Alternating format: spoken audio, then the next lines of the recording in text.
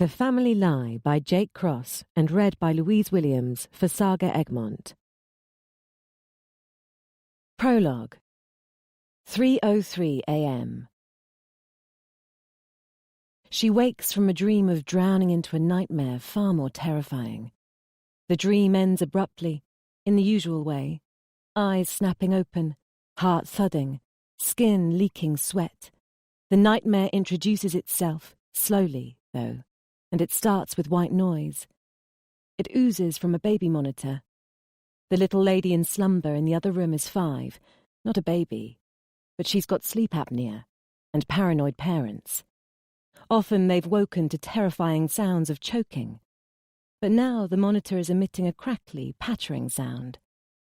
It's closer to her husband's side of the bed, and he's a light sleeper, so clearly he's already heard it, because on his side of the bed, there's nothing but a humanoid depression in the mattress, as if a heavy ghost sleeps there. But seconds pass, 60 or more, and the white noise continues, and her husband doesn't return.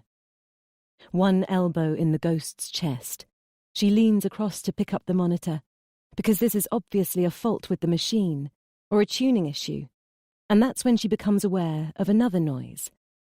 Her eyes, still adjusting to the darkness, latch onto the window, where the glass is soaked. Her waking brain makes the connection. The white noise isn't interference at all, but rain. It's July after all. The night's hot even when wet. At some point her husband has got up, felt the heat, figured it would make their daughter's breathing worse, and gone into her bedroom to open the window. That's why the noise of the rain is reaching her through the monitor. But where is he? She rises and grabs her mobile to check the time and throws on a nightgown and takes her first step into the nightmare. Around the corner of the hallway, she hears the murmur of the TV beneath the throb of rain from beyond Josie's door. It's Nick's go-to device for whacking the energy out of Josie when the little lady cannot sleep. But the living room can wait a moment. In Josie's room, the monitor's receiver is on the floor, knocked there somehow, but thankfully out of range of the rain that lashes through the wide-open window. The sill, the undersheet at the foot of the bed, part of the floor, all sodden. Anna sticks her arm into the stinging downpour and drags the window shut, something Nick should have done when he heard the skies rend open. She slips as she turns to leave. Both hands needed to break her fall. There is no pain, though, only rising confusion and a seed of dread, which propels her quickly from the room. A single step into the living room is all she manages, before halting so abruptly it's as if she's walked into an invisible door. She sags against the doorframe, heart thudding so hard it makes her head tremble. The sounds she heard, not the TV at all. The room is dark, but she can see that the patio door is halfway open, rain shooting in to soak the carpet, fast and loud. And that's all she can see. Because there's no Nick, no Josie. But she drags her eyes away from it. She stumbles across the room and peeks behind the floor-to-ceiling room divider. But she already knew the dining room would be as black and lifeless as the rest of the house. No Nick, no Josie. Now she cannot avoid that patio door. She rushes outside, into the stinging rain, into the black. No Nick, no Josie. She calls their names, both of them, but of course there's no answer. The world is black, and the rain distorts everything like a sheet of frosted glass. But she can clearly see that there's no Nick, no Josie. Beyond the high back hedge, her eyes latch onto a fragment of street, and cars, and houses belonging to neighbours floating in tranquil dreams. She can see these things because the back gate is wide open. It's never left open, which means it's as good as a sign. Big and bright and neon and undeniable. Gone. A light is on in a house across the garden in the street beyond, and she thinks she sees someone at the bedroom window. and then the pain in her throat makes her realize she's been screaming. She turns, meaning to get back, get to her phone, get the police, but she trips on the half-moon concrete step. One bracing hand thuds onto the step with a squelch, not a splash. And when her hand comes away, her skin is greasy, and the moonlight catches it, and she knows she's looking at a palm coated in blood. Part 1. Chapter 1. Hello, police emergency. Please, my daughter. She's been taken. My husband and my daughter. Repeat that, please. Your daughter and husband, did you say? What's your name? Anna Carter. It's my daughter. She's gone from the house. And my husband. They must have been taken. What do you mean by taken? Yes, taken. From my house. The door. The patio door. It's wide open. They're gone. They've been kidnapped or something. They must have. They wouldn't go out. There's blood on the step. What makes you think your daughter and husband have been kidnapped? They wouldn't go out, not this late. Nick would have woken me. There's blood. Have you contacted your husband? Nick, did you say? Have you tried to call Nick? Yes. There's no answer. On the mobile. It's not in the house. Look, you gotta send people. Have you contacted friends to see if... They wouldn't go out. They've been kidnapped. Was this recent? Did you just discover this? Just now. I woke up. They're not here. You've got to send someone. They wouldn't go out. How old is your daughter and what's her name? She's Josie. She's 5. Okay, so you woke up to find them gone. And did you say the door is wide open? The back door, the patio door, yes. There's blood on the step. They wouldn't go out. Not this late. Send people who can find them, please. Has your husband ever taken your daughter out late before? No. They didn't go out. Someone's broken in and kidnapped them. The blood. Blood? Did you say blood? I thought you said mud. How much blood is there? And this is on the step outside your back door? Yes. Please just send someone. They wouldn't go out. Okay, I'm sending officers to your address. I live at... I've got it. Have you checked all rooms in the house? The attic, the cellar? Is the house empty? They're not here. I keep saying they're gone. You're certain there's no one hiding in the house? Then it hit her. Hiding. The operator wasn't thinking about Nick, about Josie. She feared an intruder could still be here. Anna immediately thought of the cellar, the one place she hadn't checked. Maybe, far in the future, if everything ended happily, she might be able to joke about the cellar angle. There was none of that horror film creeping towards the door, knife in hand, slowly reaching for the handle. Nick had some exercise equipment down there, so, with an image of a late-night need to burn calories and a terrible fall down the stairs, she rushed into the kitchen and threw open the door in the back wall and slapped on the light. Lurking intruders weren't even considered. Bizarrely, she would have wept with relief if she discovered her family hurt and unconscious down in the cold brick room. But they're gone. There's no one in the house. Officers will be there within minutes. This is what I need you to do. Shoving the cordless phone into her pocket, she grabbed a dirty T-shirt of Nick's from the kitchen wash basket and stepped carefully across the living room carpet, avoiding streaks of mud from footprints. She could clearly see where they led from outside the house. Trying hard not to look at the blood on the step, even though the rain should have washed it away by now, she grabbed the handle of the sliding patio door and slid it across and locked it. Then she followed the wet footprints into Josie's room, where she locked the window too. The emptiness of that tiny bed was like a void in her own heart. Secure the house. Lock all doors and windows, but try to be careful not to touch places where the officers might be able to pick up fingerprints, especially the door handles. It was only then that she understood why the operator had given such instructions, a fear that the abductors could return. It was an irrational worry, but that knowledge didn't stop her from turning on all the lights in the house. She stumbled into the hallway and made sure the front door was locked. She caught her reflection in the mirror beside the coat hooks.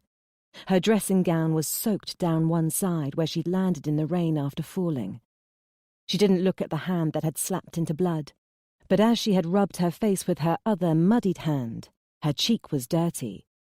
She pulled a wet wipe from a carton on the shoe cabinet and raised it to her face, but then stopped. "Do not wash yourself or change your clothing, please." She didn't understand that instruction, but it must be important, so she left herself dirty. With nothing else to do, the weight of loneliness and despair returned.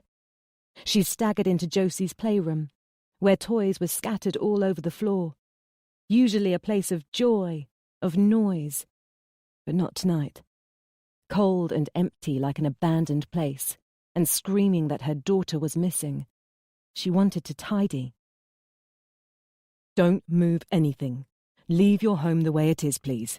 Don't pick up any broken glass, and do not clean the mud from the carpet. Try to stay in one room until the officers arrive." She felt the weight of the cordless in her pocket and realized that the police weren't the only people she should have called.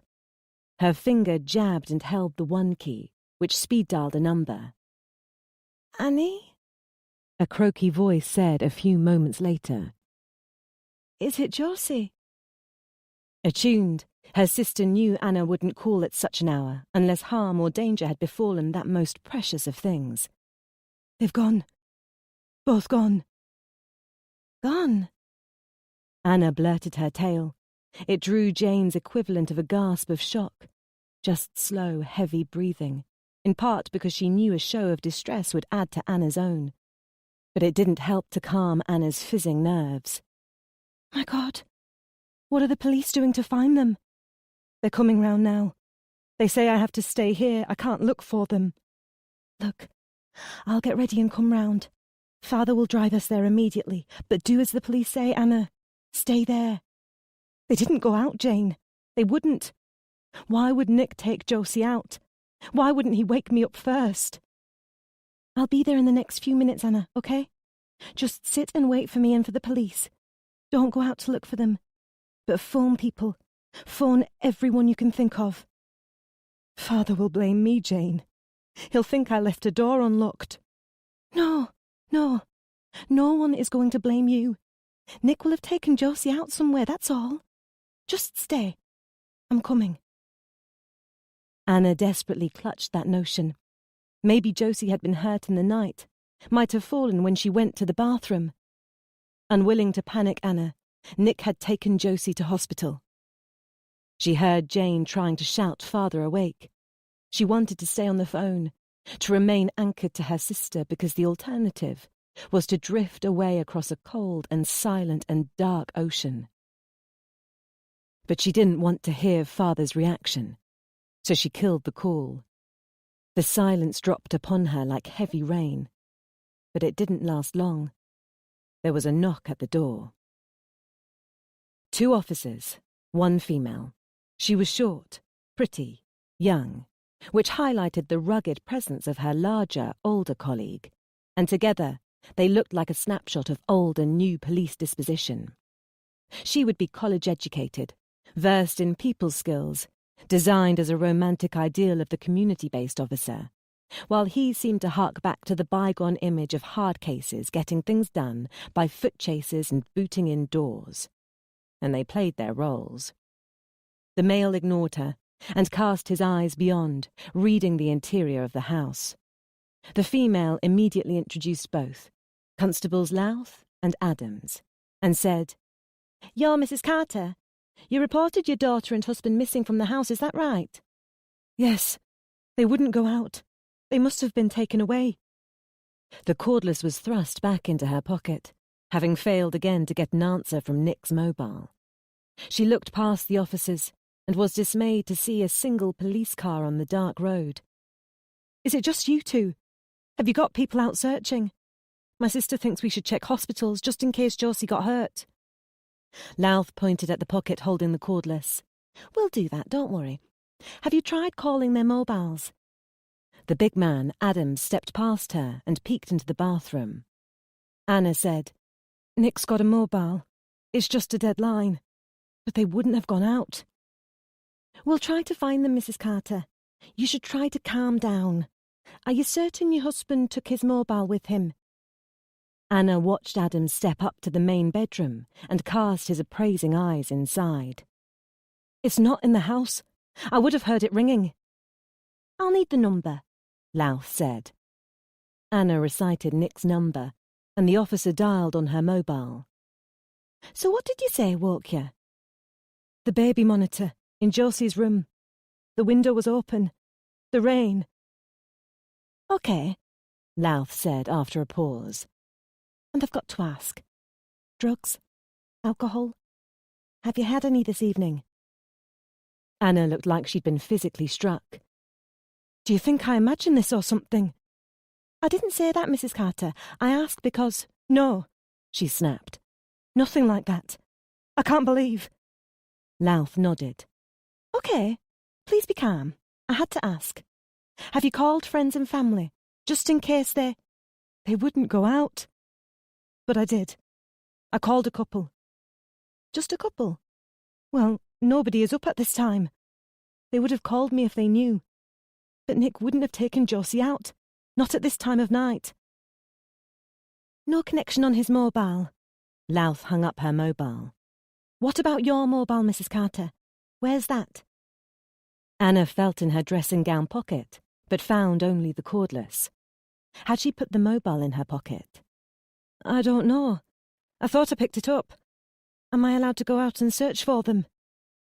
Louth's answer. It's best if you stay here, Mrs. Carter, in case they come back. As for friends and family, if you could get me their numbers and addresses, we can check with them. Double check, I mean. Can we see the living room? Anna led quickly. Once there, she pointed at the patio door. That was wide open. Are others on their way? The big male, Adams, stepped across to peek into the dining area beyond the shelving unit room divider. Louth pointed at the muddy footprints on the carpet. You're certain you didn't make these when you went outside? No, I didn't. They were already there. The step outside, there's... The word was hard to eject. Blood. Avoiding the wet areas of carpet, especially the sodden section just inside the doorway, Adam slipped on protective latex gloves and dragged open the patio door and splashed torchlight into the dark. Louth nodded at the sleeping bag on the sofa. Was there an argument between you this evening? Might that be why your husband left the house? He wouldn't go out with Josie this late. Look, I explained all this on the phone. You can see it out on the step. They might be hurt. I don't see clothing around. Does he sleep dressed, Mrs. Carter? Maybe he puts dirty clothing in a wash basket at the end of the night. Anna didn't understand her point, but before she could ask, Adams finally found his voice. I see footprints in the grass.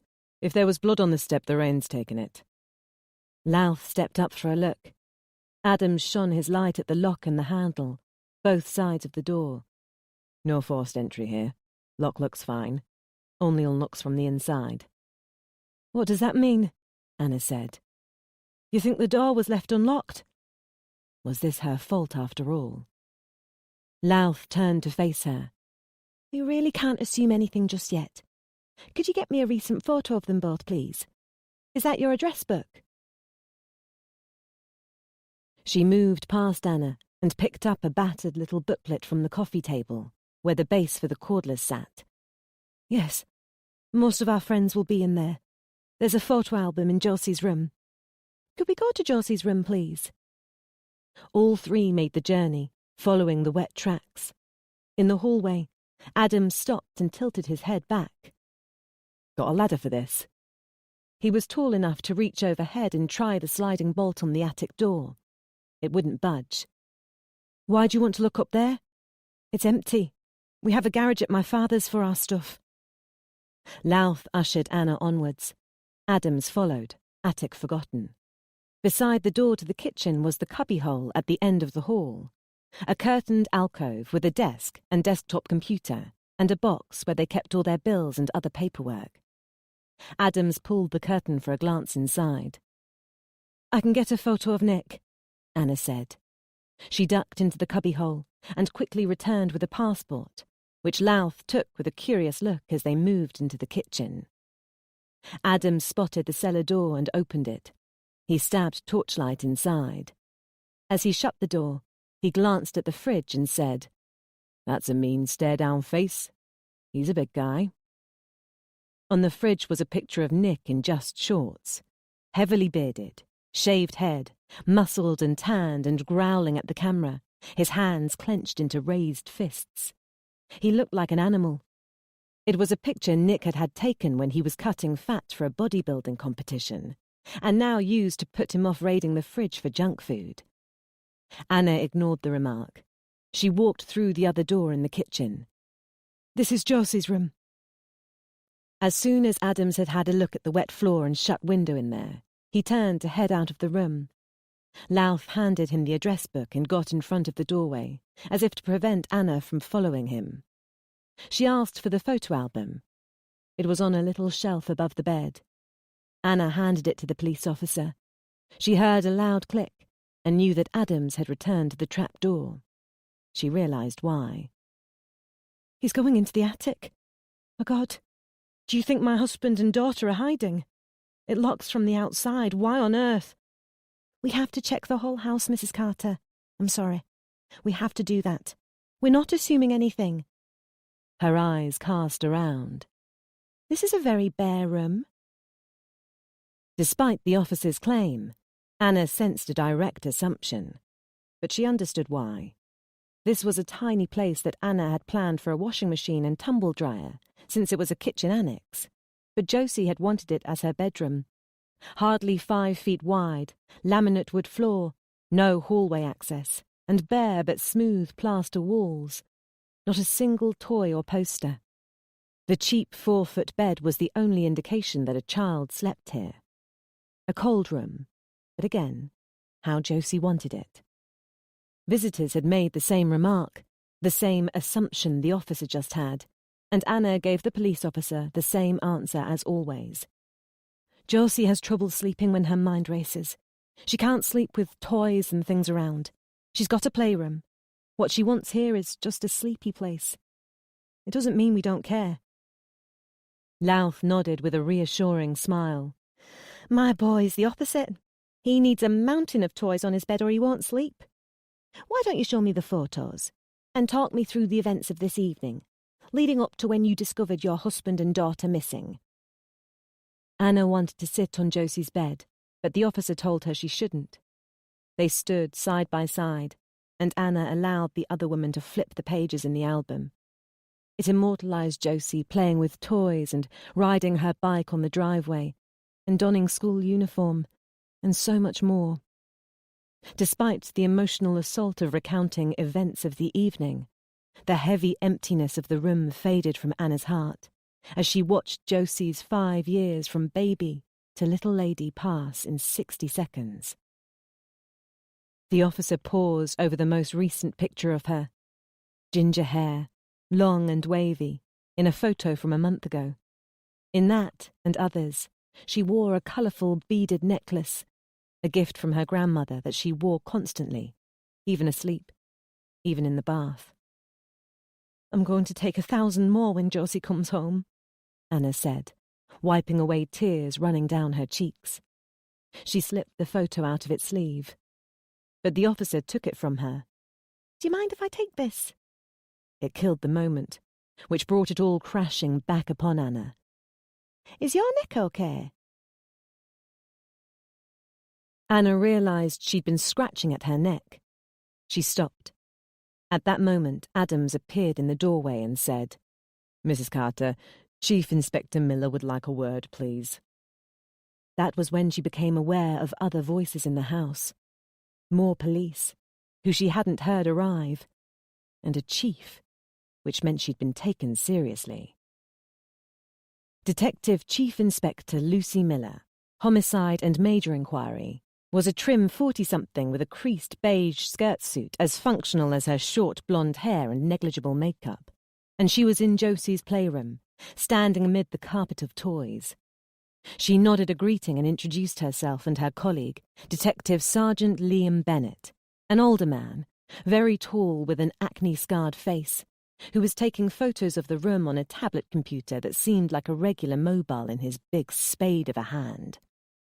Miller didn't move, but Bennett stepped up to shake her hand, which seemed to swallow hers. His movement was ungainly, as if he was unused to being so tall. "Have you been out searching?" Anna asked, slotting away the cordless after another failure to find Nick. She no longer expected to reach him on his mobile, but each time the call went straight to voicemail was a stab in the heart. Miller gave her a smile, soft, slight, enough just to offer a sense of comfort. We're going to do what we can to bring your daughter back to you. Josie, she's called."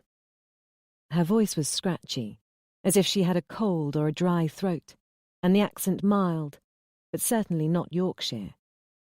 Anna looked at Josie's painting table. It reminded her that the last time she'd seen her laughing had been right there, just moments before she sent the little lady to bed. Josie had gone with a long face because Anna had yelled at her for drawing on a wall.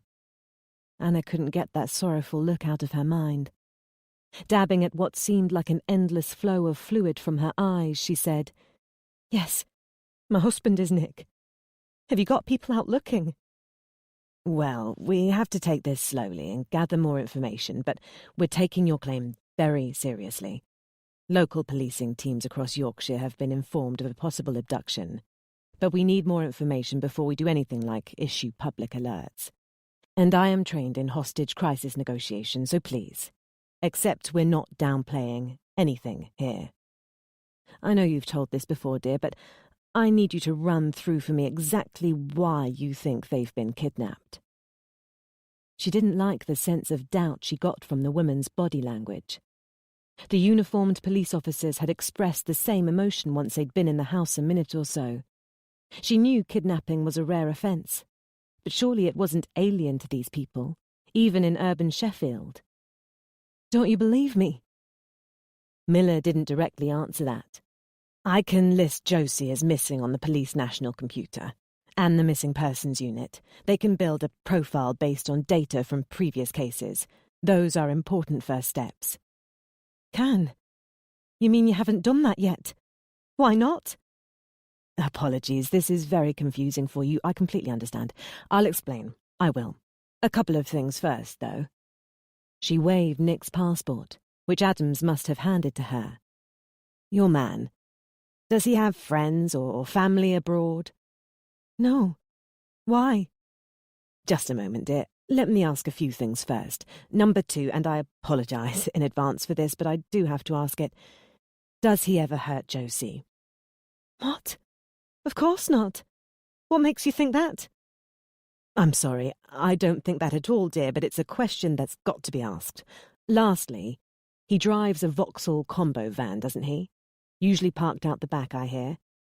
Can you show me it?" She couldn't now avoid suspecting that the police weren't taking her claim seriously, and she was starting to get impatient and angry. "Is any of this relevant? I'd like to know what steps you're taking to find my daughter, my husband." "It's relevant, I promise. Please, show me his van." "The van is out back, yes. Why do you need to see it?" "I'll explain shortly. Before we go, my DS Bennett here needs the password to your computer. You can't find your phone, I understand." "I thought I picked it up. Maybe it's still in the bedroom. Please tell me, why do you want to see Nick's van?" "I just want to see it. Part of the process. We'll find the phone for you, no worries. Oh, and which school does your daughter attend?" Certain that her naivety didn't mean the police didn't know their business, Anna gave the school's name and the computer password, and then followed Miller into the living room. They exited into the slowing rain and followed the slab path that skirted around the edge of the garden and led to the gate in the high back hedge. Anna had to step carefully because she was barefoot. Just before they exited the garden, Anna became aware that she was dirty and still in a dressing gown that showed a lot of thigh.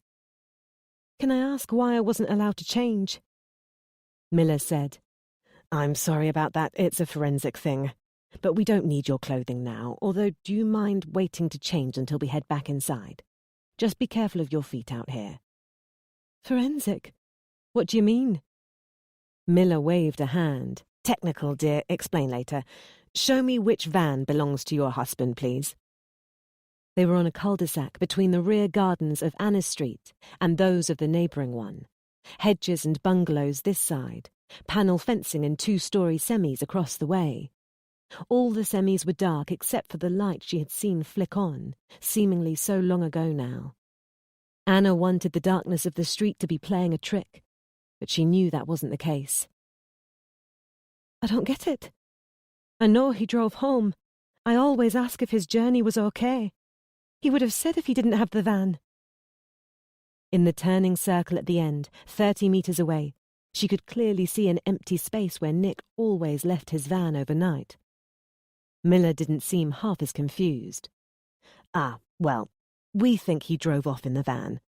I hate to say this, but... But what? Has it been stolen by the people who took my family? Not what we think, I'm afraid. People with abduction in mind, they have their own vehicles. Well, of course, we're going to get whatever CCTV covers this street to make sure. But the evidence, which, yes, I'll run through with you, well, it tells a different story. What story? What are you saying? Backlit by weak streetlight, the detective's face was in shadow. Nonetheless, Anna was sure she could see dismay at what the older woman was about to impart. Upright seriousness had suddenly replaced her casual demeanour and genuine smile, which Anna had begun to consider an act designed to give this interrogation a coat of calm. We think your husband took your daughter. She was drowning, but there was suddenly a chance to surface for air. It was a desperate attempt, and she'd realise it as such in a few moments. But until then she grabbed and held tightly to what had popped into her head, just to keep afloat. It explained everything. Unable to find the keys to her car, Nick had taken Josie out the back, to his van, but he'd forgotten his keys and had had to re-enter the house. And he'd left the patio door open because shutting it would have involved putting Josie down on a bad ankle. How could she have not realised earlier? Josie would return soon, with her foot in a cast covered in "I've been a brave girl" stickers, Nick with surprise and massive guilt. The hospital. That's why you didn't want to say. Is that where they are? They were sitting on a 2-seater wooden bench that faced the house from against the back hedge, which was the last fragment of the garden to lose the setting sun. This close to Miller, she could smell a strange mix of body odour and the deodorant used to try to cover it. Side by side, Anna had the angle to see a portion of a breast tattoo, head and shoulders of a man wearing a medieval battle helmet, poking out of the detective's bra as the woman sat up sharply. Anna, no, there's no evidence of that. We really shouldn't assume anything while there's no evidence. You should stop scratching your neck. Anna's finger dropped from her throat. But the blood on the step. She touched Anna's arm. Mud. I'm sorry, dear, we only saw mud. Probably scraped off his feet before he re-entered the house. I'm sorry if I gave you the wrong impression. Anna raised the hand that she had caught her fall with. In the moonlight, no red tint to the stain on her palm, just the brown of soil. Just a basic dirty hand. Had she imagined the blood? She had a rising dread that the detective believed in something far worse than anything Anna had considered. And then it came to her, and she found nothing but straws to clutch at. You think Nick abducted my daughter for some reason? That's what you mean, isn't it? The evidence is telling me your man left the house with young Josie. But not why. We'll find the why. I'm sorry, I must ask again. Could Nick have hurt Josie? Nick wouldn't run away with Josie, and he wouldn't ever hurt her. Don't say that again. How can you possibly think that Nick just left like that? Don't you have a family? A child, or a husband? Her voice sounded convincing, but inside she was sinking fast. Miller rubbed a thumb hard across a crease on her skirt, but her eyes held Anna's. "This is terrible for you, I know. I'm so sorry. Evidence, though. It's always about evidence. God, I hate the awkward dollops of the job, really. But here we go again.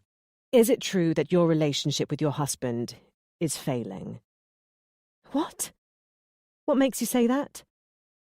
"Well, a neighbour called the police. Made that call right around the same time you did. Old lass seems like the neighbourhood snoop. She said she thought there had been an argument because she heard you in the garden. A scream. She told one of my chaps that there's rumour of divorce. She was the one who told us your man's van was missing. Her tuppence worth, well, that he might have left you." Anna remembered the window light she'd seen flick on. A neighbour heard a noise, and now you think Nick would run away. Steal my daughter from me.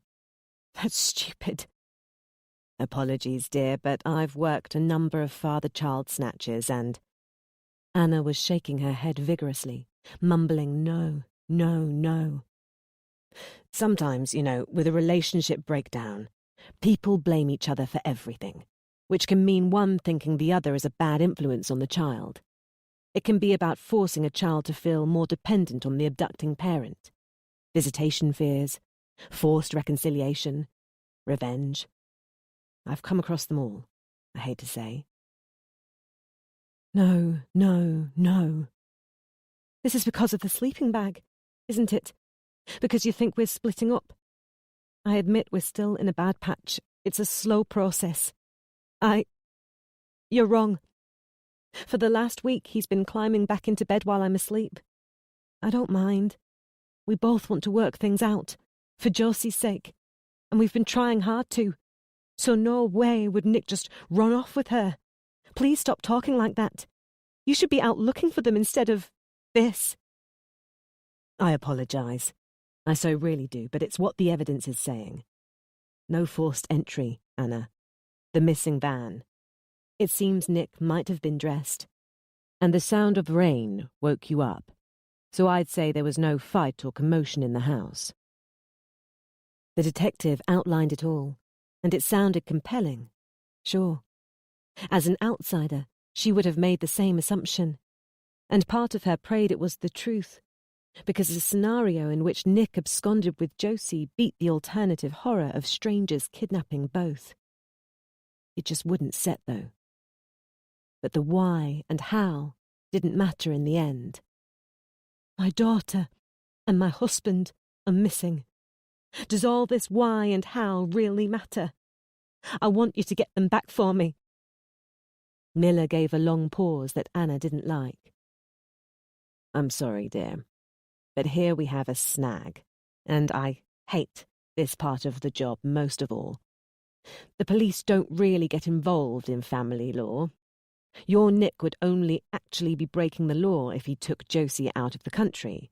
All I could really do is issue an all-ports warning if there was a chance of that. But there isn't. He didn't take his passport.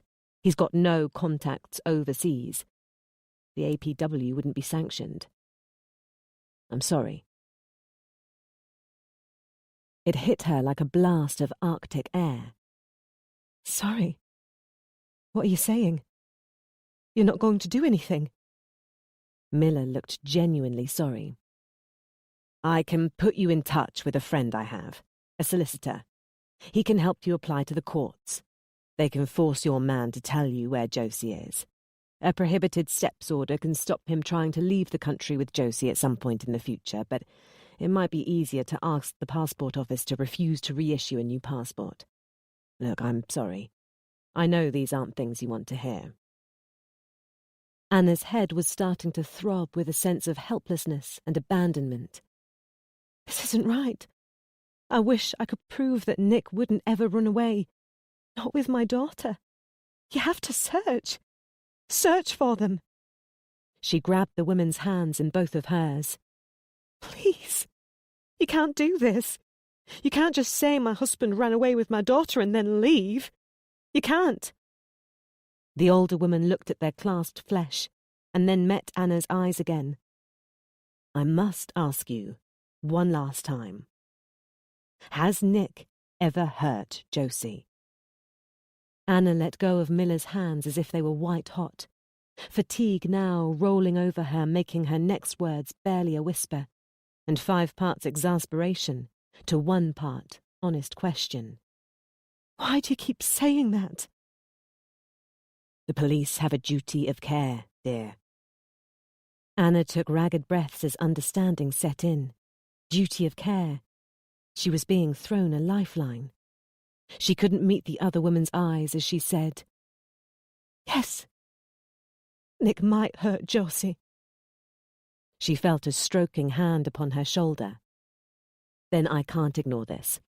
I will put Josie on the PNC as missing, and Nick too, but he'll have to be listed as wanted. You understand? He'll be arrested." That kicked a cold trickle down Anna's spine. In that moment, she realized there was doubt that intruders had taken her family. But she quickly refocused on the fact that why and how didn't matter, only getting Nick and Josie home safely. And now that would happen because the police were going to find them. Miller's cruising agony-aunt tone was gone, as if it had been an act all along. She spoke rapidly. "Now, I need you to talk to me. Tell me about your friends and Nick's. I need to know about all those places you both like to visit, like pubs you've enjoyed, country parks you routinely go to. I need to know if Nick plays snooker for a team on certain days. Does he buy a daily newspaper from the same shop every morning? Does he have a loyalty card to a certain hotel chain? Nick might not want to upset little Josie's routines, so is there a party coming up that Josie is looking forward to? Does she have swimming lessons, a doctor's appointment? Just talk and don't stop, dear. I want to know your family better than anyone outside it." Anna rubbed her face with both hands, hard enough to hurt, and prepared to unload her life for this captivating woman who, act or not, desperately wanted to play saviour. But before Anna could say a thing, the quiet black air was sliced by the cordless phone ringing in her pocket. "Not out here."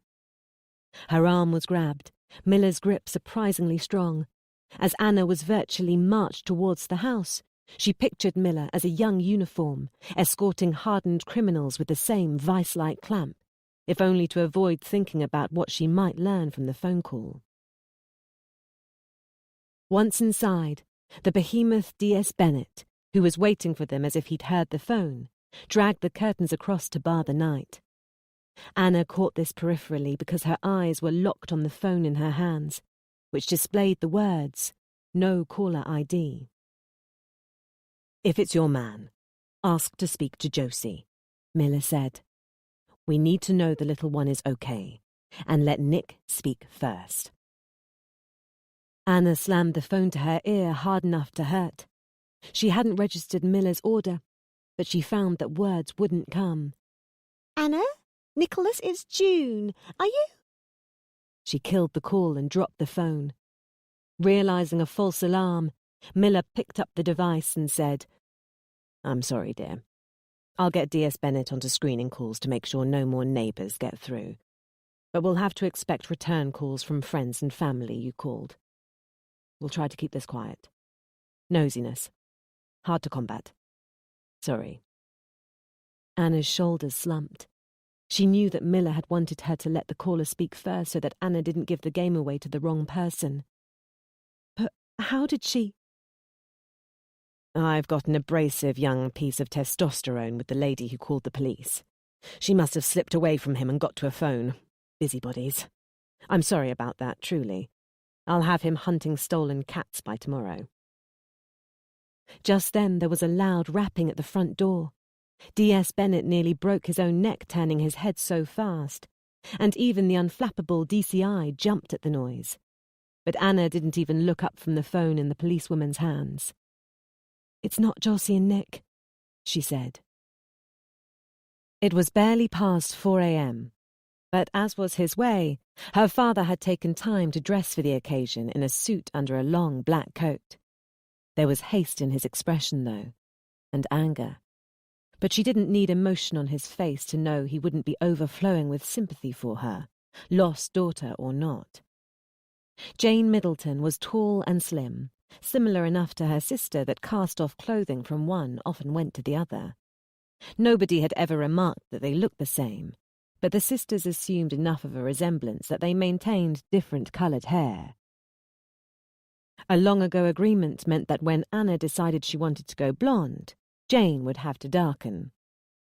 Under a denim jacket, she wore a lycra jogging outfit, since she liked to use the treadmill last thing at night, and the garment had probably been crumpled by her bed when Anna called. Already she looked not just wide awake, but wired. Her eyes flickered here and there, settling on nothing, like those of someone high on drugs. Not the case, of course, because Jane had been blind since the age of 3. The disorder had never dented her good nature and quest to always have fun, but right now she looked terrified. Anna hated the fact that she'd swept up her sister and dumped her into a nightmare. Despite her father and sister knowing there was trouble in the air, Anna had taken a moment at the mirror behind the front door to flick loose hair from her ragged ponytail away from her cheeks, although that further exposed the dirt she'd smeared across her skin. On the shoe cabinet was a box of wet wipes for washing Josie's face before she left for school, and she'd grabbed one. She'd been instructed not to clean herself, but it made no sense, and she hurriedly wiped away grime before opening the door. Jane stepped forward first and pecked Anna's cheek. Her lips touched dried mud that Anna had missed, which Jane then wiped away from both their faces. Her fingers ran over Anna's mouth, perhaps seeking a smile or a frown, and then the back of her fingers settled on Anna's forehead. "It'll be fine," Jane said, a response to feeling the hot skin on her fingers. Anna's temperature had always exposed her mood, at least to her sister. Jane's other hand brushed against the cordless clutched hard in Anna's hands. "I tried him too. Voicemail." "Thank you," Anna said. Jane lifted a finger and dragged it softly down Anna's nose. To the uninitiated, it might have looked like something insulting, but Anna wasn't the uninitiated. I will. Don't worry," she whispered. Jane stepped aside for father. He looked tired. She expected him to immediately launch into an attack on Nick, but he had something more pressing on his mind. "Just the one police car? Is there any news?" "Detectives as well," she said. That seemed to settle him a little, and he grabbed her in a hug, although it was weak. He'd never been a man known for his shows of attention. "I've been told to tell you not to make any calls to people about this. Any ideas you have, give them to the police." "Are you okay?" She nodded against his chest. There was genuine concern there, but the beat of his heart and rasp of his breath hinted at more. "Is there any news?" Asked with a little more conviction, which made her realize she'd forgotten to answer the question the first time. She shook her head. "No news. They're working on it." "I want to talk to them." He kissed her forehead and walked into the house. She knew he didn't trust her to give him an accurate story, because hers wouldn't condemn her husband. As a man who'd run a restaurant chain for as long as his daughters had had beating hearts, father was alien to not manning the helm. By the time Jane and Anna had entered the house, they could already hear his raised voice in the living room as he tried to tell the police how to do their jobs. They heard him complain that they were sitting around using their laptops instead of kicking in doors to find his granddaughter. And they heard him mention his nickname for Nick, Lotus Eater. Jane grabbed Anna's hand. "Let's leave him to rant a bit," she said, as she led her sister into the bedroom. Anna was happy to go, because she didn't want to hear her father further insult Nick. As they moved across the room, Jane caught her thigh on the bedroom dressing table. A quiet giggle slipped from Anna's lips, but only because she needed an injection of levity to relieve building pressure. "We moved the dressing table a couple of days ago. Nick did mention that it might catch you out." Jane sat on the bed and removed her denim jacket.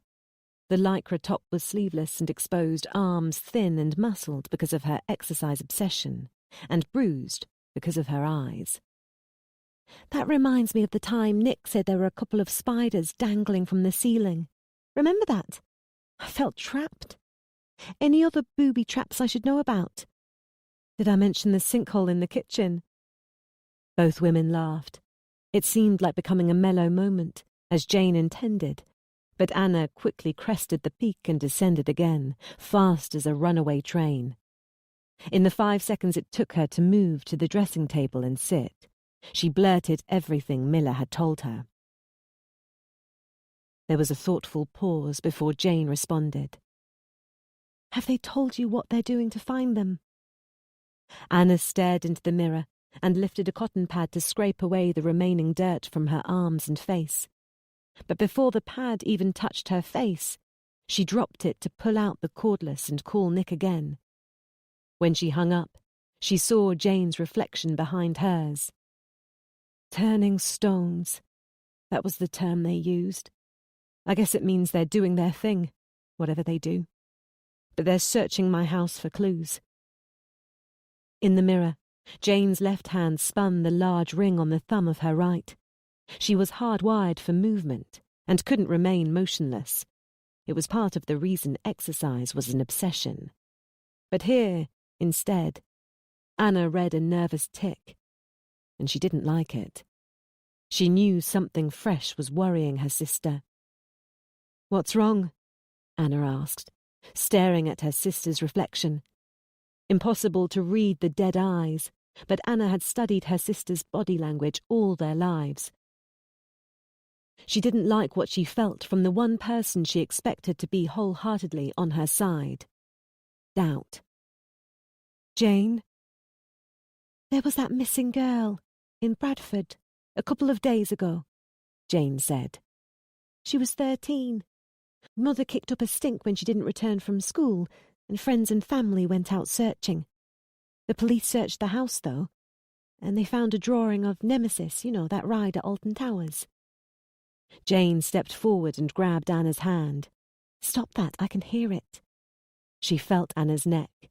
"Get some cream." Anna's hand had been scraping at her throat again. The mirror showed her red blotches, raspy skin. She hadn't suffered a stress rash for years. "Turned out the family had been planning to go to Alton Towers," Jane said, her story continuing. "But it fell through. The police went there and found her sleeping rough outside the entrance. She'd run off to go ride Nemesis. Unreal. The police wouldn't have known if they hadn't searched the house." Anna's heart sank. "Why are you telling me that story? You agree with them, don't you? That Nick ran off with Josie?" "No, I'm not saying that, Annie. I don't believe that any more than I believe people broke into the house and took a grown man. That's not what I meant. But Nick, he must have gone out." Anna said nothing.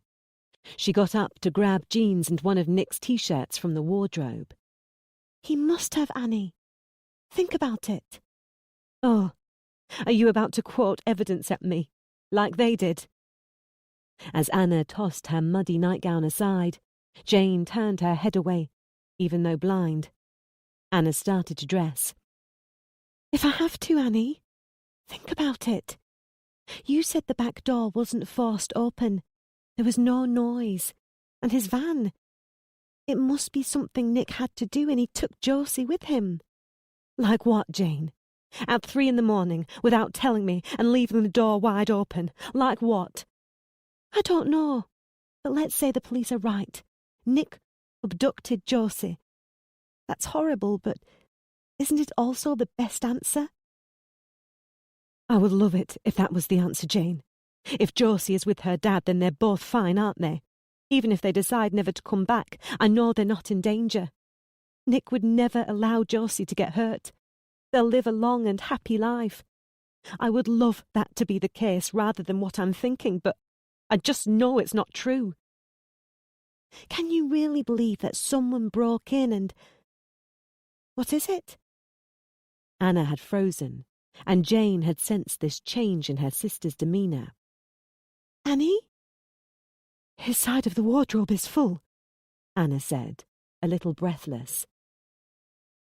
And a little scrambled, because she added, "Look, none of his clothing's gone." What do you mean? "Nick's clothes." Jane had approached and Anna grabbed her arm. "He hasn't packed. They think he planned to run away, but he didn't take any clothing." She ran Jane's hand along the clothing hanging in the wardrobe, but before her sister could make a response, a hard knock on the door was followed by the appearance of the gangly Sergeant Bennett.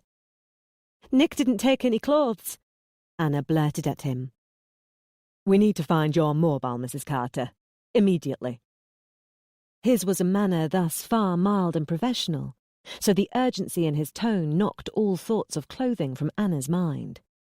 Instinctively, she looked at the nightgown cast on the floor, then remembered she'd been using the cordless and had no idea where the mobile was. She rushed to her bedside table, but it wasn't there either. "I don't know. Why? What's going on?" "Follow me, please." Anna wanted her sister by her side for this, so kept hold of her hand as she was led to the cubbyhole. Miller was waiting. She indicated the computer screen. Someone had opened My Phone, an app that kept track of calls and text messages. Nick's calls and messages. "Your man made a mobile-to-mobile call," Miller said. "Look here. USA mobile code that. Washington, D.C. America, Anna. Your Nick called America, dear. Look at the timestamp." "He doesn't know anyone in America," Anna said, but her mind was so scrambled she wasn't sure if that was true. Behind, she heard her father appear and ask what was going on. Louth, the female uniformed responder, asked him to stay back. He started to demand an answer, so Jane and then Bennett joined the party. Soon many voices were arguing, but Anna didn't take her eyes from the screen. Nick's call to America. 2:35 a.m., just 20 minutes before she discovered her husband and daughter missing. By her side, Miller jabbed another line. "Texts sent by your Nick." Shocked, Anna saw that her own number had been sent a text at 3:11, which was only a few minutes after she discovered Josie and Nick missing. D.S. Bennett threw the duvet off the bed after checking both bedside cabinets, and he looked under the bed, but he shook his head. "I picked it up," Anna said. "I know I did. Maybe I put it down in the living room." They moved into the living room, and then the playroom, and then the kitchen, but in each there were just too many places for a small item to be hidden. A thorough search couldn't be spared the time. "Cards on the table," Miller said. "Any chance you've seen that text and maybe hid the phone so us guys wouldn't?" No, Anna answered, shocked. "I must have put it down somewhere." "You were muddy," Bennett said. "Did you drop it when you slipped over outside?" He was already heading for the patio door, but stopped when Anna made a noise. "Josie's room. I slipped." She got a head start, so that she was on her knees on Josie's wet laminate floor by the time Bennett and Miller arrived. With no memory of the device either in her hands or flying out of them, she was doubtful. But there, under the bed, she saw it. She reached for it with such urgency she cracked her forehead on the bed frame. As she picked it up and withdrew, the screen came alive, and sure enough, a text message was waiting. From Nick. "But he didn't take any clothing," she murmured, and then the phone slipped away and crashed to Josie's floor for a second time. "Well, I tossed a coin and you lost. Hope you've got good pictures of Josie in your head. You'll need them. All good things come to an end, I suppose. Loved you once. Kiss, kiss, kiss."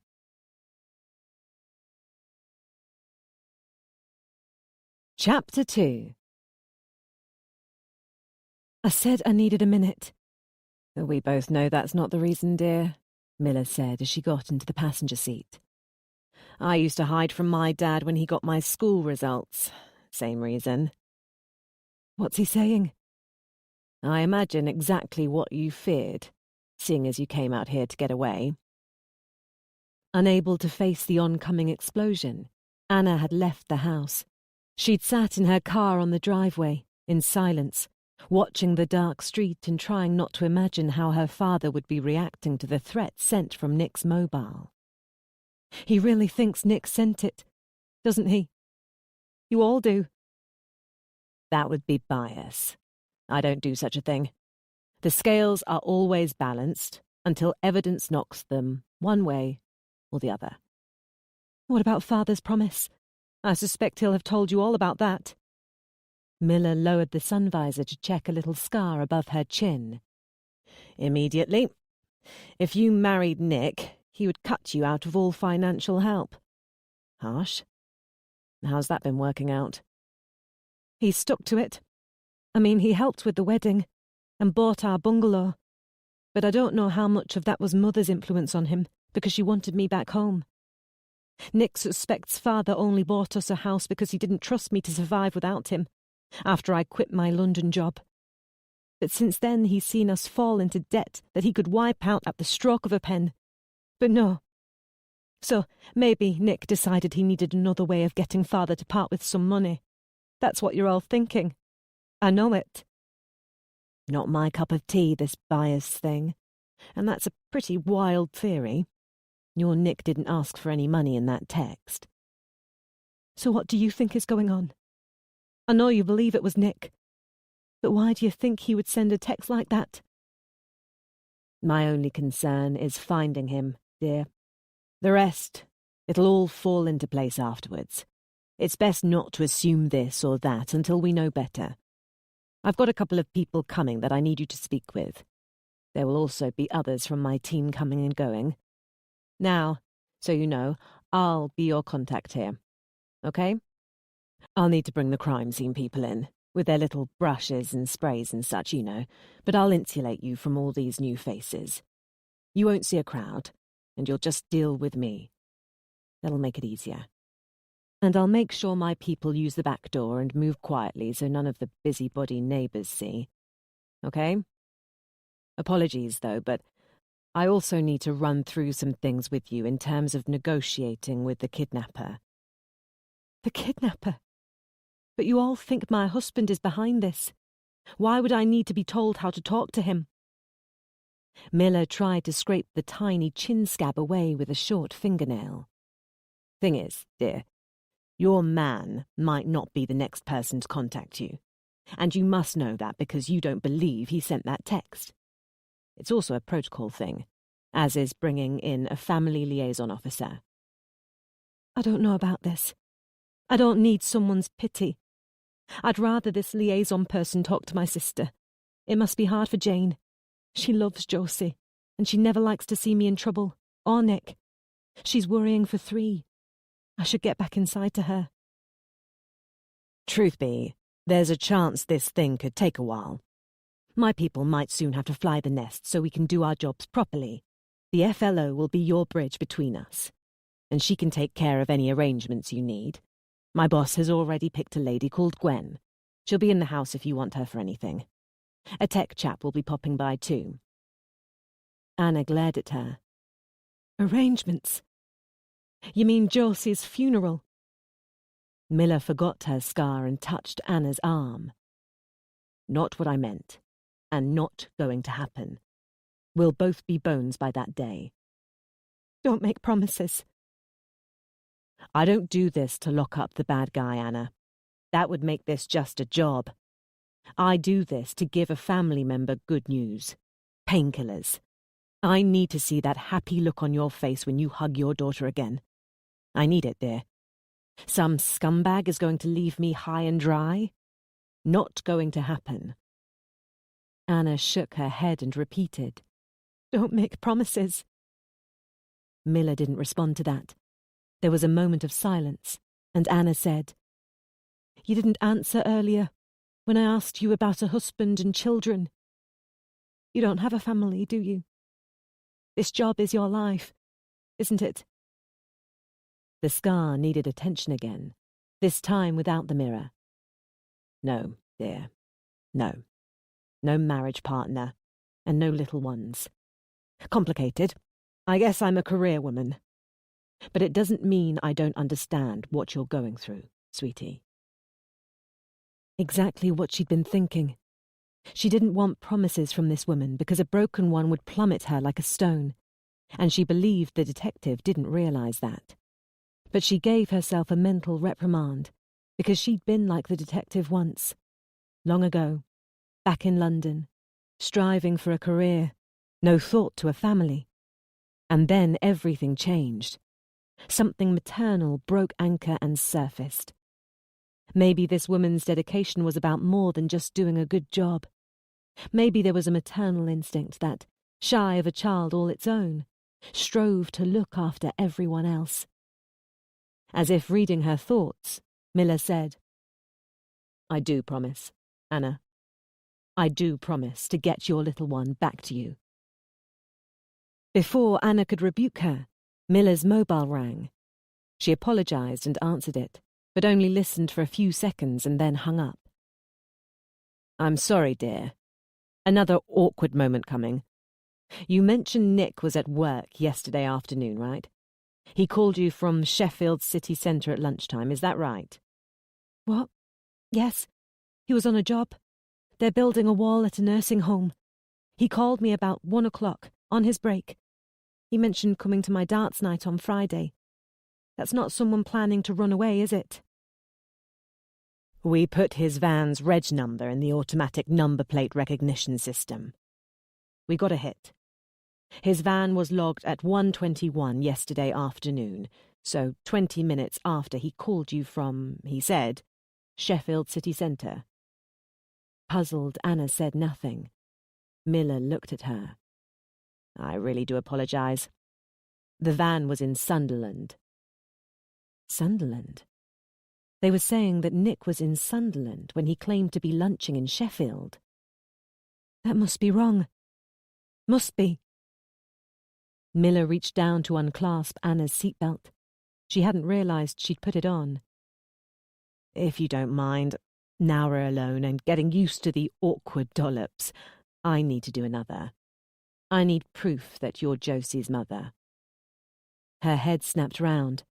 Miller had pulled a plastic packet from a pocket. Anna knew she was looking at a swab kit. "You want my DNA?" Miller opened the packet and said, "That's right, dear. Not that we don't believe you, of course. Dotted I's and crossed T's. We have to officially make sure you're her mother. You want to do it, or I can?" It's the other way round, isn't it? You need to make sure she's my daughter, don't you? In case you only find a body. Hope you've got good pictures of Josie in your head. You'll need them. For a time, the sheer absurdity and fantasy of that text message had kept it anchored far below the surface of her mind, but now it floated into the open. The first thing she had heard when she returned to the house was father continuing to interrogate the police, so she slipped into the bedroom. Jane had appeared moments later. Lying side by side on the bed, they had talked about anything and everything not involving the kidnap or Josie or Nick. It had helped Anna shed nerves to the point where she felt dozy. It had put Jane to sleep. Her poor sister, pushed headlong into this nightmare. But at least she looked at peace now. Because she'd been sightless since the age of 3, her dreams were always set on a beach burned impossibly bright by the sun, like a washed-out TV image. Jane theorized that her dreams were always burning white, because there was too much black in the rest of her world. Anna had noted the irony of her sister's situation. The world was meant to turn from black to white when the eyes closed, but for Jane, it was the opposite. Anna hoped the beach was in her head now, and not a nightmare about Josie. As she lay, she watched the clock turn 40 minutes. Within that time, people arrived at her house, just as promised. She didn't hear a single knock at the front door, suggesting they'd sneaked in the back way, like burglars, to avoid stoking the neighbours' curiosity. But she heard new voices out there and imagined her house filling up as the machinery of a major police investigation whirred into life. Just the visible part of the iceberg, of course. Those running the show, veteran detectives directing from the top. Beneath the surface would be the greater mass. Those making calls, knocking doors, hitting keyboards. Dozens, maybe. All hoping to find a lost little girl. All hunting Nick. The family liaison officer, a skinny lady with big eyes, poked her head in to say hello. She would be around for a chat if Anna needed a friendly ear or had any questions. Anna told her that would be great, thanks. Maybe later. The woman didn't insist, and maybe that was part of her skill set, and maybe Miller had pre-warned her that Anna, though confused and dejected, was level-headed and knew what she needed. Miller leaned in to offer a cup of tea and to show her a collection of cards about the size of electronic tablets with large printed text. The detective explained what they were and looked somewhat apologetic doing so. The tea Anna accepted. The cards she tried not to look at. Miller didn't push it, clearly sensing Anna's contempt. She praised Anna's strength, told her to try to memorize the information on the cards, even if it seemed silly, and then left when a colleague called for her. Anna drank, and nervously feared a visit by her father, whose accusations and that well-practiced look of disappointment she wasn't ready for. But he didn't show himself. She couldn't fully convince herself he was busy trying to shoehorn himself into the thick of the investigation. "Hope you've got good pictures of Josie in your head. You'll need them." She lay and listened to myriad muted voices, and mobiles ringing, and the thud of many feet, and tried to evict that terrible text message threat from her head. Nothing worked until she heard someone knock on the front door. She jumped up so fast her tea spilled, but the urgency was gone half a second later. Nick wouldn't just knock. Someone appeared outside the ajar bedroom door. Anna approached and peered through the gap. Miller stood outside, giving a long yawn. She smoothed her hair, shrugged to get her suit jacket comfortable, and rubbed her eyes. Ready, Miller headed for the front door. Anna heard the detective's raspy tones and the heavy Scottish accent of yet another new player. Miller led this person past the bedroom door and into the living room. He wore a long coat over a suit, very sophisticated, like her father, but a tuft of hair poking up on the side of his head suggested he'd rushed to dress after waking. Whoever he was, Miller had felt the need to avoid looking worn out. She approached the living room door, but didn't enter. She heard the new arrival introduce himself to the party as Chief Superintendent Allenberg, District Commander for Sheffield. The big boss, then. He sounded proud to announce that the Chief Constable, woken from slumber, had authorized the use of surveillance devices for this investigation. Surveillance? On who? Did they have a suspect? Pressed against the wall like an intruder in her own house, she listened as Miller outlined the call she had received about the possible kidnap and events since. Anna was surprised to hear that there had been a whole platoon of police officers on standby, ready to head out into fields and outhouses and lakes, the usual routine when a youngster went missing, but that Miller had ordered this approach scaled back in respect of evidence for a father-daughter abduction by Nicholas Carter. A media blackout was mentioned. Then, a rundown on the Carters.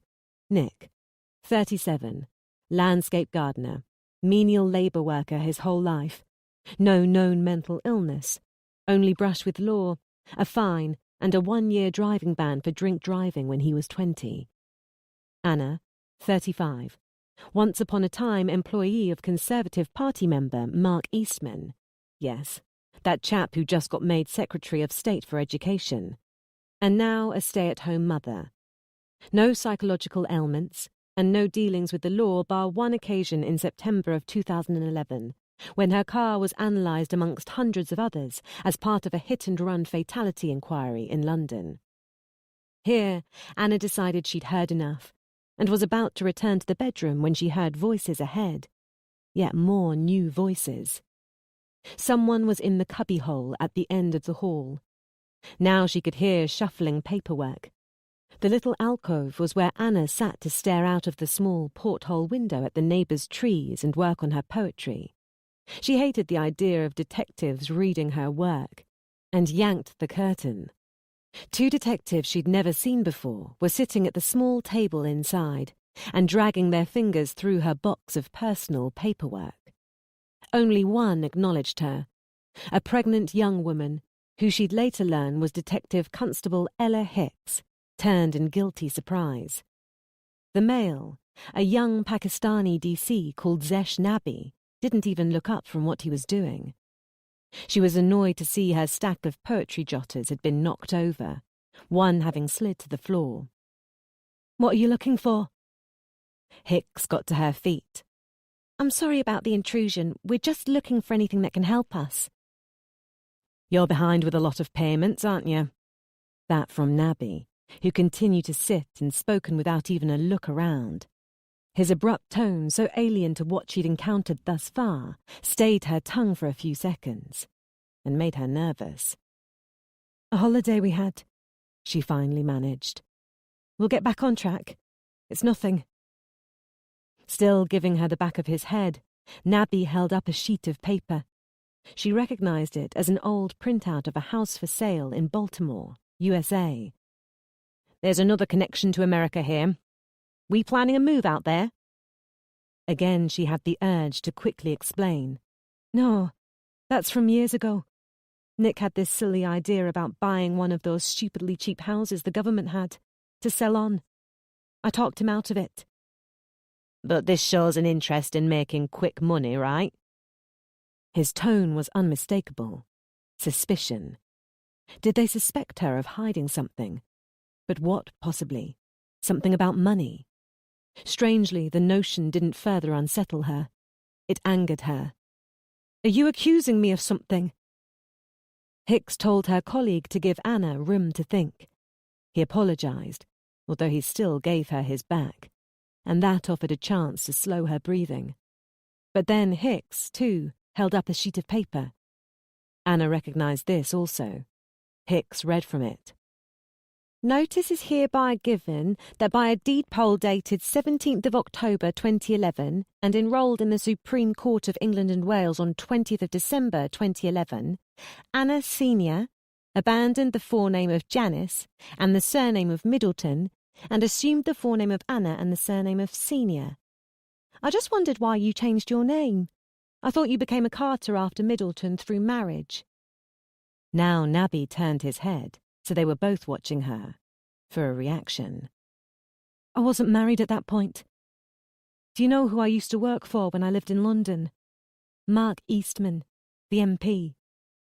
"Were you his girlfriend too? One of the witches of Eastman?" Nabi said, and it was a serious question. "No, I was his caseworker." "I thought that was his wife." "His wife is his political aide. I was his caseworker, so I dealt with the public." Anna explained that Mark Eastman had employed her in 2010 to 2011, when he was just a backbencher in the newly elected Liberal Conservative government. In July of 2011, he got backlash for a remark made about a government document concerning the bovine TB problem. He got death threats from anonymous members of the public. "I opened a lot of those letters. I felt threatened too. When I quit the job, I didn't want to be looking over my shoulder. I wanted a fresh start. I moved out of the city to start a family somewhere quiet, and I changed my name so nobody would know me. My parents bought us this bungalow as a wedding present, but we didn't get married until we'd settled here. Is that so wrong? I don't like your attitude, coming into my house like this. My daughter and husband are missing, and this is how you speak to me, like I've done something wrong. I'm going to tell your superior." It was pleasant to see a little concern on their part now. Hicks smiled and shook her head. "We didn't mean anything by it. Sorry if it sounded like that. We're just trying to get a feel." Anna shut the curtain. She felt guilty at her abruptness, but there was enough residual anger that her resolve was strengthened. She decided to take advantage and confront someone she'd been avoiding. She found her father in Josie's room, on the bed, staring at the window. Strangely, she had feared coming in here, because the empty bed would spotlight what she'd had ripped away, and her father's presence doubly made her want to flee. But she didn't. He'd entered the house in frustration, but she could clearly sense that he was now feeling the impact of Josie's disappearance. She wanted to console him, but didn't know how to. He didn't register her presence until she sat on the edge of the bed. He gave her a quick glance and returned his gaze to the black window, now clear because the rain had virtually stopped. She felt the numbing power of the room. All of a sudden she wanted to sleep. She knew he was avoiding her only because he didn't like anyone knowing that even the great entrepreneur, Larry Middleton, was a slave to emotions. He scratched his left cheek, trying to hide the fact that he was wiping tears. Why didn't you sense that something was in the air? Her heart sank. She had hoped this might be a rare moment, given their shared grief, where he actually treated her like blood. But his own father had pushed him to achieve greatness, and it had worked, so sympathy wasn't his forte. He hadn't changed his tune in 10 years, so why would he do so now? Why run from you, Anna? He loves you. From anyone else, that would have been a real puzzlement about why a loving dad would suddenly flee the family home. But she knew her father was building to an accusation. She didn't want to hear it. Besides, being wound so tight for so long had sapped all her energy, leaving none to fight with. But people did not deny father, and he would have his say. Did you know he was doing this? Did he convince you to go along with this? Go along with this, she repeated, totally bemused. Now he turned to her. Anna, is this about money? Remembering the puzzling attitude of the cubbyhole detectives, she let out a gasp as all kinds of understanding hit her. Money? You think Nick wants money? That's why those 2 detectives out there were talking about money. You put that idea in their heads, didn't you? My God! Do you, all of you, do you think Nick and I set this up? Do you think this is some kind of fake kidnapping? A ransom thing? That Nick and I came up with a stupid plan to get your money because you're so tight with it? She instantly regretted the insult, but he didn't look injured by it. If anything, her words seemed to confirm things in his mind. Her obvious anger at his reluctance to offer financial aid triggered a focused gaze and another allegation. He managed to make you quit a good job and leave London, Anna. Maybe you don't even know what kind of control he exerts over you. She wanted to hit him, but there was no energy for that either. You can't talk to me like one of your overworked staff, Dad. What is it with you? My daughter is missing, for God's sake, and you accuse me of being involved, of this being a set-up with Josie used as some kind of bargaining chip. Don't you have a damn soul? That attack found a chink in the armour. He turned away again and got up. She heard his bad knee pop. I can't go to your mother's without Josie. I want my daughter back right now, Dad. Not in 4 days' time. Right now. And I'd give anything for that. There was no face to see, but a slumping of the shoulders said he'd acknowledged his mistake. But all he said was, You should have Josie's bed in your room from now on, and I'll get you a bedroom door you can lock. And then he scuttled from the room, gone before she could think of a response. Guilt wrapped powerful limbs around her. This was a time of great stress for her father, too, and if attacking her, if a wild accusation was to be his way of pressure release, so be it. A lifetime of blame had immunized her to his disrespect. She would gladly take his pain, and Jane's, into her own, because they would barely dilute it. She also knew that he partly blamed himself. Her father, the great entrepreneur, business maker, couldn't tolerate mistakes, and, for the very reason he'd interrogated the police, abhorred having any aspect of his life beyond his control. Blaming himself after the unavoidable death of Anna's mother had cemented his inability to deal with failure. Scrambled emotions explained his errant tongue. But his accusations had left an acidic residue in the air, which she couldn't avoid breathing deep into her mind. Nick. She recalled a claim both of them had uttered in anger at one point. I hope one day I'll come home to find you've just left forever. Mixed with the evidence that said he'd taken Josie, it looked bad. But not to someone who really knew Nick. Not to her. If Nick ever had the idea to leave with Josie, he would have given it a voice, if only to make a threat. No way would he just run with her, and certainly not in the middle of the night. The only concept more ridiculous was that he'd snatched her in order to extort money. But father and the police seemed willing to jump all over that one. She got on her knees and reached under the bed. She returned with a present in wrapping paper, which she quickly tore open. She'd spotted the item when searching for her lost phone. Then it hadn't mattered. But now it did. She needed it to beat back all that confusing evidence against Nick and remind her that he was a good man. The card said, "To my darling wife. Happy writing." It was attached to a bow-wrapped box containing a writing pad, pen, mini voice recorder, and CD of ambient music, which she couldn't write poetry without. "Excuse me." She looked round to see a brand-new uniformed police officer, an overweight female in heavy boots and latex gloves. Lettering on the breast of her jacket said Senior CSI. A crime scene investigator, Anna realised with shock. Someone else who had sneaked in while she was in the bedroom. Someone whose job was to find fingerprints and DNA and blood. The horror took all words from her. The CSI said, "I haven't worked the girl's room yet. Heard you in here. Didn't want to intrude. All done?" "Yes. I'm sorry, but my daughter, her name is..." She stopped as the phone rang.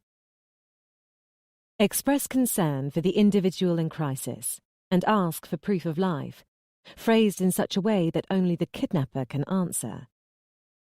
She was led into the living room like a condemned woman, Miller's hands on her arm, that scratchy voice close to her ear. So many people in her house, so many more than she'd expected. Miller had promised to insulate her from them, but the ringing phone had drawn them out, and all were watching her. The coffee table had been dragged into the centre of the living room, and her mobile was there, connected to a laptop. Everyone stared at it like a ticking bomb. Around the laptop were the cards Miller had given her earlier. She noticed Bennett holding her father's arm, but unlike her, he wasn't being led to the phone. He was being kept away from it. Jane was by a wall, cracking her fingers nervously, and Anna suddenly felt for her. The sisters had always been able to rise up, superhero-like, to help each other with a problem. But this was a shared one, and this one was beyond anything they'd ever had to cope with.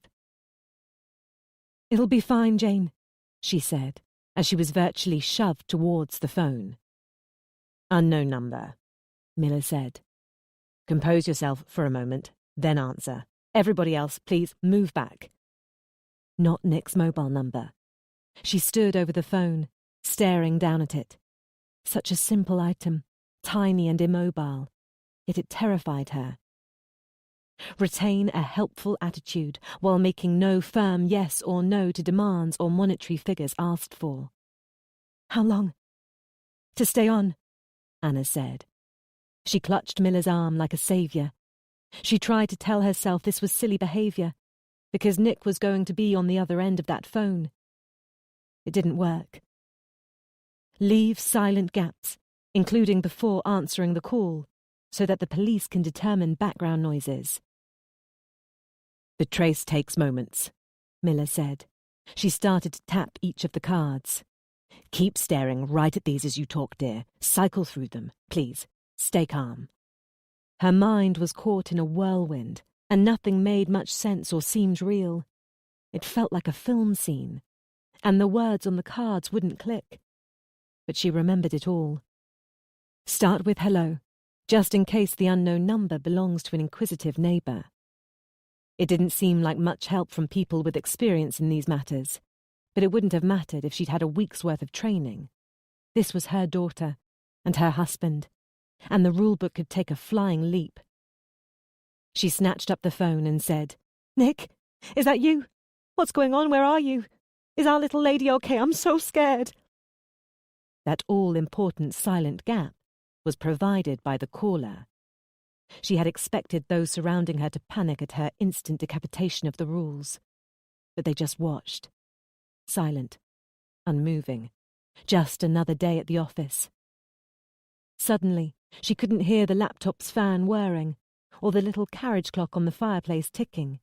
Even the rain had ceased lashing the world, as if Mother Nature herself had become entranced by this sliver of the universe. 2, 3, 4 seconds ticked by, and then, "I believe I told you not to involve the police." A deep male voice.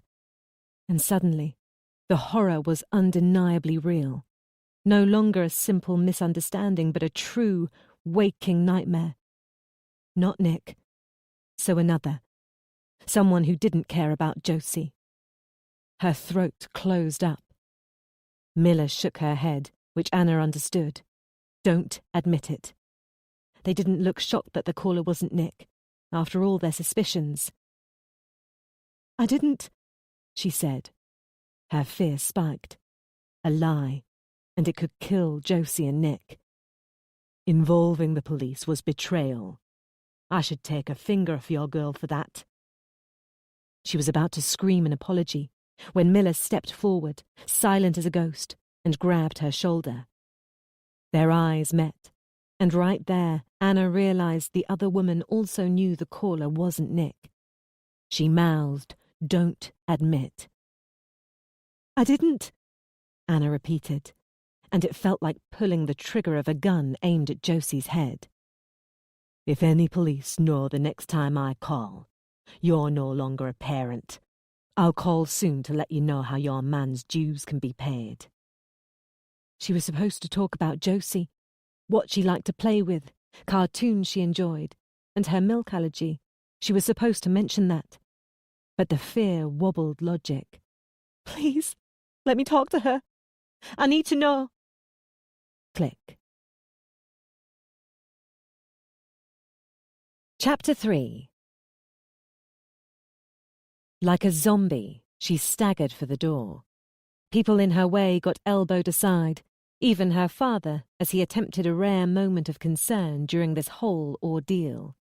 But Jane, aware of her presence, fumbled for an arm, locked onto it, and guided Anna towards the bedroom. Various voices tried to ask questions. Was that Nick? Did you recognize the voice? And it was sweet music to hear Miller order her to be given a few minutes alone. "Your girl," Jane said, a moment before Anna's legs gave way and she collapsed, a dead weight, onto the bed.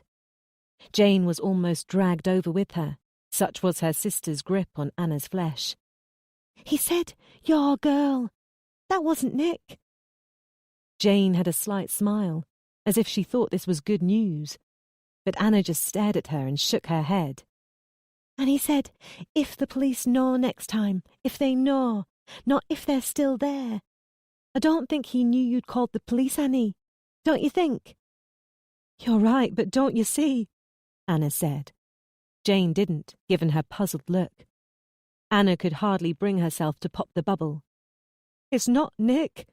So some stranger has Josie. Someone who might hurt her. And Nick's in danger too." Jane sat on the bed and shook her head. "But the police said—" That word. As Anna had stumbled from the room, she'd heard it uttered loud and clear, the very same words Jane was thinking. Accomplice. "I wish that were true, but it's not, Jane. It's just not. The police think it's Nick, but it's not. We know him, and they don't. You know he wouldn't do this. It's not Nick, and that means both of them are in danger. Jane's long pause cut all the flesh off her claim. We don't know that. What did Nick do to prevent this? The impromptu question surprised Anna almost as much as it did Jane. You mean what they said about him paying his dues? She had wondered that, but it wasn't what she'd meant. He was right there, Jane, when they took Josie. What did he do to stop it? Her sister's shock immediately yielded to something else. You need to kill that train of thought right now. But that thought was a rolling boulder, gathering power over time, and might already be unstoppable. Nick had been up, awake, but there had been no sound of a fight, no yelling. Had he frozen in fear, like a little child himself, while strange men took everything that mattered to him? She heard the front door slam, which cut through everything, then the clack of high heels on her path, and her father saying something about needing petrol. He and a female police officer heading out to his home in Loxley. His garage was where she and Nick kept all their old belongings, mostly duplicated items left over from when they moved in together, and two homes became one. Someone had told her they needed to search it for information about Nick's old life, people and places that could shed clues as to his whereabouts. So, while she'd been thinking weak, the police had continued to think guilty. Father's worried that he can't take Josie to Mother's, she said, something else impromptu. They'll be going, don't worry. It's days away, and Josie is coming back to us today, isn't she? It was a forceful prompt. She wasn't sure she believed it, but she desperately didn't want Jane to worry about her sister as well as her niece. Yes, she's coming back today. It was a weekly routine. Sundays, after dinner, Father would take Josie to see her grandmother's grave, because she had constantly asked where Grandy was since that day she just wasn't awaiting her at the front door. Anna tried to picture two people at opposite ends of the age spectrum sitting together on grass, but the calming image eroded as Jane jumped to her feet. Nick! What's wrong? Anna rose too, shaky. Didn't you hear that? Someone said Nick's just been arrested. Chapter 4. You can't leave. The young pregnant D.C. Hicks had her hand raised, palm out, a clear and universal gesture. Anna wanted to return with an equally recognisable obscene one, but instead she said, That's my husband and my daughter. I understand, but the kidnappers might call. You have to... Got it, Anna said, holding up her mobile. And now I'm going. The dark was beginning to diffuse from the sky, and a couple of lights were on in houses across the way. To her right, a bedroom curtain moved. She didn't care, and ran down the path, heart thudding. At Miller's car, Bennett had one long leg into the passenger side when he spotted her, and he showed her he was as versed as his DC in hand signals. But she barely got a word into her assertion that they would not be leaving her here. She heard Miller, already in the car, say it was okay, and he jerked a thumb at the back seat. She climbed inside, and once the car was on the move, before she could ask the question she'd been desperate to, Bennett said, A couple reported a drunk man acting suspicious on a road near Meadowhall. Nick, she cut in. He liked to have a little drink each night, which she constantly complained about, but he hadn't been drunk for a long time. He wouldn't get drunk. Not... He's working tomorrow. Bennett continued as if she hadn't even spoken. 2 officers arrived and arrested him for breaking into a lock-up garage. He's at the Sheffield custody suite, about 3 miles east of here. They ran his name and discovered he was wanted. He was found staggering around, dirty, incoherent. What do you mean, incoherent? There's no way he would be drunk. He never drinks that much, and not with Josie. It can't be him, no. It's not Nick. Her elevating hopes that her loved ones had been rescued began to sink. She looked at the rear-view mirror, seeking help from Miller, who met her glass gaze and offered it, but not the kind she wanted. Your man's fingerprints are on file because of a drink-driving offence. It's him, dear. No mistake. And look, we're sorry for trying to do this without you. Bennett said, It was the 999 call that said he was drunk. The arresting officers think he's under the influence of drugs. That hit her like a hammer. Nick, as far as she knew, had never taken drugs. It made no sense, like just about everything else on this unforgettable night. But it didn't matter. Nick and Josie had been found. That got him a sharp glance from his boss, who said, But he's okay, Anna. And now we can get his story and find out about Josie. Find out? What are you saying? Where's Josie? This time Miller turned her whole head, avoiding the impersonal mirror. He's not making much sense, I'm sorry. But Josie wasn't with him. The custody suite, a £14 million new construction, was a futuristic-looking beast 3 miles away, and just half a mile south of the £250 million shopping centre called Meadowhall. As Miller's £11,000 Mondeo turned into the car park, Anna's mind was thrown back to the day she had met Nick, both at a police station in Hackney, to record witness statements. Anna had been there to give a statement on behalf of her friend, whose brother had broken into her car, and Nick was describing a figure he'd spied fleeing the scene of a mugging. That event had started so much. How would today's shape their future? She tried to be first out, almost before the wheels had stopped turning, but the door wouldn't open. The DS had to do it. Lawbreaker locks, he said, a joke about the child locks. Miller was more serious. I'm sorry, but although you're here, for the moment, we have to chuck you in a room, okay? Until after we've seen Nick. I can't let you just barge on in there. Are you okay with that? Arguing wouldn't help, and she'd never get past all the locked doors and police inside, so she nodded. All three briskly entered the building through a back entrance and followed a corridor.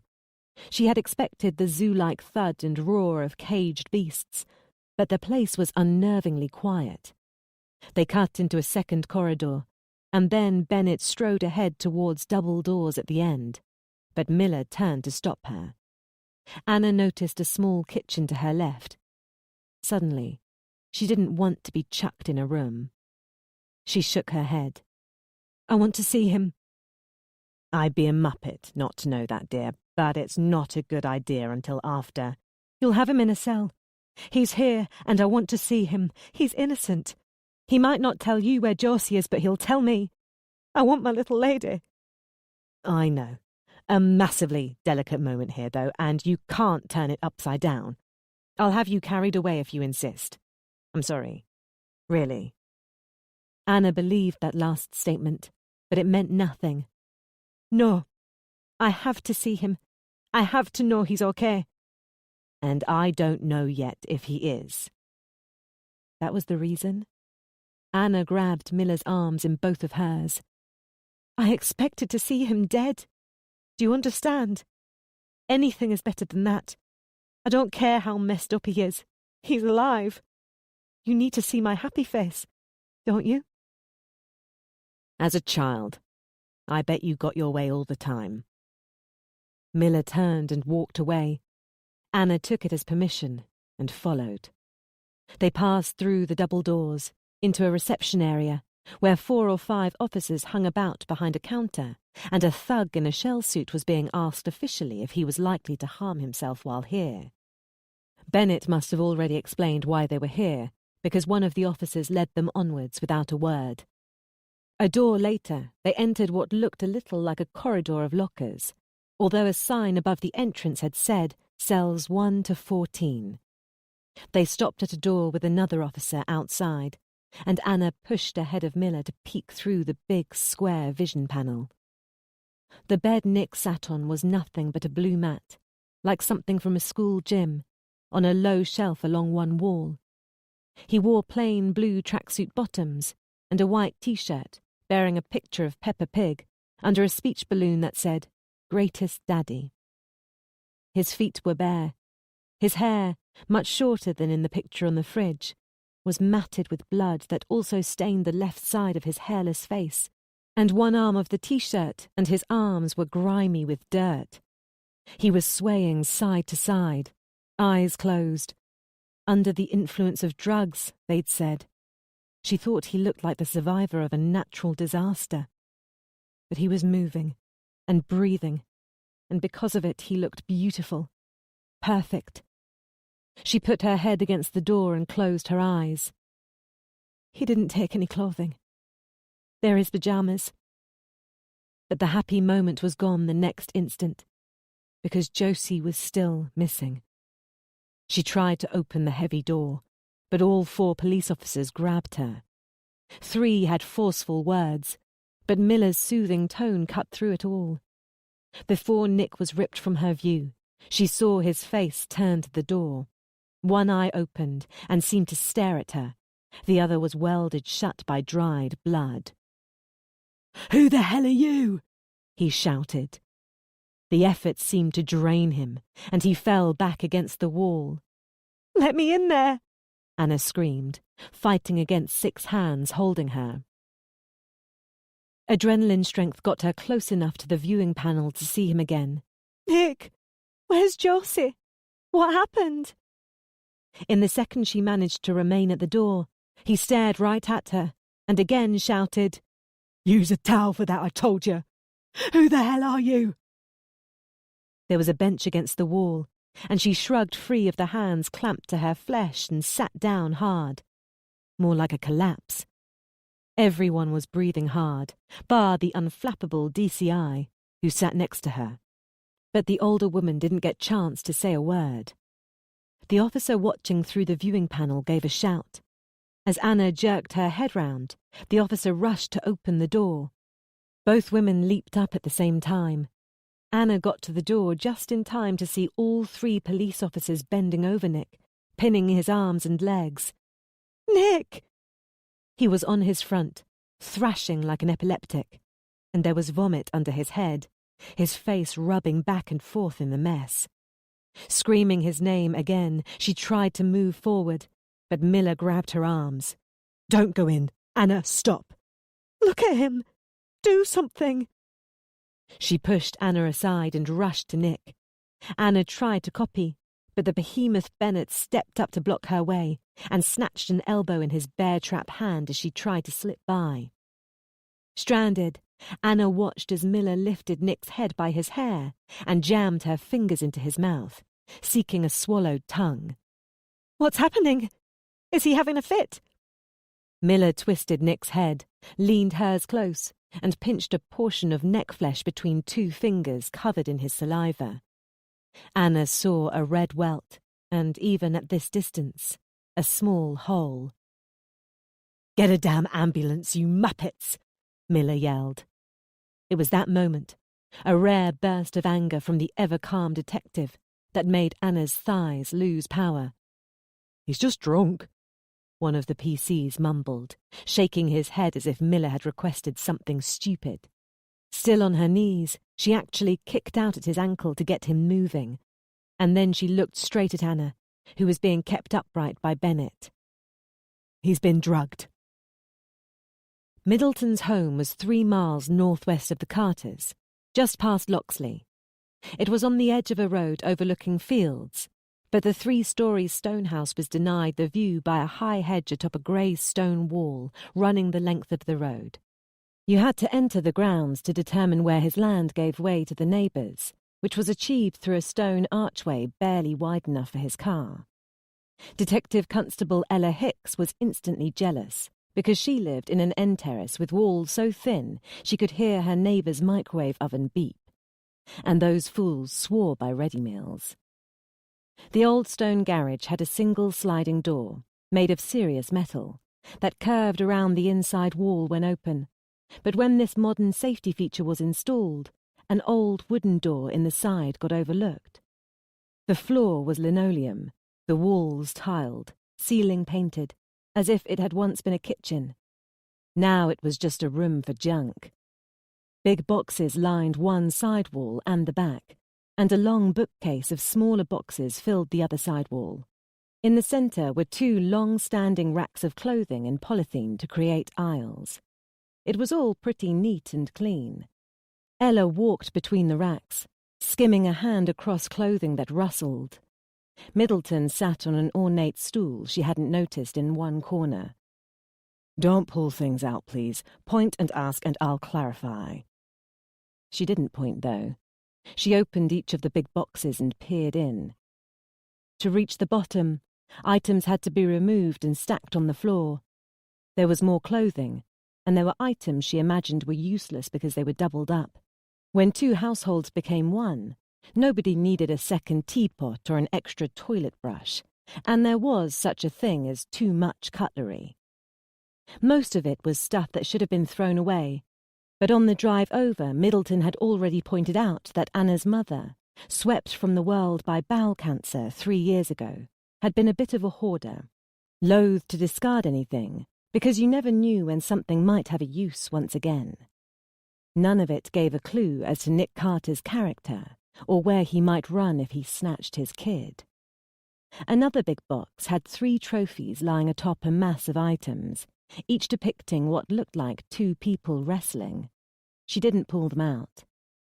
"Are these Anna's or Nick's?" "Jane's. She was the best female of her weight in South Yorkshire until her elbow played up. It was the only sport she could really do." "I'm impressed. But why are the trophies in here?" "I taught my girls to look to the future, not dwell on the past.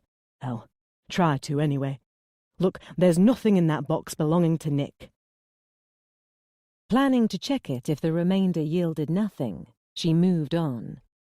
In the next box, she found paperwork and trinkets, and here the couple got laid out. She held up an empty milk bottle. Middleton explained. "That's Nick's. Lucky charm, he reckons. Silly if you ask me. He came out of a shop, realised he'd forgotten milk, and went back in.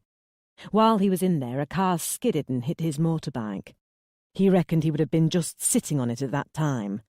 Like I say, silly, but he keeps it for luck." "I have a lucky rabbit's foot hanging in my car. I haven't crashed yet. You're a non-believer?" "You make your own luck. Anna had one too. It was a 5-yen coin her mother gave her when she left school, for luck in life. My wife believed in it, and Anna promised to pass it on to Josie when she was older. It was supposed to go down the generations, but she lost it just before she moved out of London." "Did that work?" He might have meant the irony of losing a so-called lucky coin, or the events that had even made this conversation possible. Both were impossible to argue against. A photo of Nick and some mates on a street backdropped by chip shops and a beach. She recognised the North Promenade of Cleethorpes. 4 of them on motorbikes, clad in jeans and black T-shirts that said, "Angels." An Asian-looking boy at the front seemed to be the leader, given how the others were arranged behind him. "Nick as a teenager. He used to hang out with some ruffians. I think they saw Easy Rider and wanted some of that. Kids being silly." Sounded about right. Wannabe Hell's Angels. "Know any of their names?" "No. That guy in the middle, I think he was from the Philippines. You think one of his old cronies could be involved?" "We're soaking up information. That's all." He shook his head. She took a photo of the photo with her phone and dispatched it to Sergeant Bennett. Next, a picture of Anna with a girlfriend in a cafe. Jubilee Cafe. She would sometimes work there, waiting for her boss. "Mark Eastman, the man who's now Secretary of State for Education. She mentioned him, back when she lived in London." "Back when she had promise," he sneered. "Promise?" He got off the stool, clearly agitated, and peered out the door, his back to her. "It was a good job. She had prospects. She met the Prime Minister. She got to travel. The money was good. She did half the work that Eastman's wife did." "Ileana Eastman. I've heard about her. Supposedly controls him like a puppet. Seemed to forgive him when the newspapers ran that Witches of Eastman expose last week." But your daughter did a lot of the work Eastman's wife probably got credit for. And she did it without seeking praise or reward. And then she gave it up. Why did they leave London? Anna told me about some kind of animal cull scandal and threats against her boss. He loosed a frustrated laugh, which told her this was a touchy subject. I wish that were the reason. Something worse? To me, yes. I was aware that Eastman came under fire for statements made during the bovine tuberculosis crisis. Anna might have been weighed down at times during that period, but I believe she's fooling herself, or she tried to fool you, if she claimed that was the entirety of her reason for throwing away the good things she had. She went to King's College to study international relations. That was set to cost me £25,000, although she quit after the first year because she met Mark Eastman at a nightclub, strangely. Anna and Mark started talking, got on quite well, and then he offered her a job as his personal assistant right there on that night. When the Conservatives won a few years later, she was overjoyed.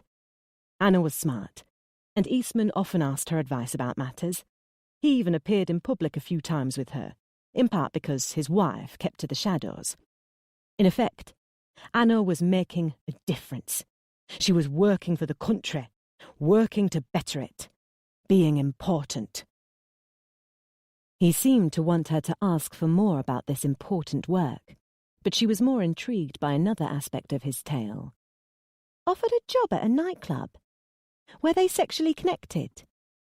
He groaned. Oh, you mean was she one of his witches? Just because an anti-conservative journalist is trying to sell newspapers and undermine Eastman's recent promotion by exposing his fondness for extramarital affairs, it doesn't mean he slept with every woman he came across. And certainly not Anna. She was very good at her job. His face grew grim. And then she quit. I'm not sure I heard an answer to my question there. The Lotus Eater detective, that was the reason. You mean she quit to get married and start a family? Why do you call him that? I heard you say it before, and right in front of your daughter. In Greek mythology, the Lotus Eaters... Please, she cut in. I know it means a waster. I called my own brother that once. I didn't ask the meaning. I asked why you call Nick that name. I have no idea what she saw in him. I don't even know how they met. She moved in powerful circles, mixing with people who shaped the country, and he worked as a personal trainer at a dingy gym. How do those worlds cross? That annoyed her. You make it sound like Nazi Germany. Should people like Nick wear armbands so the elegant like yourselves can avoid them in the street? She had a good job. She could have made something of herself. London was the place for her, the hub of the country. She had a home, a good house I rented for her. I was making plans for starting a business down there. Even Jane was thinking about a move south to help run it. The Conservatives had just won and her boss was riding high. And then the Lotus Eater came along and started sleeping there more often and ruined. She gave up a good career to get married and have a baby. That's your problem. And she did make something. A little girl, who will be a woman, who might just cure cancer. Some of those genes are from Nick, by the way. But you got your daughter and granddaughter back close to you. You bought the house for them. You'll know I'm pregnant, right? He turned and glanced at her belly. His eyes quickly went back to his kingdom. It was her mother's idea. She never wanted Anna to leave South Yorkshire, and we both wanted to make sure any grandchildren were nearby. She said, And Nick was part of the deal, of course. His response was a shrug. My partner wants me to give up work. He doesn't want me running around after criminals in my condition. He doesn't want his little daughter worrying each night that Mummy will be hurt. I plan to do just that. Quit work. And my job is important, just like Anna's was. How do you feel about that? Will I be wastefully throwing my important life away to bring up a child? He said nothing. My partner runs a little computer shop. He fixes them. Our worlds crossed because he was hired as a strippogram for me. That might be your answer. She tried to hide a cheeky grin. Girls love a fit man. If Nick was a personal trainer, he might have been ripped and hot. Got any photos of him topless from back then? He turned again, probably just to show the disgust on his face. It only made her laugh, but she got serious. At least you're not one of those men who thinks a woman's place is in the kitchen, making the home sweet for the breadwinner. There is that. And consider this. If your daughter hadn't made that decision, there would be no Josie, would there? No granddaughter. Look at the magnificent gift she gave you. Why do you still treat her like a failure after so many years? He was facing away again, his head lowered, and his voice was quiet. I don't even know. But there was no time for drama or family guidance. Please, Mr. Middleton, let's get a move on. Come and talk me through these things. They didn't get a chance. Her phone rang. Bennett. After the call, she picked up the photo of Nick and his friends. Not Hell's Angels. Reminded of that famous outlaw biker gang, she had misread the word on the T-shirts. I don't understand, Middleton said. He stopped and bent close for a serious look at the photo. Angeles, not angels. Like Los Angeles. Like the Spanish name. She tapped the Filipino's grinning face. This man is called Angeles. So it was his gang, maybe? A play on the Hells Angels. What does it prove? Maybe nothing. But my boss just found out who owns the phone number Nick Carter called before Josie was taken. Fitch, Alicante, Angeles. Ketamine overdose, most likely. But he's going to be okay, dear. Anna stared at Miller. What is that? I've heard of it. He'll definitely be okay. They gave him benzodiazepines, and he responded awesomely. And they got the bubblegum out with mayonnaise. Someone stuck bubblegum in his hair right on the laceration on his head. Some kind of joke. But he's doing well. But they want to keep him for a bit. Not too long. Precautions. It can cause a coma, though, that ketamine stuff, a uniformed officer standing at the door said. And he'll be addled for a bit. My brother's mate, he wants... Go check the car park for pickpockets, Miller said. When the foul man was gone, Miller apologised and told her Nick would be moving from A&E to a private room in the hospital shortly, and that the uniformed idiot was right about one thing. Your man might be a bit confused for a bit, so we might not get many good answers from him, but he's agreed to talk to us. We'll go up shortly. You really should stop clawing at your flesh like that, my dear. Again, almost of its own accord, her hand had crept to her neck rash, fingers grinding back and forth. She wiped and saw a faint smear of blood on her palm. Or like before, was it just dirt? Nick told me to scratch through a towel. He had eczema as a boy, and that's what he did. Miller's jaw muscles tightened. Anna realised she was stifling a yawn. We can get a nurse to look at it. Do you think they tried to kill him? The abrupt shift of subject didn't even make Miller flinch, as if she'd been awaiting the question. Her answer backed this up. It'll be money. Just money that they want. That line about your Nick paying his dues, well, perhaps they were simply referring to paying a ransom. There it was again, that reference to money. But at least Miller hadn't accused Nick of complicity. Anna still wasn't convinced this was someone's get-rich-quick scheme, and the detective hadn't really answered her question, and had no plans to. Claiming she was going to oversee Nick's move upstairs, Miller left the small staff kitchen, where Anna had been placed because she wasn't allowed by Nick's bedside while the doctors tended to him. When another uniform arrived to man the entrance, as if Anna needed observation like a patient, she shut the door on him. She ran water to splash her face and burning neck. She tidied the worktop where someone had spilled sugar and coffee granules. But no mundane activity would shift her mind from Josie. The terrible danger she must be in, and her own helplessness, and the possibility that the kidnappers might have tried to kill Nick by overdose. So after that she sat to wait. She pulled out her phone and typed a name into Google. The uniform knocked 15 minutes later and let in D.S. Bennett, who said he would escort her to see Nick. Like Miller, he warned her that her husband might not have many answers for her. He also gave the same answer she'd sought a dozen times since leaving the police station.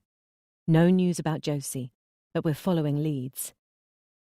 As she expected of patients in intensive care, Nick was connected to plastic and rubber and electricity, but she was buoyed to see him awake and sitting up in bed all by himself. And cleaned. A big laceration above his eye had already been stitched. She sat by his bed, with 4 police officers in the room and more uniforms outside, and an emergency medicine consultant who she'd been told had refused to leave the police alone with Nick. He was groggy still, but his eyes recognized her. Earlier he hadn't seemed to. "Who the hell are you?" But apparently he'd been screaming that line to all and sundry before and after his arrest. But not because he recognized no one, as she would soon learn. She was dying to ask him about their daughter, but was terrified he wouldn't know anything, or wouldn't remember because of his cloudy brain. Until she got that terrible news, she could believe she was moments from discovering where Josie was. So she stayed silent, and he went first.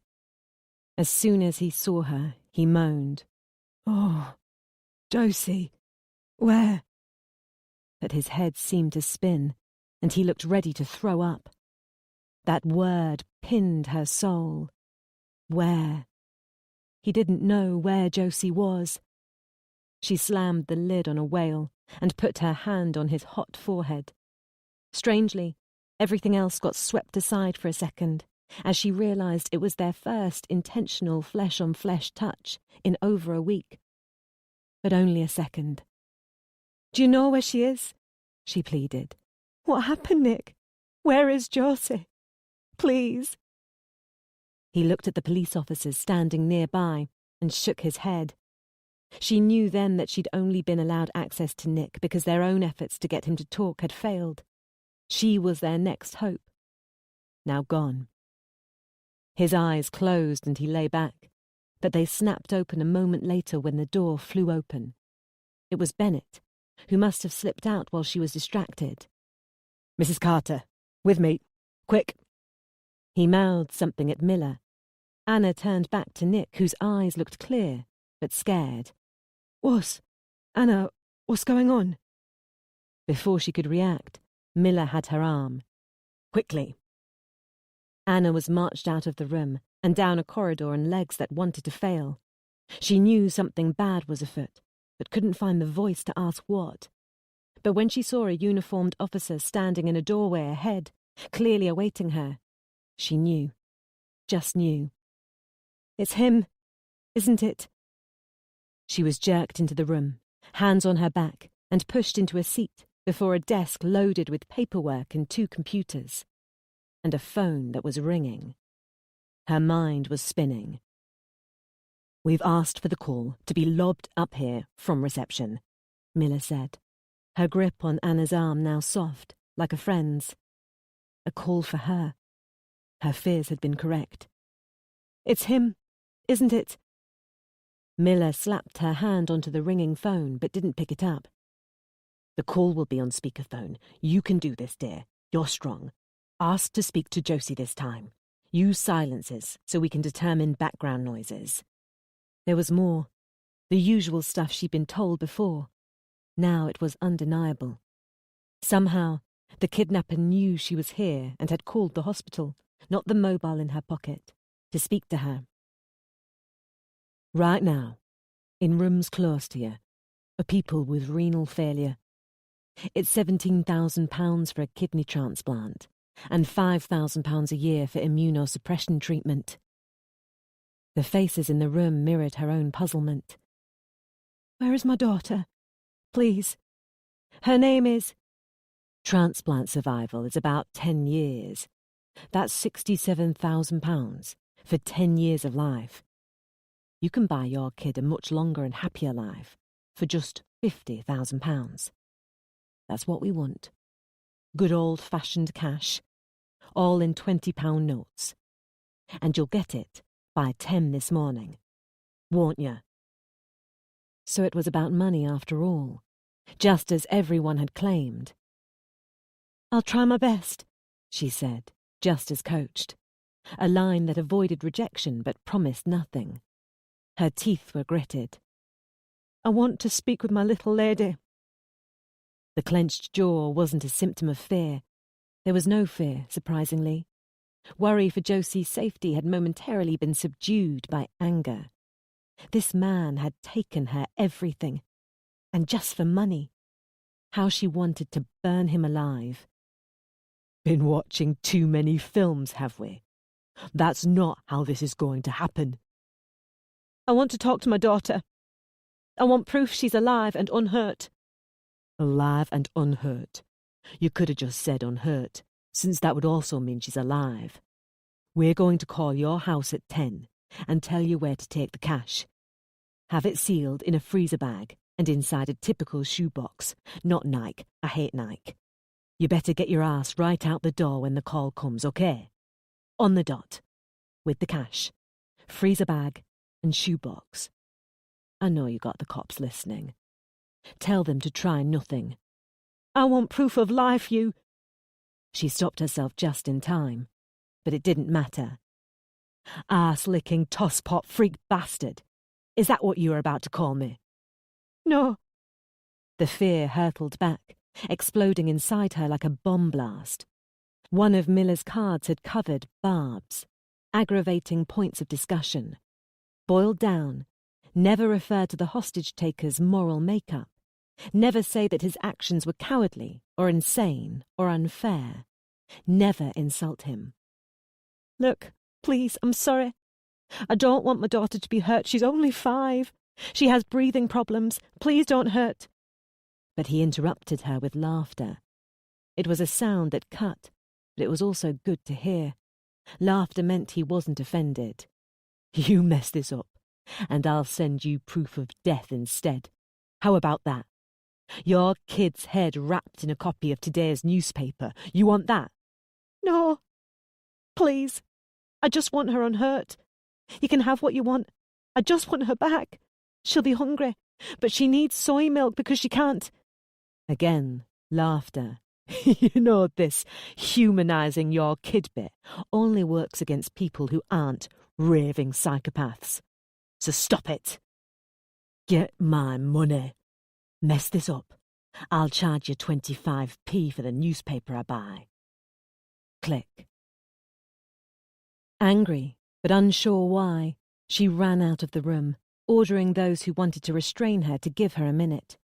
She headed around the nearby corner, where there was a bench in a windowed alcove. She knelt on it and stared out at a small, illuminated garden enclosed by 4 walls. The mobile was in her hands, already ringing Father's number. He answered quickly, clear hope in his voice, and she cut it down immediately. They want money. £50,000. I'm sorry. She hung up and turned off the phone, loath to take a return call. She had promised to contact him if they got word about Josie, and obviously he'd assumed her call was good news. But it so wasn't. She tried not to think about Father refusing to pay. She stared at the window, but no longer saw the garden beyond. Instead, playing there as if upon a screen, images of Josie tied up in a dark room and crying. The movie ended when she heard footsteps closing and a voice say, "Answer, you dick." It was the foul male detective constable, Nabby. He stopped a few feet away, just around the corner, and she listened to him moaning about the person he was calling not picking up the phone. Another voice, even his, made it easier to dispel those vile images from her skull. She was beginning to calm down, but then she overheard Nabby say, hello. I called a few minutes ago. Someone said you'd have an ETA on a cadaver dog. Detective Constable Zesh Nabby, down here in..." "Cadaver dogs," Anna hissed. He jumped and turned to see her standing just feet from him, as if having appeared out of thin air. "Dogs trained to find dead people." Is that right? You people think my daughter is dead." Phone to his ear, Nabby just stared at her, clearly unsure of what to say next. She wanted to hit him, but knew he didn't deserve to be the object she vented her anger on. Instead, she punched the wall, once, twice, and would have landed a third blow, but Nabby grabbed her arms, calling out for assistance. She sank to her knees. Chapter 5. 2:45 a.m. He's awake before the alarm dings, probably because he's spent the previous evening terrified that it would also wake his wife. 15 minutes to go. He dresses and takes his mobile phone from the bedside table and exits the bedroom.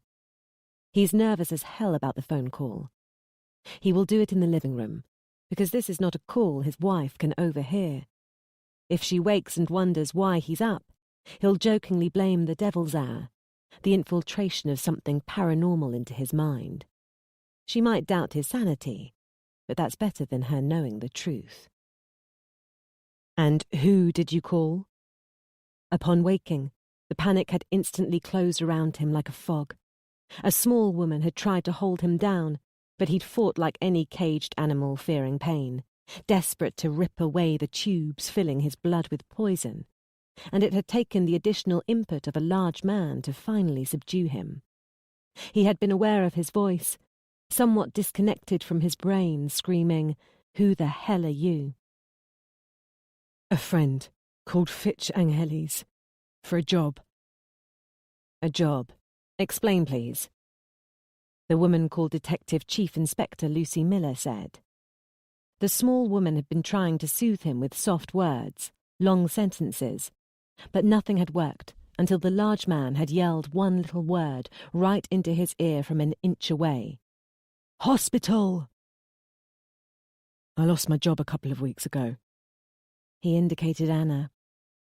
"We had an argument and I was stomping about at work. I nearly dropped heavy piping onto a guy's head. I got let go. I was calling a mate who owns a limo company for a job." As if the man's breath had pulsed through his brain like wind and swept away the fog, clarity descended in an instant.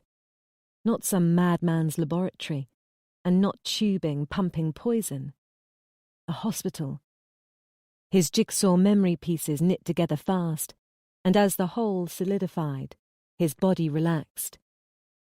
"And you didn't know he'd lost his job?" the male Detective Sergeant Liam Bennett asked Anna. She shook her head, looking horrified. "You were scared of telling me?" she asked Nick. He gave a childlike slow nod with his eyes, looking anywhere but at her. "I wanted to get another job before I told you, so you wouldn't worry." "You should have told me. It would have been fine. I wouldn't have been angry." "So you were going out every day, pretending to work?" "In America?" the detective cut in. "You wanted a job in America?" "The job isn't in America. It's in Nottingham. A bit of a drive, but it would have been a stopgap." "That's why your van isn't there," Anna said, somewhat gleeful about this. She gave the detectives an accusing stare, which confused Nick. "Yeah, they took it back," he said. "Since I always parked it around on the back street, I figured you wouldn't know it wasn't there." Bendel Lane Lockup Garages, Sheffield Custody Suite, Northern General Hospital. They told it all, filling in the gaps in his memories while he hugged his wife, and the hospital staff made sure he was okay.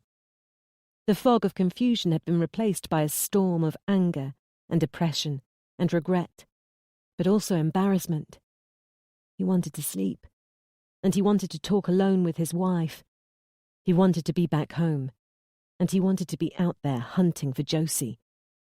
He wanted to curl into an inert ball, and he wanted to pound the world into splinters. But those surrounding him wanted black spots in their own knowledge erased, starting with events seemingly eons ago, way back in the dead hours. "Please, Nick, let's go back to the part about America," Miller said. That's where Fitch is at the minute. A business meeting. He was my old pal from school. Part of our crew. A biker gang, right? The DS said. Nick wasn't sure how they already knew that, but didn't inquire. Yeah. I hadn't seen Fitch for years, but I knew he ran a company. Found him on Facebook and messaged him. Said I was after a job. He messaged back and said we should have a chat about it. I didn't want to wait until he got back, and I said I'd call him in America the next day about 9 in the evening, when his meetings were over. But 9 p.m. in Washington is about 3 in the morning over here. Anna touched his hand and smiled at him. Right then he understood why she seemed so happy. His addled brain hadn't clicked on, but now he knew. The police had had a theory that he was involved. They weren't just seeking his help here. They were trying to find anomalies that would prove his guilt. But Anna had refused to believe it, and his story upheld her claims. She had defended him.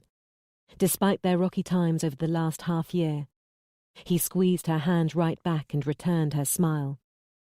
The detectives were unimpressed by the magical moment between husband and wife. The DS said, We confirmed the job loss with your landscaping boss, but we'll be chatting to Fitch Angeles soon to get his story. So, after your phone call, then what happened? 2:58 a.m. He opens the patio door, lights a cigarette and steps out, and spots movement. Shifting black shapes that paranoia paints as intruders in his garden, and then logic tells him that cannot be, surely. In the next millisecond, his brain picks a side and he's shouting, "Who the hell are you?" before he really even realizes it. Except he doesn't.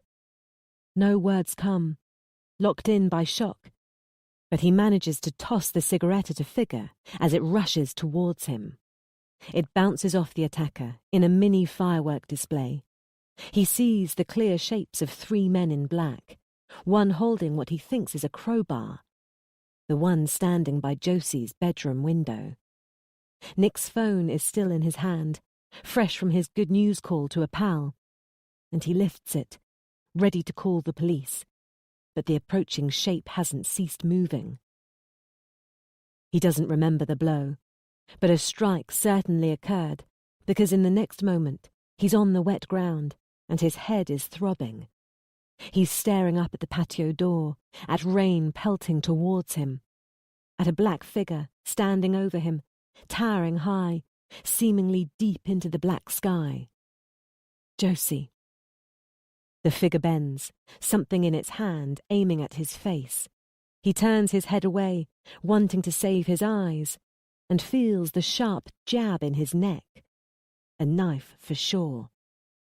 The black of the world deepens, but just before it becomes absolute, his eyes see another figure, at Josie's window, seemingly just waiting there. The window opens from the inside, a black-clad arm attached to the handle. Did you recognize any of the men? Masked. They were masked. Balaclavas, maybe. He put his face in his hands, made a moan as his tense fingers gouged into his stitched head wound, and then slapped the bed. Early bloody Christmas for them. I opened the door, let them just walk right in. No sympathy in the faces watching him. From the DS. The man at Josie's window. Are you saying they passed Josie out through her window, even though the patio door was open? Nick's head still swam. He said nothing. The DCI said, Nick, my friend, any chance one of those men was actually a woman? Anna looked at her, puzzled. He wanted to ask why, but the line, "Who the hell are you?" continued to bounce around in his brain, but neither was what found its way out of his mouth. This is down to her dad. The detectives glanced at Anna. She was at the back of the room, and he looked at her and wanted to apologize for what he'd just said.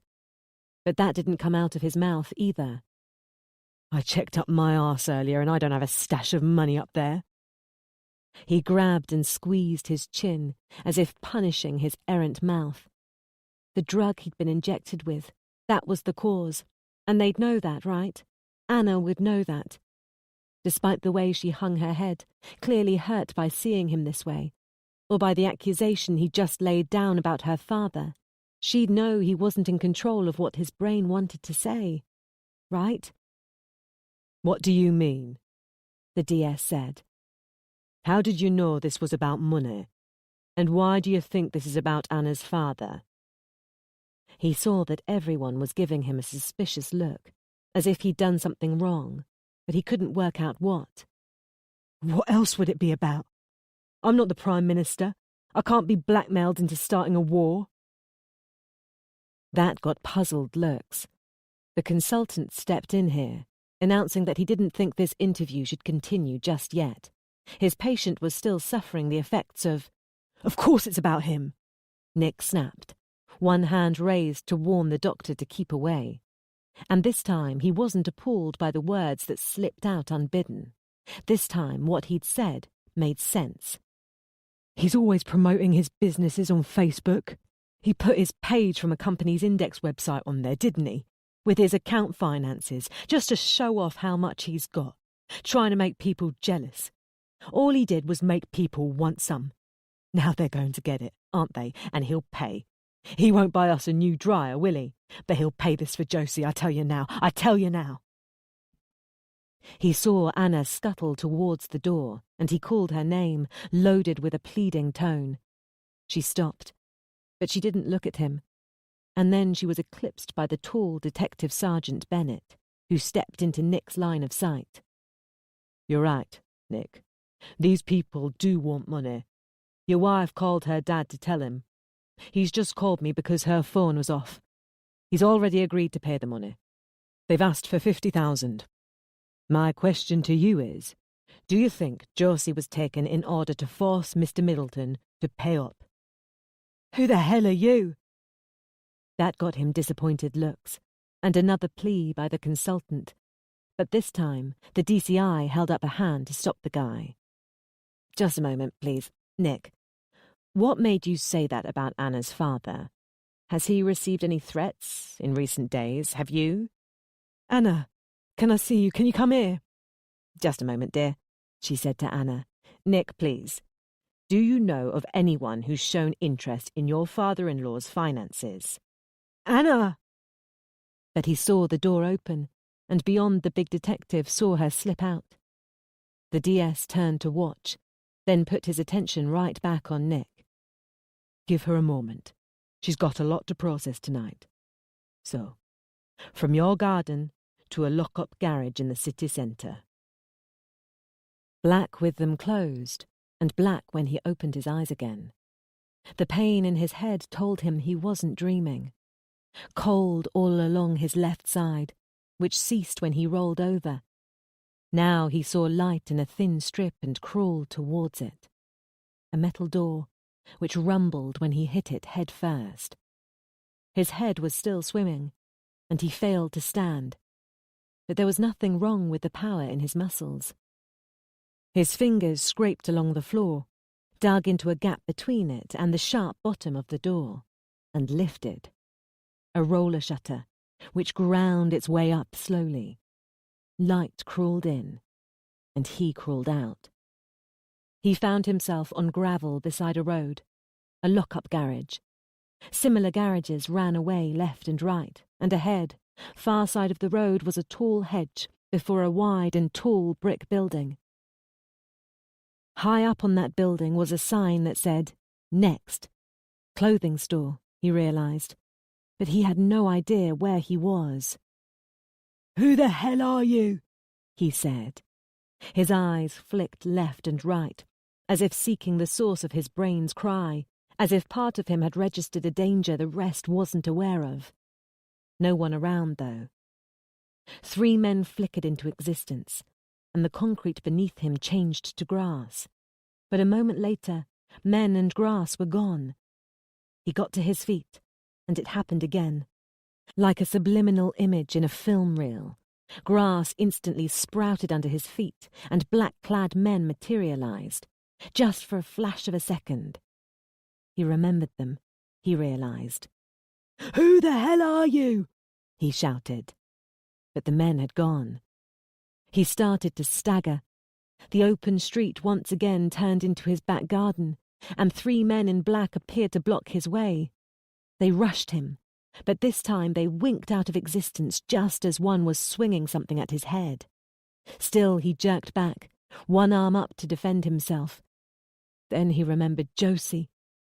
Poor Josie. Her window, opened by one of the men.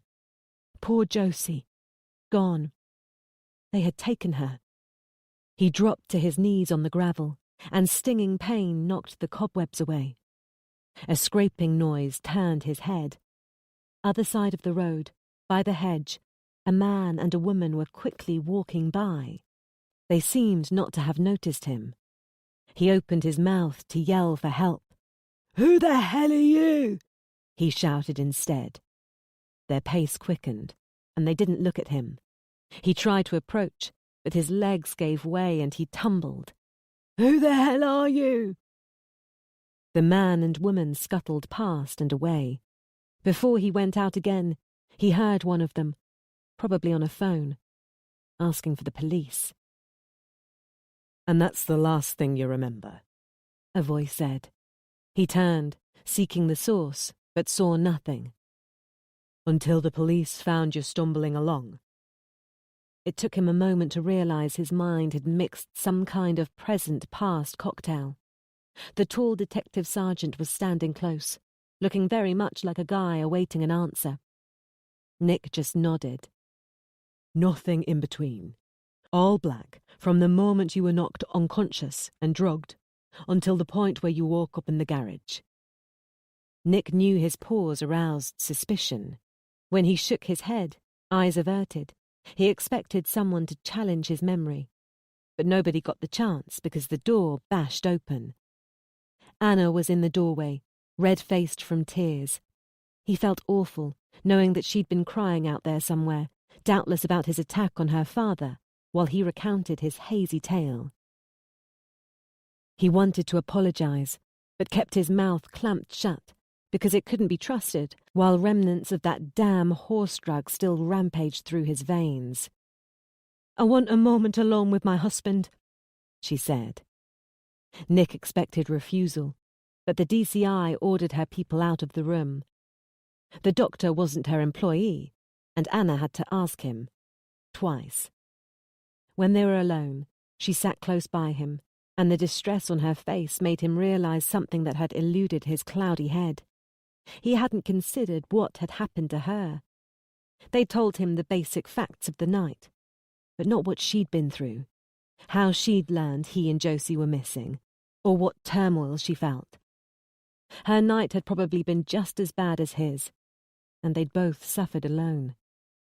He took her hand and knew he had to risk words. But she didn't answer his question of what had happened. Instead, she said, "About my dad." He squeezed her hand harder. "I'm sorry about saying your dad was to blame. I'm just messed up." "Maybe not." "What do you mean?" "Father has already said he'll put up the money. Maybe that was the plan." Now he understood why she'd fled the room. His claim had struck a nerve. Understandably, because they didn't have anything close to £50,000, and her father did. So his claim didn't provoke any ideas other people hadn't already had. But he tried to backtrack.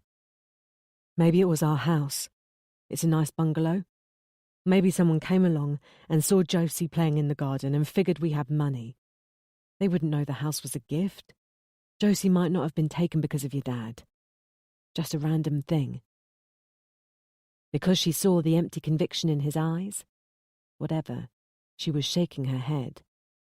"She was taken from her bedroom. This was planned. And you're right. We don't have money. Father does. But I don't get it. Why not take me, or take Jane? Why a little girl from her bedroom? Anyone could have got to me out on the street. Much easier." Because subterfuge was unnecessary now, He felt all the anger coming back. Big, fully grown adults. Harder to control. More likely to escape or remember faces. Josie is 5, and they can manipulate her more. And she's smaller, so there's not such a big hole to dig to bury. She yanked her hand away from his with force and tense fingers, so that her nails clawed him. Don't say that. Josie is coming home to me today. Understand? He rubbed his uncontrollable head and nodded, but he still wanted to rage. He wanted to smash something. He'd never had a child kidnapped before, so maybe this was a natural reaction. Maybe it was just the drug. Maybe he felt impotent, unable to help his daughter from this hospital bed. Maybe this was all a damn nightmare, and he'd wake the night before he nearly killed a pal with a stone pipe. He closed his eyes to lock in tears he felt trying to escape. He would rest his brain, settle his mind, hope that both would reorient soon. He expected Anna to get off the bed and leave, but she remained there, and her hand found his again. That was the woman he loved, he remembered. She of bottomless compassion, who, despite being absolutely overwhelmed with grief for Josie, had still found room to think about tending to her husband. He squeezed back hard and decided he would unleash building rage and hate no more. He would save and store every ounce that knit inside him and gift wrap it for the man who had Josie. When the door opened and Miller walked in, Anna realized she'd lost track of time while gripped by terrible thoughts.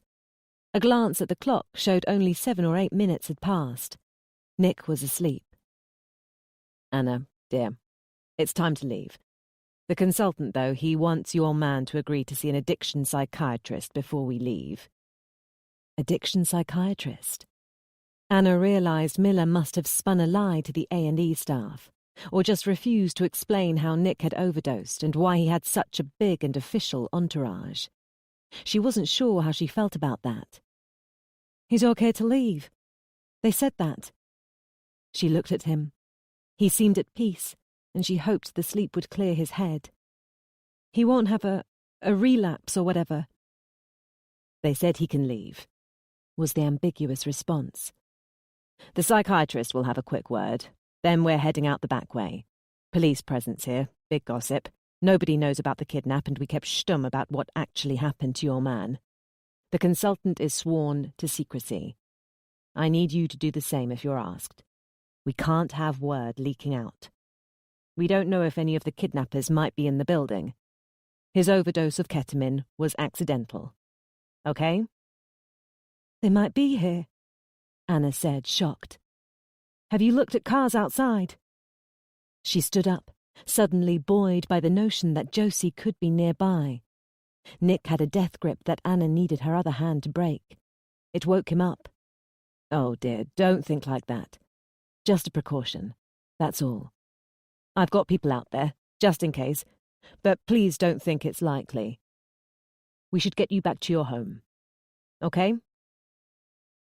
Moments earlier, the idea of going home hadn't appealed. The hospital crowd somehow helped with the pain, and the house had seemed like a big old reminder of tragedy, like footprints at a cliff edge. But now she was suddenly eager to get home. It was Josie's home, and being away emphasized their separation. She wanted to see Josie's toys, her photographs, touch the lock of hair they kept in a vase, and to stand in her room and inhale her smell. But Anna remembered something she'd overheard Bennett say to another detective earlier. You want to move us to a hotel, I understand. To avoid the neighbours. Miller shook her head. No. That was my superintendent's idea, but I said no. He was worried about growing public interest. I said we can keep a lid on that, dear. You and your family, well, you need a comfortable place. You need to be at home. And the people who have my daughter will be calling there. They expect us there. We can't give them surprises. Miller nodded slowly and gave Anna a comforting smile. I dreamed Josie got kidnapped, Nick said. Both women stared at him. He looked from one to the other, and then around the room, as if he'd never seen it before. Anna's stomach lurched as an old memory surfaced. Her grandmother, riddled with dementia, asking where her beloved dog was, and having to be reminded almost weekly that the animal had died months before. She was horrified at the prospect of having to inform Nick all over again that his daughter had been kidnapped. Sensing this, Miller put a hand on her shoulder. But he rubbed his left eye and added, "And the kidnappers would only release her if I got on all the newspaper front pages for a crime the next morning." Anna took his hand again in relief. Miller turned for the door. "I'll bring the psychiatrist in, and I'll get Nick's clothing, and then we'll get you guys home." Half an hour later, Nick was dressed in fresh clothing someone had found and had a handful of drug help leaflets. They took a locked staff staircase down and into a section of the hospital patients never saw, and through a keycard door leading to a fenced car park. Anna felt like a hated criminal being protected from an angry public as she was escorted to trial. "You asked if one of them could be a woman. Why?" After all that had happened, and after being parted from Nick in such circumstances, the last thing she wanted was to be split from him again. But the police needed Anna back home in case the kidnappers called, and they needed Nick at the police station to officially be told no further action and released. So off he went with Bennett in a Panda, while she rode with Miller. In the back seat, because she wanted at least to be able to pretend to be alone so she could think. But she only managed a few minutes before something ethereal that had been niggling at her grew flesh. Miller didn't look round, but said, "We're just trying to cover all angles, dear." "So this isn't something from your recognizer days?" Now Miller turned in her seat, the question in the furrow of her eyebrows. "I Googled you while I waited to see Nick. You knew Nick wasn't the caller as soon as you heard the voice. But did you recognize it?" Internet research on the captivating woman leading the hunt for her daughter had intrigued Anna. 44, never married, no children, a career woman as long as she'd been of an age to watch any classification of movie. Gloucester Constabulary at 18, Ministry of Defence Police Marine Unit at 22. At 30, she transferred back to Gloucester Constabulary and into detective status, rising to Chief Inspector. Then, in 2016, she was headhunted by Scotland Yard's Super Recogniser Unit, a new and groundbreaking and unique team composed of officers with an uncanny ability to recognise faces based on part-obscured or grainy images. 8 months there, before a desire to return to major crime investigation propelled her into a DCI role with South Yorkshire Police, on whose website Anna had found this information. In her time with Scotland Yard, she showed an ability to recognise voices, not just faces. "I'd already heard Nick's voice. An old voicemail message on your landline, but I've not heard the other voice before," she answered. "But I know it was a woman doing a very good impression of a man." "A woman?" Perhaps the biggest shock of all. She didn't know how to feel about that. At first, there was a sliver of relief, because surely a woman would be less likely to harm Josie. But she quickly lost that hope. "Why would she pretend to be a man?" Miller said, "Apologies on that one. Unsure. But I know accents, you see. She tried to hide it, but I got a weeny hint of a place."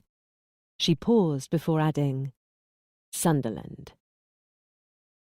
Of course, she'd heard Nick's terrible tale of multiple attackers, but hearing it from someone clear-headed and wise added irrefutable weight.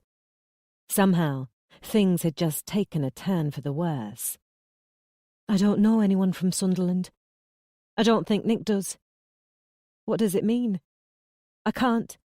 "Oh, don't you worry. We're looking into it, and I'll get the recording checked out by a specialist. But it might come to nothing, dear, so please, don't think anything of it unless I tell you otherwise. I wouldn't have said if you hadn't asked. Okay with that?" She wasn't. But what if you're wrong? Do you know what city for sure? What if it's not this place you think and you look there and end up missing them? If you're wrong, Josie won't. She couldn't say it, but she forced herself to be optimistic. Miller had been headhunted for her linguistic skill, and she'd said Sunderland. Sunderland, where Nick's van, driven by another, had been clocked by ANPR yesterday. They used the dead-end back street where Nick had parked his van, but they didn't avoid all eyes. Anna spotted neighbours at windows, including at number 18, where the woman who'd called the police lived.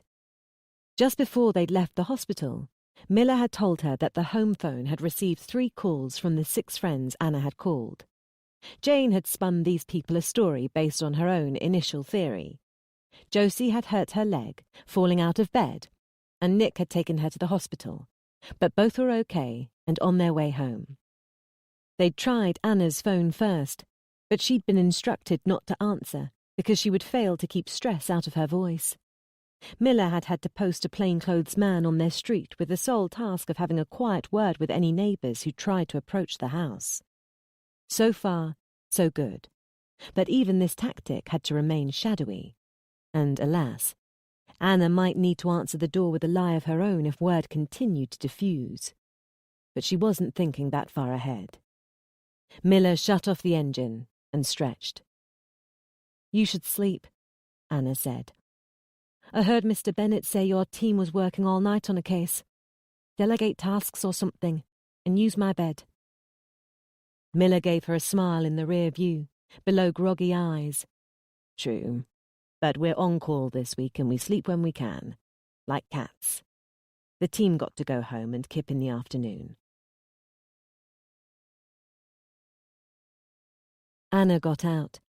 She noticed a small van parked outside her back fence that said K9 Wonders, with a picture of a dog in mid-run. A guy in blue coveralls with the same name on the back was leaning against his ride and smoking a thin cigar. Any other day, it would have appeared to be a company that groomed dogs for their posh owners. Not today. Someone had told her that South Yorkshire Police had only a handful of victim recovery dogs, and if none were available, they used private companies. But in the hospital, the foul detective, Nabby, had used another term. "Cadaver dogs," she said, as Miller exited the vehicle. Noting Anna's interest in the van, she quickly suggested they moved to avoid the neighbours. At her back gate, Anna stopped. Her eyes were on the garden, portions of which had been taped off using sticks driven into the soil, like little plots for planting bulbs. She hadn't noticed while it was dark, but the police had cordoned off places where they'd found footprints, and that was good. It meant they were trying to identify unknown abductors. "Forensics think they've isolated more than one set of footprints made since the rain started, 3 at least. That goes some way to confirming your man's story," Miller said. That wasn't any sort of good news, because she'd never doubted Nick's innocence. But the evidence plots weren't what had caught her attention. It was the K9 guy. She looked at him again. Why was he just standing there, waiting, instead of out with his dog, searching old barns or whatever? Miller said, "Please, dear, let's get inside." Anna didn't move. Miller clearly didn't want Anna to dwell on the K9 guy, who was watching them. Then she made a connection. "He's not here to search old barns or whatever, is he?" "Please, Anna, we should go in." "He's been searching my house, hasn't he? For blood or whatever. For signs that Josie was hurt there. You still think we had something to do with hurting her? That her kidnap is a lie?" Miller objected, but Anna tried to tune her out. A police car turned onto the street and they watched it approach. Anna was surprised to see Nick exit it. He did so slowly, still not out of his ketamine funk. "I called the station to do the release," Bennett said, as he got out and told the driver to depart. "No need to take Mr. Carter all the way for a signature. There were no belongings to collect." Anna looked at the way Miller nodded and didn't believe a word of it. Only now did it make sense why they'd said Nick needed to be processed at a police station. They had wanted to keep the couple separated during the drive home, maybe so they couldn't confer. Despite the fact that Nick had clearly been a victim, they still had suspicions. She pushed ahead of everyone else to get inside first. While hauling the patio door open, she jumped as someone inside yanked the curtain open. It was her father, and behind him, standing by the sofa, was Jane, who had a mug of tea. From this angle, she could see into the dining area, where a number of the bit players lurked and had created a NASA-like control center with their laptops. They were all watching her, so she stepped to her left to kill their line of sight. "Why isn't that man handcuffed?" Middleton said, staring over her shoulder in absolute shock. "Dad, don't. I'm not in the mood." Middleton grunted his displeasure and turned away.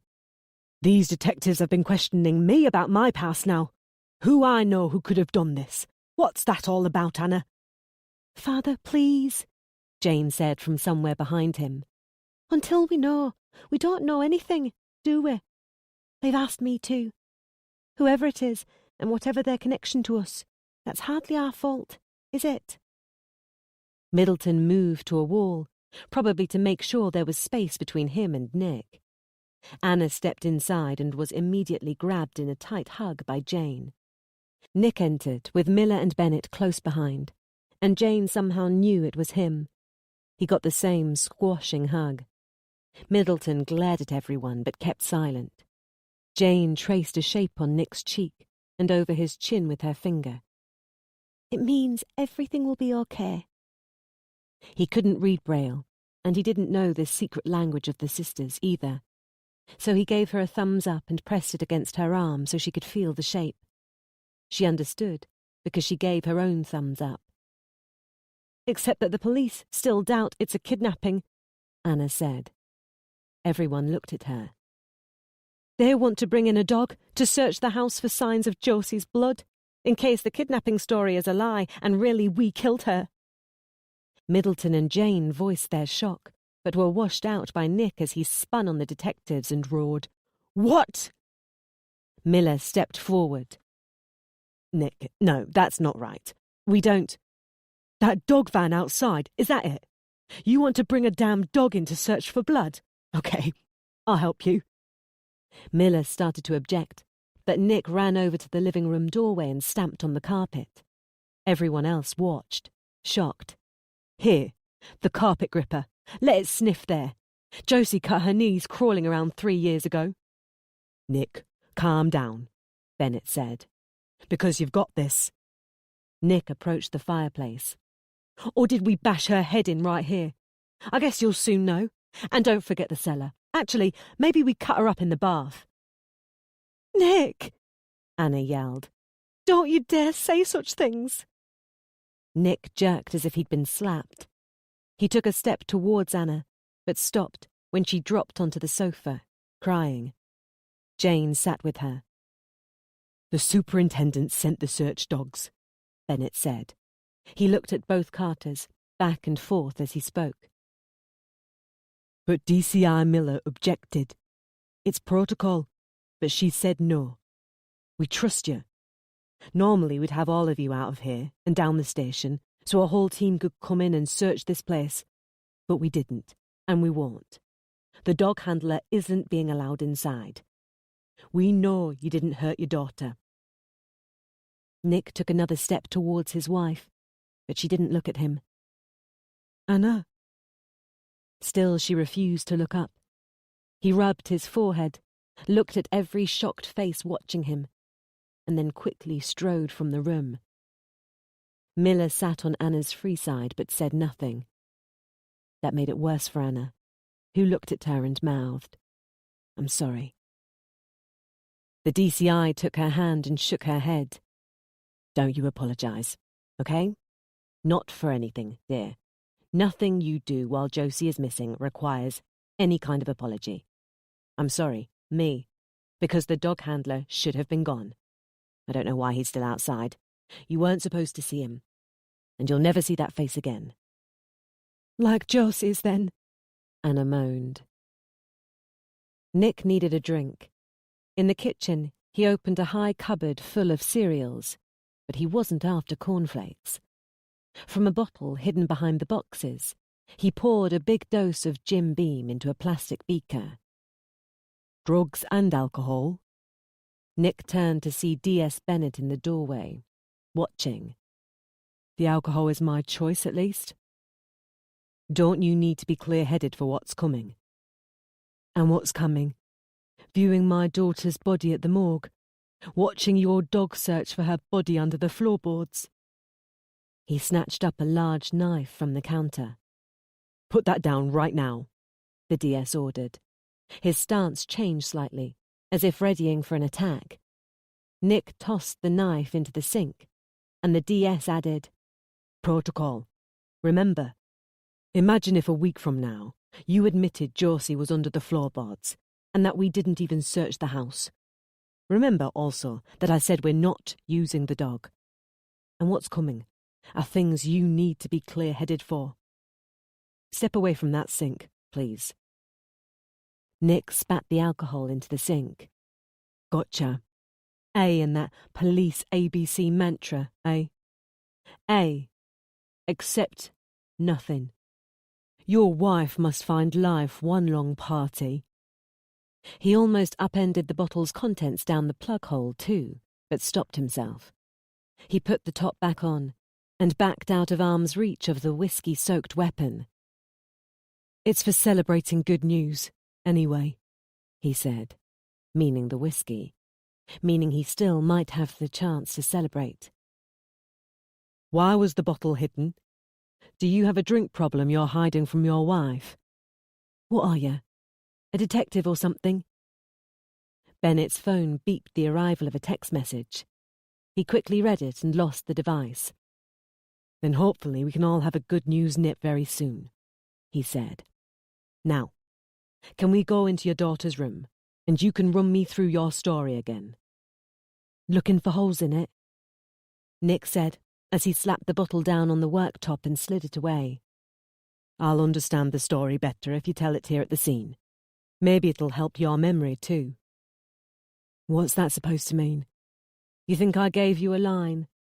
Wait. C. Challenge everything." "Maybe you missed some things. Your head is clearer now." "Like what?" "Only you could know that. Maybe something that happened in the long black zone in your head between when you were knocked out and woke up in a garage." The DS's glare confirmed it. The police knew that Nick had fudged his tale a little. He did remember something from that black zone. Unable to meet the police officer's gaze, he looked at a framed picture above the microwave oven. A quote from author Josh Jameson about those moments in life when one needed to turn the page rather than close the book. Nick felt this book trying to close itself. In Josie's room, he sat against the wall facing the bed, and Bennett sat on the mattress. Nick glanced down, under the bed, then away. "Just before we do the story, Nick, let's see if your long-term memory is better. Enemies. You asked me that in the car. No enemies. The people who took your daughter away from you said you had to pay your dues. You. Sounds personal. Doesn't have to be someone you know.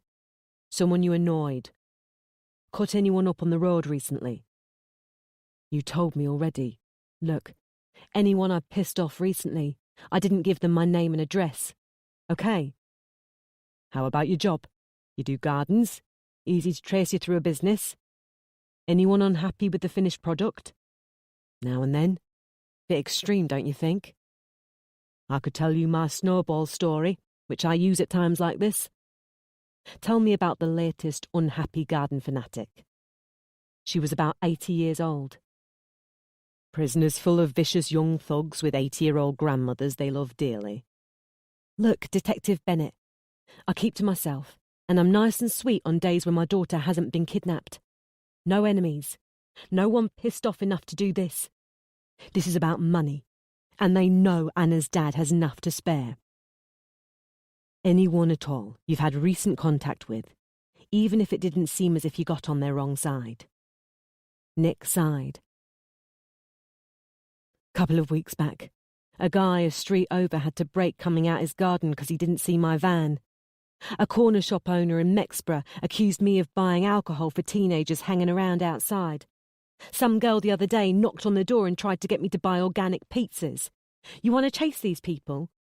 Like I said before, someone has done this because they want money, and know Anna's dad has enough to spare. Bennett nodded. Okay, Nick. Seems your memory is back nice and fine. So let's run through the story again, if you don't mind. Fine. But is there a point to me retelling this? After all, you guys swear by your B. Believe no one. After the story was told, again, Nick found Anna in the playroom. She was at the painting table, with her back to him, and didn't turn when he entered. But she knew he was there. I hoped this time of day might be easiest, because Josie's usually at school, so she's not normally here anyway. But for some reason it's worse. Nick took the seat opposite. He didn't know what to say, and it wasn't just because of the nightmare they shared. This was the first time in a long time that they'd been alone together, in a place with no distractions like a TV or a road to watch or a 5-year-old backing vocalist. He was still thinking about taking a bellyful of whiskey, and it influenced what popped into his head. I hope they're feeding her. His line teased a sensitive nerve because the left side of Anna's face twitched. She tried to rub the feeling away. Done, her fingers crawled to her raw neck, but didn't scratch the scaly rash. We need a holiday when she gets back. All of us. They won't know she's got a milk allergy, though. He felt anger rising. They could have at least taken her damn soy milk with them. He reached out to trace his finger across the sun on Josie's latest drawing. Anna's hand laid atop his. It's July, but she misses the snow already. We could go to Iceland. Josie would love the rocket ship church and the Blue Lagoon. The picture was the usual suspect. Dodgy-looking linehouse with a spiky sun and stick family far too big for the thin garden path. Nick's form was bigger than the others, because he was Josie's giant dad, the superhero. But the perspective made it appear as if his stick representation was ahead of Anna and Josie, closer than the house, further from it, parted from them, as if walking away. Going to work, Josie had said, and she'd called it busy day. But that wasn't how Nick saw it now. He chose to believe Josie had painted him apart from the others, because she had sensed the breakdown between her parents. There was a beep from his pocket. He registered the single beep by his expression, but made no move to take the item out of his pocket, because Anna was watching him. She didn't miss a thing, though. Is that a phone? Back in a minute. He went out and slipped into the bathroom, unseen, and locked the door and pulled out the phone. It was time to do this.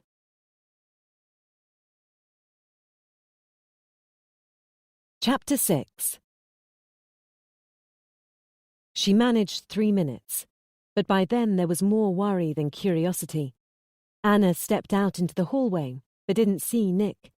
She could hear voices from the bedroom and the living room, but not Nick's. Nabby said, I think Holmes is a bit silly. I mean the name, Holmes, with L for large and M for major. Large major inquiry. It's a major inquiry, and it's a large one, someone replied. It sounded like the young pregnant detective, Hicks. She noticed the bathroom door was shut. Murder cases are all large, and major means big. So it's like saying a large, big inquiry. What I mean, fool, is that it's a major inquiry, but it's the system that's large. Large system for major inquiries. You just thought of that. That's not what you said. Anna realised they were discussing the name of the police computer database. They would have used that, of course, fed in information, or however it worked, with the hope of finding who took Josie. She went to the bathroom door and tried it. Locked. D.C. Hicks said, "Holmes, though, is from Sherlock Holmes. They had to cover the L and the M in the acronym. With no L, it sounds like an estate agent system." Nabby's reply was, "But it's a police system, so we're hardly going to get confused. Anyway, they should have done Sherlock, which sounds better." Anna knocked on the door. "Nick? You okay?" No answer. Nick would have responded, so there was probably a police officer in there. She was about to make sure with a louder knock when there was a burst of laughter from the living room. A moment of mirth highlighted her utter distress, and it dug right under her skin. She banged the living room door open. Nobody in the living room, but through the room divider she saw them in their little NASA control room. As guessed, Hicks and Nabby and 3 others, one of whom was a new face, all sitting around her dining table like Sunday afternoon dinner guests. She stepped up to the gap at the end. Hicks had a pained face and was rubbing one side of her bloated belly. Anna opened her mouth to shout at them. If Miller had ordered her people to stay in their little sanctuary to give Anna peace, it surely included not filling the house with their mundane chatter. But the anger quickly subsided. She was tired of anger on top of pain. The moment the detective spotted her, she spoke. "I find it hard to picture Josie smiling in my head. Does that sound normal?" The new face was caught halfway standing, as if to introduce himself. Everyone just stared at her. "The last thing I said to her, before she went to bed. It was something bad. I told her off because she was being naughty.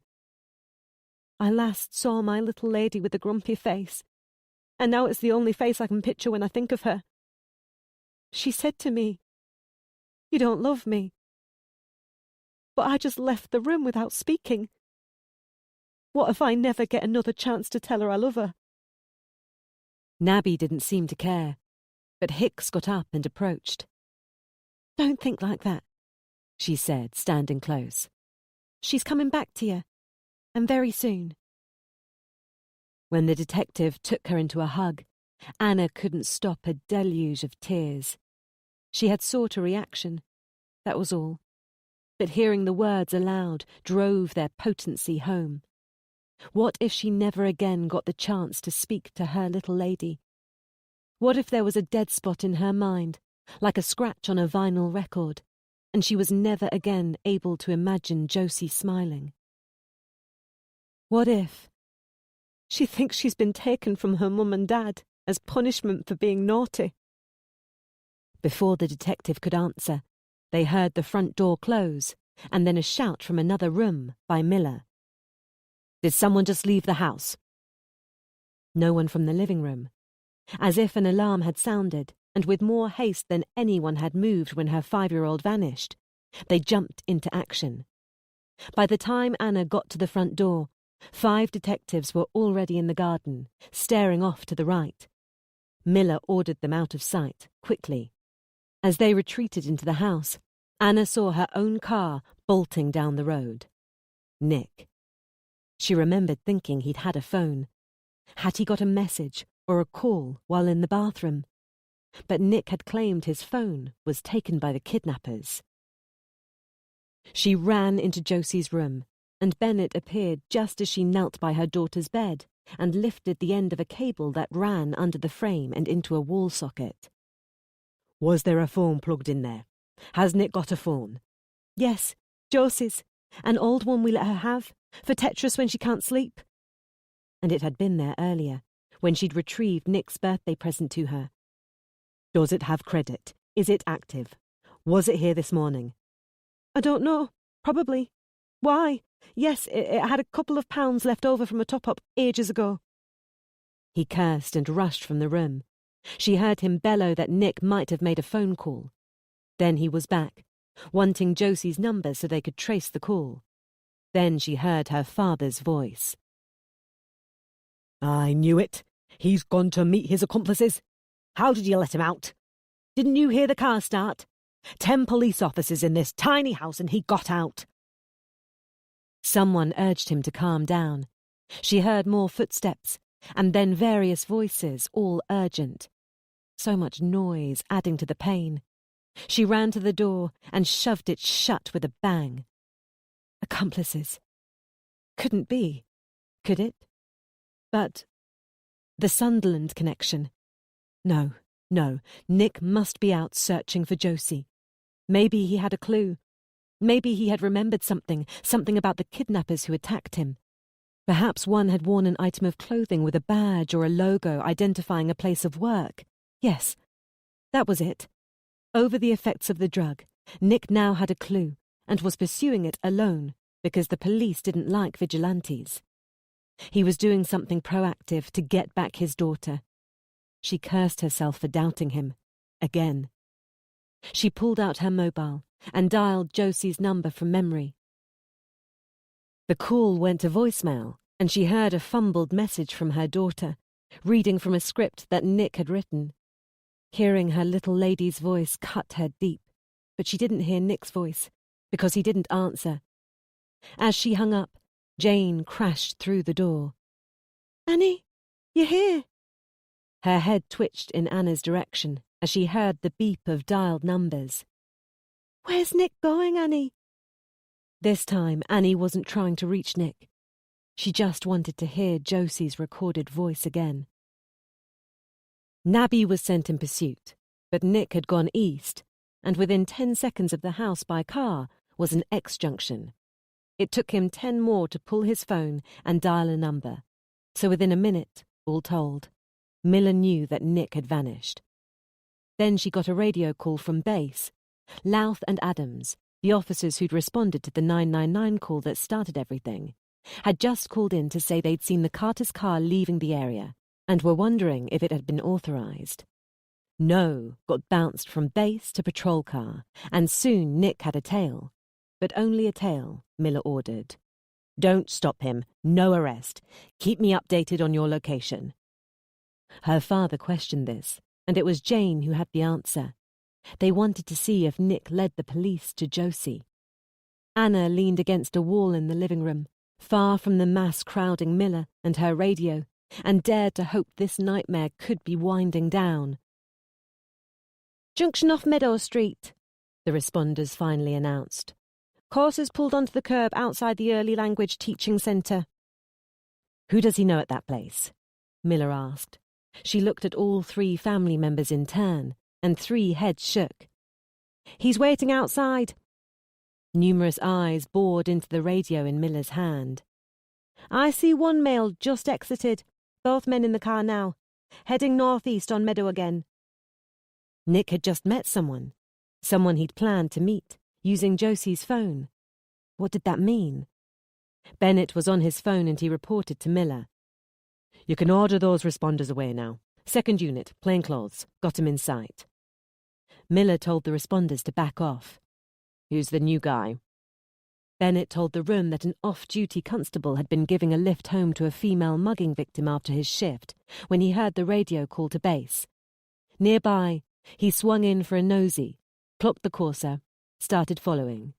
He was in contact with base by mobile. "Get him to call me."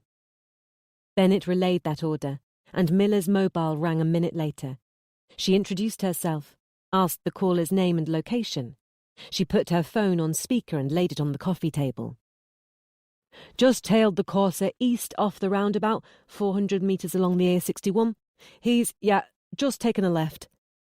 The driver isn't to be stopped, and don't get spotted. Keep reporting. He's at Kelham Island, approaching the Fat Cat pub." Bennett announced that he'd contacted another 2 teams of responders, now en route, moments away. 2 cars, 4 officers. "Stopped outside a residential block near the Fat Cat. I've pulled in 100 metres back. No movement, though. He's just sitting there. There's a guy in the passenger seat." "Who does Nick know there?" "That area of the Kelham Island quarter is an industrial zone. He's picked someone up, and now he seems to be awaiting something. What's he doing there? Because of Miller's alien, abrupt tone, it took Anna a moment to realise she was the target of those questions. Her answer to all, "I don't know." But her hopes that Josie could be found very soon were rising. "Some kind of works pickup truck just arrived. Turning in, yeah, it's pulled up next to the target car." The off-duty guy relayed the registration, and Bennett hauled his radio to get onto base for a trace. Everyone waited. A minute in, "I see one male exited the pickup, and a woman's exited the residential block, McDonald's uniform. Now they're all out, approaching her. Might be this woman. Hang on." "Nothing outstanding on the pickup," Bennett announced. "Registered to Barker Land and Gardens, Nick's old company. Waiting for info on that address." Someone Nick worked with. She felt her heart rate go through the roof. A friend of Nick's, which looked good. He would want people he knew to help if he... "It's not the woman. They went past her. Inside the block of flats now. Looks like they waited for someone to open the security door." Anna pushed away from the wall on legs covered in goose pimples and took a step closer, towards that phone. If Nick was involved in the kidnap, he wouldn't want Josie to be hurt or uncomfortable, and so he would want his daughter to be in a nice place, like a flat in a residential block, and he would want to show her a known face here and there. She willed that radio to blast the air with good news. Could this really be the end of it? That question from Anna turned all heads. Jane moved towards her. "Annie, please, you shouldn't listen to this. Let me take you to the bedroom." But her reaching hands were pushed away. "I'm fine. It's okay." "Responder teams have just arrived," Bennett said. "Ready to go in. I've ordered radios on open." "2 pandas just turned in, so this is something big. I'm off duty, remember, but I want in. Are we taking this guy or what? Can I ask what he's done?" Across the radio waves, both mobile and radio, came shouting and thudding footsteps. Someone asked someone if they'd seen 3 men. Someone shouted, "Stairs!" Someone also ordered someone to "Damn well get out the way." The tinny screech of action sliced into Anna's head like nails on a blackboard. Shouts of, "There he is!" and "Stop!" and "That door, go!" made her legs feel weak. A door slammed. Someone ordered it kicked open. After that, the symphony of noise became too much to fathom beyond a wild melee, like a barroom rumble. Cops tackling bad guys in a small room. She tried to tell herself that the ruckus constituted an endgame, like the final action scene in a movie, and that she would have Josie back in her arms soon. But when a fragile voice screamed, "Help!" terror overwhelmed her, and she fled the room with Jane right behind her. Anna didn't go for the bedroom, her safe haven though. She went for the front door. Jane ordered her to stop. When Anna reached for the hook where they hung their keys and remembered that Nick had taken the car, she dropped to her knees and was unable to prevent a flood of despairing tears. Jane hugged her from behind. "Just for a moment there, I hoped Nick had taken our Josie. Don't do this to yourself, Annie. Please." Anna shrugged her off and got up. Angry, in part with herself for wild hope, she yanked open the door and stepped out. She could feel her neighbours staring through their windows, eager to know what was "Going on?" she yelled at the road. "Do ya? Well, everything's fine here, so go back to your TVs." "Annie, no, please, come here." Jane managed to drag her back inside, but caught her own head on the door and yelped.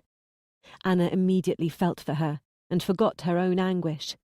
Look at the pain she was causing to those who loved her. She grabbed her sister and hugged hard and spouted apologies. "False alarm." Both sisters turned their heads at the voice, but only Anna saw the gloom on Miller's face. "It seems Nick was just following a hunch.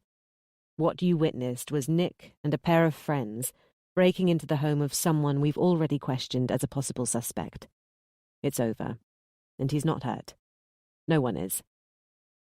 If Miller expected joy, she got a shock when Anna made a wailing sound. "Over!" she yelled. "Was Josie there?" Jane tried to soothe her. Miller shook her head. Sorry, dear, truly. Josie isn't there. The man in that flat is someone we cleared of involvement quickly. Solid alibi. "Then it's not over, is it?" Strangely, she hated Nick in that moment, for giving her useless hope, for not being the man who took her daughter, because the nightmare continued. Josie was still missing, and nobody knew where she was. Thinking? What was I thinking? There were nearly 1,300 child abductions last year, and most of those were girls for sexual abuse, so have a guess what I was thinking. Bennett had been sent to collect Nick. No explanation for the responders and the off-duty officer, who'd been left clueless after their prisoner was taken out of handcuffs, out of a police car, and whisked away in the DS's vehicle. You're lucky you didn't hit him. I'd feel quite bad arresting someone whose daughter got kidnapped. I haven't hit anyone since I was at college. It was a scare. I just wanted to. I felt someone should talk to this guy, that's all. So I did your job for you. We've already got people looking at all the registered sex offenders in the area. Bennett watched him in the rearview mirror. It was the first thing we did. This guy was cleared while you were still in the police station. How did you learn about him? Someone outed him at a neighbourhood meeting for something a few months back. Everyone around our way knows about him. And if you people told us more about what you're doing, we wouldn't be out here. But how do you know he's clear? You'll get information as soon as we get it, Nick. But you're waiting on positive news that moves us forward, aren't you? Not useless information like leads that went nowhere. In regard to the man back there, he has no car, no contacts, and every single one of his neighbours blanks him. He gets spat on in the street. It's why he holes himself up in a secure residence. That's the life some of these people live, once they're burned. He was the only one you knew of. That's not proof. Where was he last night? How do you know he hasn't got a prepaid phone hidden? He's on the sex offenders register. Every time there's a report of some child being so much as flashed, we knock on that guy's door. He's been cleared. Trust me. Nick scoffed. This quick? How many of those sick bastards live within 50 miles of me? There were nearly 10,000 sexual assaults on girls under 13 in 2018. That's a lot of predators. You cleared them all already? I didn't say that, but that guy's cleared. We're on it, okay? We've been playing at this police lark quite a while, and we kind of know what we're doing. How many others are there? Where are they? If you really want to know, call the station about the disclosure scheme. I'm not about to tell you where these people live so you can go strong-arm every single one of them. What you did was wrong, and you could have got in serious trouble. Yeah, that's my biggest worry right now. Nick, all you did was sidetrack everyone for half an hour, and maybe caused some damage. Our door-knocking teams are being very secretive so word doesn't spread, and you might have ruined that if you mentioned a missing child. What did you tell those 2 work colleagues who helped you? Don't worry. I didn't say my daughter was missing. I told them that sick bastard was spotted hanging around her school and needed to be informed what a bad idea that was. Unfortunately, Nick, I was told you accused your victim of taking her, so your vigilante friends have been arrested, and we'll have to keep them at the station for a good part of the day to maintain their silence. We'll see if you're all still friends afterwards. My new biggest worry, of course. I don't mean to moan at you, Nick. I just want you to let us do our jobs. Now, let's go back to your house and wait for the next phone call. Your father-in-law has the money ready. And gargle some mouthwash or something before you talk to your wife. Nick turned his head so he wouldn't breathe more vodka fumes on the detective. He'd swigged from a bottle in the child molester's house and wasn't even sure why. Dutch courage. He wished he'd had more. And I'm sure her dad's asked if his money will be insured. He'll make us pay it back. What's to stop these people just taking the money and killing my girl? I mean, how many kidnapped kids actually get returned? Are we supposed to just trust them? At the minute, that's all we can do. When Nick came back into the house, Anna was waiting at the door. They stood awkwardly, as if not sure whether to hug. That was risky. Don't do something like that again. I want you here, Nick. You stay with me, okay? We stay with each other until we get Josie back. And then you'll kick me out of the house, he wanted to say, but chose instead. It's about time someone did something. The police seem to be just sitting around. And attacking child molesters is the way to do things, is it? Both of them turned their heads at the intrusive voice. It was DC Nabby, but they couldn't see him. Then the toilet flushed and he walked out. What did you say? Nick hissed, but the detective walked away, shaking his head. What's his problem? Nick said. I don't know. He doesn't like us. I don't like him being here. Nick said he needed water and went into the kitchen. He actually wanted alcohol, but stopped dead when he saw Middleton at the kitchen table, typing something on his BlackBerry while eating a McDonald's burger. Unwilling to back away, he aimed for the sink and got a glass of water. Middleton ignored him until Nick was almost out the door. You need to leave this for the police to sort out. Not the scolding he'd expected. Reckless, but perhaps his beef with the known paedophile had shown Middleton that he cared deeply about his daughter. Or maybe Middleton sensed that he was still worked up and ready to fight. He continued his journey out of the kitchen. Bennett was at the living room doorway, also eating a McDonald's burger. He jerked his head. Come in. Nick entered, but Bennett left. Nobody else in the living room. But through the room divider, he could see Anna and Miller sitting at the dining table. He went there. There were 3 McDonald's bags full of meal trash, as if someone had gone out to fetch food for the detectives. Miller got out of her chair as he appeared and indicated he should sit. Her eyes were droopy with tiredness. It's time I gave you both an update. Sit, please, Nick. Nick sat. He suspected that Bennett had relayed Nick's frustration that not enough news was being shared. First, we've spoken to your former colleague at Barker Land and Gardens, the one who was driving your old van in Sunderland yesterday afternoon. He's clear, that chap. The Sunderland clue was nothing but a coincidence. He simply nodded. Miller stood behind the couple, leaning between them to work the laptop. He caught her body odour. The laptop showed a map of central England, focusing on Sheffield. Then a switch of windows displayed a photograph of a littered, pockmarked road, something left to rot, and a grass verge before lock-up garages, one of which was cordoned off by police tape. Nick recognised where the police had found him.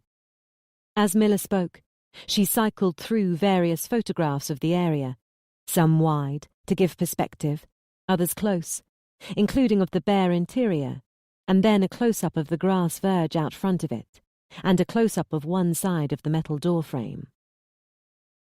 Alfredden Lane, near Meadowhall, a couple of miles from here, the lock-up where you were found. Your phone, Nick, it was tracked by a cell tower near these garages, not long before that text message was sent, and again not long afterwards. Now, no signal. We found tyre tracks in the grass, not wide enough to be a van. They swapped vehicles, Nick said. Into a car. So where is the van? We don't know. Not at the site, though. So Josie might still be in the van? I don't think so. These people can control their routes and locations to avoid CCTV, but not here, not around your house. It's the danger zone. The van could be compromised.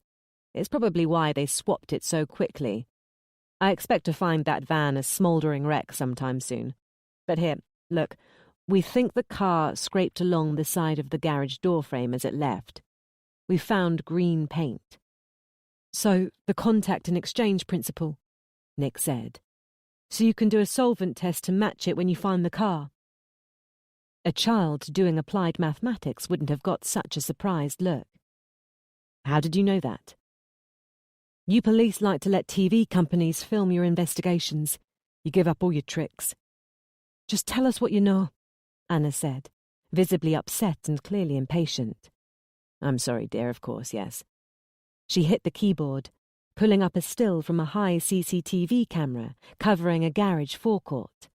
A car barely visible on a portion of the main road at the top of the screen had been circled in electronic ink. A631. Heading south. We reckon this is the car. There's another camera later, further into Brinsworth, but we don't see the car on that camera. It might have stopped somewhere between. Josie is being held in Brinsworth, Anna said. That's only a few miles away. It could have turned off a side road, or they could have swapped vehicles.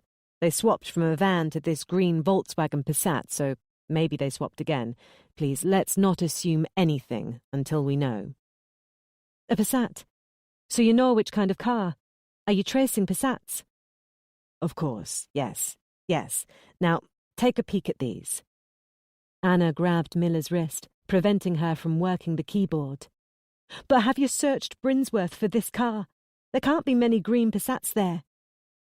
There are none seen so far, dear. Sorry. We've driven the area. We're still looking, but it takes time. Now have a look here. Do you recognize anyone?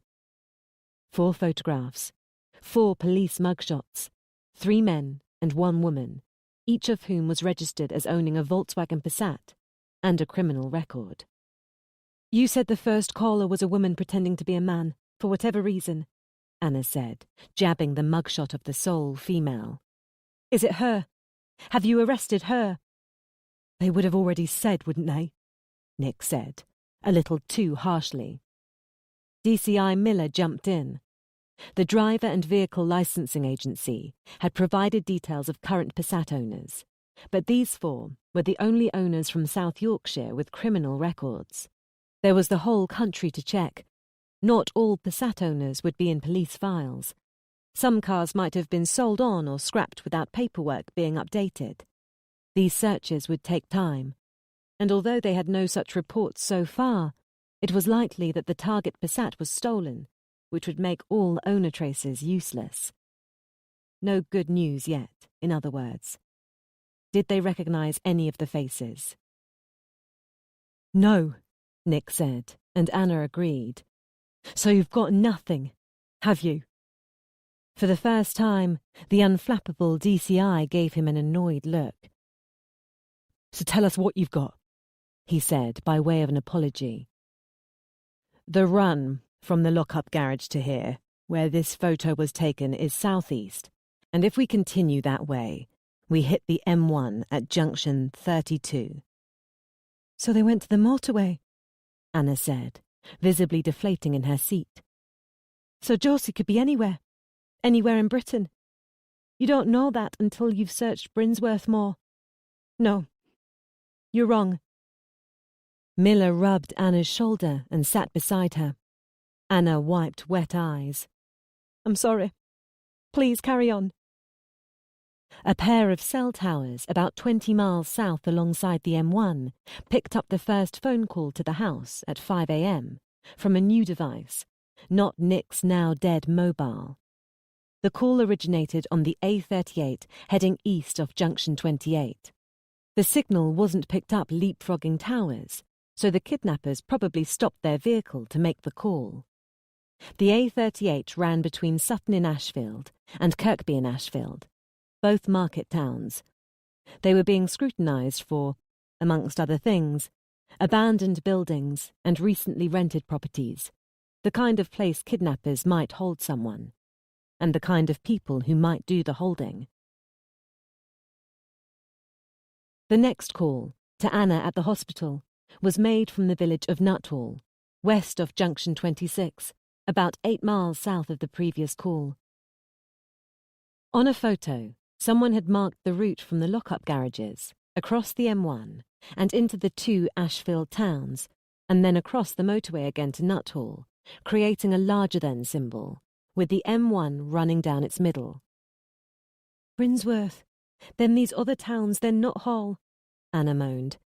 You have no idea. Do you? Just 8 miles separated the two calls, but they occurred 2 hours apart. Possibly knowing the police would assume an M1 run, the kidnappers were taking a series of smaller roads to reach their destination, resulting in a much slower journey, and they had passed from one side of the M1 to the other. This might be to avoid CCTV on major traffic lines, or because the motorway offered no escape routes in the miles between junctions. Alternate routes were being examined, of course, but there was no doubt whatever vehicle the kidnappers had, or whichever roads were being used, it was going south. Any clue why? Nick held up a hand. Wait a minute. They called the hospital. They knew we were there, so they might have been watching. Well, possibly there's a second team, see? One with your daughter, one to watch the family. Wait a minute, he said again.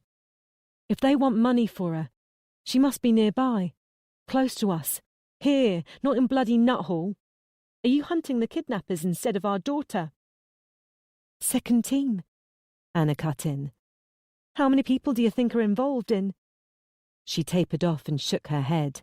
No, she's here, I feel it. I'd know if she was far away. Josie is in a room somewhere, not in a vehicle, not driving away. She's here, she's close to me. You don't know anything yet. It's all guessing, and you're wrong. You need to search all of Brinsworth. She got up to leave. Nick reached for her, and she let him take her arm. But just for a moment. And then she said, I want to see my sister. When she was gone, Nick hung his head. There was a time when it was me she turned to. Now I'm no good for her. For anyone. The detective leaned past him to tap keys. Try not to let paranoia get you, my friend. But this is actually the main reason I wanted you in here. I didn't want your wife to see this. Nick sat up straight when he saw another CCTV image, but this one had a play symbol. It was a video. I know you blame yourself, she said. I want to prove that you shouldn't, my friend. Do you think you can watch this? He didn't want to see it, but he needed to. It was CCTV covering his backyard, and he knew it was going to show Josie's kidnap. It was a low-level night vision, taken from a house on their side of the road, 6 or 7 down, found during a neighbourhood canvass that had started once the police knew that Nick hadn't absconded with his own daughter. The camera was aimed to the right, in order to cover the parking area, and the Carter backyard was visible on the right side of the screen. Grainy and grey, but a portion of the image was lit by the light from the living room, although this area was so bright because of the night vision that it was washed out, like a glowing pool of lava. The road and parking area resembled a lollipop leaning back and to the right. A van entered, stage left, slid slowly up the road, and turned in the parking area. It came back and parked outside the back gate. All the lights were off. 3 dark shapes exited, but one black mass remained behind the steering wheel. One climbed the high gate and unlocked it for the others. In they slinked, moving fast and careful, like ninjas. When the black shapes entered the glowing pool, they became fuzzy and lost contours, like objects in a heat shimmer. The patio door wasn't visible at this angle, but Nick realized he must have opened it right then, because the 3 shapes darted aside. He saw a 4th shimmering form enter the scene, stage right. Himself. Phone call to his friend done, he had decided to step out for a cigarette. Seeing this, he realized he hadn't craved one since. Only alcohol. Here, in his still hazy memory, was where he froze in fear and got struck to the ground. But that wasn't what he saw now. His little dark shape floated out, into the garden, and towards the 3. It merged with one, then veered to the right, following a second. The first was down on the ground. Shocked, he realized he had taken out one of the kidnappers. If I'd had a gun. But he didn't fare so well with number 2. He thought he saw an arm come up, curling defensively across the figure's head, as if to protect itself from his blow. But then the other arm came up, out towards him. It didn't seem to strike him, too far away, short by a good 2 feet. Yet down he went, as if a magic sleep spell had been cast. The black shape then moved forward and hovered over him, bending. He thought he could see his head on the doorstep. This, he knew, would be when a syringe of ketamine got a cameo and sportsmanship left the production. Then he saw the third figure slip out of the right side of the screen, into the house, through the door he had opened for them. Nice and easy. Nice's little dark form didn't move. Miller stopped the video. I wanted you to see that you tried to save your daughter, Nick. You did all you could. If I did all I could, she'd be here with me now.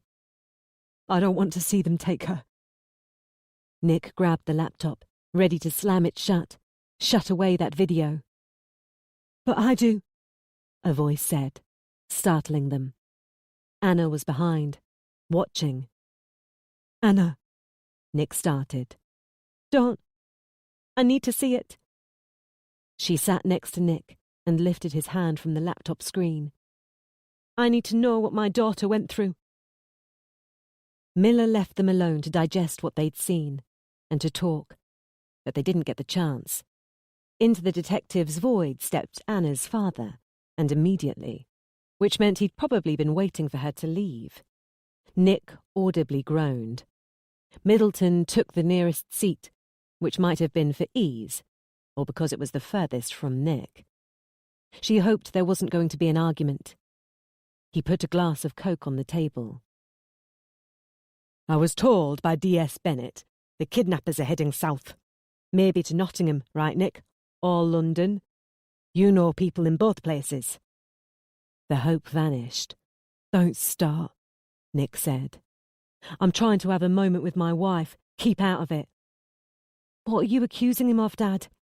Don't you know how stupid it sounds to think Nick is involved in this? That's his daughter.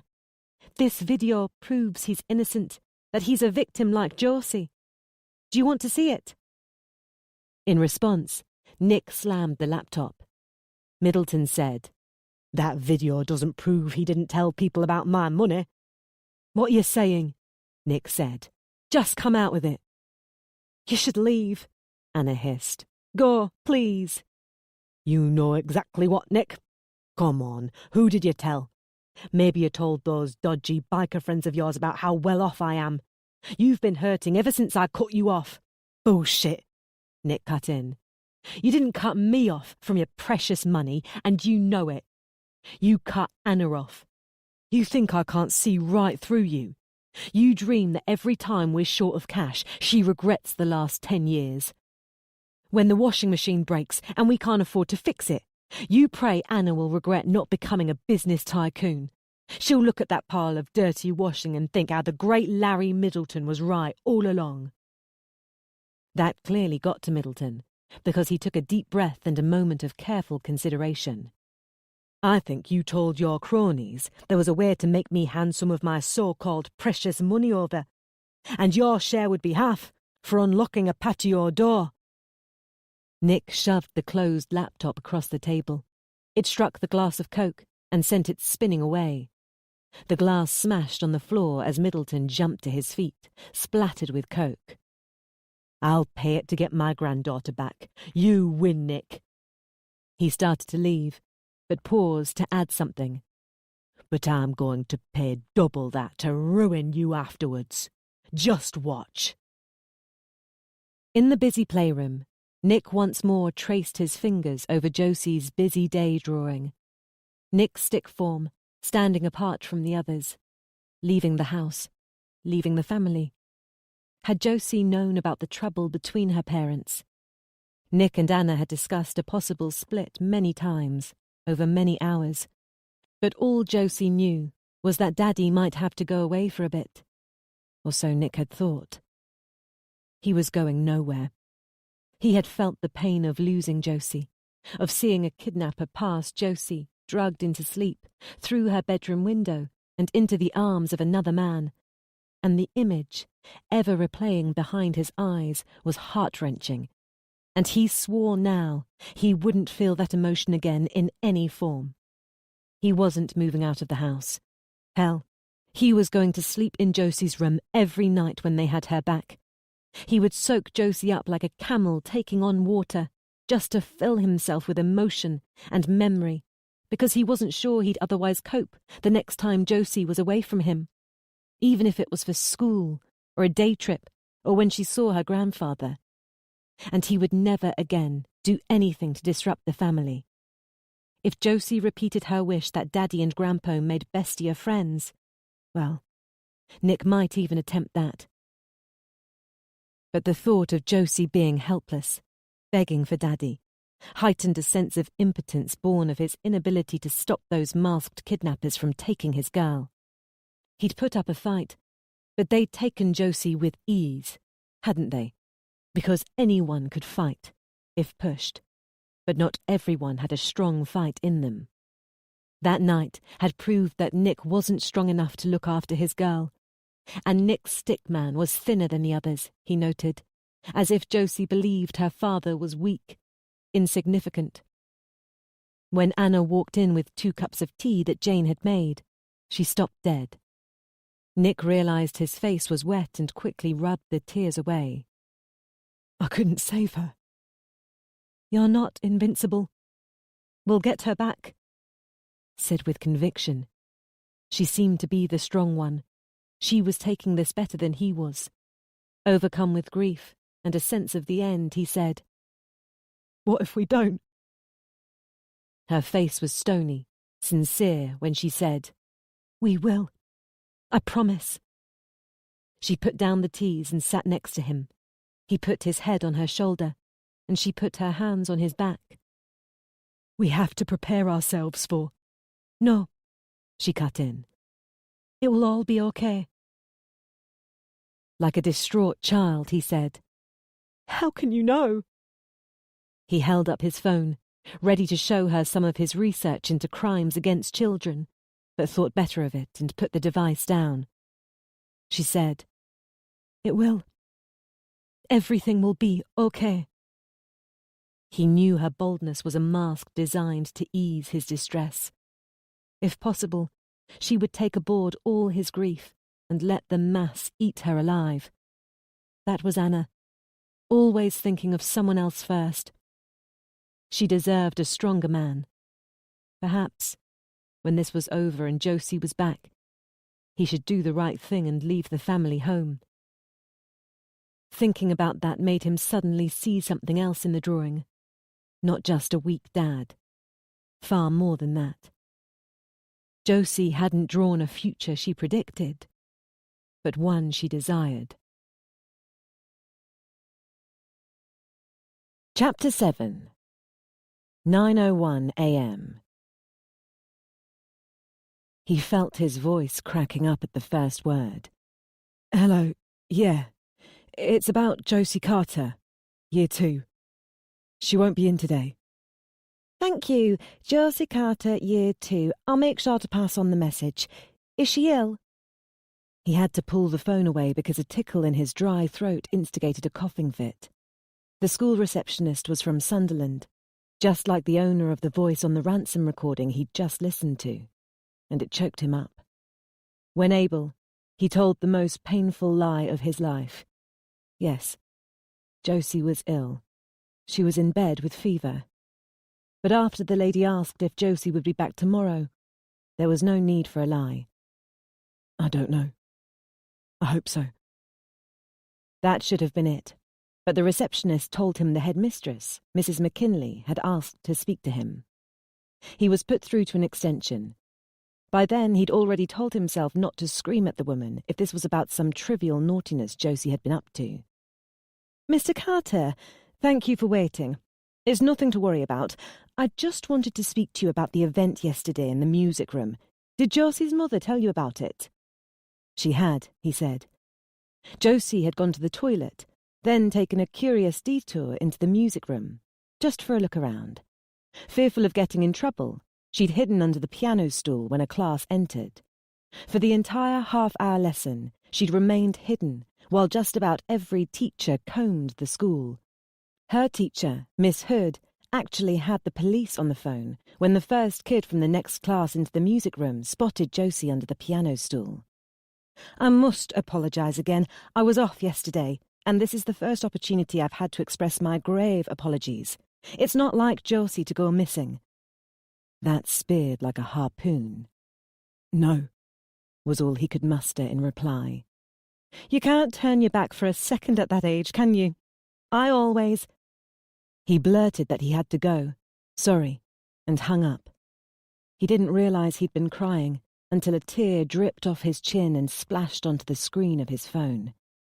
As he turned to leave Josie's room, he saw Anna's father just beyond the doorway, leaning sideways so he could peer inside. He said nothing and vanished.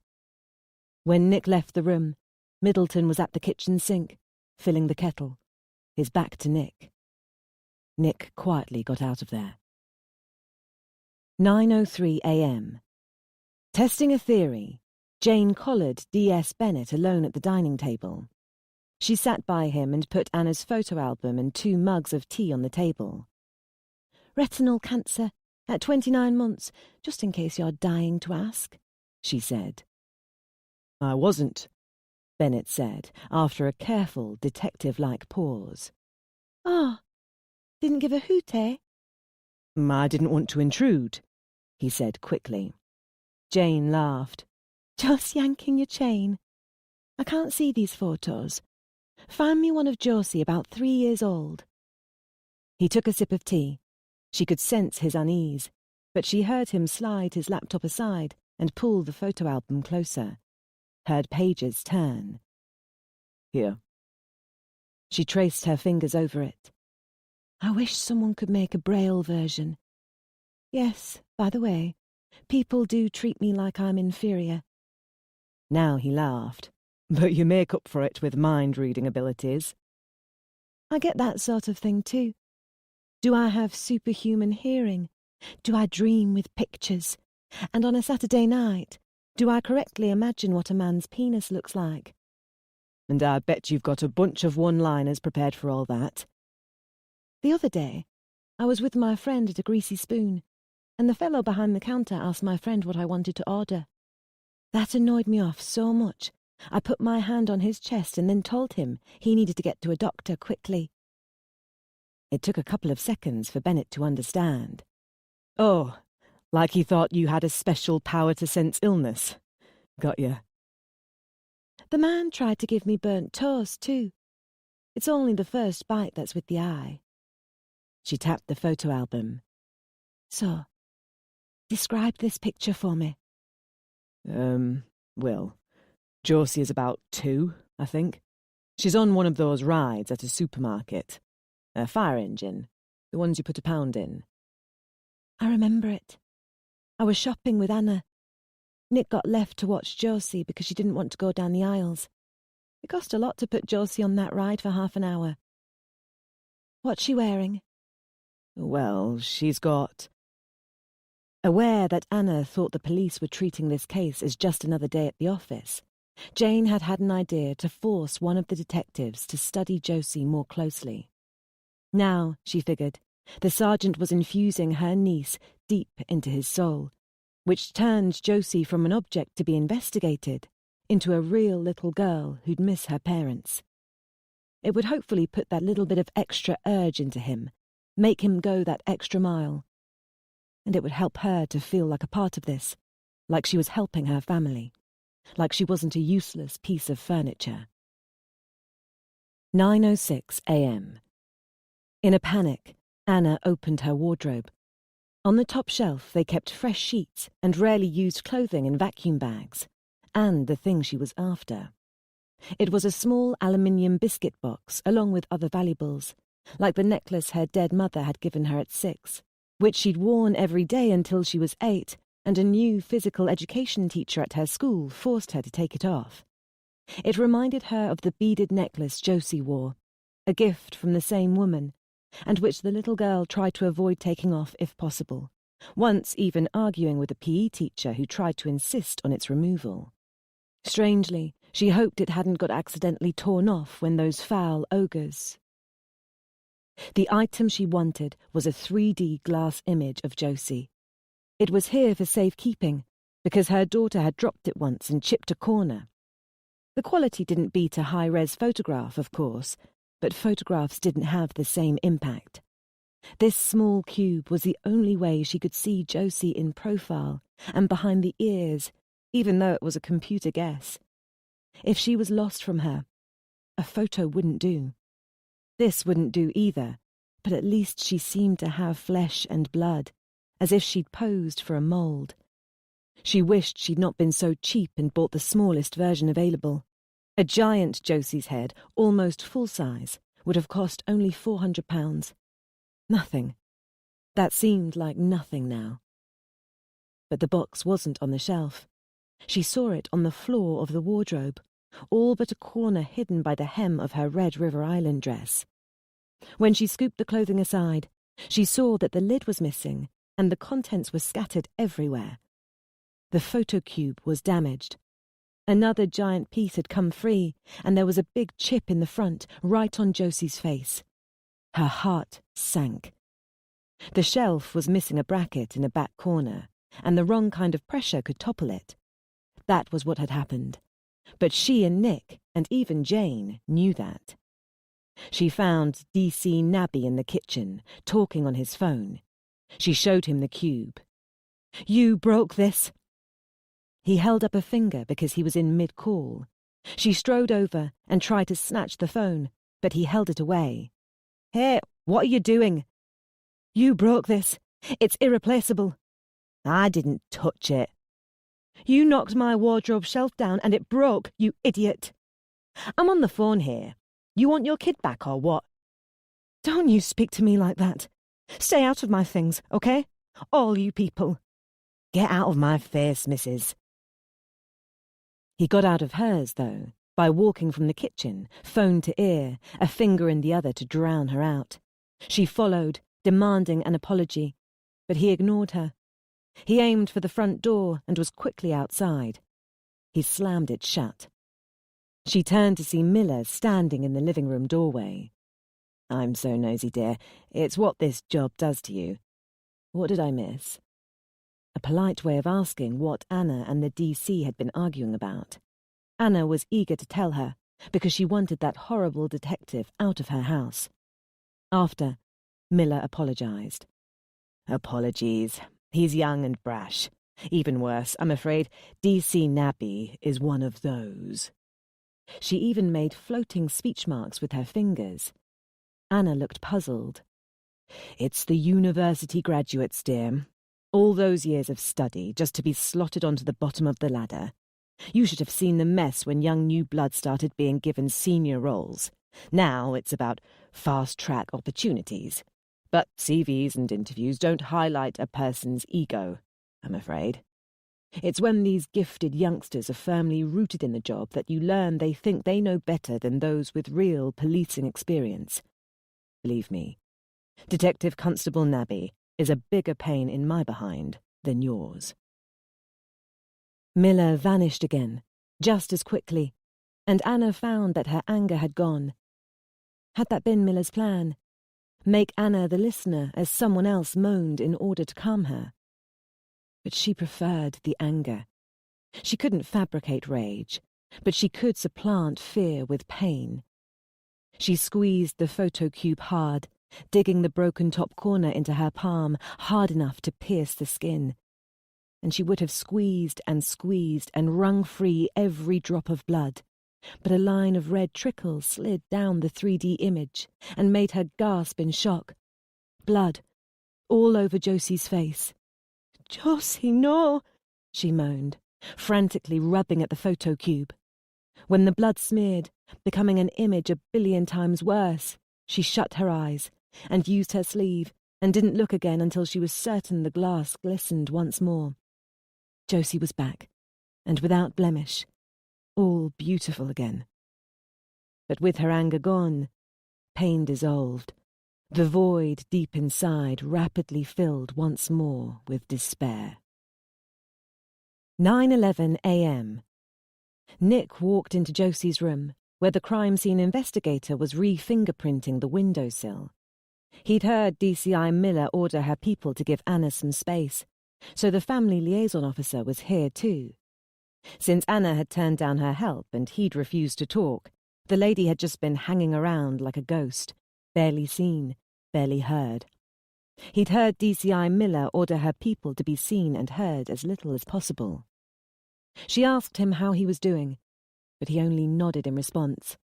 He lifted the cover of Josie's bed and found his daughter's special camouflage print teddy, Blaze, which slept by Josie's feet to keep them warm. The teddy had been waiting for her when she was born, and she'd never slept without it. Ever. But she wouldn't have it tonight. You know, last year had the highest number of child kidnappings this century, and it's on the rise. Mr. Carter, statistics like that don't. She stopped as Nick pulled out a butter knife and drove it into Blaze's neck, hard and deep. Wow, what the hell? The CSI yelled. The FLO jumped back and spilled her tea all over the carpet. Put the damn knife down. In here, quick! Knife! By the time both present and another officer who appeared had grabbed Nick, he'd already cut the teddy's head off.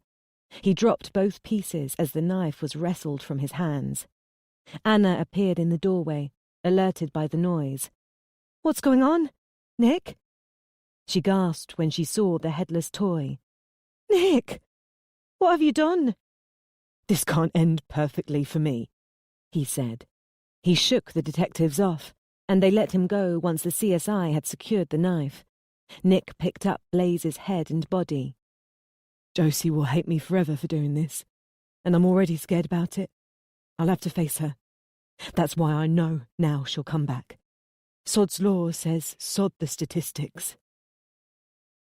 9:18 a.m. Miller took Anna out to her car and showed her its new features. A rewire security magnetic tracker, for one, 3 microphones and 3 cameras, 1 for each front seat and 1 covering the back. But Anna was more interested in watching the twitching curtains along the street, and a guy who came out to pop his bonnet for unnecessary work, and a woman who felt her wheelie bin needed dragging a couple of inches back, and another guy who forewent a sham and just planted his feet on his garden path and stared. Now that it was morning proper, the street was beginning to feel the buzz of something big happening at number 44. She felt better for being wrapped in glass and metal. "Don't worry about them," Miller said. "I wanted them to see you. See you're looking okay. Apologies for the trick. I'm buying the car, if anyone asks." "I don't want cameras," Anna said, shivering. "Dear, it's just a precaution. When you get where you're going, there's a chance the kidnapper might want to get in the car." She forgot the neighbours. "Why would he do that?"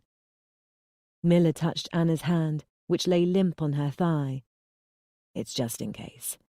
You may be told to drive somewhere. Apologies. We just don't know. But we need to cover such things." "No cameras." "I'm afraid we have to insist. Also, you'll wear a body mic and camera." Anna was shocked. "You think they'll want to take me somewhere?" "Again, apologies, but it's possible. But we'll be protecting you. We'll have people within range." She didn't care about that. She just couldn't shake the feeling that something would go wrong. She'd been hoping Josie would be back with her very soon. The thought of trickery, or even just a delay, was unbearable. "And we'll be in contact with you throughout." "No. No talking. Not unless it's absolutely vital. I'll need to concentrate if I'm driving. I mean it. No damn chatter." Miller gave her a long stare, clearly trying to examine this outburst. Anna saw slightly bloodshot eyes. The lady was starting to look like a zombie from lack of sleep, even though Anna had had less over the last 24 hours. "Let's head on back in, dear. Give your neighbours a wave, would you? Keep them calm. She wasn't sure she could do this. She took deep breaths as she exited the car. Up the street, wheelie bin woman waved. Anna knew her neighbour was hoping for a gossip breakfast. She waved back, just to keep up the pretense of nothing going on here. 9:21 a.m. Nick's second phone call was worse than the first. His hand was shaking as he waited for the phone to be picked up. He fought off images of whiskey in his hand. When the call was answered, and he'd said, "Hello, it's Nick," he got, "Nicholas! My lord, where are you? What is going on?" "What do you mean?" "Where are you? What's happened? Your mobile number didn't work. Have you changed it? We haven't got a home phone for you. Your brother is worried to death." 2 minutes later, visibly shaking, Nick stormed into the dining room, where the DS sat with Miller, working at a single laptop. Both looked round when he roared. "I just called my mum to tell her, and she already bloody knows. You sent the police in London to her house. They knocked her up at God knows what hour and told her I'd vanished. She was worried sick. They made it sound like I'd been killed. Why the hell did you do that?" Miller stood up, but the DS wore the sheepish face, so Nick glared at him. His boss said, "You did vanish, Nick, and I'm sorry about this, truly, but that's a hard and fast rule. We talk to the family. But I thought the London lads had been told that you'd been found." Now they were both looking at the sergeant, who offered, "I forgot to update them. I apologise. But they shouldn't have said anything about Josie being missing." Nick shook his head in frustration. "They didn't. Small mercies. And I didn't tell them yet, because she's coming back today. So they need never know, do they? But that's pissed me right off, guys. What other cock-ups have you done? Maybe write me a list of them." He stormed off without awaiting an answer. 9:30 a.m. Off-duty volunteer regular officers were getting a taste of detective work by sitting in cars in plain clothes dotted around the estate, their job to report all moving vehicles. It wasn't outlandish to think the kidnappers might have a scout floating around, watching. Anything intriguing was noted, reported, checked, and anything considered remotely relevant was added to the bloating action list. But nobody was stopped or questioned. One of the vehicles logged was reported to Miller as belonging to a 52-year-old male with a conviction for assault back in the 1990s. "That's my bank manager," Middleton said. Bank managers love their wealthy clients, and this one had agreed to personally deliver Middleton £50,000. That amount, in tightly wrapped £20 notes, neatly fitted into an old shoebox of Nick's. But it was brought to the house in a large briefcase, and Middleton met his old friend on the street to take it. The neighbours would see a businessman collecting his forgotten bag. A scout amongst them, or somehow watching from afar, would know the Carters were planning to pay the ransom. Middleton sat on the settee and started to transfer the cash into the shoebox. Slowly, somewhat reluctantly, as if tossing money onto a fire. Most were entranced by the show, but not the Carters. Nick wasn't there, and Anna felt only frustration in with all that despair and sadness. How many people have died across the world, even just today, for this stuff? "Just remember, it does some good in the world too," Bennett said.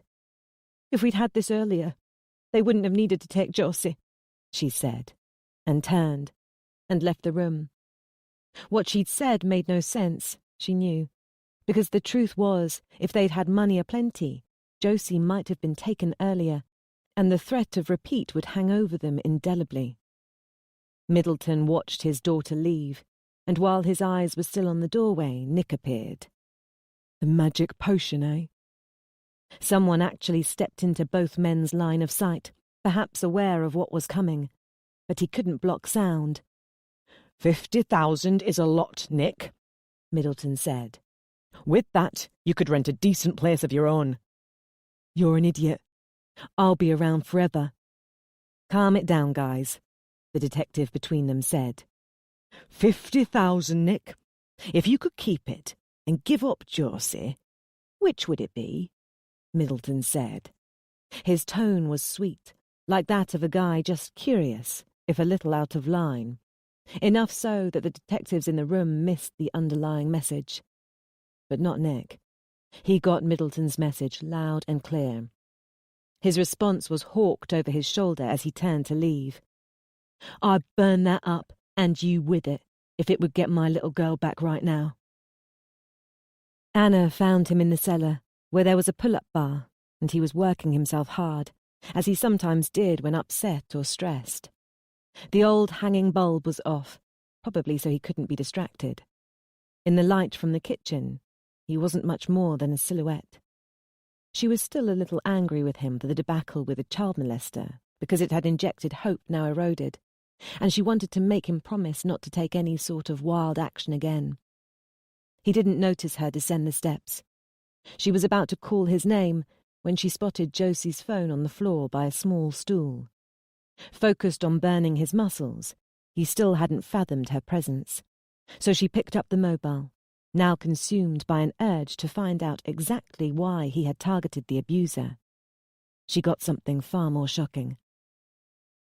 There was a Wikipedia page of famous child murders.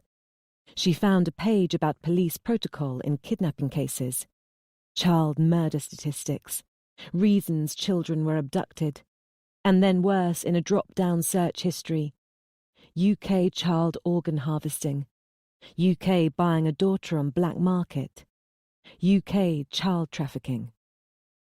She pulled her eyes away in disgust and fear and tossed the phone aside. It clacked on the concrete floor, but Nick didn't seem to hear it. The anger that had brought her down into this cold room was history. Now all she knew was pity and shame, because she should have been by Nick's side throughout all of this, to prevent his still addled mind from running amok.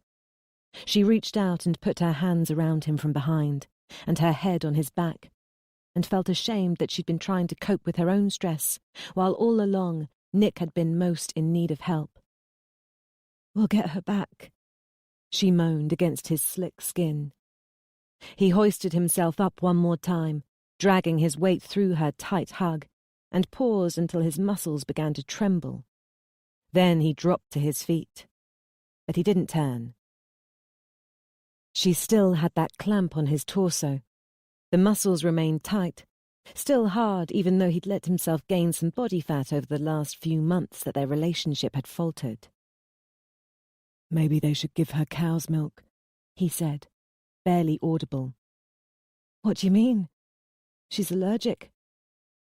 "If she gets ill, if she goes into anaphylactic shock, they'll have to take her to a hospital." She released him and stepped back. "Don't say that." She didn't want to hear such a thing, because she thought about it herself. But in her visions, the kidnappers didn't leave Josie outside a hospital. They ignored her illness until it was too late, and they fled from her cooling, unmoving body. Her breathing got rapid, and he turned to her, regret just visible on his face in the gloom. This time he took her into his arms. He said, "I'm sorry. It's okay," she told him. "This is impossible for us both. But these people, they just want money. They won't hurt her. They won't. Please believe that." He said nothing, which said everything, and she squeezed harder. For a few seconds they remained locked together, motionless and silent, until what little light oozed in from the kitchen was cut down further. Their eyes ran up the stairs. Bennett was in the doorway, head slightly bent so he could fit. "Take a look at this guy." Nick dragged himself from her grip before she could let go and ran up. She was half a second behind. Bennett showed them a picture on his phone. High-angle, grainy black and white shot, suggesting CCTV, of a young man in a blue tracksuit, hair in a ponytail that shaved at the sides. The environment looked like a small reception. Nick snatched the phone for a closer look. "Who's this guy? Another Passat owner? Is he a suspect? Where is he?" The DS took his phone back.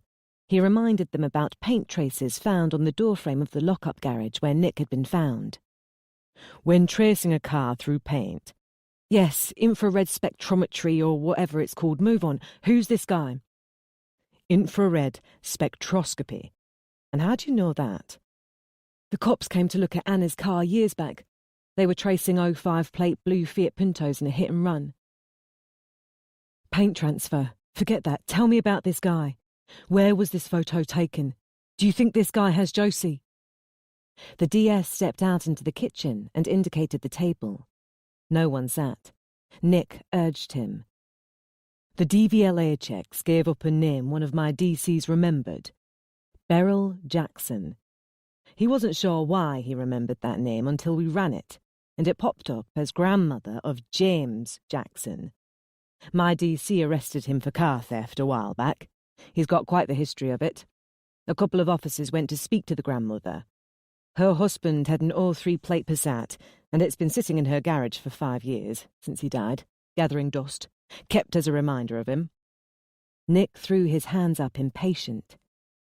She opened the garage to show us, but it was gone. She thinks her grandson might have fixed it up and borrowed it. This guy. So it is him. Nick snatched the phone again and used 2 fingers to zoom in on the man's head, although the quality took a dive. She must have informed him because he just called the station about the car. He's on bail for car theft, so he was quite helpful. He told us a friend of his wanted him to steal a vehicle last night. He didn't want to, but didn't want to say no, so he pretended he nicked an old VW Passat. Only what he gave up was his grandmother's car. We got a partial plate from another CCTV camera on the A61 near Brinsworth, and they match. It's the car we're after. That intrigued Anna enough to take the phone from Nick, who said, "Who's the other guy, this friend? Are they both in on it? What else do you know?" "Well, the Jackson kid has an alibi. He was at a pub lock-in last night till about 4 in the morning, which we've confirmed. The friend who wanted the car is someone he claims he met only recently, and only knows as Dom." "Bollocks! You believe that?" "We're checking it out. According to Jackson, this Dom doesn't live in South Yorkshire. He's staying up here in a B&B. "Which one? Did this Jackson idiot say which?" "Nick, just let him talk." Anna cut in, a hand on his arm. Bennett gave her a look of thanks. "He's been calling Jackson from that B&B, so we know which one and we're watching it. That's where we got that CCTV image. He stayed out last night and hasn't been back there so far today, according to the owner. But when he returns, we'll have a chat with him. Jackson's been warned not to tip Dom off if he calls again." "Where's the B&B?" Nick said. "I can't tell you that." "Why? I want to talk to this guy. He might not talk to the cops. Let me wait there for him to return. No police presence. He'll talk to me." "A nice friendly chat. Why do I doubt that, Mr. Carter?" "I don't want you going there, Nick." Nick said, "It's probably a false name being a B&B. Have you considered that I might know the guy? I need to speak to him. I'm no good with faces on photos." Anna remembered something. "Your boss. She's good with faces. She might recognize him. Has she seen this photo?" Bennett shook his head. "She doesn't know him." And then the landline rang. It was time. "There's a phone on George Street, near Rotherham train station. Be there at 11. We'll phone. Make sure you answer. Just you, alone. No dawdling. Pick up the receiver and answer immediately with, 'Hello, my master. I am so scared.' And make sure you hold it in both hands so I know one isn't pressing record on a tape machine. Then I'll tell you where to take the money. We'll have people watching. You won't like what happens if they spot police." Click. Anna staggered to the sofa and fell onto it. Jane sat beside her. "No way she's going on her own," Nick said, shrugging free of the hands holding him. Bennett and another officer had to physically prevent him from answering the phone. He stood by the sofa, a hand on Anna's shoulder. "We have to do this the way the kidnappers said," Miller announced. She had a map on her phone. 6-mile journey, busy areas. The car will pass 1,000 people, and it only takes one of them, my friend, to make a call and report a breach of the rules. No way. Don't you see something is up here? Why her? They want someone small and frail they can overpower. They're going to try something. This sounds like bullshit. No way she's going on her own. Someone has to bring the money. And apologies, but the kidnappers and I share the same idea. We'd both prefer that someone not be a big, angry father. You're staying here, Nick. No damn way. Please, Nick, think about the risk. And the risk to both of them if something happens. Are any of you people thinking about that? Stop it, Nick, Anna snapped. They're right. I'm going on my own. We're not taking any risks that could hurt Josie. Okay? We're not. The police will be watching on camera. I'll be fine. Cameras, he spat. YouTube is full of proof that cameras don't stop people getting murdered. Nicholas! Jane yelled. It silenced the room. Anna slipped out, with her sister hot behind. Nick found them seated at the kitchen table. Jane told him not to come in if he planned to continue the argument. Just think of it like going to school to pick Josie up, he said. It was his way of admitting submission. He sat next to Jane, across from Anna, and flicked a salt pot. It skidded across the varnished wood and she caught it. Believe me, I really don't want to go there on my own. But don't you see I have to? She flicked the pot right back at him. Jane moved her chair back, as if to remove herself from a private moment. I do, yes, he said, which was a total lie. I'm sorry. I just don't like it. Neither do I. But we have to do it. And don't try to follow me. We can't do anything they might think is a trick. We do whatever they want to get Josie back home. Okay? She flicked the pot back and he caught it. Ace, he said. It made her smile. Salt tennis was a game she played with Josie, who thought every unreturned shot she made constituted an ace. But she quickly lost her smile, and he knew why. She'd never played this game with Nick, because it was always Josie. And now it was Nick, because there was no Josie. He flicked the pot, but she ignored it, and it crashed to the floor. Stay here, please.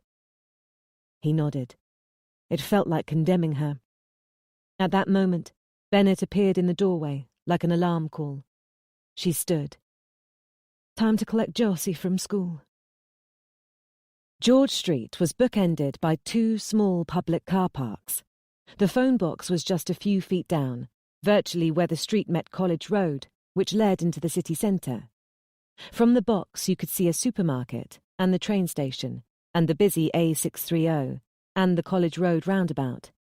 Commuters, shoppers, drivers, a whole host of faces around, any of which could be a guy ready to report cop-like behaviour to who Anna had begun to call the ogres. They chucked out ideas. The cars were easy, because of the roundabouts at each end of the A630. Nobody was going to notice the same bland vehicle if it passed back and forth every minute, amongst the hundreds zipping by in that time frame. George Street ran under the A630 by tunnel, and a cop could lurk in there, about 50 metres away, only grimy clothing and a bottle of white cider needed for a homeless drunk disguise. Someone could shop at the supermarket, with its nice big glass windows. Someone could lurk outside the train station, awaiting a pal's arrival. Someone could wander past with shopping bags. There were a host of taller buildings in the background, where guys could have binoculars. The openness of the area could hinder as much as aid the kidnappers. There was a council CCTV camera on a giant pole 100 metres away, and a guy was sent to the control centre. She was aware that eyes watched, ears listened, and her own took in neighbours on the street. But against all of this, she felt deathly alone. The route was in her head, and Bennett, connected to a hidden speaker by radio, made her repeat it. She said it aloud, street for street, as if mentally flying along it like a superhero. And then she started the car. Nick was at the bedroom window with Jane. Father was at the playroom window. All looked distraught, as if she was leaving forever. She was reminded of the day she'd set out for university, for her new life in London, except that Mother had been by Father's side, and they'd been waving and smiling. A lifetime ago, it felt. Another universe. Back when her father had respected her. Back when she had deserved it. She turned the car onto the street, which was step one, the easiest part. But making that small move, which she'd done 1,000 times, was like leaping off a cliff with a homemade parachute. Remember, do as they ask, and Josie should be fine, Bennett's crackly voice said. Should be. In the playroom was a little bubblegum pink safe that Josie had wanted for her secret items. As Nick was bending to tap in the code, he stopped and picked up one of the Batman comics laid atop. He had a terrible vision of putting these comics in the bin, of taking all of Josie's clothes and toys to the charity shop, of redecorating the room, because there would be no Josie to ever occupy it again. Kids often thought of their dads as superheroes, and Josie was always asking if Nick could beat up Batman. The answer was always yes, but it was a lie. Batman would kill him. Batman would have saved Josie from the kidnappers. Nick was far from a superhero. It was a silly thought, so he tossed it. He put the comic back and opened the safe for what he'd come for. He took the item into the living room. Despite their worry that he'd run out of the house again on a vigilante mission, nobody had watched him leave the room, and only Miller saw him return. They were in the dining area, and beyond the room divider he saw her head turn his way. The others, including Anna's father, were too captivated by the 6 cameras displaying Anna's journey on laptops, each split screen. Cameras number 1 and number 2 covered the view behind and ahead of the Corsa. Number 3 and number 4 displayed the back seats, and the remaining 2 showed the empty passenger seat and Anna behind the wheel. At any time, if something worthy happened, a specific camera could be cast to full screen on all 3 computers. He stepped up to the room divider, staring past a goldfish bowl full of coins and at the image of his wife. Anna was driving as she had ever since the day of that horrible event that had propelled her to leave London, both hands tight on the wheel, leaning forward slightly, wide-eyed and deep in concentration, as if she were a learner on a lesson. And alone. Since that day so many years ago, she had always driven alone, except for when taking Josie to school. If ever he and she had gone out, he had always had to drive, and never at night, because night was when that horrible thing had happened. It's her birthday, by the way. Happy birthday, eh? He announced to the detectives. He waved a wrapped present. Nobody said anything, but Miller turned to smile at him. He tore off the wrapping as he crossed to the TV stand. The gift was a CD. On the cover was Josie, standing in her room with a plastic microphone. It said, Josie Carter, live at the Apollo. He put the disc in the Xbox under the TV and fired up both devices. Thank you. It's good to be here. Every car behind her, every bike that pulled alongside, every van that raced past drew her eyes from the road ahead, so much so that she was surprised she hadn't crashed. Now, hearing that voice and a background of applause, she stared at the radio, which Miller's tech chap had wired his own speaker into. Her breath caught. Was that? Couldn't be. Doctor, I get heartburn every time I eat birthday cake. Well, take the candles off. But it was. The realization hit like a jolt of electricity, and the car rocked as she accidentally stamped the accelerator. Josie's voice. At first, she didn't understand. When is birthday cake like a football's? Golf ball, Nick whispered. I know. When is birthday cake like golf's ball? When it's been sliced. She welled up instantly, realizing she was listening to a recording being played from her home. Birthday jokes. A CD Josie and Nick must have made for her. But the rush of pleasant shock rose and fell as quick as a heartbeat on an electrocardiogram. She shouldn't be hearing Josie's voice like this. Not here. And not now. Josie should have brought the CD into her room in the morning. But she hadn't been able to. Josie should have watched her unwrap it. But she was gone. They should have listened to it together. But the worst of God's creations had snatched her little lady away. Nick had to get away. He should have loved hearing his daughter's voice, but it didn't work that way. All he felt was despair. If Josie never came back, her birthday stand-up act would be the last thing she ever committed to eternity. And Nick would never forget this moment, when he played it for his wife, and foolishly still believed his daughter would return. But on screen he could see Anna wiping her eyes, face creased with emotion, and he couldn't bring himself to stop the CD. So he quietly slipped out of the room. As he exited, he glanced back and saw Middleton watching him. He had planned to sit in Josie's room, but stopped at the doorway. Jane was in there, making the bed. Unable to see what the cameras captured, and told by Anna not to talk to her in case of distraction, she had opted not to be present at the doorway. Nick didn't want to talk to anyone just now, so sat at the kitchen table and put his head in his hands. Whiskey floated into his mind. Nick? Middleton. Nick didn't want to look up, didn't want to fight. He gave no response. Thank you for that, Middleton said. It will calm Anna. It was a nice touch. Now he looked up, but Middleton was gone. But Jane was in the bedroom doorway. That's Josie's voice. What is it? A recording? Her enhanced hearing hadn't picked it up. Nick realized he could still hear Josie's voice. Perhaps prompted by Anna, someone must have turned up the volume. Maybe Middleton. What age is a caveman on his birthday? Stone Age. Jane gave a laugh. Nick managed to smile. She held out her hand, and he took it to lead her to the living room. At one point, 2 miles out, there was a jam while a supermarket delivery truck backed out.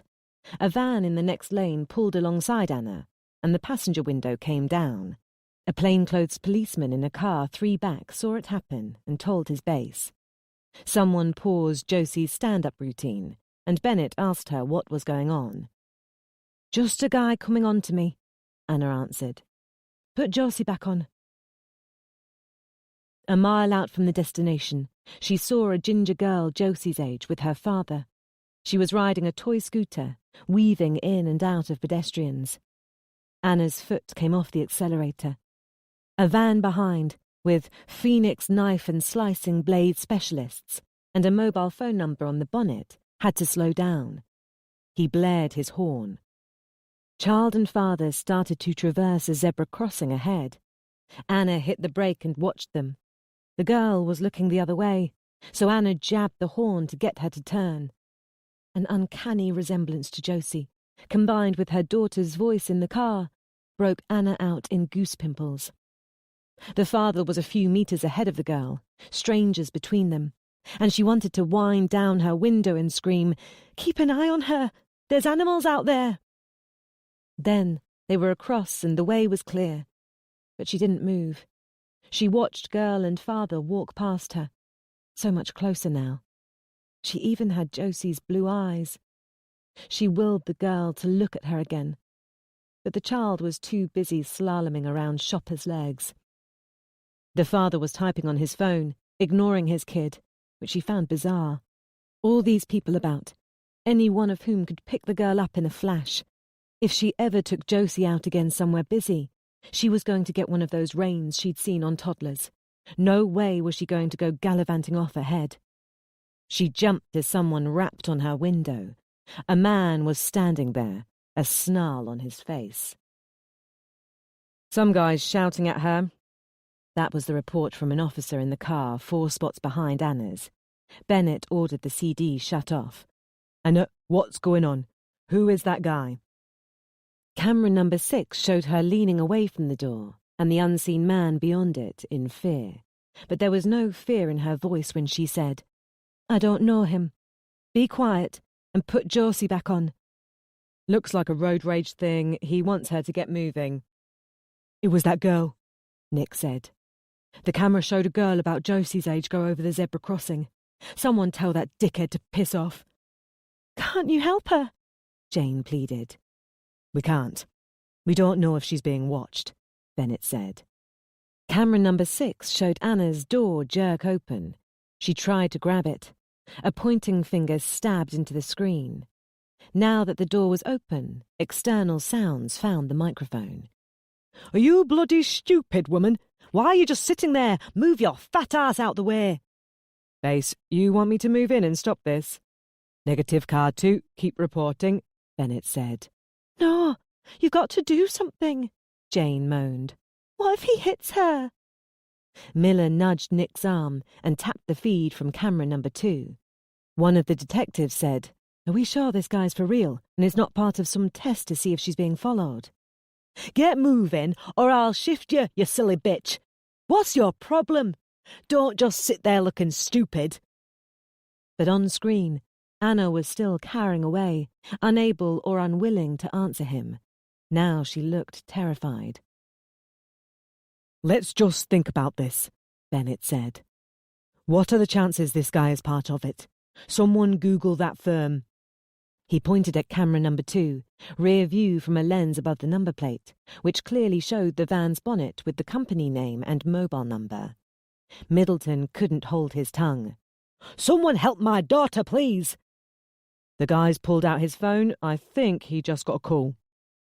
Heads turned as Nick said, "Hey, Phoenix van man. That's Ronnie Cray's granddaughter you're messing with. You want your head cut off with one of your own knives? Get lost." "Something going on here, boss. Guy just panicked and ran back to his van. Jesus, you turn in the road and he's out of there." The DS glared at Nick. "That wasn't very clever, Mr. Carter. What if that driver—" But he stopped as Nick tossed Miller her phone back. "Just put the CD back on for my wife." The phone box on the corner just sat there, innocent.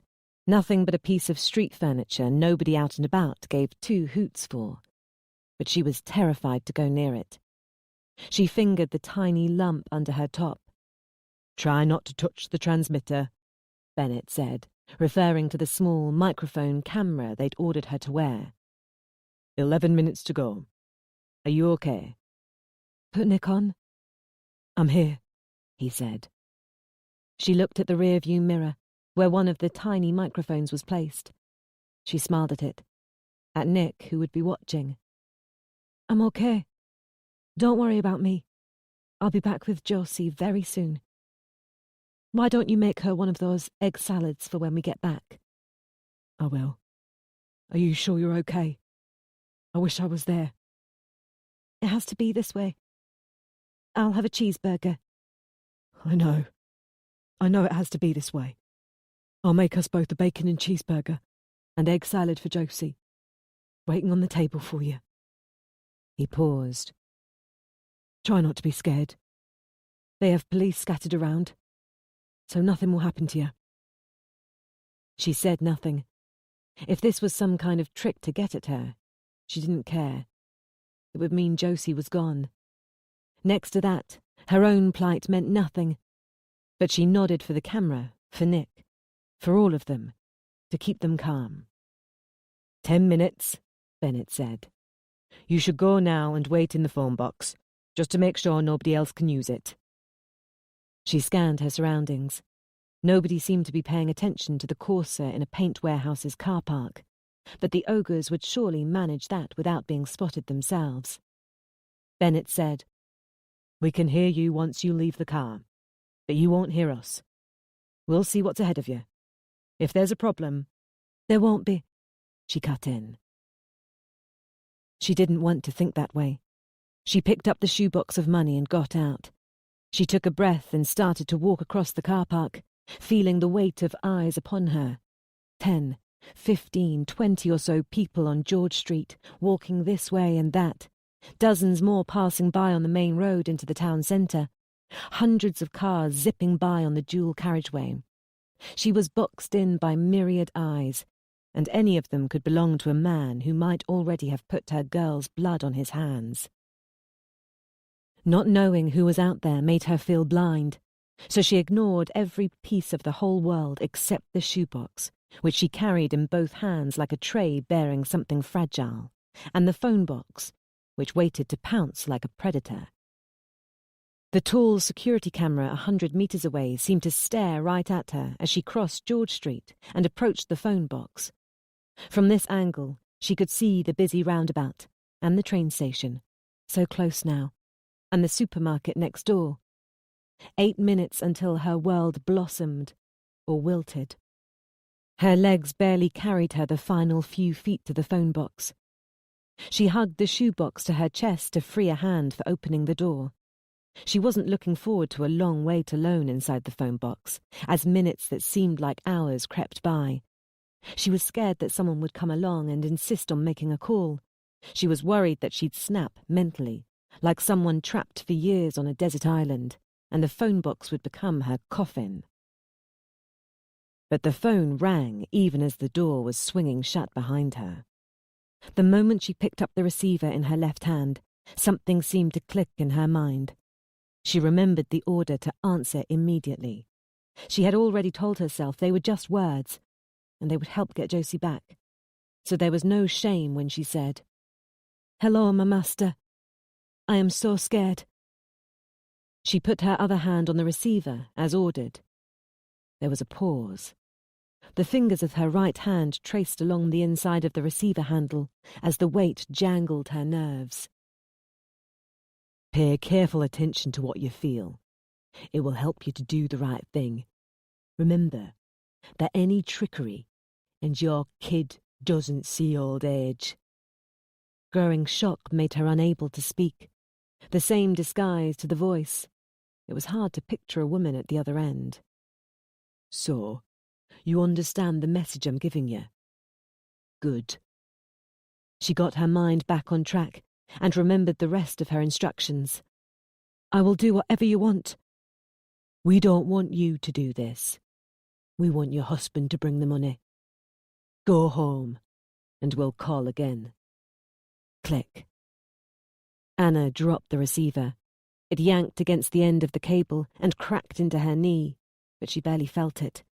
She leaned on the phone book shelf, gripping it tightly with both hands, and laid her head against the wall. For a few seconds, she just stayed like that. Then she stood, removed one hand from the shelf, and grabbed the swinging receiver again. "Hello?" she cried into it. But of course there was no answer. The faceless voice had gone. She put the receiver back in its cradle, slowly and carefully, and rubbed her hands together. "You'll be okay, Anna," she said aloud. It was a careful sentence, designed to ease Nick's pain and not arouse suspicion if the ogres were listening.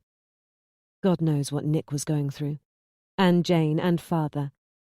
She picked up the shoebox and rushed from the phone box, eager to get back to her husband, because he would need comfort after her failure to get Josie back. The moment she flopped into the driver's seat, Nick was right there. "It's okay, Anna. It's okay. They probably want me to do some running around, so there's no police surveillance, that's all. Please don't be worried. Are you okay?" "I'm fine. But are you, Nick? This wasn't what we expected, but it's not bad news. I don't want you to worry. Look, I'm coming home." "Good. But stay calm, baby, please. Come on back. Everything will be fine, I promise." "Let me drive, Nick. I don't want to talk just yet. Let me get out of the city centre. You know I can't drive and talk." "Okay, but watch how you go. Are you sure you're okay? Drive carefully, please." drive carefully. That elicited a wild cackle that quickly transformed into uncontrollable sobbing.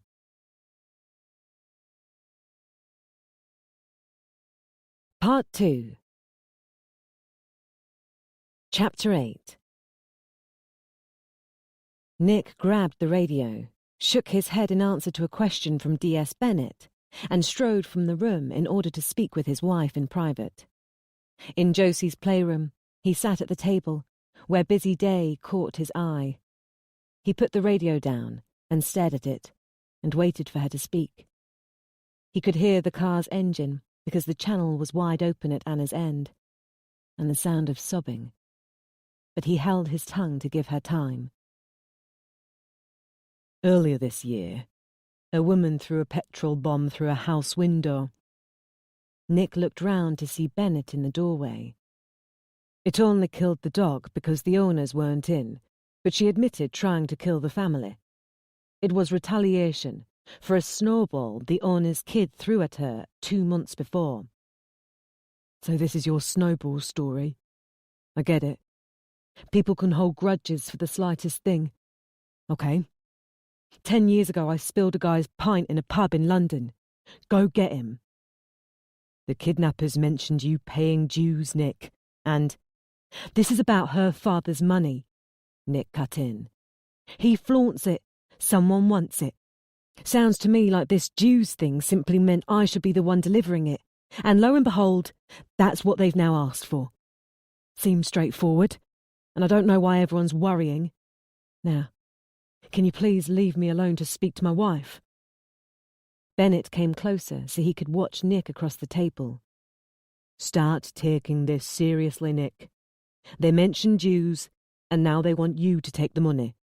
Not, as you put it, someone small and frail they can easily overcome. Why pick you, a bodybuilder with attitude, unless these people wanted to get you in a certain place at a certain time? If they wanted to hurt me, they could have done that when I was drugged up in the back of their van. They could have killed my girl in front of me, if getting to me was their plan. Maybe something's different now, Bennett said. It was something Nick had already considered, but what mattered was that Anna was out of danger, and if there was trickery ahead, Josie had a better chance of rescue with brawn and anger playing a role. Despite his last line, Bennett suddenly changed his mind. Maybe you're right. Perhaps whatever the kidnappers have planned has been delayed. Maybe they picked you just because you were drugged, and they figure you're still not thinking straight. That'll be it. Now I'd like 5 minutes alone, if you don't mind. Bennett didn't move. I need you to talk to my DCI about negotiating with, Nick said, so I can learn pseudo-therapeutic communication strategies. The DS paused. Someone's been on the internet. Did you also read about Red Centre training? DCI Miller has studied for kidnap scenarios, Nick, so it would only be helpful to speak to her on this matter. No, DS Bennett. Okay, no. I don't care if she knows all the tricks. No tricks are needed, just a bag of money, which I have. And ego with a dash of inferiority complex. Why are you so averse to help? Early midlife crisis? You're right, Sergeant. I did go on the internet. It seems here in South Yorkshire, not a lot of kids need rescuing from kidnappers. Suicidal students, though, quite a lot of those need talking down from high windows. Look, detective, I'm not an angry man, and it's not my go-to emotion when things go wrong. But I'm all over the place because I can't help my kid. I don't know how else to act. Nick, are you there? Anna said. Nick snatched up the radio and waved Bennett from the room. Thankfully, he left without a word. I'm here. Are you okay? I'm okay. I know everything will be fine, don't worry. And when Josie is back with us, we're going to Iceland. That rocket ship. Yes. For a whole month. And we're going to get proper security on the house. He picked up a pen. We? Does that mean we're okay now? Me and you? Let's not talk about that just now. Are you okay with doing this? Taking the money, I mean. He knew what she meant, of course. He drew a speech bubble above the stick version of himself on Josie's picture. He knew it wasn't the right time to discuss their relationship, but he wasn't being selfish. This was still all about Josie. How could he leave the family home after this? Josie would need extra protection. She would need her big, strong dad to watch her. Until paranoia dissipated, it would take 2 parents to watch her in shifts 24/7. I'm okay with it. Detective Miller just said there's probably been a delay of some kind. That's why the kidnappers want to call us later. I'm sure their wanting me to bring the money has nothing to do with me. He wasn't so sure, but couldn't say anything that might worry her. He needed to keep her calm. He asked her to tell him all about Iceland's famous rocket ship church, and as she spoke, he wrote inside the speech bubble, I'm going nowhere today, Josie. Never again. Going to stay right by your side until you're big and strong enough to take care of yourself. Chapter 9. For half an hour, Nick threw his fists and tried to relieve pressure with each powerful punch. When Anna had arrived home, they hadn't let him say much more than a greeting. She needed to be debriefed while her memory was fresh. So he'd slipped down into the cold cellar to sluice away frustration on an old sofa cushion nailed to the bare brick wall. When his knuckles burned from the heavy impacts, he turned to the pull-up bar. He'd told someone to call him the moment he could have his wife back, but the first he knew of it was when her hands lay on his back as he hoisted himself up, teeth gritted, grunting with exertion and frustration. The shock made him release his grip and thud to the floor. He wanted to turn into her arms, but he didn't want her to see the rage on his face. He needed to say something. We have to prepare for the worst. Anna's voice was sharp and confident. No. Josie is coming home today. He grabbed the bar again. The effort was putting pain in his muscles, and he needed that. Right now, unable to share his wife's optimism, he needed his brain to focus on something other than the hole in his heart. This is my fault, he moaned. I was too weak. I did nothing. I couldn't stop them from taking her. What if I can't help her this time? I can't promise. He felt her arms encircle his chest from behind. The extra weight felt good to power against. The extra pain. He wanted the pain. He deserved the pain for his weakness. Well, I will make you that promise, she said. I'll get our little lady home. Nick pushed open the door of the playroom and found Miller on... You've been listening so intently now is the perfect time to take a deep breath. Close your eyes and let the music wash over you. We appreciate your time and support.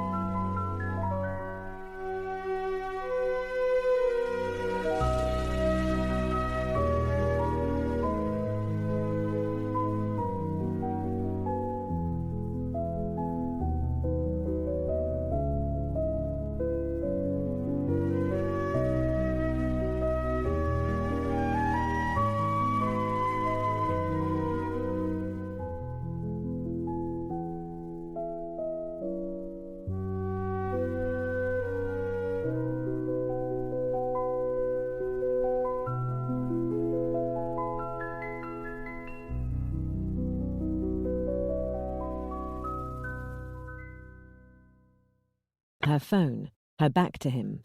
She was at the window, absently running a toy police car back and forth along the sill. "But I said I can't, darling," she said, her voice cracking a little. He stopped, realizing he was listening to a personal call. The next thing she said confirmed it. "No, don't be like that. Liz, you've known about the Sunday rota for weeks. Her head twitched, and Nick knew his presence had been fathomed. "Call you later." "No, look, She looked at her phone, then put it away. Whoever it was had hung up on her. A domestic of some sort, with another woman. He felt awkward overhearing for all of 2 seconds. Then more pressing matters took over. "Bennett said you had some information for us. So let me ask you something while my wife isn't listening. And I want the truth. The NSPCC has had nearly 2,000 cases of trafficked children in the last 10 years. Is my little girl on her way to London, or abroad even, to go work in a brothel?" "There's nothing to suggest that, Nick." Still with her back to him, Miller took a moment to raise a finger to one eye, which he figured was to wipe away a tear that hadn't fallen. Then she turned his way, back to business, wholly professional again. "Where did you get that idea?" "Reading on the internet. Unwise, my friend. There's been a ransom demand, remember?" He tried to read deception in her face, but it wasn't there. If anything, she was surprised he'd made such a leap, and it made him realize he had, indeed, paid too much heed to a bunch of statistics posted online. He turned to leave. "We're in the kitchen when you're ready." She got to the kitchen 20 seconds later, carrying a laptop. Anna was seated. Jane was making tea, her fingers fast and deft within her comfortable body space. But Nick buzzed with too much energy and virtually hopped from foot to foot. "Thank you all for meeting me," Miller said, her voice croaky. As she lay the laptop on the table and stood behind it, Anna got up and approached the fridge. The detective was working the mouse pad when Anna put a sandwich in foil and a bottle of water, Nick's packed lunch for a job he no longer had, right down on the keyboard. "You need water," Anna said. "And you fed your people, but I've not seen you eat." Miller looked ready to object, but took a sip of the water and a bite of the sandwich, just a fragment of each, as if only to appease Anna. Then she leaned over the laptop again and started working the keyboard, doing everything upside down. Her position exposed more of her chest tattoo. The helmeted warrior had a muscled torso, but the legs of a horse, a centaur. It provoked a strange thought in Nick. No one really knows anyone, do they? The map Nick and Anna had seen earlier was back. The more-than shape that traced the route of the hunted VW Passat from the lock-up garage now looked like an elongated Z, because another pin had been added, this time a mile east of the Nuthall mark, still in Nuthall but on the other side of the M1. The M1 was a line cutting the Z in half. Miller waited a few seconds until Jane had put a tea before Anna and taken her seat. Nick stood behind both women, still fidgeting with excess energy. Miller tapped the top left point of the Z. 0311 text message from Nick's mobile, at the lock-up garage. She dragged her finger to the top right corner. 0502 call to your home, from the A38 near the two Ashfield market towns east of the M1. Bottom left. The 0713 call to the hospital from around the town of Nuthall, west of the M1. And lastly, the bottom right point of the alphabet's ultimate letter. 10 a.m. Call directing Anna to the Rotherham phone box, still in Nuthall, but barely a mile east of the call that came nearly 3 hours earlier. "Seems to me they've reached their destination if they barely moved in 3 hours. So, it's Nottingham after all." All turned to the voice from the doorway. Middleton. He seemed to take their silence as a point proven, and vanished just as quickly as he'd materialized. "Ignore him, Nick," Anna said, fiddling with a watch she'd recently put on. "I'll talk to him." Miller stared right into Nick's eyes. "Nobody is accusing you of anything, Nick." She got back to business to quickly shift the subject. "As we've shown, they're probably avoiding major roads like the M1 because of the cameras. The zigzagging south could be so we can't determine a straight path to a particular place.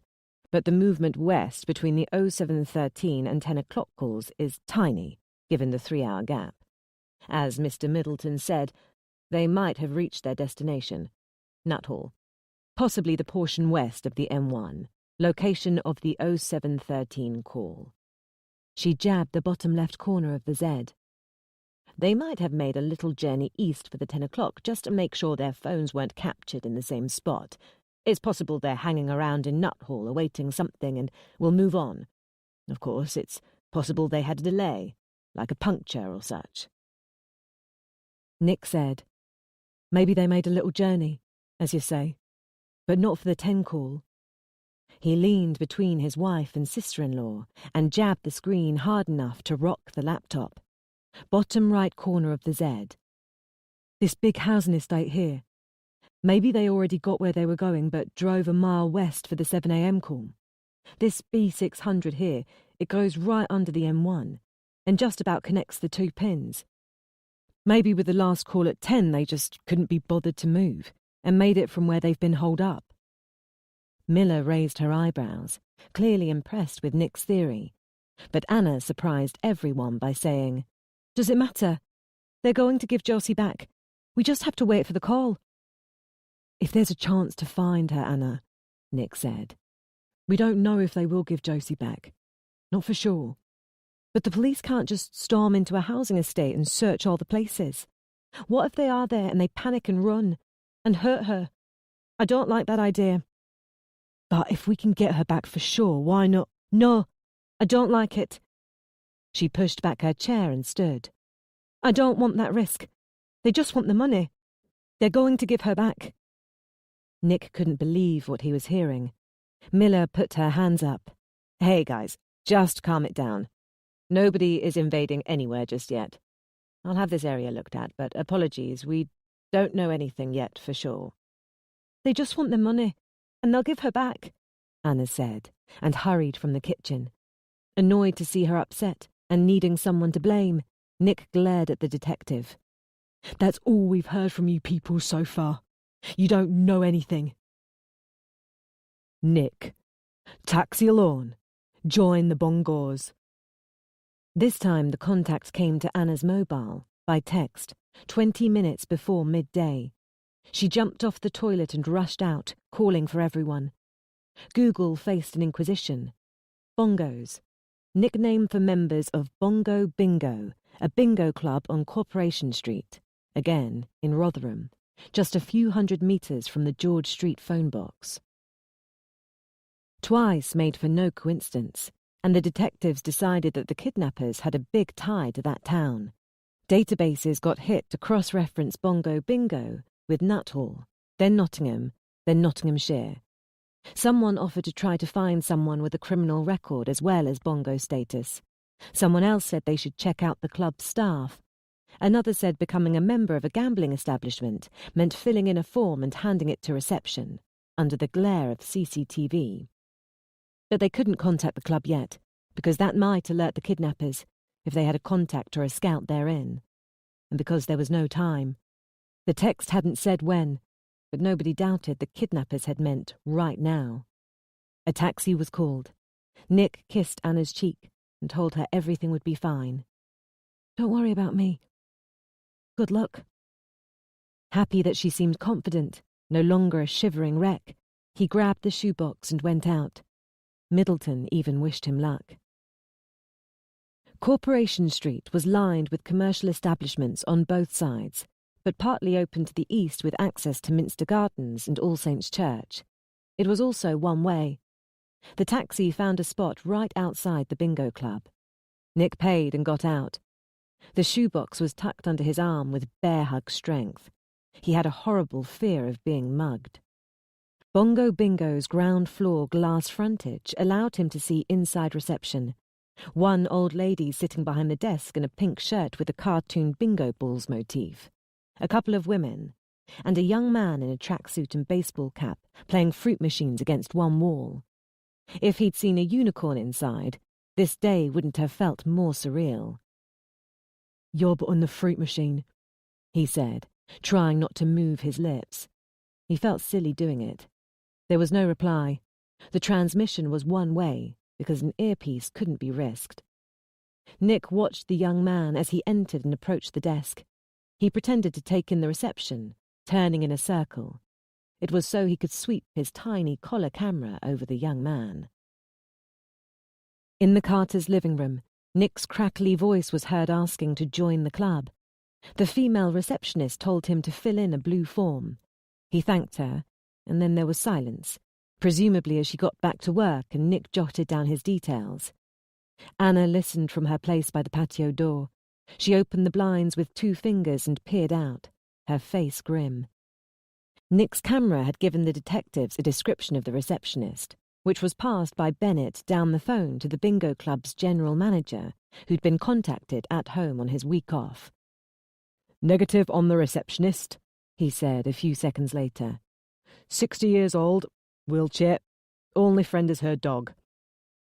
Anna glanced out into the garden again and shook her head in frustration. On speaker, a phone rang. The room heard the receptionist say the call was for Nick. Someone asking to speak to the guy in the black T-shirt who just walked in.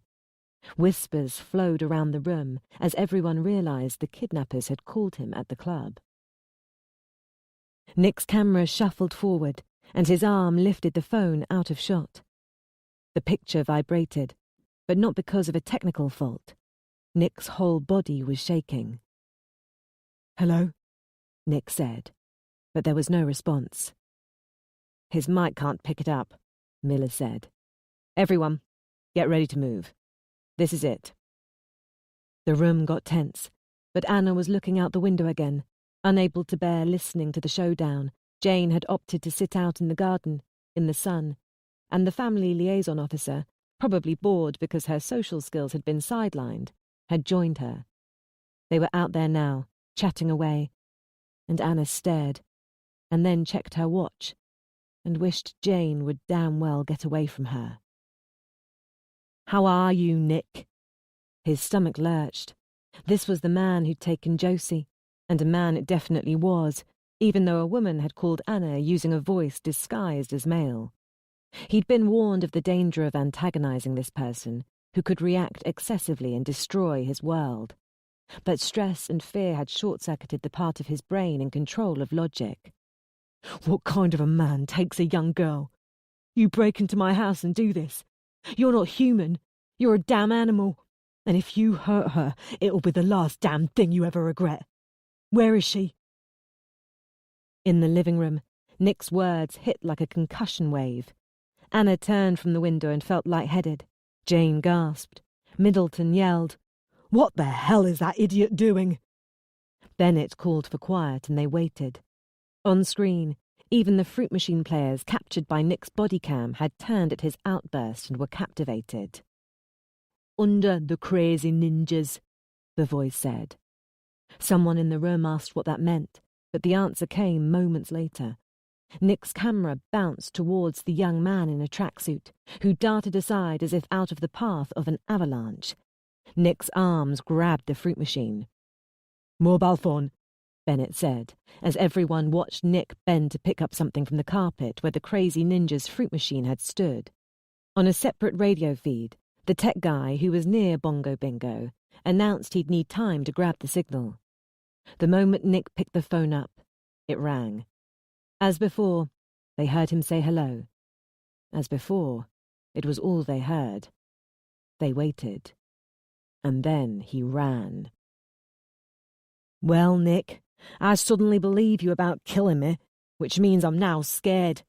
You got me worrying you'll get here and hurt me. Better I run now, eh? Better I bury your girl so she can't tell the police anything, and just run away to another country and pray you don't find me."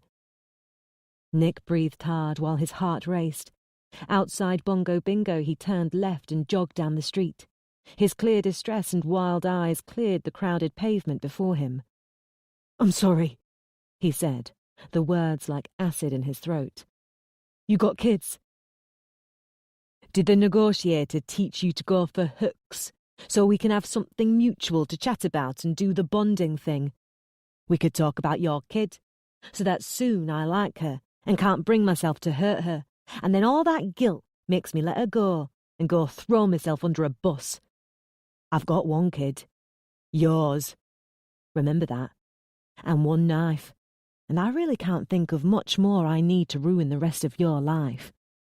Are you at the estate agents yet?" Nick pulled up outside a branch of Reed's Rains. "I'm here. Look, I just meant please understand my emotion. I want my little girl back." "Then I can't worry about you, can I? Promise you won't hurt me." "What?" "You need to promise, Nick. I want you to promise never to hurt me." He knew he had no choice but to go along with whatever game this animal was playing, so he said it.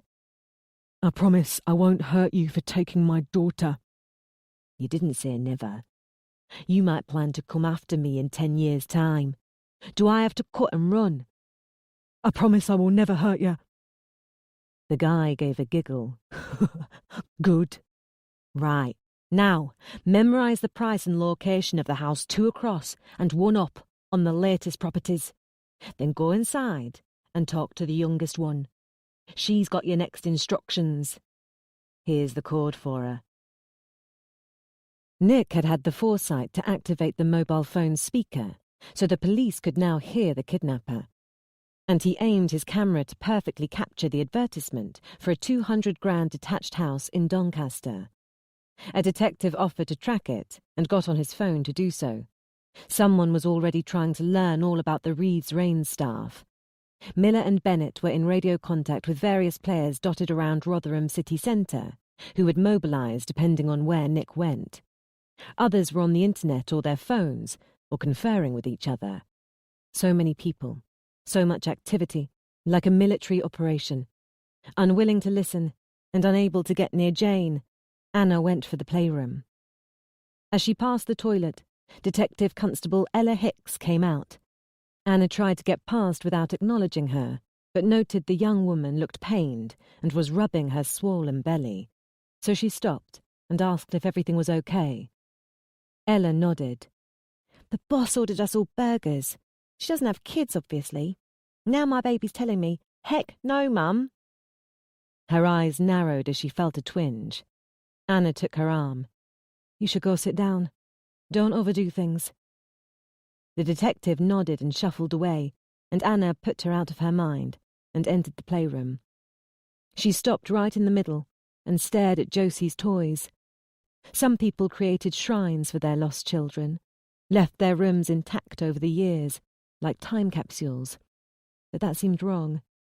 That would be like clutching onto a lost dream. But the thought of loading up Josie's clothing and toys for a charity shop, of casting all her drawings into the bin, seemed worse. No. She was determined that wouldn't happen. Josie would get rid of those things herself, as a young woman who'd grown out of them. She felt her clenched fists send sharp nails into her palms, but the pain gave her motivation. She picked up one of Josie's Paw Patrol colouring books, which had a page of stickers inside. Josie had half-coloured in the dog called Rubble. She stared at the picture and felt a mix of anger and sorrow. Cartoon dog and grieving mother. Both needed Josie to complete them. Well, she would be back soon to do it. There were only 2 people in the estate agents, a middle-aged man and a young receptionist. Nick stopped just inside the doorway, trying to buckle down his roiling emotions. If this woman had his next instructions, she was part of this, and he would have to roll with the pantomime. She seemed to have her act nailed down, the way she smiled at him as he approached. No fear of attack or arrest. A perfect act. She asked what she could do for him. He wondered if she was the kidnapper's girlfriend. The male was typing away on a computer, oblivious. There was a real temptation to grab this girl, to take his own hostage and... what? Swap prisoners. The bizarreness of this whole shebang was becoming dreamlike. He squeezed down on the phone in his hand, like an anchor to keep him in the nightmare, lest he forgot what was at stake. Sir? A chill wind takes the warmest leaves from the highest trees. Even before he heard laughter from the phone in his hand, the girl's puzzled glare told him what he needed to know. He managed to hold back rage until he was clear of the branch and pacing the pavement. You piece of shit! What the hell are you playing at? Where's my girl? Okay, Nicky boy, calm down. I was testing to see if the cops would swoop if they thought they had one of us. You passed the test, so let's get down to the real deal, okay? Are you calm now? Do you want your girl or not? He stopped pacing and closed his eyes. It helped. I want her back. I've got your money. It's what you want. I'll do what you want. 8 million men were conscripted into the fight against the Germans in the Second World War, as well as many unmarried women. Do you care, Nicky boy? Behind the man's voice, he heard a roaring noise, like a chainsaw. What's this got to do with my daughter? Look, please, can I speak to her before I do this? You'll get your money, I promise. Just put my little girl on the line. The chainsaw noise continued. Family strife, Nick. All those souls drafted into the war left a lot of old people without support, and the government's poverty policies weren't up to the job. We need our old people. They built this world, yet they get overlooked. The problem continues to this day. Do you remember 6 years ago when you were in the city centre and you walked right past someone collecting for the old? I swore vengeance that day. Now, the dues will be paid. Are you listening? Do you want this money or not? Put my daughter on, please. Go into the Age UK charity shop. It was right next door, just feet away. He stepped closer so he could look inside. An old lady was behind the counter and jabbering to the only other occupant, a similarly aged man scanning the cheap books. He didn't approach the door. What the hell are you talking about? Where's my daughter? In you go. Let's get serious now. Dues, Nick. Donate the £50,000 to a good cause. In the living room, puzzled glances were exchanged as Nick said, Donate the ransom money to the Age UK shop. All of it. So the house he mentioned, Bennett said. Is that still part of this? No one spoke up, which was answer enough. Nick's camera pushed through the doors. Inside, an elderly pair turned to stare at him, and he just about yelled into his phone. I'm inside. Look, let me talk to my daughter and I'll do what you want. You're very demanding and antagonistic. Didn't the hostage negotiator warn you about that sort of behaviour? You'll do what I want, or you'll have your kid's funeral without a body. You can bury that shoebox as a token. Donate the money to the frail and helpless right now. All of it. Nick went to the counter. His camera displayed a woman obviously spooked. She started to reach for a phone on the counter until he dumped a bunch of money before her. There's not a chance my money is going to charity, Middleton said, moving closer. Like Nick, he was shaking with fear. It could be a trick.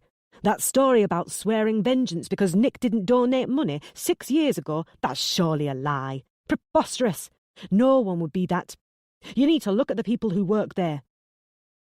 Bennett put up a hand to stop Middleton from crowding the laptops displaying Nick's camera feed, internet maps and other relevant details. All in hand, Mr. Middleton. Please, let us handle this. And you need to watch the shop today to see who comes and goes. Could be that someone is coming later to pick up. Mr. Middleton, I'm sorry, I just... Do you think it could really be going to charity? What kind of madness is that? If it gets your granddaughter back, so what? Anna said. Heads turned to see her beyond the shelving room divider, watching. You'd prefer it to go into the hands of criminals? I didn't mean it like that, Anna. You're upset. I understand. but she wasn't. She was rearranging ornaments on the room divider and looking no more stressed than someone awaiting news that her husband had deposited money into a bank. "Let's focus on getting Josie back," she said. Once burned, twice shy, Nick stood before the old lady at the counter and said, "Are you part of this?" In a repeat, he saw a frown and heard digital laughter. "You twonk, Nick. What? You think she's the mastermind?" Then another voice, slightly dulled, as if spoken by a guy further from the phone. "Stop wasting time, Lee." "Whatever," the first guy said. "Nick, leave the shop now that you've done your good deed, and let's get you your daughter back." At first he couldn't move. Another kidnapper. 2 men. But he knew that already, didn't he? 4 people had been clocked in the van that came for Josie. "Okay, I'm going. You know, we were going to call our daughter Lee at one point, but we changed it to..." "Now you remember the hostage guy's tricks, eh? Get out the sodding door, Nick." "Are you going to run that name? A check for criminals named Lee? It sounds like one man slipped up and used the other's real name." "Calm down, Mr. Middleton," Bennett said. "We know what to do." Nick's camera made for the exit, but at the door the voice stopped him. It stopped everybody. Nick, you seem to have left my money behind." "What?" "Just a joke, Nick. Now, you've got to rob an old lady in a charity shop." "Why are you doing this?" "Why do japes exist, Nick? Because they're bloody funny." "You arsehole!" Surely such an insult was at the top of Miller's list of barbs, things you just didn't say to a kidnapper. But nobody was worried this time. Sure enough, the kidnapper's laughter bellowed out of the speakers. One of the detectives tossed down his pen. "This idiot's just playing with us." The second voice said, "No more games, Balthazar." Another laugh. "Wow, now your police have 2 names to check. Okay, no more games, Nick. Get my money and get to the train station. Platform 2. Toss this phone down a grate outside. You'll find another in the bin at the train station. And from now on, don't say a word unless you have to. No more hinting for the police, or I'll turn your kid inside out. Let's see if I'm joking about that." "What are you doing?" Anna spun at the sound of the voice. Bennett was in the kitchen doorway, watching her. Anna was holding the kettle and a small sewing needle, which she tossed on the counter. "Killing time," she told the detective. "This isn't easy for me." He nodded and stepped closer, wielding his phone. He showed a picture of a young guy, and she instantly recognized the man last seen in a grainy still image from CCTV in a B&B. This was a high-quality face and shoulders shot, though. He was surely no more than 20, ponytail and shaved sides, ginger, and had patchy skin with teeth to match. The ginger hair immediately made her picture how Josie might look when his age. Bennett asked if she recognized him. "No. This is what is it called? A mugshot. From the police. So you've arrested this man. Did this man take my daughter?" He explained. The team watching the B&B for the man known as Dom had decided it was worth risking a peek inside his room. A spare key got them inside, where they fingerprinted a fidget spinner found on the bed and achieved a hit. Bennett just got the news seconds ago. The guy had been arrested for a fray a few years back. "And Dom's his real name. Dominic Watson Bruce, 19 years old, from Northampton." There was a yelp as Anna, turning to replace the kettle, caught it on the edge of the worktop and dropped it. It hit the floor with a clump and vomited water across her leg. "Wow, are you okay?" he said, grabbing a tea towel from the worktop. She snatched it off him. "Fine. It's not boiling." Bending to rub at her wet jeans, she added, "I don't know that name, or anyone from Northampton." "He gave a home phone number when he was arrested. I just called and got his mother, but she claims he doesn't live there. He lives with his dad. Always has done. and she's not heard from him in a week, and she's got no contact number for him or any idea who would. She turned to the sink and ran the tea towel under cold water. Still, she wouldn't look at him. So what happens next? We keep watching the B&B in case he returns. You're sure that leg is okay? Okay. I mean, my leg's okay. Okay. I better get back in the other room. Do you want to come and watch the progress? Her back to him as she wrung excess water from the tea towel. She shook her head. It's too much to bear. I can't watch it. Bennett said he understood, then got out of there, and he did so aware that she hadn't met his eyes since she dropped the kettle, at his mention of the suspect's name, or the location. Nothing in the bin outside Rotherham Central. Nick left behind a lot of puzzled people as he ran past the ticket office, over the bridge across the tracks and down onto platform 2. Here, he stuck his hands into the only bin he could see, and got lucky. An old phone, smeared with drying yogurt. He couldn't help wonder if that part was intentional. Nothing happened for the next couple of minutes. Nick scanned faces, seeking someone shiftily watching him. But the problem was that the 7 or 8 on the platform had watched him rooting through a bin, so all gave him furtive glances. He also watched who entered after him, knowing that both sides, good and bad, might seek to deposit someone close by at all times. Throughout he said nothing, just in case, somehow, the kidnapper learned of his betrayal. The phone rang. It's 12:18, Nick. The 12:32 to Leeds, that's your train. Once there, you'll go to the Queen's Hotel next to the station. Book room 50 and look under the bed. Take what's there and give it to a man who will be sitting in the foyer when you come back down from the room. He's going to leave your next instructions on his seat. The caller hung up before Nick could reply. Withheld number. He fought the urge to throw the phone, and he kept his emotions in check. A middle-aged man in a white coat came onto the platform, just as the 12:20 to Meadow Hall rolled in. The man tried his best to look casual, but Nick could see his chest heaving, as if he'd been running. He knew something was off with the guy, but he turned his eyes away. If this guy was part of it, and he knew Nick knew, it would ruin everything.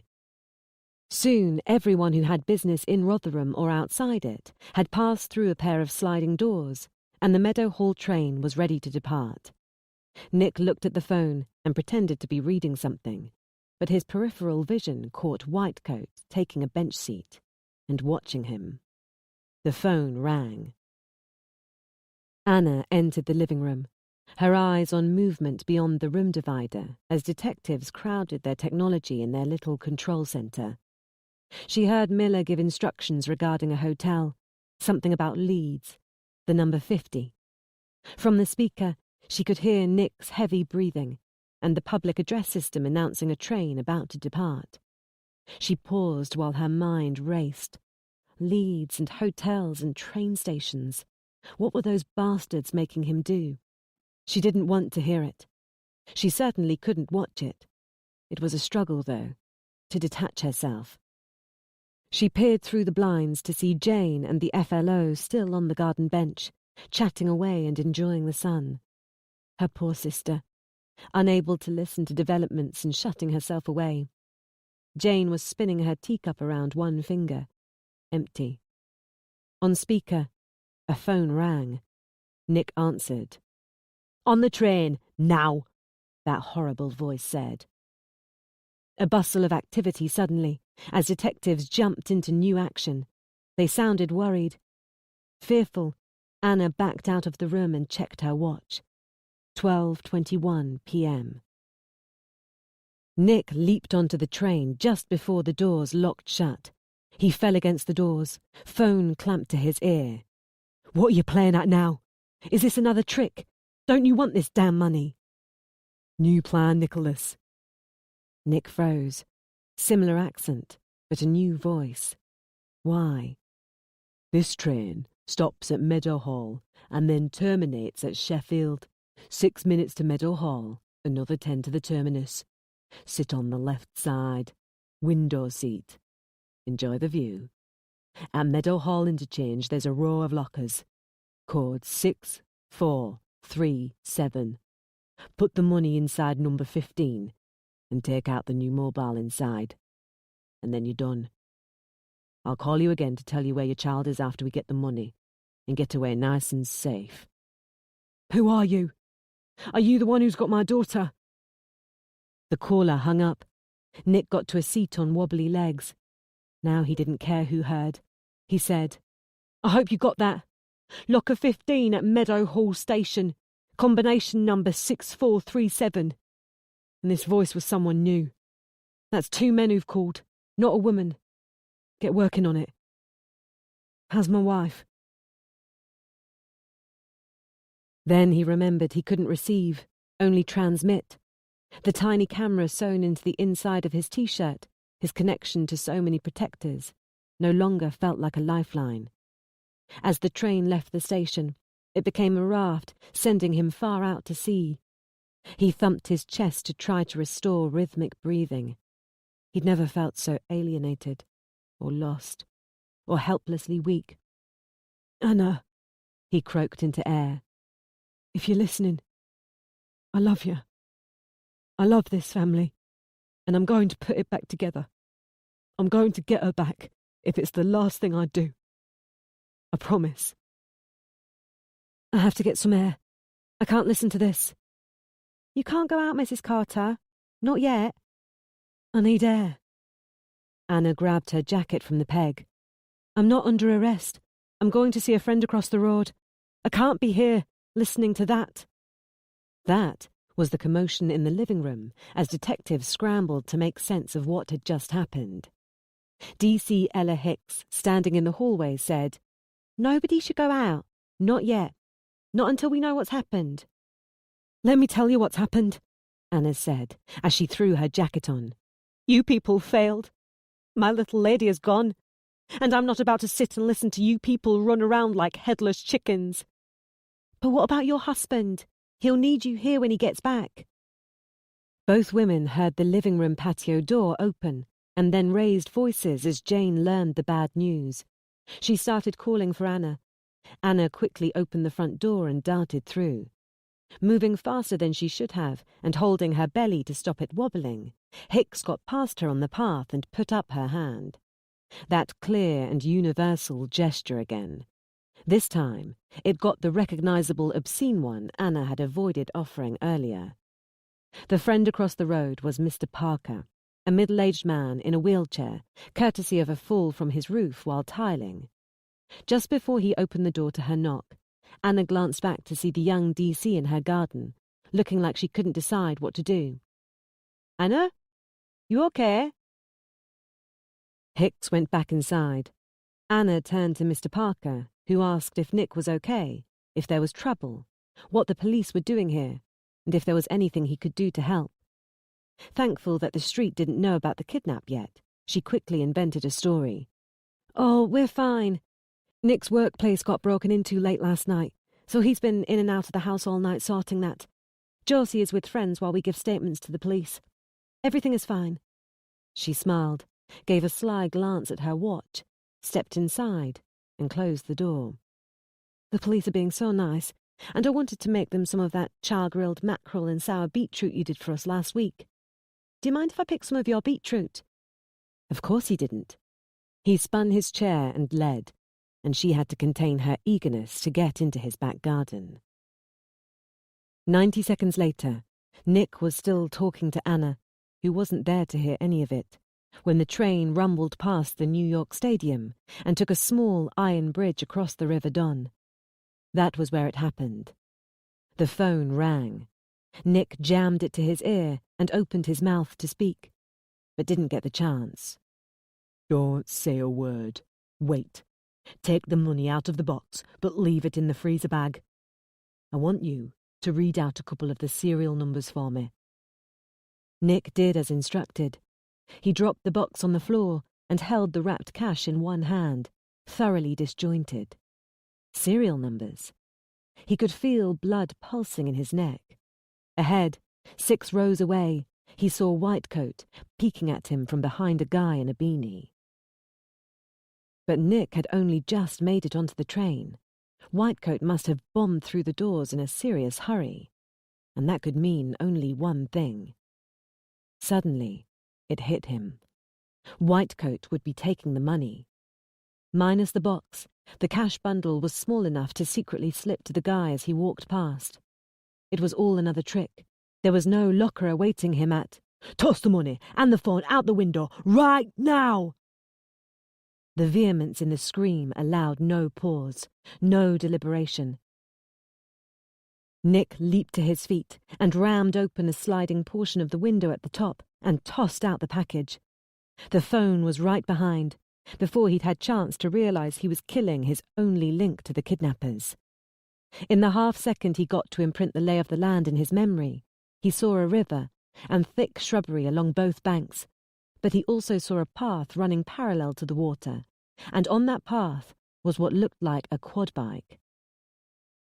And then the train was over the bridge, and the money was far behind. He didn't see where it landed, whether it was on land or water, and he didn't see anyone near the quad, but he didn't need to. Face against the window, looking back as the river and the money fell far behind, Nick tried to digest what the hell had just happened.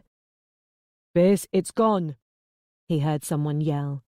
"He took a call and just lobbed the money and the phone right out the window, quick as a flash. Bridge over the River Don. Money is in the River Don, just past New York Stadium." Whitecoat, who was on his feet and holding a radio by his mouth. Not a kidnapper at all, a police officer. Across 10 feet and a dozen heads, both men leaned against glass and stared at each other. "So where the hell is my daughter?" When Bennett pulled up in the car park at Meadow Hall Interchange, Nick walked away from Whitecoat without a word. He seemed to fall more than climb into the back seat.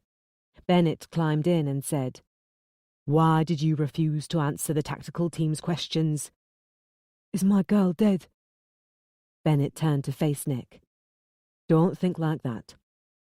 I told you how this might go down. Do you remember?" "No. What do you mean?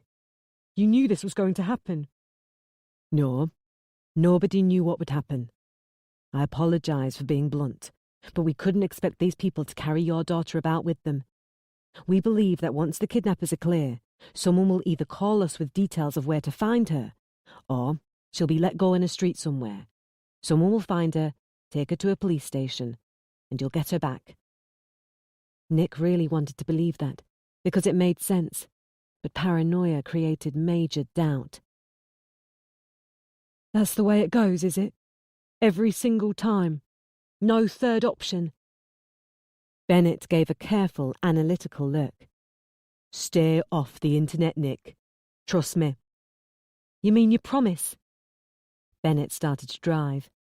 He didn't answer the question, but said, "You refuse to talk to the tactical team. Why?" Nick lay down across the back seat and scratched his forehead with all 10 fingernails, as if trying to coax away a headache. "Tactical team. Is that why I don't recognise that guy you stuck on the train? Why did nobody say there were a bunch of strangers following me around? So how many people was it who watched my daughter slip through their fingers?" Bennett started the car and pulled out of the car park. "DCI Miller was in joint command, but we used a ransom kidnap call-out team from the National Crime Agency. They're trained for this kind of surveillance." "Forget that. I'll decide how many people I'm suing later." "There was a quad bike near the river. What do you know?" "We're looking for the quad. We'll try to find CCTV, witnesses, the usual. We're going back to all the places you've been. We're working hard to—" Nick groaned. "Don't say anything else. Always the political answers. I'm getting tired of it. Just drive me home. My wife will be beside herself, and I need to get there." "We'll be home soon. Nick, you should have answered tactical support's questions. I'm sorry about what happened, and I promise we'll do everything we can to get Josie back home. But now you need to help us with that. From the start, at the bingo club. We saw and we heard most, but pretend I know nothing. It's the little details we need." Nick kicked out, catching the back of Bennett's seat. The detective ignored it. I want to kill every one of them. Completely understandable. But believe me, a life sentence in a cage is worse. And that's what they've got coming. What if Josie is in a cage and they can't get back to her? Or they just decide it's too risky to go back? If she's tied up and she can't breathe properly and she's got no water and they just abandon her? Legs again thumped the driver's seat. Bennett slid the car into the side of the road and turned to face Nick. You have to try to relax, hard as that seems. Look, I'll be honest. I don't know for sure if they plan to release your daughter, not for certain. But they wanted money, and they got it. It makes no sense to hurt Josie now. If you say so. Tell me about the callers. You said 2 men. Did you recognise either voice? Are you sure this wasn't one person? 2 men, Bennett. Not some woman doing a damn Darth Vader impression. Look, no more questions from you. You saw the show, you know what I know. Now you talk to me. You tell me what you know and what you're doing to find my daughter and these bastards. And start driving again, so I can get back to my wife and make sure she's okay. Bennett didn't object. The vehicle started rolling. Dominic Watson Bruce, Nick said, tasting the name while staring at the man's mugshot on Bennett's phone. They were going south, and Northampton is a straight run south. So that's where they're going. I want to go there. If they're going to release my daughter and it's going to happen there, I want to be there for her as soon as possible. Bennett said, We're not certain this man is in charge of your daughter. He's only 19, and he's only ever been done for car theft and some petty troublemaking. We think his role was to secure stolen vehicles for the rest of the team. He might even have no idea what the vehicles were for. He might not have many answers. And you said the caller had the Sunderland accent, which this kid doesn't. But Dominic is in Sheffield, and you told me the text message Anna got about the Bongo Bingo Club was traced to Sheffield. So maybe Anna was right and Josie is still here, and this guy's watching over her. The calls being made from a vehicle heading south could be a diversion, because they'll know you can trace the phones. We don't know how many people are involved, or if it's 1 team, 2 teams. Josie could be with the South Travellers, or they could be a diversion. I'm sorry, we just don't know. But this Dominic is a petty lawbreaker, and not experienced enough to be left in charge of a kidnap victim. And there's no guarantee that the South Travellers are headed to Northampton just because one of their team hails from there. Nick knew that, but had hoped for a more positive answer. So Josie could basically be anywhere. He gave a frustrated laugh and lay on the seat again. A moment after handing back Bennett's mobile, it rang. Mitigating circumstances, whatever the lawyers call it, Nick said. What's the least jail time you get for revenge killings? What would happen if I tied them all up in a line and gave Josie a gun and £1 for every decent headshot? No answer. Nick raised his head to see the detective with his phone clamped to his ear, just listening. A few moments later, he hung up and cursed. He pulled the car into the curb and gave Nick a long glare, clearly reading him. What's going on? What is going on, Nick? Where's your wife gone? Gone? What do you mean? Right around the time you were on the train, she went across the road to see a neighbour. He says she went to pick beetroot in the backyard. My detective just went to get her back. The beetroot's there. She isn't. Where is she? Nick sat up. What? She's vanished? Why did you people let her go out? She's not herself. Jesus Christ. Get driving. Get me home. Bennett's eyes softened, as if his suspicious tone had been an act designed to make criminals crumble during interview. He got the car moving. We'll find her. She seemed to just need to get a break from the house. Nobody knew this was going to happen. Do you have any idea where she would go? Or why? I don't know, Nick said. But he had a suspicion that Anna was off trying something heroic. Had she figured out something the detectives had missed? Did she know where Josie was? Bennett drove like a lunatic, but not by a long shot was he the most eager to return. Even before his car had stopped around back of the Carter's bungalow, Nick was out and running. Detectives were in a scramble in his living room, much as he imagined they had been when he escaped the house to confront a child molester. He'd been building up to unloading his anger on Miller, who was top dog, and thus responsible for these people and their mistakes. But that changed when he saw Jane pressed into a corner, as if she feared a single step would send one of the frantic detectives barreling into her. Ignoring Miller, he pushed through the crowd, grabbed Jane's wrist, and dragged her away from the melee. In the bedroom, she hugged him and said, "I'm so sorry about Josie, Nicky, but they're trying hard to find her. I'm sure she'll be back soon." He'd had time to somewhat acclimatise to Josie's disappearance, while Anna's was still a fresh and bleeding wound. "Thank you. You're right. But what about Anna? Have you any idea where she went? What happened?" "I didn't see her leave. She was supposed to be across the road with a neighbour, but then I heard she had gone. She's not answering her phone, Nicky. It just rings and goes to voicemail. She knows it's me, so why wouldn't she answer? Oh, where has she gone, Nick?" Bennett called his name, so he slammed the bedroom door. "Did she say anything while I was gone? Give any clue? I wonder if she's gone to try to find Josie. Maybe she knows something. Some clue she got when she went to the ransom call. From the man's voice, maybe. I felt her attitude changed after that call." "Changed? What clue? How would she know something? We all heard the phone call. Those men didn't say anything to her about where Josie is." She was right, but he couldn't dispel the idea that Anna had gone to try to find Josie herself.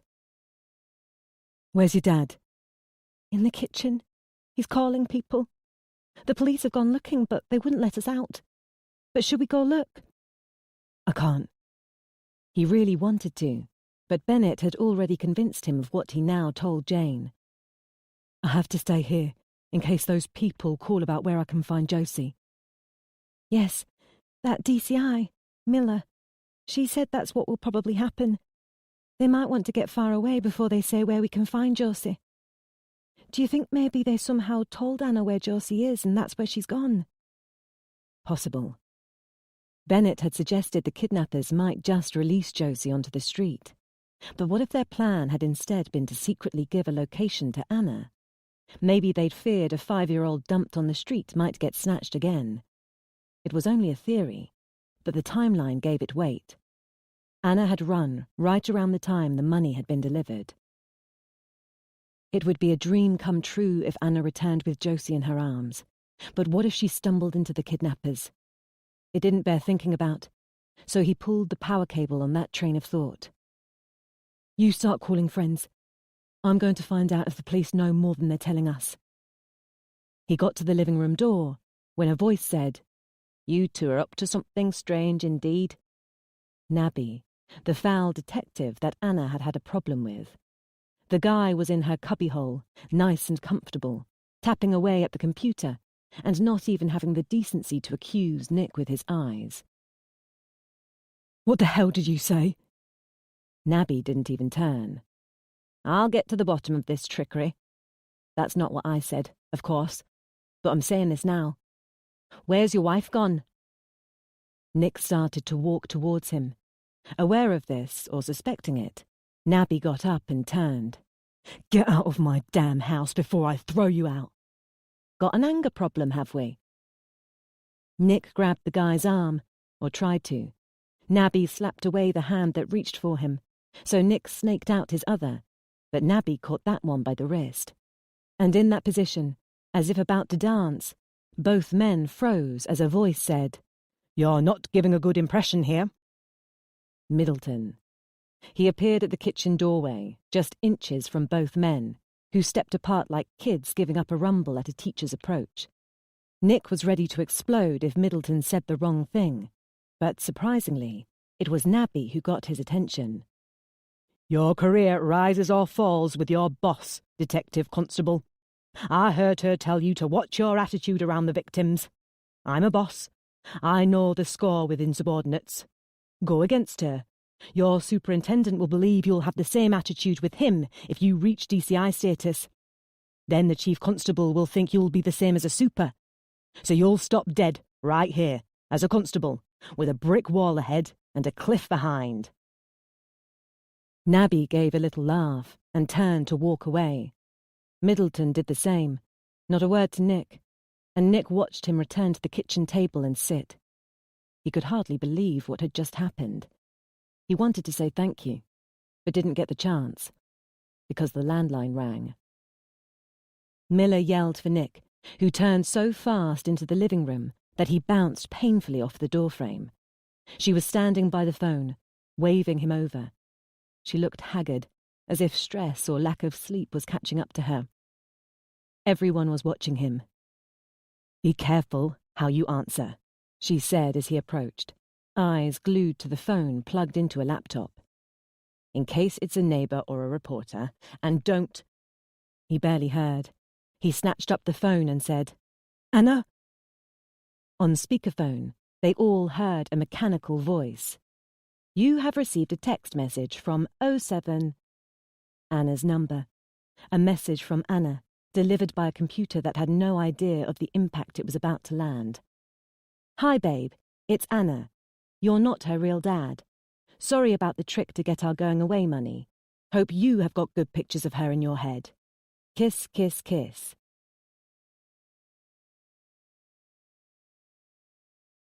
Chapter 10. "Donna, it's Nick. Is Anna there, or have you seen her today? She went out and didn't leave a note." "Maybe she finally got sick of you and left, Nick. My John told you would end up driving her away. Can't say I blame her. Or she's gone out and just doesn't want you to know where she is. Anyway, no, I haven't seen her." 5 calls to Anna's friends, and nobody had heard from her today. One hadn't been home and he'd left a message, but the other 4 had all had the same theme. Anna had probably finally left him. These were the same people Anna had frantically called late in the night about Nick and Josie's disappearance, but follow-up contact by the police appeared to have allayed any worry. None knew about the kidnap, and they'd eaten up his lie about Anna going out without leaving a note. That got him thinking. People drifting apart did that, didn't they? Went places without informing each other. Her friends clearly weren't on his side, and if Anna had visited one, well, that wasn't his business, was it? Especially if she'd gone for a heart-to-heart about the unfairness of life. So why would anyone tell him where Anna was, even if they knew? He gave serious consideration to a series of house visits, just to make sure nobody was hiding her. But the police wouldn't let him leave the house. They'd told him not to go anywhere, and had taken the car key. He couldn't help but worry that they still suspected him of involvement in Josie's kidnap. He and Anna both. He didn't understand this suspicion. Back when he'd been suspected of taking Josie, certain points had been raised. How would Josie attend school, or a doctor's, or join any other part of society if Nick tried to keep their location secret? Impossible. And the same points negated the notion that Anna had run away with her daughter. She was certainly smart enough to have set this whole thing up, but also smart enough to realize it would be a fool's errand. Anna had known Nick was innocent because of this, but the police hadn't believed it. Now Nick, for the same reason, knew she was blameless here. Again, the police had serious doubts, but that wasn't the worst of it. Knowing she was innocent meant also knowing something far worse, that Anna was now in terrible danger too. When Miller called him inside with news, Nick felt relief, but it was only partly a desire for information. He was sitting at the garden bench and staring at Josie's toys scattered in the turned earth in the corner. He'd expected to feel joy at seeing his girls' things, like using photographs to remember a great holiday, but they were beginning to heighten his sense of loss instead. So partly it was to get away. The detective was sitting in the dining incident room, alone. When Nick sat across from her, she lifted a sheet of paper, an old photocopy of a sale receipt from Anna's scrapped Fiat Punto, dated 19th of September 2011, from their paperwork file in the cubbyhole. She was waiting for a response. Some kind of detective tactic, maybe. Is this scrapyard connected to the kidnap? He made an impatient hand gesture for her to get to the point. She tapped the business title at the top. Watson Bruce Salvage, with a Northampton address. His jaw dropped. Dominic Watson Bruce. He knows Anna. It's a family-run business, has been for generations, and the owner, Dominic's father, lives on site.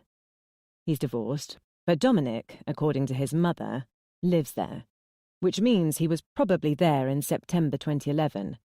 But Dominic, he's only 19, so he would have been 11 back when Anna scrapped her car. A child. But, my friend, this is intriguing because you both lived in London, yet Anna chose to scrap her car 60 miles away. But you think she knows someone from that scrapyard? Whoever took Josie? All she ever told me was that that place came as a recommendation from a friend. I don't know who. I remember thinking it was a long way to go. I had to go with her the second time to drive her back. That hit some kind of sweet spot in the detective, he saw. She perked up. Second time? She went down the first time, about a week earlier. I remember it was the day before the 9/11 10-year anniversary. When I got back from work, she still had the car, though. She told me the people there had refused to take it because of the hit and run that had happened. Ah, that's been mentioned before, see? Tell me. A week before Anna's first visit to Watson Bruce Salvage, 2 hikers had been killed in Ealing on a remote stretch of road. Young students, mown down by a driver who didn't stop. No cameras, no clues. But 3 days in, the police, after some laboratory magic on paint flecks found on the victims, announced that they were seeking a Lido blue Fiat Punto from 2003 to 2006, same as Anna's. Anna hadn't known about the Punto inquiry, but mechanics at the scrapyard had, and they told her she needed to keep the car until it was cleared by police. 5 days later, police knocked on her door. After her car was checked and cleared of involvement, she returned to Watson Bruce Salvage and legally scrapped it. Nick had accompanied her in his car in order to drive her back. Miller nodded. I've had my share of car inquiries. A pain to trace and eliminate. Thankfully, I don't have to do such footwork now, 100 times asking, where were you on so-and-so night? Anyhows, where was Anna on the night of that hit and run? A question, he said, she had already answered for police in London.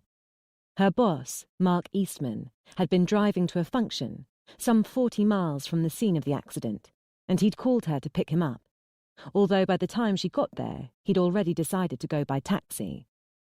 Why Anna?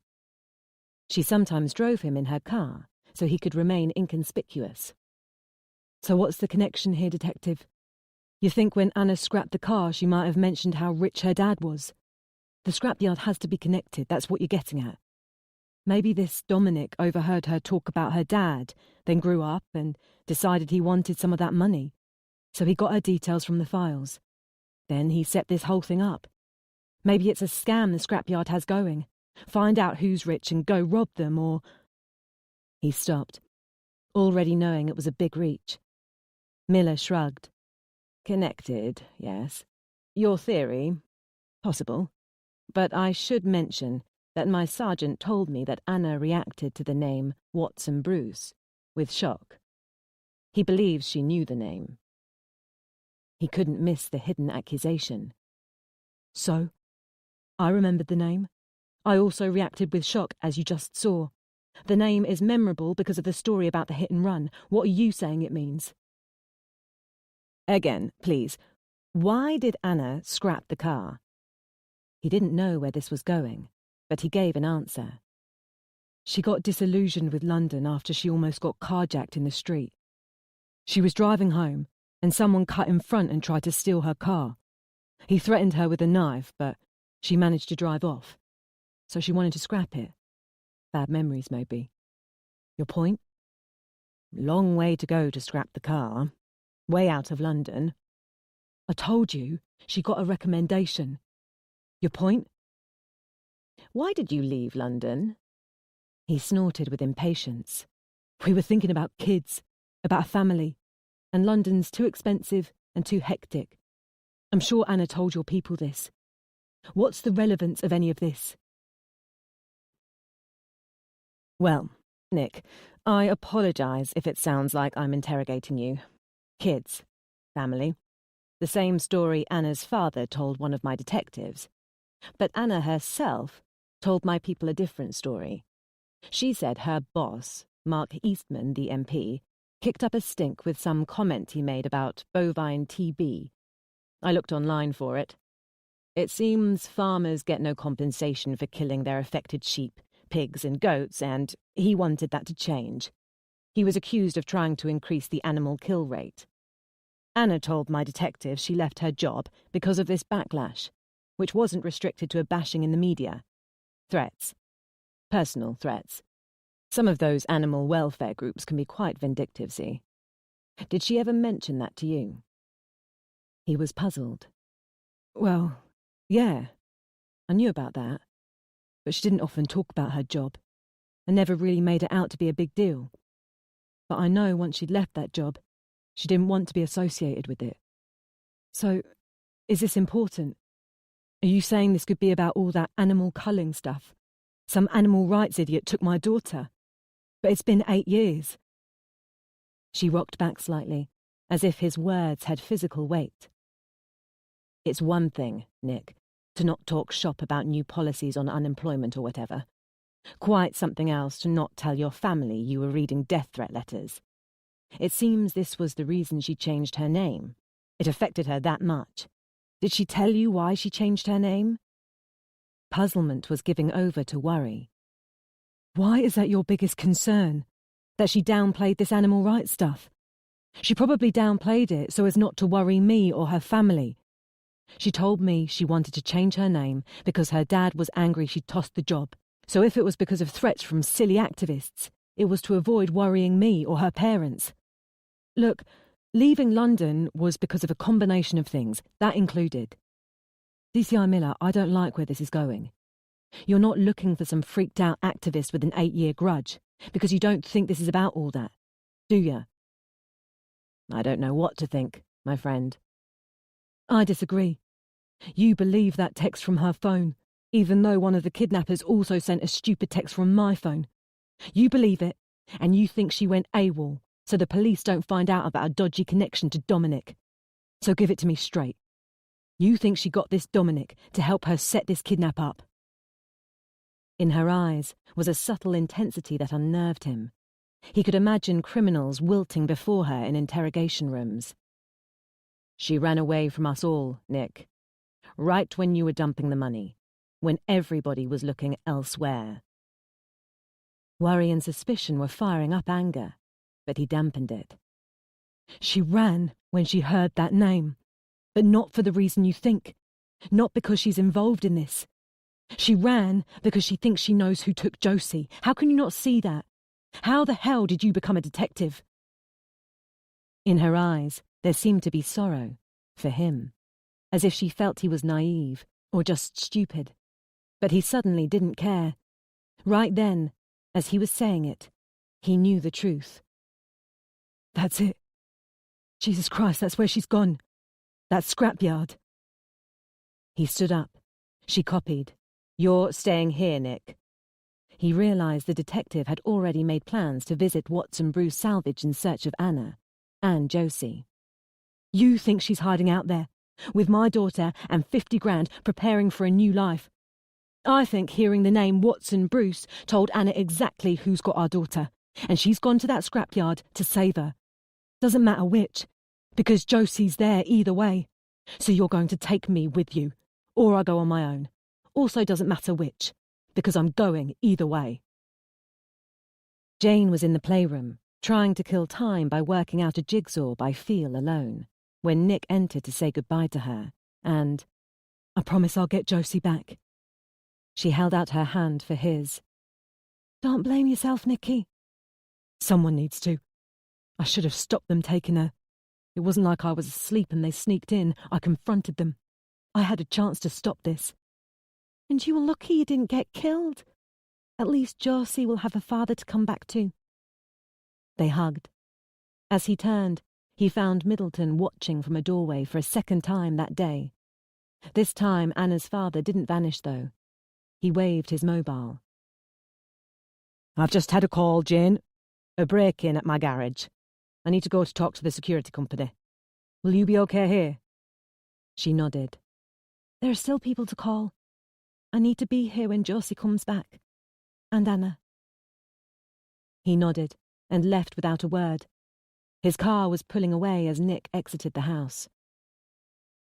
On the pavement, Nick stopped to take in the empty spaces on the street where some of the visitors to the house had parked. But those people had gone now. The family liaison officer, the search team, the forensics team. One by one they had left, probably to continue their jobs at a station or lab. And the foul detective, Nabby, had been sent away by his boss to chase up a dangling end on some other investigation. Their absence at the house, the settling quiet in the rooms, had begun to give a feeling of wind-down, of finality, like a stabling of the air, like the endgame. He couldn't shake the feeling that this trip to the scrapyard, where answers and his family might be kept, would be where that stable air was disrupted, and the storm would open up to play out the final act in this drama. Closure was drawing close, but a happy ending wasn't guaranteed. Chapter 11. A few miles outside Northampton was Harpole, and half a mile north of it was Watson Bruce Salvage, nestled in woods and fields, and boxed in by a hill and two roads that met in an L shape. Apart from a desert oasis of running liquid gold, the last thing Nick expected to see on the smaller of those two tracks was what they came across in a large lay-by around a bend. 4, he counted, vans. 6 cars. 4 motorbikes. 2 of them off-road machines, and like their riders conspicuous because they didn't have Northamptonshire police livery. A raid, Nick said, shocked but happy. A blitz attack on the scrapyard would give the kidnappers no time to hurt Josie or Anna. Miller affirmed as the DS slipped the car in behind a van, but that was all she gave him, apart from an order to stay in the vehicle. She and Bennett got out to meet an approaching man clad in not much less than full riot gear. Nick buzzed with energy and impatience, knowing Josie could be just a few 100 meters away, but he stayed seated. They could easily have refused to bring him, and he didn't want to be sent away now. Not that he would have gone.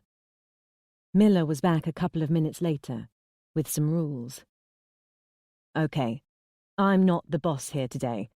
We've enlisted another police force, but it's their old show and we can't be ungrateful. They'll secure the site before we go in. They'll let you in afterwards, my friend, but only if you stay by my side. They'll strike quickly to preserve evidence, then call us in. Josie? They know about Josie, but we still have to wait, and they can't go in just yet, I'm afraid. He'd remained calm and patient on the way down, partly out of fear that rushing might mean finding Josie dead all the sooner. Now, though, with the scrapyard within reach, with Josie minutes from being in her father's embrace, Nick felt all his pulsating impatience and rage bubbling up. He could have sat still more easily on burning coals. So, why? He hissed. We're right here. Apologies, but please be calm. We have to wait because there's another site. What? The entire Watson Bruce clan. They've been involved in the scrap trade forever. And petty crime. The chap who opened this place like decades ago, one of his kids runs it now. Robert Watson Bruce. A daughter called Rona runs another scrapyard which is way up north. I only just learned this. Sorry. That other scrapyard is in Sunderland. Sunderland. A solid connection there, which decreased the chances that Watson Bruce Salvage was a red herring. But Nick could only focus on the fear that Josie might be up there. Is that what you're saying? 100 miles away? We don't know. I'm sorry. Northumbria Police have a team tasked with storming that place. Both teams are to go together, and we're having to wait for things to be ready up that end. We really should be grateful, my friend, because this has all moved very quickly. Because my daughter's in danger. He grabbed Bennett's iPad from the empty driver's seat. He'd earlier been shown a series of aerial photographs of the site, with X's to mark intriguing spots. 3 of those had been walls of smashed cars, but there were a couple of outhouses, a metal shed by a stream, and the main house where the owners lived. And what Nick looked at now, a rotting old caravan in a shrubbery-infested corner. It looked abandoned, except that it was connected to a generator and gas tanks. Suddenly, he was certain Josie was being kept there. But that location was at the far end of the site, easily 200 meters from the entrance. Not even trained cops on motorbikes could get there quick enough to stop someone slicing Josie's throat, and Anna's, when they heard the front gate booted in. Let me go in alone. I'll sneak in and I'll say I ran from you, so no one gets in trouble. I'll get into that caravan before. Why not? She'd been slowly shaking her head. I know you feel a bit impotent, but we need to preserve evidence, especially if Josie isn't present. These people cannot be allowed a chance to destroy that evidence. So both sites go down at once. After that, we'll go in. You're not here, Nick, to kick open doors. You're here so Josie, if she's here, can ride home right there on the comfy back seat with her dad instead of a bunch of strangers. Nick didn't miss that she hadn't painted Anna onto that comfy back seat. So it's nothing to do with needing me to negotiate with my wife in case of some standoff. Miller's lack of answer was answer enough. The team way up in Fatfield, Sunderland, was ready to rock, so the order came through and engines kicked into life. The bikes were faster, but they held back bar one, whose rider would determine if the gate was locked, and if it was, a van would change that. It was only a 30-second trip. The compound was inside a flimsy, corrugated iron fence, held up by wooden posts. The gate thick and sturdy, but also secured only by wood driven into earth. But there was no need to smash it open. As the strike team rounded the last corner, a mechanic, who just slipped out for a cigarette, froze and watched what seemed like an entire police force bearing down on him. Tires screeched, doors opened, and an army emerged. Miller's car pulled into the other side of the road.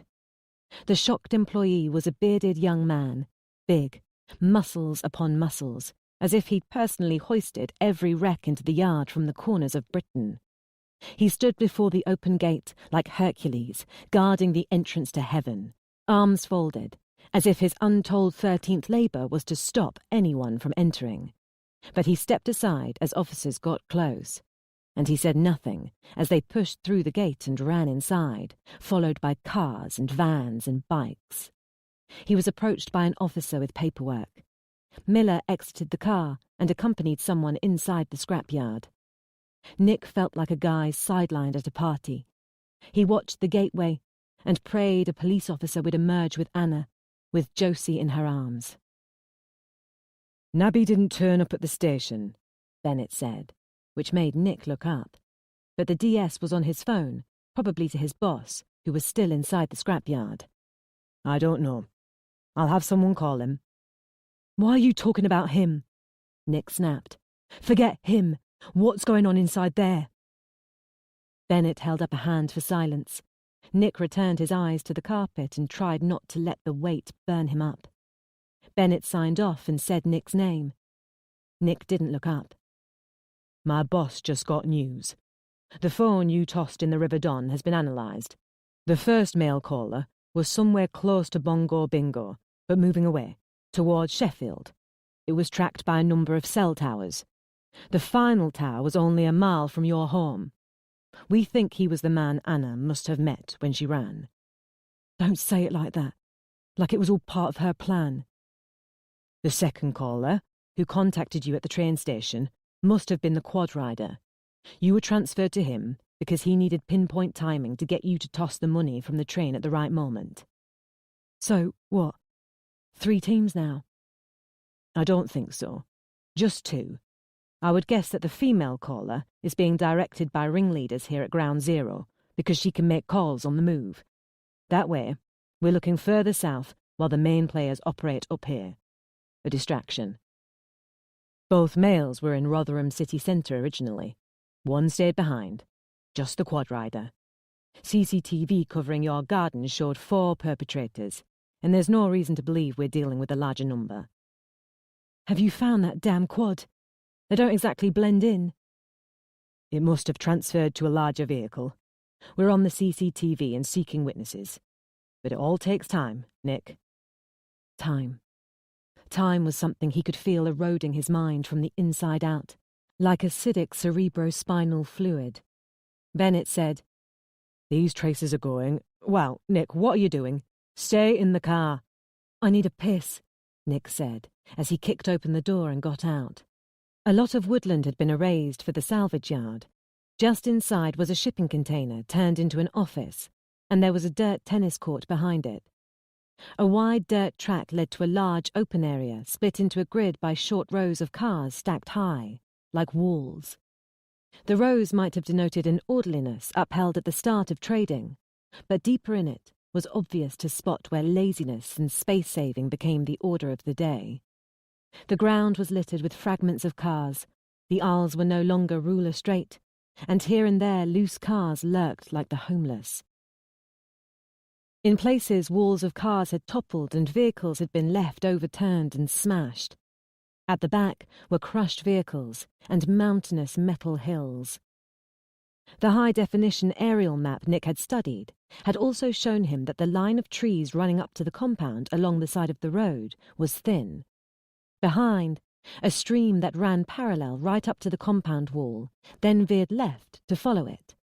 The Watson Bruce clan had utilised as much ground as they could. He started to walk across the road, towards the trees. He glanced back to see Bennett climbing out of the car. The detective jerked a thumb towards the bushes on the other side of the road. "Don't play about, Nick. Piss this side." Probably not the first time a police officer had heard such a line from a guy planning to make a break for it. He wasn't about to be surprised today. "Stop, Nick. Come on, man." Nick was in the trees a second later, just feet from the iron fencing. 8 steps later, the trees vanished, so abruptly he almost sailed out into the river. The bank was barely wide enough for him. He stumbled along, water a foot to his left, the sagging corrugated fence a foot to his right. He could clearly hear the raid taking place, police yelling for people to stop, come out, put that down, and their targets bellowing their confusion. 100 meters along, by which time his ankles were burning because of the sloped, summer-hardened earth, the fence and the river turned sharply right, and immediately around the corner he found a section of the barrier that had been broken and replaced by wood, and not set properly. One side leaned inwards, creating a V-shape that he was able to step through. The melee he'd imagined taking place inside had calmed. Nobody was running, nobody was being pinned down. He couldn't hear the whine of bikes on the hunt across fields. It wasn't a drugs cartel stronghold after all. Men in grimy coveralls were standing around, talking to the police, while other police strolled here and there, looking into nooks and crannies. Some way ahead, one of the outhouses had its door open, and there was an officer in the doorway. Beyond that he could see the house, which looked like it was made of corrugated iron painted blue, and this had a police presence outside too. But closer, the caravan. A half-naked guy so tanned he looked like a tree stump sculpture was in the doorway, shaking his head at 2 officers standing before him. He seemed to be reluctant to let them inside. It was all the stimulus Nick needed. He rushed that way. Someone shouted for him to stop. Hearing this, the 2 officers at the caravan turned his way, then stepped into his path. He knew he probably looked like a madman. "Where's my daughter, you bastard?" he yelled, just feet away now. He felt he had the momentum to power through police, tree sculpture and door without missing a beat. But it didn't happen. The wall of police met him and he stopped dead.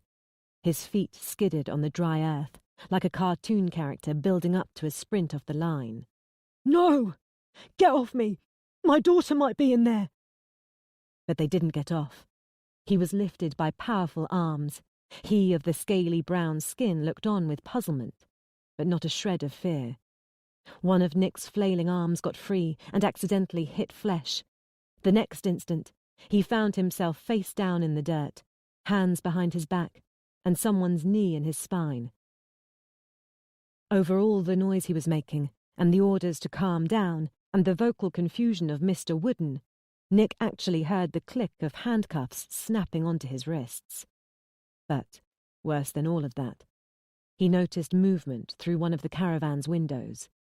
A police officer, already inside with Oakman, who hadn't refused entry at all, which meant he had nothing to hide. Anna and Josie aren't here, he heard a female shout. He turned his head, cheeks scraping against the arid land. Miller, of course, approaching in that casual and patient way of hers. The officers released him, and he got to his knees. The cuffs were removed as Miller squatted before him. Dominic Watson Bruce isn't here either, nor is his father, who is off abroad on holiday. No one claims to know where they are or when they'll be back, and no one knows anything about a kidnapped girl. Apologies, but we didn't expect to find your family here, Nick. But we did find something we expected. Once the strike team had determined that there wasn't a kidnapped child on the premises, although there were some illegal aliens, Miller and her crony had entered the main office to speak with the boss. They came back with a pencil-drawn map of the compound. The two detectives and Nick, free now of his handcuffs, started walking through the maze of walls of cars and around lonesome vehicles abandoned like lepers.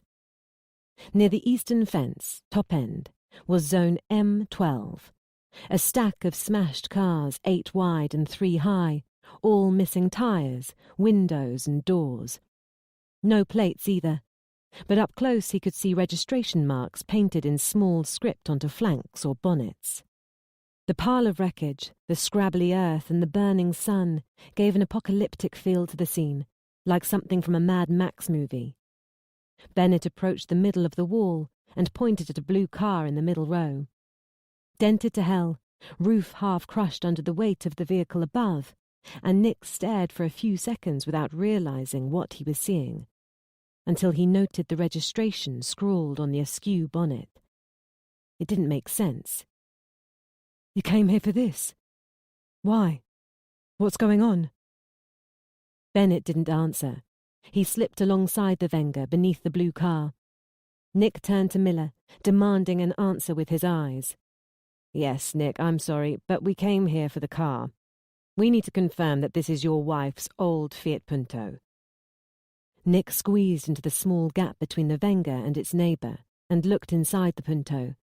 Bennett was on the other side, each man's head visible across the seats. The steering wheel was gone, perhaps sold on at some point. It was weird to see this car again after so many years, and somewhat sad to think that it hadn't been crushed and turned into Pepsi cans, but had been left to rot. He'd driven this thing in just summer shorts, but now didn't even want to touch it. Bennett reached inside and pulled the bonnet release lever. There was a dead rat in the passenger footwell, fur matted to the cup. Hang on. This isn't Anna's car. The carpet. What about the carpet? Bennett said.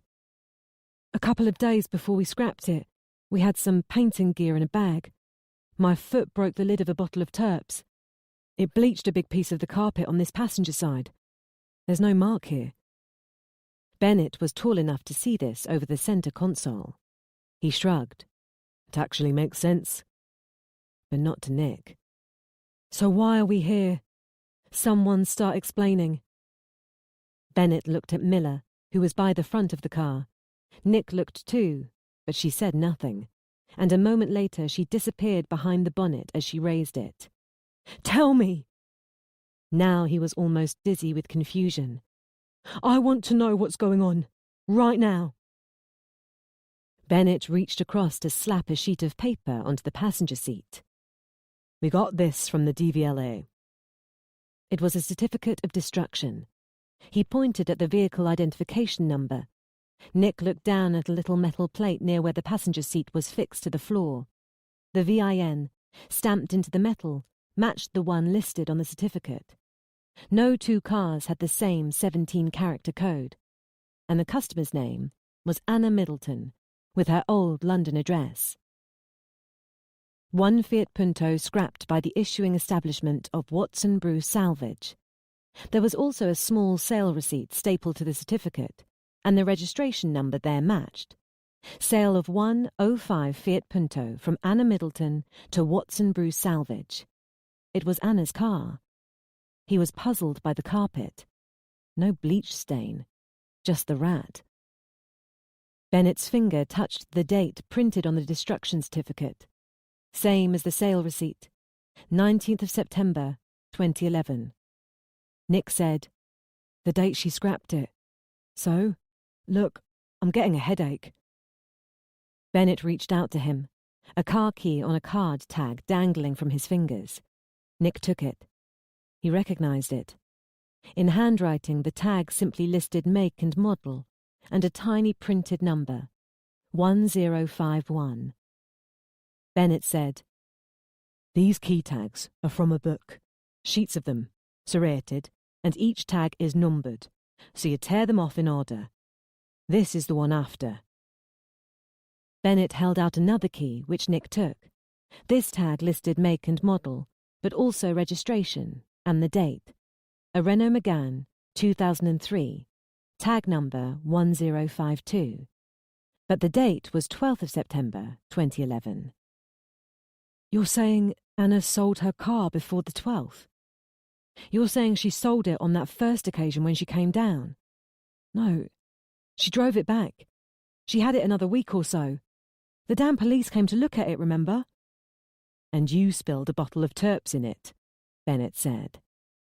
Miller stepped into the dim little corridor created by two towers of cars. "Well, the police investigating the hit and run on Horsenden Lane North in Greenford were checking all blue Puntos within a whole bunch of miles of that area. It was a long process, just like it's been for us. You know, the Volkswagen Passats. It's a simple job, really. No need for the cars to be whipped off to the lab. No time for that either. A lot of cars. If a car slams into 350 pounds of stationary meat and bones, well, there will be damage. And blood. And if the registration on the car matches the one registered to the owner, well, why check the VIN? Nick remembered the policeman who came all those years ago, remembered that they'd been gone 15 minutes later. Understandable. Respectable working woman with an alibi, paperwork in order, no damage to the car, no blood, no reason for doubt. His chest seemed to shrink, painfully compressing his heart. Anna sold her car on the 10th, 5 days after that hit and run. The scrapyard held off with the paperwork until the 19th. Nick, apologies, but it took the police 10 days to get to Anna's car. The 15th. He fell back against the ruined Fiesta behind and had to grab rusty metal to prevent a collapse to the hard dirt. The 15th. 5 days after she sold it. "But she didn't sell. She drove it home." Same registration plates, same make and colour, and soon afterwards to receive a bleach stain. But that, I'm afraid, was not Anna's Fiat Punto. The police couldn't be allowed to get near Anna's car, because hers had killed 2 hikers. Chapter 12. He was shaking his head, unable to believe or even understand. He was sure he'd misheard, or misread, or dreamed the whole day. Bennett stared him dead in the eye as he reached a long arm through the car and laid a hand on Nick's shoulder. "Look here," Miller said. He slipped out of the gloom, into the burning sun, and to the front of the car. Inside the engine bay, the detective was shining a torch onto the old engine. He could clearly see faint little stains, and she illuminated some on the broken grille too. Blood. He didn't want to believe it, but everything made sense. On the night of the hit and run, Anna had returned home in a frightful state. She had gone out to pick up her boss, Mark Eastman, to take him to a stuffy function, but afterwards, according to her, a man with a knife had threatened her for her car. For 2 days, she had been reserved and nervous, confined to the house, barely eating, napping in the day a lot, and talking about leaving the city. Strange, half-asleep mumblings about a fresh start soon became a sincere desire to leave London. Wildly in love and eager to please, Nick had agreed that getting out of London would be a good fresh start for them both. Aided by her father, who'd bought her a house in Sheffield to guarantee that his daughter, and the child she planned to have, remained close, she and Nick had been packed and gone within 2 weeks. But not because goat lovers swore vengeance, or because a thief with a blade proved the city had dangerous streets. Anna had fled because she'd killed a pair of hikers on a dark road. Bennett was suddenly by his side again, giving the dead eye. Why take the car out of the city, Nick, when London has 1,000 scrapyards? A connection. By Anna's reaction to the name, I knew that connection wasn't anything as lowly as simply scrapping her car here based on a friend's recommendation. Something bigger. Something she couldn't tell the police. Something that propelled her to run today. Normally, we would assume that connection was a person. But she scrapped a perfectly good car based on some robbery attempt story never reported to the police. She scrapped it right around the time that police were looking into similar cars because of a hit and run. And then she left the city under a new name. Hearing it like that, it all seemed so obvious, but still Nick refused to believe it. Miller spoke next. Nick, once Anna's car was cleared by the London police, that was the end of their interest in it. They didn't know she later scrapped it and drove way out of the city to do so. They didn't know she'd been a shivering wreck after an incident on the night of the hit and run. And of course, they couldn't possibly know that someone from that scrapyard would kidnap her daughter 8 years later. Back to Bennett. The people who took her know what she did. They knew about the swapped cars because they set it up and fudged the paperwork, which was the final piece of evidence we needed in order to be sure of our suspicions. The kidnappers took Josie because of the hit and run. They were both crowding him, like a bully tag team. Miller's turn. It's why Anna ran away. She couldn't tell us what she knew, because, well, the truth couldn't come out. But if Anna could get away while we were distracted, maybe she could get to these people and get Josie back without anyone knowing anything about what happened in the past. And the kidnappers must have told her how to do this somehow. Whatever it is they want. It's more than just money. She put her hand on his arm. Nick, apologies, but do you understand all of what I just said? His head was clear enough now that pieces were tumbling into place. He believed. But right now, Anna's position as a double killer didn't even matter, as Miller's claim sought the spotlight. More than just money. It gave him a feeling of deadness inside. You're saying this is about Jews after all, but not mine. These people want Anna alone so they can kill her. Both of them. My wife and my daughter. It's payback. On the drive back, while Nick was still trying to accept recent bombshells, Bennett got a call from a colleague and relayed it to the DCI. Something perhaps we should consider connected. Larry Middleton's home garage was broken into a short while ago. The security company called him when the alarm went off. He says nothing looks to have been stolen, but the place is a mess, as if someone was looking for something. Any other day I'd discount it, but... Nick realised that Anna's father and sister would be awaiting news.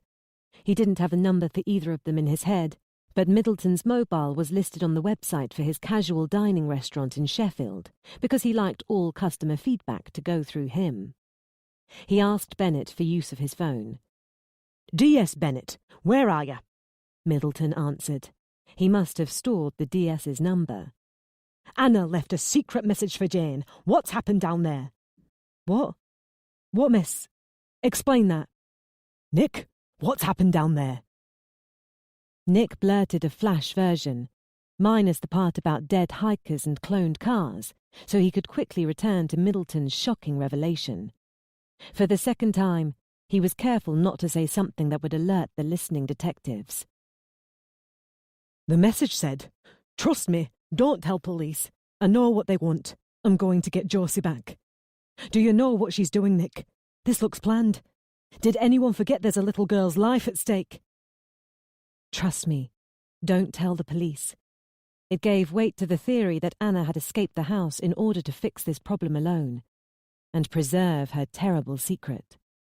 Somehow, he managed to sink lower. No one forgot. That's our daughter.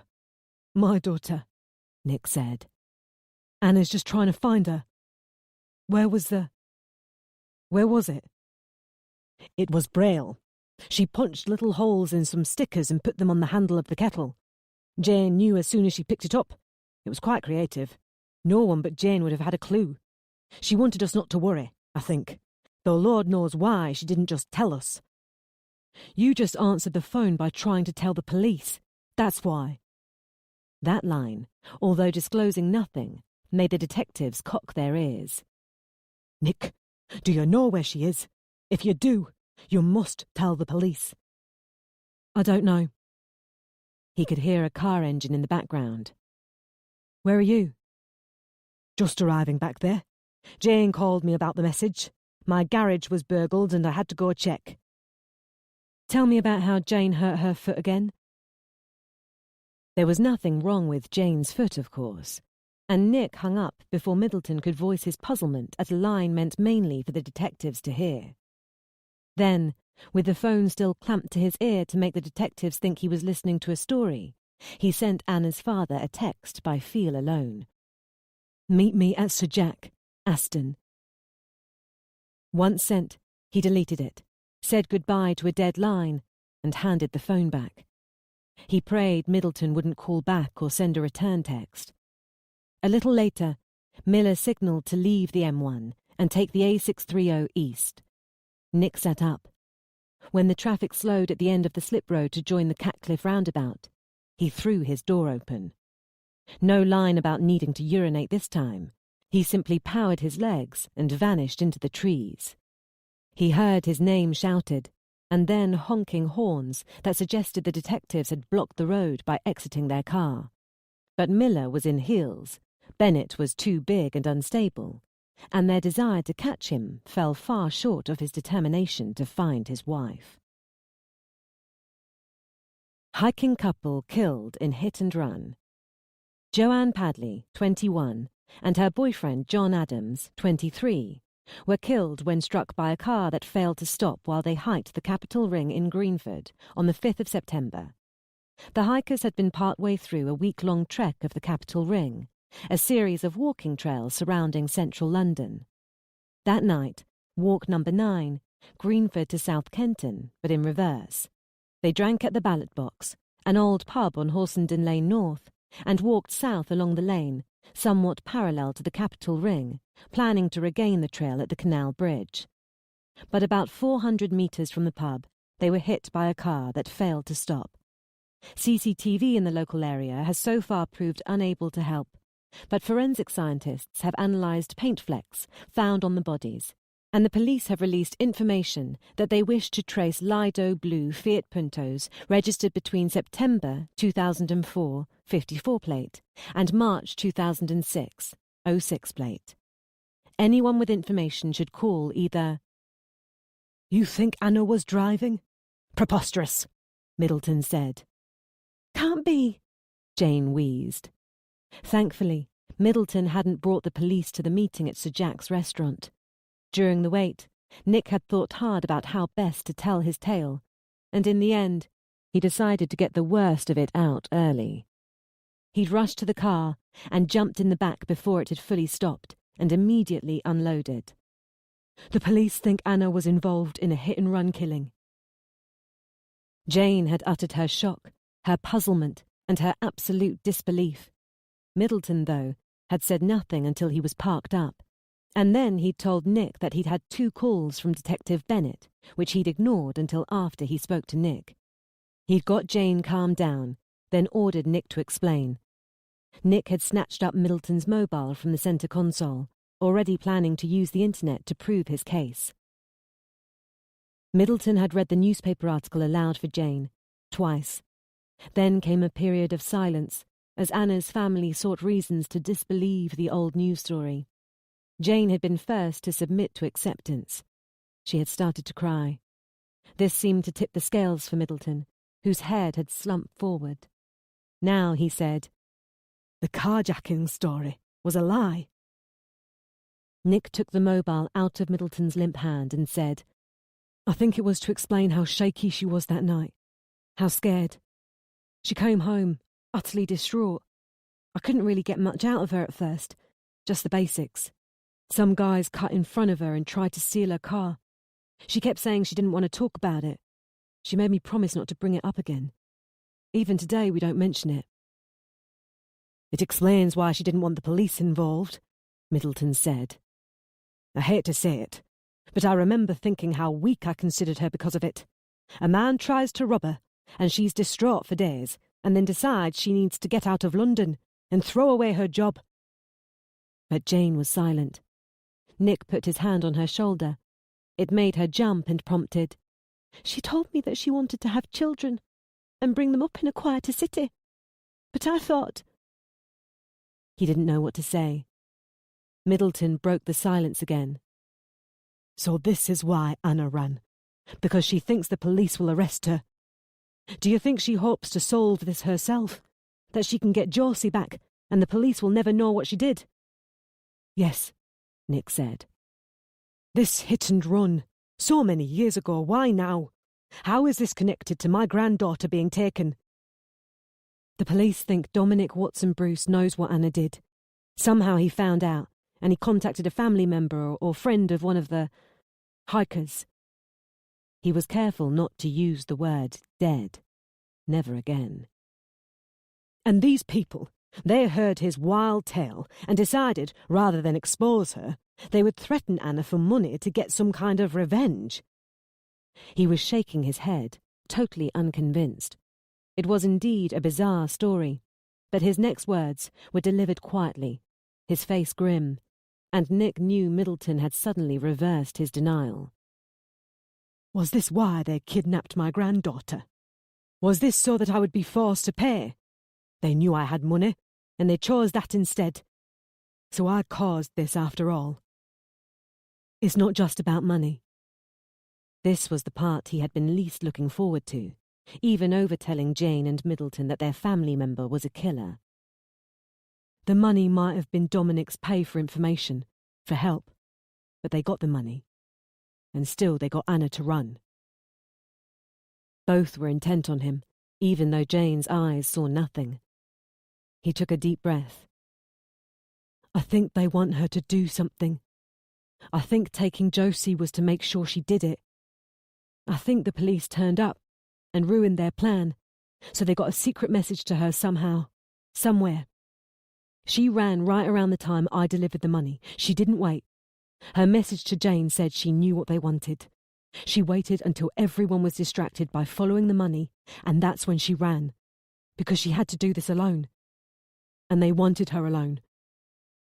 Middleton almost shrieked. "You're talking about revenge, aren't you? They fooled Anna into thinking she can get Josie back, but that isn't it. She's running into a trap. They want to hurt her. They want payback for killing their children." Nick had, of course, had the same black thought. How better to exact retribution than to make Anna suffer the loss of a child, an eye for an eye, before killing her.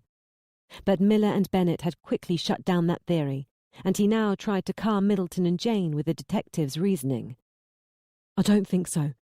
If it was revenge, they could have got to Anna any time. They could have killed her when they broke into the house. They could have run her down in the road just like she—" He stopped himself before he could say it. "No. They told Anna where to meet them. They want her to do something for them. They must have told her what in their secret message. And that's why I need your help." Middleton turned to look at him for the first time since parking up. What help? Is this why you wanted this damn silly secret meet? You don't want the police to know because you think you can make everything all right. You think you can save everybody. But keeping the police out of this puts my daughter and granddaughter in danger, you fool. What can you do? That final sentence had been almost spat out in contempt. Nick paused a second to let rising anger subside. Look, I know I'm not the ideal man for Anna in your eyes. I'm just some grunt with no desire to rule the world. I'm not obsessed with money and power, and I don't want people to bow at my feet. You think Anna can't cope without you because she failed in London, and that I'm not the right person to look after her, even though we've been fine for years. If only she'd married a judge or famous novelist, eh? I don't care what you think. All that matters to me. And what about what matters to me? I don't want you making things worse by... Jane had been silent for a time, but no longer. Stop this, you two, she yelled. It ends now between you. I heard what Nick said to you back at the house, and he's right, Father. You cut her off, thinking she'd regret her decision to settle down. It's not going to happen. Josie is the best thing that ever happened to her, to any of us. And even if she left Nick, she's not going to suddenly decide to start a career. Stop blaming Nick because Anna didn't become the daughter you wanted. And you, Nick, stop blaming Father for finding it hard to accept that Anna chose a different path. Both of you. Fighting when Josie and Anna are out there somewhere and in danger. I'm sick of it. That silenced both men. Jane rubbed her chest in a calming motion and wiped a tear away. I agree with him, Father. He wants to find Anna before the police do. There's a chance this is all just wrong. We need to hear Anna's story before she gets arrested. I think we'd all prefer to see her without being surrounded by police and solicitors, especially if it's going to be the last time alone as a family. Middleton rubbed his forehead. Nick tried to eject an image of Anna staring at him through the iron bars of a cell as he was forced to walk away, back to an empty home. Jane said, Nick, what message are you talking about? You said they got a secret message to Anna. Middleton said nothing. His chest rose and fell fast. Nick took it as willingness to hear him out. So he said, I think their message gave her the idea for the one she left you. Despite her blindness, Jane actually turned in her seat as if to stare at him. Braille. Nick picked up the phone, just as Anna had, and immediately felt stickiness on his fingers. From the inside of the handle, he saw a slight residue, as if from a now-gone sticker. He handed the phone to Jane, standing in the phone box doorway, who ran her fingers along the hard plastic. Behind her, Middleton paced on the pavement. My God, Jane said. There was a sticker here, just like on the kettle, but the message is gone. She bent down and ran a hand across the floor. Before Nick could process why, she stood up, and in her fingers was something. Black, the same colour as the receiver.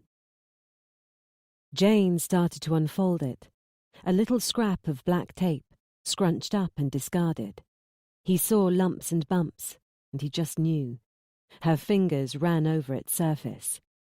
Is it Braille? He said, all urgency. What does it say? She ignored him, dropped the scrap of tape, and started to feel under the shelf. Silence. Under shelf, she said, and then, more stickiness, but there's nothing here. And he believed that, because Jane had a far more sensitive touch. But still he ran his own hands over the underside of the shelf, hoping she was wrong. She wasn't. No message, and nothing else on the floor. His shoulders slumped. He'd been hoping to find a clue to her location, an idea of what the hell these bastards wanted from Anna. Failure put a painful void in his gut. A bigger message, Jane said. Something that wouldn't fit on the handle. But how would they have known to do that? Because they knew all about Anna and her family. They must have returned here to get rid of the message, he said. Jesus. But what do they want? They got the money. What can they want from us, Nick? Is this something to do with the burglary at Father's garage? Nick hadn't connected that event to this, but it had caused D.S. Bennett to wonder, and the burglary had occurred not long after Anna vanished. Any other day. Prompted by elevating hope, Nick remembered a line from Anna's secret message to Jane. I know what they want. I'm going to get Josie back. Nick stepped inside carefully. He needed to be quick, because he knew the police were sending someone to fingerprint the busted door, but he also needed Middleton out of the way. Amongst various items strewn around the garage floor, Nick noticed his lucky milk bottle, broken into 1,000 pieces. He didn't care. It couldn't be deemed to have any power if Josie and Anna were still missing. He picked up a piece of the glass. I'm still keeping this. Have you got a small box and a dustpan and brush? Middleton had doubted the kidnappers had busted into his garage. The whole street knew he had money, and a busy outdoor life, but no wife, and a daughter who wouldn't be very good at providing a description. No secret, then, that his property was often unattended. If what the kidnappers wanted was in his garage, they could have broken in any time. So why take Josie and then come kick in the door anyway? Plus, there was nothing of worth, nor was there anything missing. Sold. Nick had agreed with the older man's theory, but asked to see the garage anyway. By the time they'd arrived, he was doubtful. Once inside, and looking at nothing but junk across the floor, he was certain he was on a wild goose chase. And then he spotted something. When Middleton was gone, Nick picked up the item that had caught his attention. Right then, he knew where this whole mess would end, although he had no idea what treasure could be at the end of this rainbow. Jane was by the door, watching but not, but she heard the slight scrape of something dropping to the floor. She asked. He lied. Nothing. But then he said, "Tell your dad I'm sorry." What do you mean? Sorry for what? He said he's sorry for taking your car, Jane said 60 seconds later, when her father was by her side in the driveway, and he was staring at a blank space where his 40 grand Jaguar wasn't. "That bastard!" Middleton hissed. "What did he say? Did you find something?" He picked something up. Because standing in the bare driveway, despite it being part of her home, was like being adrift in a vast ocean, she reached for him, meaning to grab an arm with both of hers, to anchor herself, but found the space where he should have been empty. The crunch of gravel told her he was headed back to the garage. Once there herself, she heard the beep of his phone keypad. "Father, what are you doing? You can't call the police." Anna and that bastard might think they're trying to save Josie, but their damn vigilante ideas might get her hurt. No, don't call the police just yet. Anna will be arrested. Maybe Nick has found something. She grabbed his arm. He shrugged it off. And I intend to know what. I took a picture. What do you mean? What he meant, but didn't say, was that he'd taken pictures of the garage as it lay following the robbery, to document the damage. Now, he pulled up one he'd taken from roughly this very spot, and which captured the entire interior. He held it so he could see picture and subject with only a flick of the eyes. In this game of spot the difference, there was one anomaly. One thing, but not missing, only moved a couple of feet. He stepped inside and picked it up. A velvety A5 folder embossed with Jeffersons, which had been Anna's way back when she was Mark Eastman's PA. It contained a card key and paperwork for a safety box in a private London bank, where Eastman had insisted she stored sensitive files after his office was burgled. The box hadn't been used since she emptied it and left London. The folder, like other unneeded junk, had gone into a box and made the journey north, but since that day hadn't budged from its dusty spot in the garage, until it got tossed on the floor as burglars threw things about while seeking valuables. And it had moved again when Nick picked it up. Chapter 13. 10:58 a.m. The moment she picks up the receiver in her left hand, what she feels beneath her fingertips is as potent as a live wire. She takes a deep breath, and realization hits. "Hello, my master. I am so scared," she says. She is reminded of the order to hold the receiver in both hands, not so she can't press record on a tape machine, but because one hand needs to hold the receiver, while the other slides along what she knows is a Braille message on the inside of the handle. Her heart races. Pay careful attention to what you feel. It will help you do the right thing. Remember that any trickery, and your kid doesn't see old age. With two hands, one to hold the receiver and one to read, she says nothing. So you understand the message I'm giving you? Good. She does. The message says, silence, under shelf. "I will do whatever you want," she says, to relay her own message, that she understands. There will be another message under the shelf, because a tiny phone handle offers no room. We don't want you to do this. We want your husband to bring the money. Go home, and we'll call again. Click. She drops the receiver. She leans on the phone book shelf, gripping it tightly, her fingers feeling beneath, rubbing, reading. Escape the police at 12:25 p.m. Get to Beck's Park. Bring your force field. Destroy the messages. She stands, picks up the receiver again, says, "Hello?" into it. But this is just cover so she can rip away the ticker tape as she hangs up and withdraws her hand. Both hands come together, mashing the two messages together. Force field. The bigger message, the size of a postcard, is on paper, so it can be destroyed easily. The smaller, though, is on thick ticker tape, so that it can withstand the friction of palms that used the phone before she took hold. This piece of plastic refuses to gel with the paper and skips from her rubbing hands. She sees it tumble to the floor. She cannot retrieve it, because the camera is watching. But it's tiny, scrunched up, and no one will see anything but a piece of litter. She leaves the phone box with the other message squashed in her fist. Carefully punched holes in the paper, now ruined by her hands. It will tell no one anything, even if they find it on the floor of her already littered car. Force field. The shock of it is like an icy lake dousing, but she holds her outward demeanour firm, for the police watching and listening, as she walks back to her car. Force field. A simple, single word, but all-powerful and all-encompassing, because now she knows who took her little lady and why.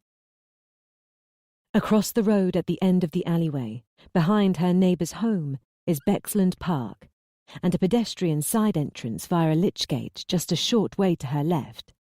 She takes it. The park is empty because kids and jobless mothers, like herself, prefer the park down the road. This one doesn't have much to offer because it's just a green the size of a football pitch, with benches and a road cutting it in half, all enclosed in head-high hedge. That means she knows the ogres will be able to take her, and nobody will see a thing.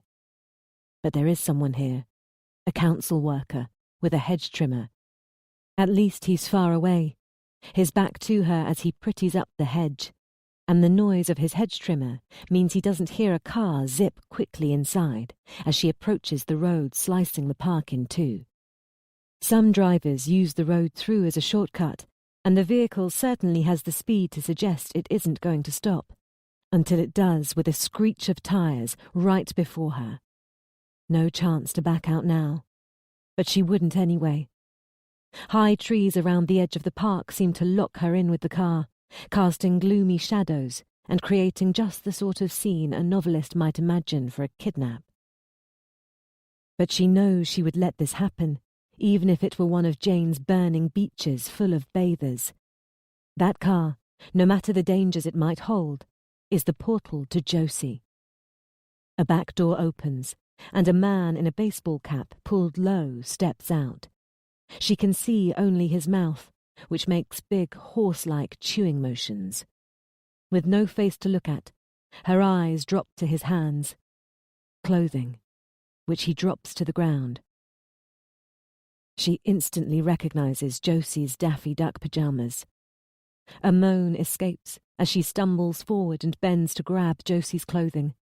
She knows it's a trick to get her close, because they're right at his feet. But what she knows, and he doesn't, is that no trick is needed. She is going through the portal, no matter what, but she is desperate to do so with Josie's belongings in her arms. No special necklace here, so thankfully her little girl might have been allowed to keep it. Ballcap grabs her ponytail and yanks her up. His other hand slaps over her mouth to stifle a scream that was never part of the plan. He turns and forces her into the car, grunting with exertion he doesn't have to use. She sprawls across the back seat. In a flash of a second before he's inside, on top of her, forcing her head down, she glimpses the back of the driver's head. Ginger hair with shaved sides. The door slams. The car jumps into action. Already she is closer to Josie, and tension disperses like smoke in the wind. Ballcap is unaware of this and forces her off the seat into a lying position on the floor, face down. Her nose thuds the carpet, and it's this impact that ejects a yelp from her lips. Ballcap, though, misreads yet again and jumps his feet hard into her back and tells her she's going nowhere. Amid the maelstrom of emotions, her brain finds opportunity to recognize the same thick northern accent from the phone calls. At first, the engine is loud, the turn sharp, but soon everything calms down as the vehicle exits a perceived danger zone. Ballcap starts to speak around a wad of gum in his mouth. "No police, you silly mare. Remember?" "Where's my daughter? A neighbour called the police. I'm sorry." "You didn't have cause a hassle, woman. You were supposed to wake up in the morning to find a nice little note in your girl's bed, and then we'd go do this all quiet. No problem.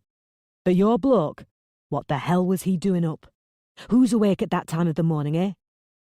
He seems to find this funny. "And no cops. That was meant to be part of it. Scrambled that one up too, didn't you? You'd have had your kid by now, so you went and messed up, didn't you? Caused us to get our thinking caps on.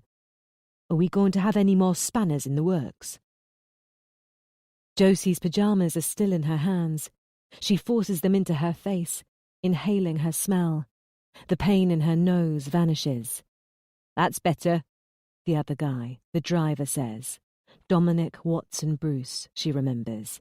She is glad she hasn't yet seen his face. Or him hers. Ballcap turns her head with a fist in her hair so she can see something his other hand is holding close to her face. "This was a wasted note. I hate waste. So now..." She sees a piece of paper the size of a postcard, scrawled words. "We have your kid. No police. Tell school she's sick. We'll call you at 10. "You'll eat it." And he's serious, because he forces the paper against her mouth, pressing so hard it hurts her gums and lips, and she knows there's no point in trying to refuse. So she opens her mouth and accepts his rough fingers forcing the paper inside. She blocks her throat with her tongue, unsure if he's going to force the ransom note all the way. "Don't be a twat," Dominic says. Some kind of point proven, Ballcap releases her and sits up. She spits out the paper.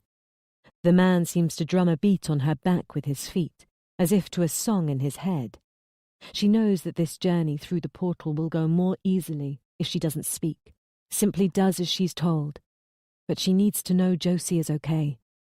She means to try to ask about her daughter pleasantly, as if inquiring about how she's adapting to a new school. But the pajamas Josie was wearing are in her hands, and a terrible fear about what that could mean transforms her inquiry between brain and mouth. What have you done to my baby, you bastards? Where is she? Why did you take her pyjamas? Oh, we changed her, that's all, Ballcap said. She said she's not allowed to wear pyjamas once she's up. You think I'm some sort of weirdo? That was right. She'd been taught to get dressed as soon as breakfast was over. But surely she wouldn't undress in front of these ogres. Had they forced her to? As if reading her mind, the guy beside her says, We haven't harmed her one little bit, okay? As is, it's a kidnap. Imagine if the police happened to burst in and find a naked kid. That's a sexual aspect right there. And you know what that means? Solitary confinement for my own safety. Not a place on earth I wouldn't be hated, especially for a little girl. Imagine that. Everyone everywhere wanting to hurt you, and the prison screws would oversalt every meal I ever had. Think I'm stupid? I can hide from the killers, can't hide from the salt. So, your kid's dressed, and she's... Let's say she's not unhappy. Except with you, that is. She's annoyed at you. She thinks you sent her to us for being naughty before bedtime. Josie had spoken with these ogres. She was a sociable girl, but... I want to see her. I want to see my daughter now. Dominic speaks this time. Have you got what we want, Countess? Still, thankfully, she can't see his face. But that word, Countess, puts an ancient image in her mind. A yelling boy, a runaway bicycle, and herself rushing forward. She shuts it down before the scene can display her performing a mistake. Hey, did you hear?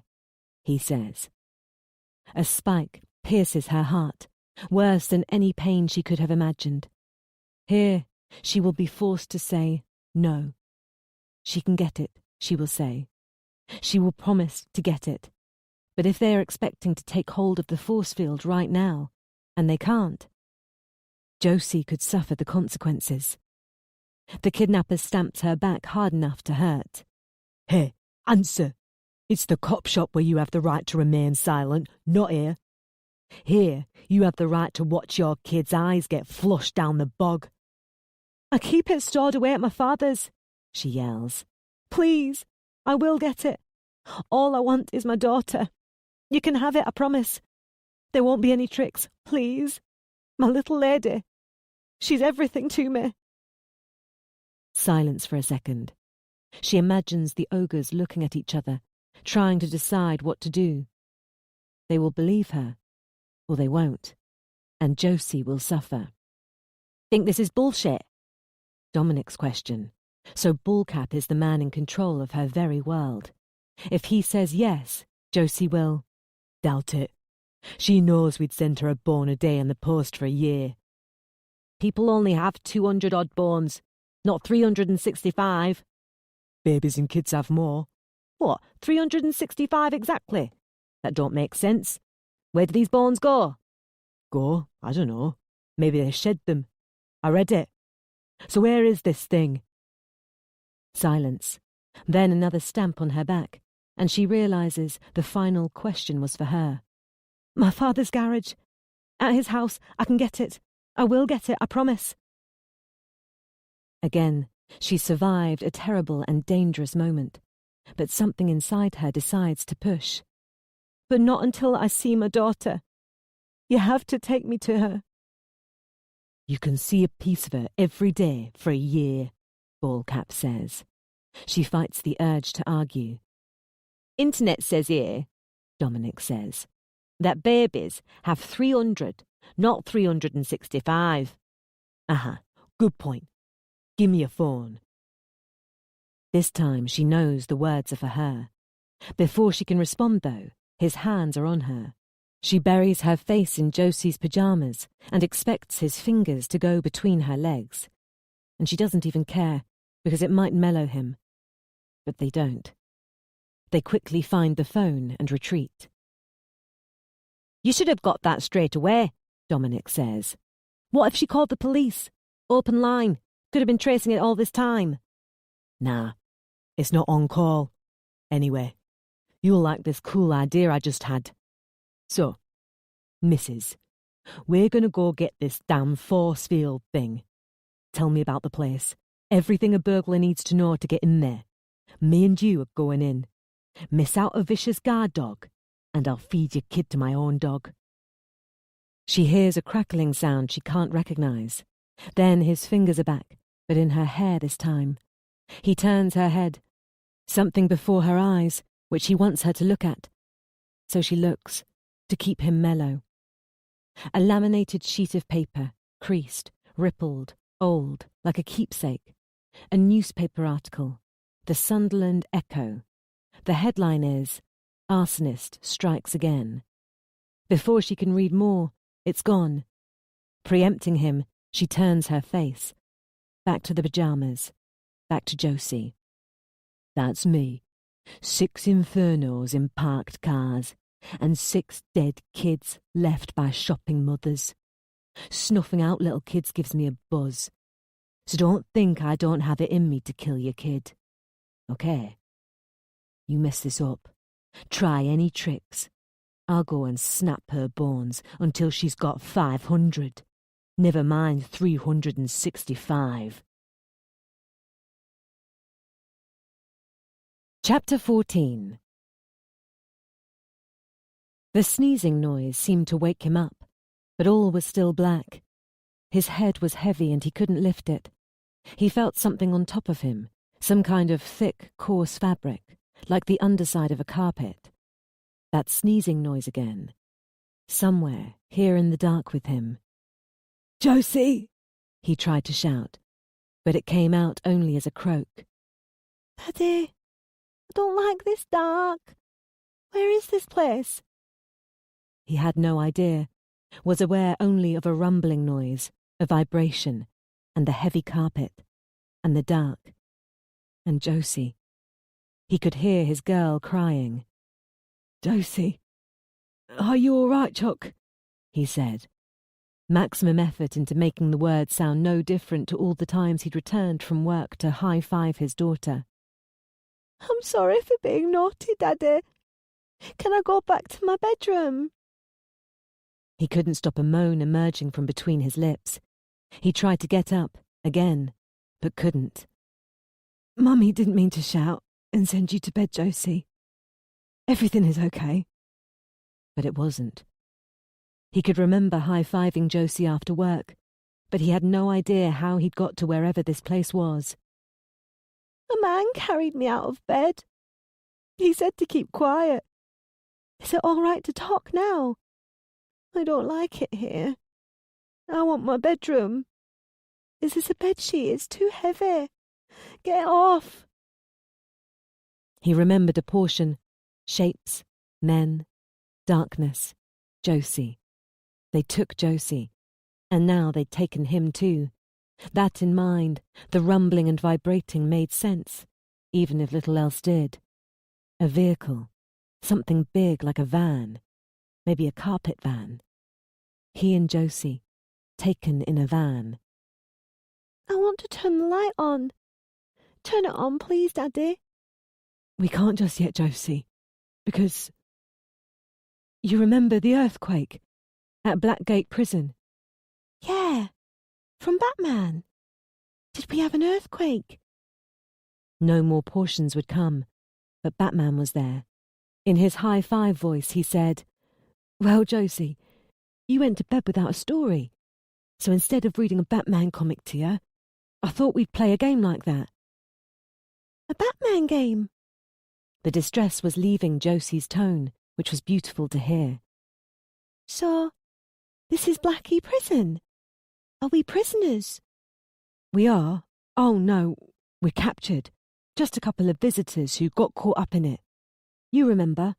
Lots of prisoners escaped in the comic when Blackgate Prison was in the earthquake. Like Joker and Riddler. Is that the noise? And the shaking? Is this an earthquake? Is the prison broken?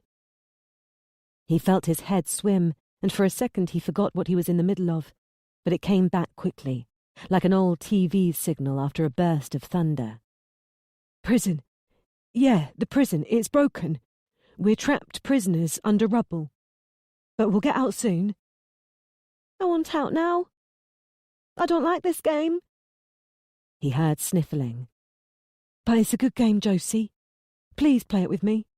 Daddy loves this game. There will be a reward if you get out. You can ride a horse. I'll take you on a horse every day for a week. No, a bouncy castle. I'll buy a bouncy castle, and the game will be over soon. Josie's sniffling stopped. When Batman rescues us. It stopped quaking. Listen, Dad. The next part was hard to say, not least because his head was beginning to cloud again. He knew he wouldn't have the strength to stop whoever came to open the van doors. He had weakly failed to help his daughter earlier, and soon he'd be forced to watch again as dangerous people took Josie for a second time.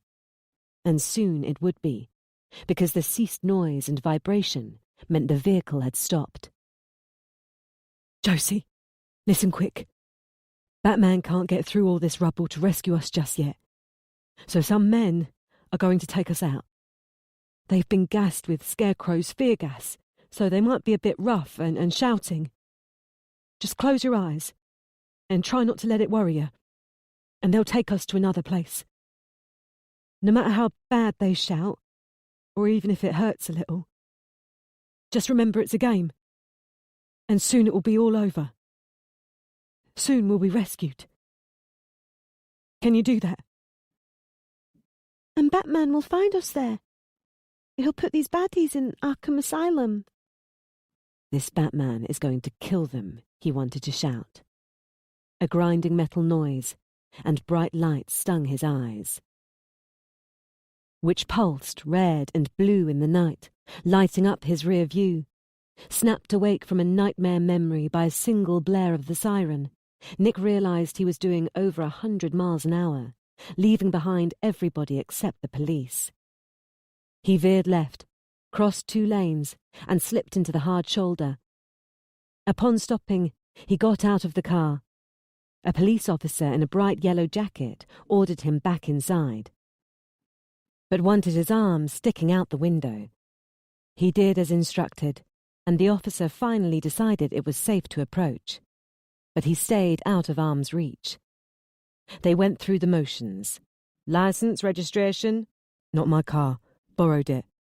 Hand me the keys and sit right there, sir. Nick looked round to see the other officer on the car radio, probably running his name and the car's registration. They would find out about his 1-year driving ban 17 years ago, but that would be no cause for concern, and hopefully he'd be behind the wheel again soon. His only worry was that Anna's dad, when called, would say his car had been stolen. If that happened, he would have to make a run for it, somehow. The guy on the radio waved his comrade over, but he was back quickly with fresh orders for Nick. Out of the car, turn around. Nick said nothing until he felt handcuffs snapping on. Hang on a mo. The guy who owns the car is my father-in-law, and he's a bit of a twat. Be quiet and listen carefully, pal, okay? Nicholas Carter, I'm arresting you on suspicion of cruelty to a child. What? The caution came as he was led to the police car. He was put in the rear, hands cuffed behind him. Throughout, he demanded answers. He got one not long after the driver got out of the car to take a call on his mobile radio. Nick had a serious sinking feeling, but 60 seconds later, found himself standing on the hard shoulder and no longer in handcuffs. He was given a ringing mobile phone. By now he was thoroughly puzzled and wondering if he'd had a false awakening. "Nick," said a voice he recognised. DCI Miller, did you arrange for me to be arrested? Apologies. I had to put you on the system when you went missing overnight. I guess I forgot to take you off, my friend. What are you doing on the M1? Forget that. What's this horse crap about cruelty to a child? Only way I could put you on the system, as a wanted man. I'll get rid of it. So, your presence halfway down the M1? I'm lucky these guys didn't hammer me. Cruelty to a child? What the hell? like I said, apologies. M1. I'm just out driving to clear my head. Against the law, is it? Perhaps on your way to Nuthall to search? Detective Miller, why don't you tell me some good news if you can? Any likelihood in the far future of finding my daughter? We have a couple of updates, she said, sounding more serious now. Now, without proof of the involvement of the families of the hikers killed way back, all we can do is put them under surveillance. That's been ongoing most of the day, and I'm hearing nothing untoward is occurring. There's certainly nothing suggesting your family is in that neck of the woods. If that changes, I'll know instantly. But my gut is ruling them out. Nick's gut turned at that news. It was good and bad all at the same time. But Miller continued before he really had time to process the information. Remember I told you that the Watson-Bruce clan, a couple of them run scrapyards? Well, the chap who started it all had 3 children, another daughter, see? This lass isn't in the scrap trade, my friend. She's like the white sheep of that family. She got away from them, moved away to find a better life, and she's managed to keep her family history out of the limelight. She took her husband's surname when she married, and this was way before he stepped into the Westminster limelight. Nick felt a realization, based on that term, Westminster limelight, touching the tip of his tongue, but it surfaced no further. Miller gave a push. Her name is Ileana. Ileana Eastman. Ileana Eastman, Mark Eastman's wife and aide. Shock had a texture and a weight in his belly. Eastman. Mark Eastman helped Anna cover up the hit and run. That's what you're saying? Well, that idea doesn't sit well with me. The current Secretary of State for Education burying such a crime. No, see, I'd much rather bet on Anna turning to Ileana, if they're friends. I can see her fearing the story could harm her husband, shadowy as she is and all, and obsessed with the power he's got and the power she's got over him. Yeah. I can see her doing this for her husband, perhaps even without his knowledge. He's getting some grief at the minute because a newspaper is trying to discredit him with this Witches of Eastman story. The country has learned about 3 affairs so far that he's had over the last 20 years, but his wife has stuck by him, and that proves a tight bond. Perhaps tight enough that she would cover up a hit and run by his caseworker to avoid negative splashback. But Josie, how is that connected? Her voice now got a little higher, her tone a little desperate. Now, let's not assume anything, my friend. I called down south, and the chaps there don't have any evidence that Eastman or his wife are being targeted, any more so than politicians usually are, that is. But I'm sending someone down there on the quiet to watch them, see if they show any signs of duress. Just don't let your mind run rampant, Nick. Dominic and the rest of her family. I told you, she abandoned them. His thoughts seemed bogged down in quicksand, not running rampant. But her warning had the opposite effect as he realized what she was trying to prevent him from doing. Are you saying Eastman and his wife and her family could all be involved in the kidnap? Nick, please, no.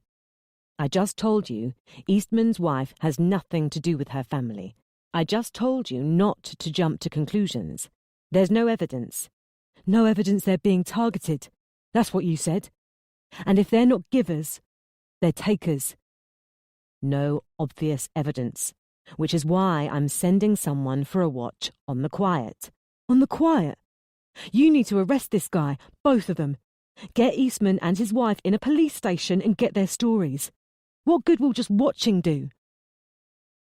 I can't just start investigating someone like Mark Eastman, Nick. Apologies there, but I'd be sidelined in a flash. There's not even nearly enough evidence. There's Dominic. Nick, he's just a nephew. Just part of a family she left years ago. Not nearly enough evidence, my friend. And think about what Eastman or his wife have to gain from this. Nothing but money. And that's too much to risk. And they have enough of it already. But I am considering everything, my friend, believe me. Until I get back to you, do nothing. and leave this with me. Something the DCI had said about Eastman's wife and loyalty put a terrible thought in his head. Did my wife have an affair with this guy? I met her not long after she started working for him. But was she still sleeping with him even when I came along? I go with evidence, Nick, and, well, none points that way. There's nothing to suggest Anna ever connected sexually with Mark Eastman. Why such a random idea? It wasn't random, though. A sexual bond could create unbreakable loyalty, as with Eastman's wife forgiving her husband's affairs and agreeing to help him help Anna bury a crime. Eastman would have needed a high dose of loyalty towards Anna in order to risk everything by protecting her. And how else would he have developed such devotion? He explained this to the DCI, who again jumped on her evidence mantra, then added, "So I repeat, remove such thoughts from your skull. Now back to you, Nick. I don't like you being out there. You can't be thinking straight, okay? If you're not coming on home, then I want you to tread carefully." And then she was gone, leaving him replaying her final sentence in his head. She could have ordered the police to return him to Sheffield, but she hadn't. Instead, she'd warned him to be careful, as if she knew he was on a mission and was permitting it, maybe even condoning it. Miller's information and her warning had him straddling a fence, unable to pick a side. Were Eastman and his wife victims too, like Anna? Were they connected at all? Still a little spellbound by this latest scene in his life, Nick handed the mobile back to the police officer. He still half expected to be arrested for car theft, but instead he was told to have a good day and to watch his speed, then left alone out there. He did neither. After what seemed like hours, stuffed into the floor of the car, with the man's stinking feet on her back and rock music pounding her head, and sometimes his voice telling her things, she felt a slowing and a turning to the left. The constant speed and lack of outside sound had told her they were on the motorway, heading south, she knew, but no more. They were turning off. Her heart vibrated like crazy with mixed emotions, because they had promised her something, and this could be it, but also because it could all have been a lie. A minute later, there was another turn, to the right this time, which made her worry they were hitting the motorway again. But the car slowed, made another couple of sharp turns, and then she felt the light dim slightly, as if they'd gone under a bridge. "Up," Ballcap said. She sat, wincing against the daylight because she'd had her face buried in Josie's pyjamas for so long, even though it was subdued. In the driver's seat, Dominic turned to look at her. It was the first time he had really shown his face, and she had been dreading the moment, in case he recognized her through the extra wrinkles and fat on her face. But she surprised herself by glaring him dead in the eye. She failed to spot something familiar in his features. He was the same only in name. Even that had changed for Anna. He failed too. She could see it right there in his eyes, not a hint of recognition, for which she was glad. But fearful that his brain would make a connection in the next few seconds, she lowered her eyes to his throat, and wished she hadn't. He wore a necklace she recognized. The sight of it made her eyes grow wide in shock, and she closed them, so he wouldn't see fresh distress and fathom the reason. "There you go. Have maybe a last look if you stuff us," he said, then turned away. That was when she noticed her surroundings. Not a bridge, or a tunnel, or a building that had cut out the light, she saw. Lorries, with big trailers surrounded them, their high sides blocking the sun. Her thought, a lorry park at a services. Ballcap put his hand on her neck, used it to turn her head towards him. No, not him. The window behind him. They were parked at the back of 2 articulated lorries that created a high corridor 10 feet wide. As she watched, a van moved into view at the other end, and a side door slid open. "Oh my God, Calm down," Ballcap said. She reached for the door, but his free hand grabbed her ponytail, both grips locking her in place. She shut her muscles down because she knew the van could escape long before she reached the end of the corridor. She couldn't believe it. There was Josie, on her knees in the back of the van, her little lady. She didn't look hurt or tied up, but Anna got only enough of a glimpse to know it was her, and then the sliding door shut, and the van pulled away, out of her view. There, a movie clip. Now you want to see the whole film, don't you? Ballcap started to stuff her down on the floor again, ponytail and neck in his hands, but she struggled. He let go of her hand and clamped it over her mouth, shutting off her air, and promised he'd bury both of you right here if you don't quit it, woman. The fight went right out of her, but not because of his threat. If she wanted Josie back, there was only one way to do it. Do what these people wanted. She had given in to them all the way so far, so why change that now, especially after they'd followed through with a promise to show her that Josie was alive? Do as they say. Give them her force field, and surely they would also follow through with their promise to free her daughter. Let's just get driving, she snapped, as she laid her head on Josie's pajamas again. We're wasting time. When the sat-nav said he'd arrived, Nick parked and shut everything off. Absently, he reached for the glove box and a photo of all three of them, himself, Josie, and Anna, at a country park picnic table. Only when he saw no picture did he remember that he was in Middleton's car. But he did see a half-empty bag of roasted nuts, and his stomach immediately grumbled. He slammed the lid and started gorging. It was late, and he knew nothing was going to happen overnight, so he put the seat back and tried to relax. It wouldn't happen, and it was cold. He went to the boot, hoping to find a coat or blanket, but what he found was a box wrapped in flowery paper. A tag said, "Happy birthday, eldest, from Dad." A birthday present for Anna. The shape was unmistakable. Alcohol. He snatched it up. Randomly, his mind flipped through history.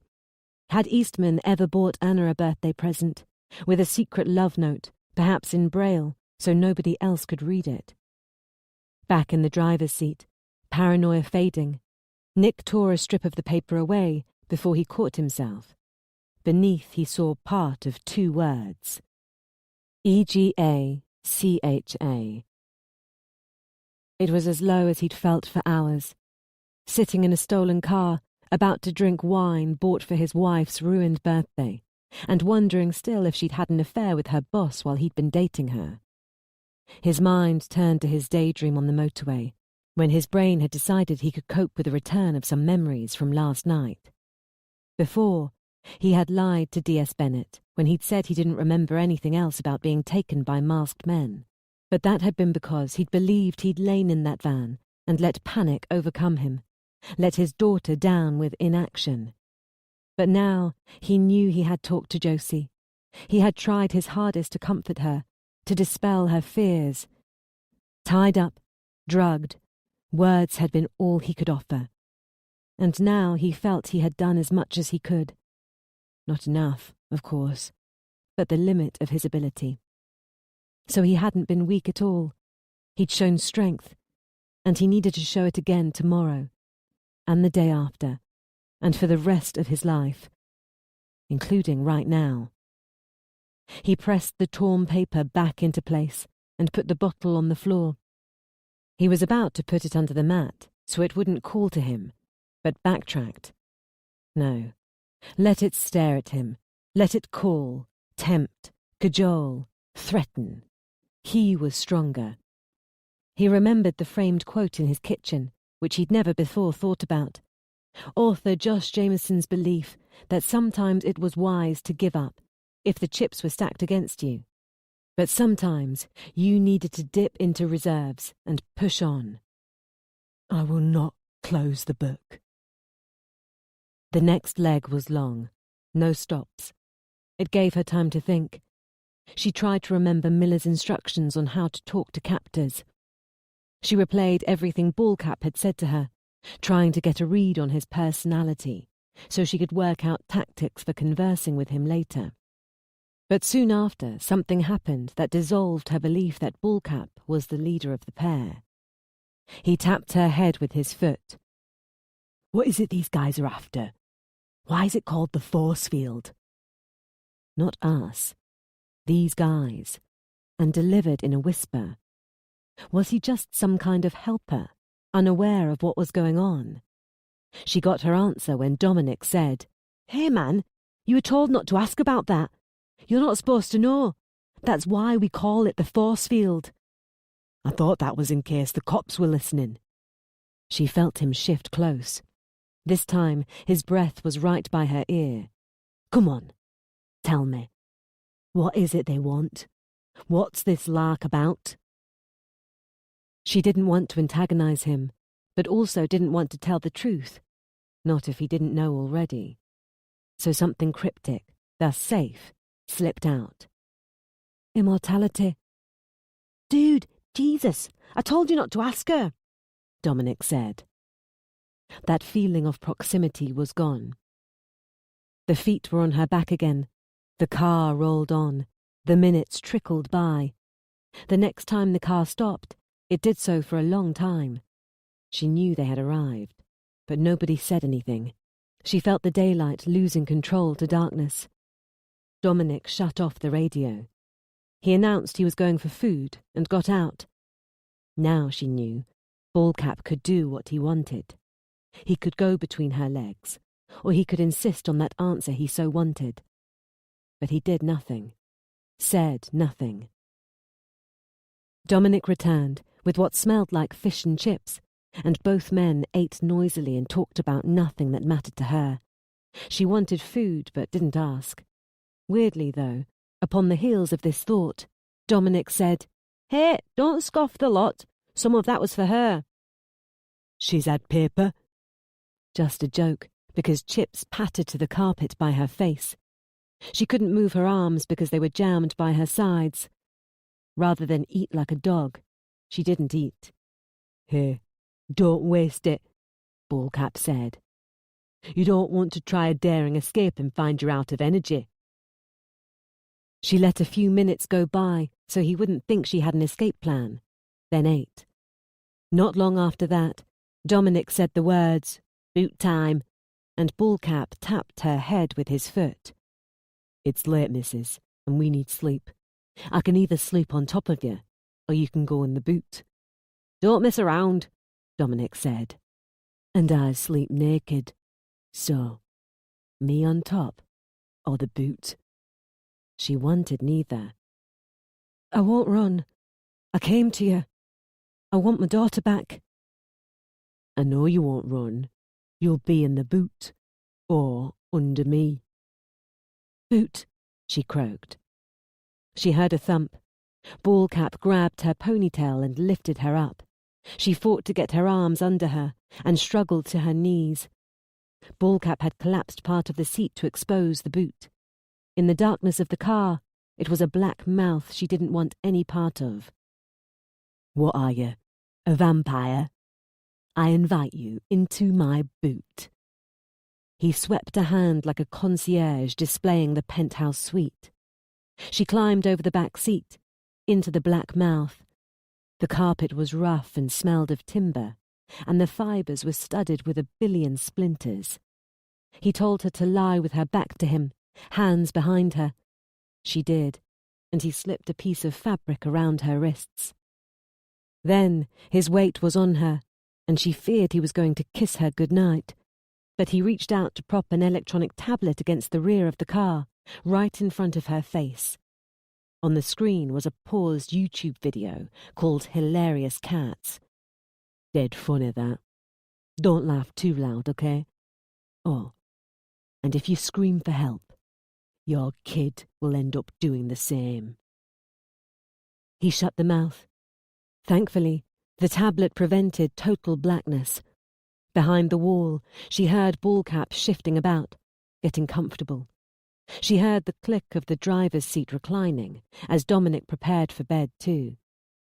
As the two men settled, she closed her eyes and said, "I will turn the page." Chapter 15. Afterwards, she got thanked for her concern, but it wasn't for the child.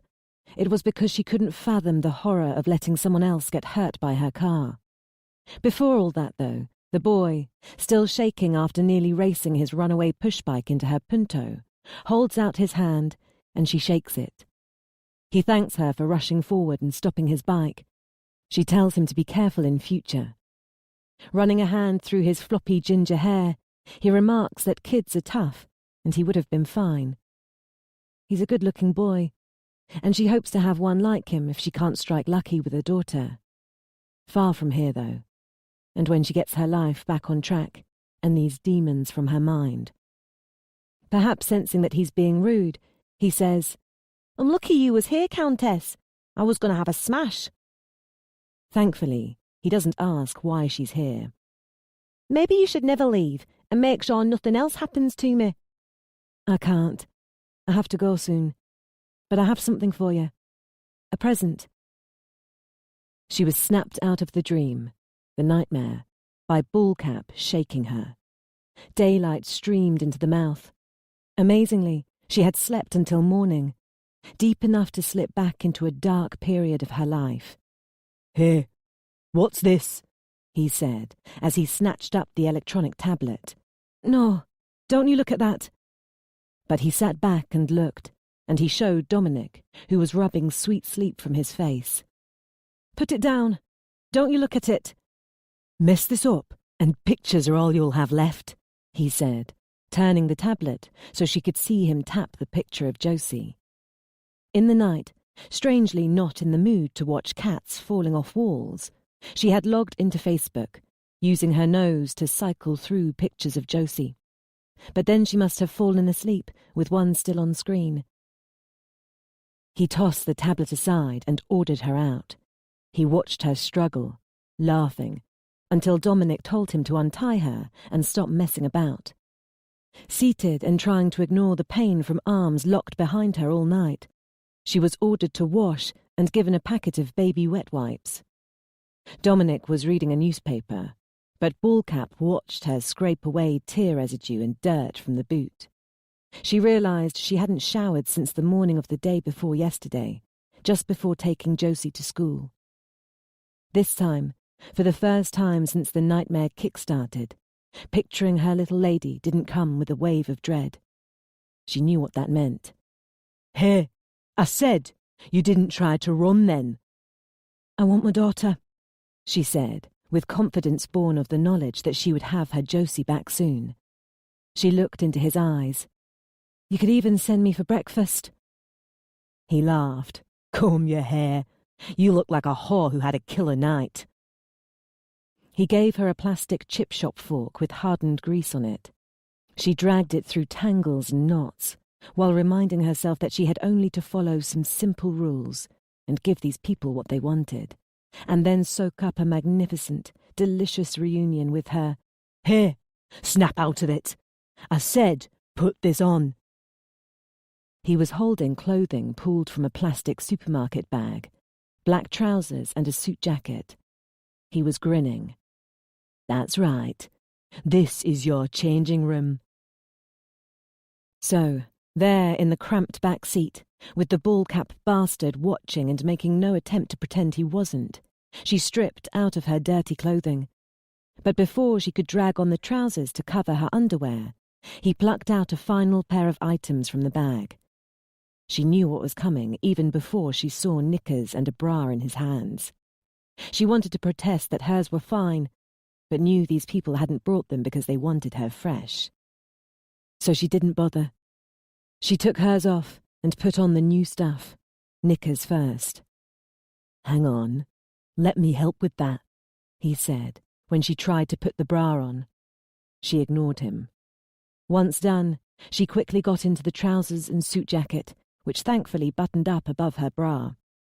Afterwards, he held up a pair of shoes, but he only gave her one, the second he insisted on putting on himself.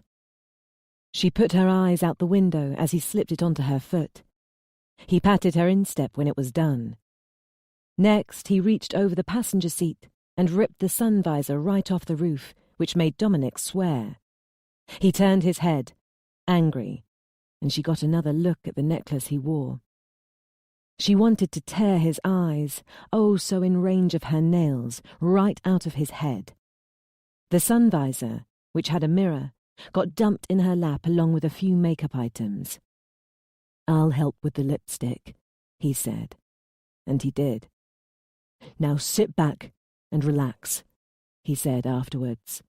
"We've got 20 minutes until 9 a.m. What? she snapped. We waited all night because of that. It's a 24-hour establishment, you damn idiots." She'd blurted the insult in anger, because this error had kept her away from Josie for hours. But now fear flooded in as she worried about repercussions. But both men just looked at her. Ballcap punched the back of the seat, just inches from her. "Why didn't you know that?" he asked his pal. "We just sat here all night." "So go now," Dominic said, turning back to his paper. She shrank back as Ballcap reached past her to grab the door handle, but paused like that. In and out. I say this takes half an hour, tops. Any longer, bad news. Do I need to remind you of what happens if you run or anything? Do I?" She shook her head. "I won't run. I want my little lady." He opened the door, and that was it. She got out. Free. She looked around, seeking the van she had seen yesterday. But Josie was probably miles away in case she called the police. With no other choice, not that she would have taken another, she virtually ran down the side road and out into a blizzard of pedestrians on the Strand in Westminster, London. Jefferson's was down a nondescript side street off the major London thoroughfare, tucked nicely away because it didn't need or wish to advertise. The kind of people who banked there went looking for it. The perks of banking here included access to executive lounges in hundreds of airports, major discounts on fine wines across the city, and a Breitling watch with personal locator beacon, because clients of Jefferson's didn't holiday in Blackpool. And since many were international and didn't keep to British working hours, there was a concierge in reception 24 hours a day. Anna swiped in with the keycard from her father's garage. Ahead, across a marble floor, the white-suited concierge rose from behind his desk and straightened his tie with a smile. She started towards him, telling herself that she needn't worry about her demeanour, because often the rich were quirky, and this guy was paid not to ask questions about. He lost that smile in the quarter second before she heard a bang behind her.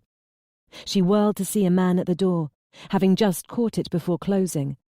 Dishevelled, anxious, with distressed eyes and rapid breathing. "Nick! My God, what?" He rushed in and grabbed her arm. "Mum, do you know this man?" Over her shock, she turned to the concierge, who was walking around his desk.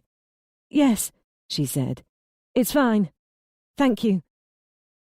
He didn't look like he believed this, but he was paid not to ask questions of the quirky rich. The guy simply nodded as Nick guided Anna down a short corridor bearing the toilets.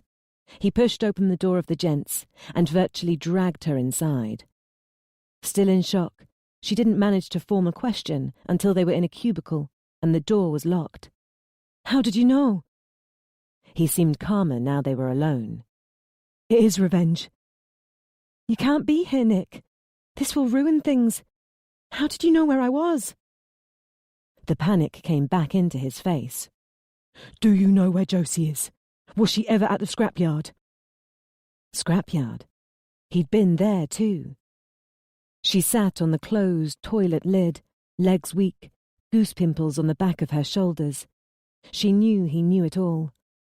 He glared down at her, his face part anxiety and part anger and part terror. But he knew she was suffering too, because he took her hands and knelt before her. Jeffersons didn't have cramped toilet cubicles. I know, Anna. I know it all. I know about the hit and run. It's why you needed to leave London so quickly. I know about the cloned car. I don't know how you arranged it all, but I know. Is this about revenge? Someone connected to those people you killed? Did they take Josie to get revenge? But what are you doing here? Is there something here they want? A secret money stash? What? Talk to me. Still in shock, she touched his face, as if to confirm he was really there and to give herself time to catch her breath. He waited. Yes, I did that. It was me. Do you hate me? I killed them. I killed those 2 people, and I didn't tell the police. I couldn't. The families have had no answers because of me. But I hid that secret for us. We were going to get married. We wanted children. I hid it for us. She averted her eyes. And for him. God knows why. She added with clear distaste. Him? Who? Eastman. So he really did know it all. Was this about revenge? What's here in this bank that the kidnappers want, Anna? She gripped his hands tighter. So he didn't know it all. And now she had the added problem of having to dump another crushing weight on him. But his hands were warm and comforting, and she wanted to unload, needed to after all these years. And there was no person on the planet, not even Jane, she would rather confide in. It's not about revenge, but it is about that night. Anna, right now I don't care that you hid it away. I understand why, and I'll help you come to terms with it. But the police know, Nick. That detective, Bennett, he told me they knew about Watson Brew salvage. I knew then that the police would eventually find out about the accident. That's how you know, isn't it? You went there with the police, didn't you? They know everything, don't they? They're going to take me away from Josie. Yes, they know. But we'll get through it. Why is that hit and run connected to Josie's kidnap, Anna? What's here in this bank that they want? Is it money? I wish this was about money. But it's not. Chapter 16. Mark called me on his way to Hammersmith Medicine's research, east of there, where he was due to give a dinner speech. He was still reeling from comments he'd made to a local TV news station about bovine TV, so he wanted to remain inconspicuous. At least, that was what he told me. I mean, I know his wife never goes to functions with him, but he's got a man who drives for him. Sometimes I'd drive him to places, but usually when it was personal, and he didn't want to be seen out and about. But this didn't make much sense, since people knew he was giving that speech. But I went along with it when he called me to drive him to the function. And we used my car because people knew his, which I also found strange. I picked him up at a petrol station car park on Western Avenue, about a mile or so from where the hikers got hurt. Western would have taken us just about all the way to the research centre. But about halfway, Eastman's face lights up white as he pulls out his phone and puts it to his ear. 20 minutes, babe. He hangs up, straightens his tie and his hair in the sun visor's mirror, and then spots Anna's shocked face. You're meeting a woman? Is that why you're cancelling the speech? Sure, unless you want to take her place, he says, and strokes her leg. The shock of it makes her clip the curb with the front wheel. She grips the steering wheel and watches the road. Mr. Eastman, I don't think that's a good idea. Meeting her? Or this? He slurs and touches her again. Stop that, she says. He's never shown sexual interest in her before, and it throws her brain. But then she's never seen him this out of it, or ever been alone with him when he's drunk. What about the speech? You can't just not turn up, she says. And while in part she means that, she's mostly trying to get his thoughts off her legs. Next time, trousers instead of a dress. Already called them, stomach bug. It's up near All Hallows Church, so take the next north on Greenford Road. He returns to the mirror. Hair, tie, and teeth. He glances at her legs again. She only wore the dress in case he decided to take her to the function, and now regrets it. She tells him he shouldn't drink any more at the function, and silently considers telling him the function might be a bad idea if reporters will be present. So worried is she by his scrutiny, she misses the turn north onto Greenford Road. In the midst of sending a text message somewhere, he tells her to take the next left. She enjoys the next part of the ride in silence. Horsenden Lane North. They ride over the train tracks, through an estate, and then north still over the canal. The road cuts through trees that loom tall and heighten the darkness. In the gloom, she feels his eyes fall upon her again. You know, Anna, I must say I never before noticed this, but you're a very attractive woman. She is considering her response when his hand slaps onto her bare thigh. She jumps and looks down and slaps his hand away.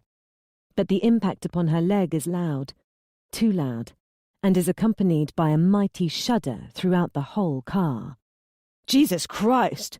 Eastman yells.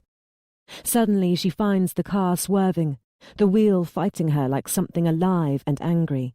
Her eyes are back on the black road and gloomy trees. Everything seems just A-OK out there, but she knows something mammoth just happened. Oh, God, what was that? She moans. An animal. You hit something. They take a curve, and there, ahead, is a small lay-by.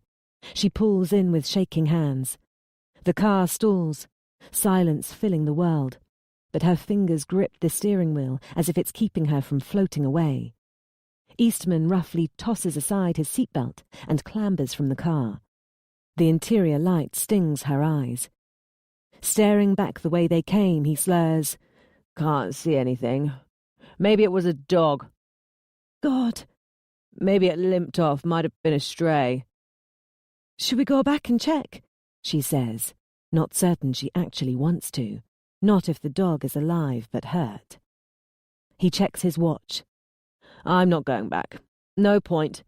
The next driver will shift it into the side of the road. Let's just get moving on." Now the thought of abandoning a hurt dog in the road appalls her, but she knows he's more interested in meeting his date. She tries something that might appeal more. "We could get in trouble, though, if we just drive off."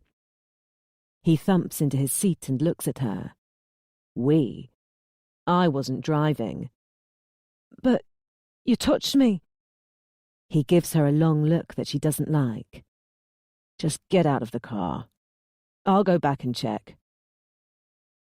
She gets out on weak legs and stumbles into the lay-by, and at no point casts her eyes back down the road, just in case. The cold wind chills a coating of sweat on her face. She finds a tree stump and half sits, half collapses onto it. As Eastman reverses and turns the car, she sees the damage to the front, including a dent in the bonnet. Breathing becomes hard as she realizes the dent is high, too high to have been caused by a dog. And breathing became hard as the memories bombarded her like a rain of giant hail. Nick squeezed her hands tightly. "And then he told me," she said between gasps of breath. "When he was back, 2 young people had hit 2 people, walking across the road. He was shaking and traumatized, so I knew it was bad. That's when he told me. I'd killed them." "I'm sorry you had to go through that, Anna, and to relive it. But what has it got to do with kidnapping Josie?" "He drove us back to his car. I couldn't face driving. He was careful with what roads he took, making sure as few people as possible saw us. He knew what he was doing. And then he called the research centre to say he'd be attending the function after all, but would be late.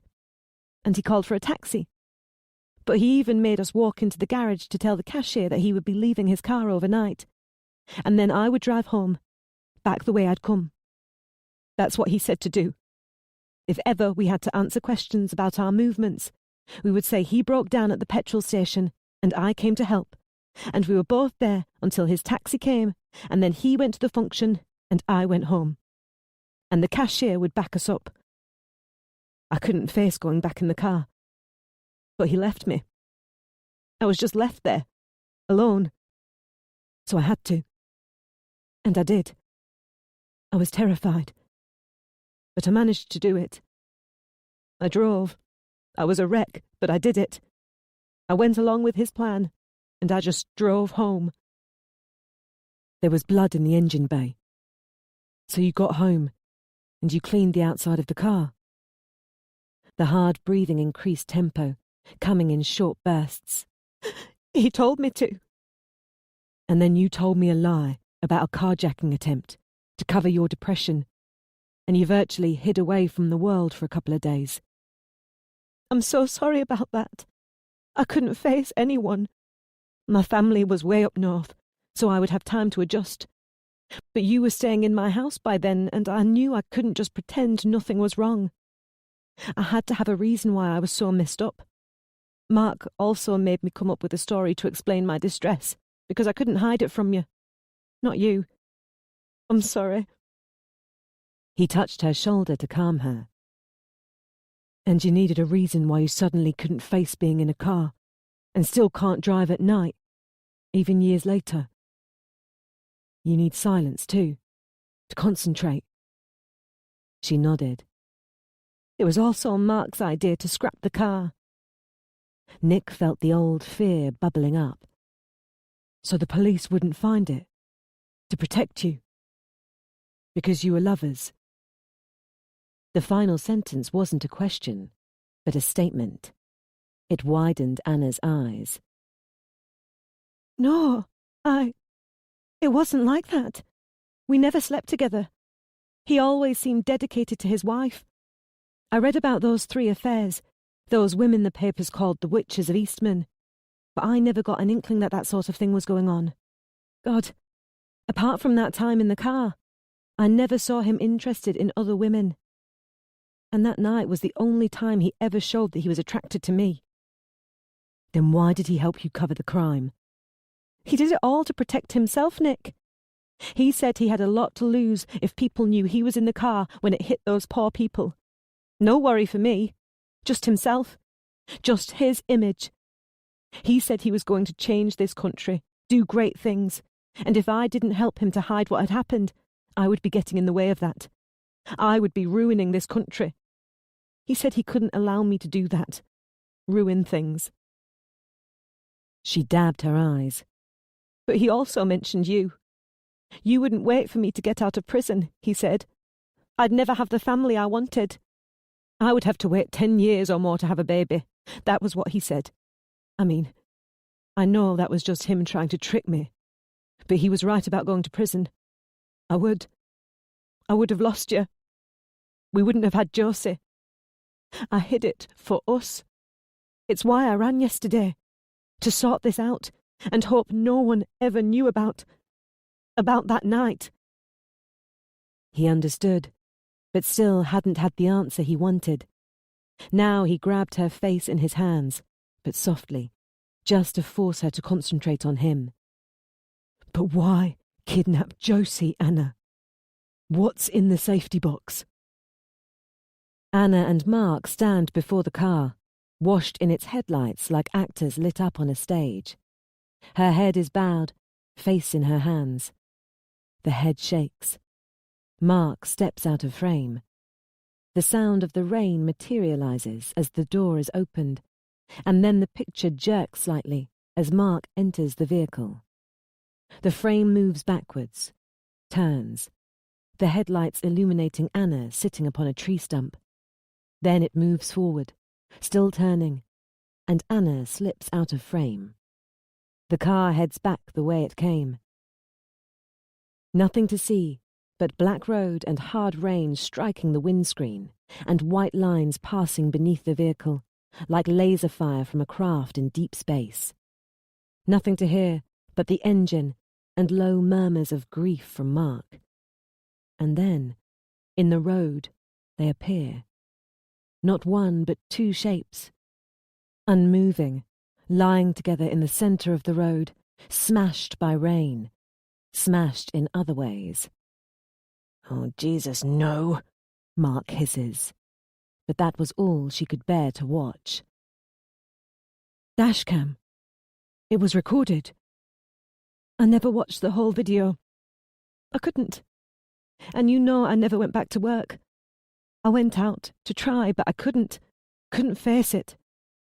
I told Mark I was leaving work and leaving London. He was okay with that, which I didn't expect.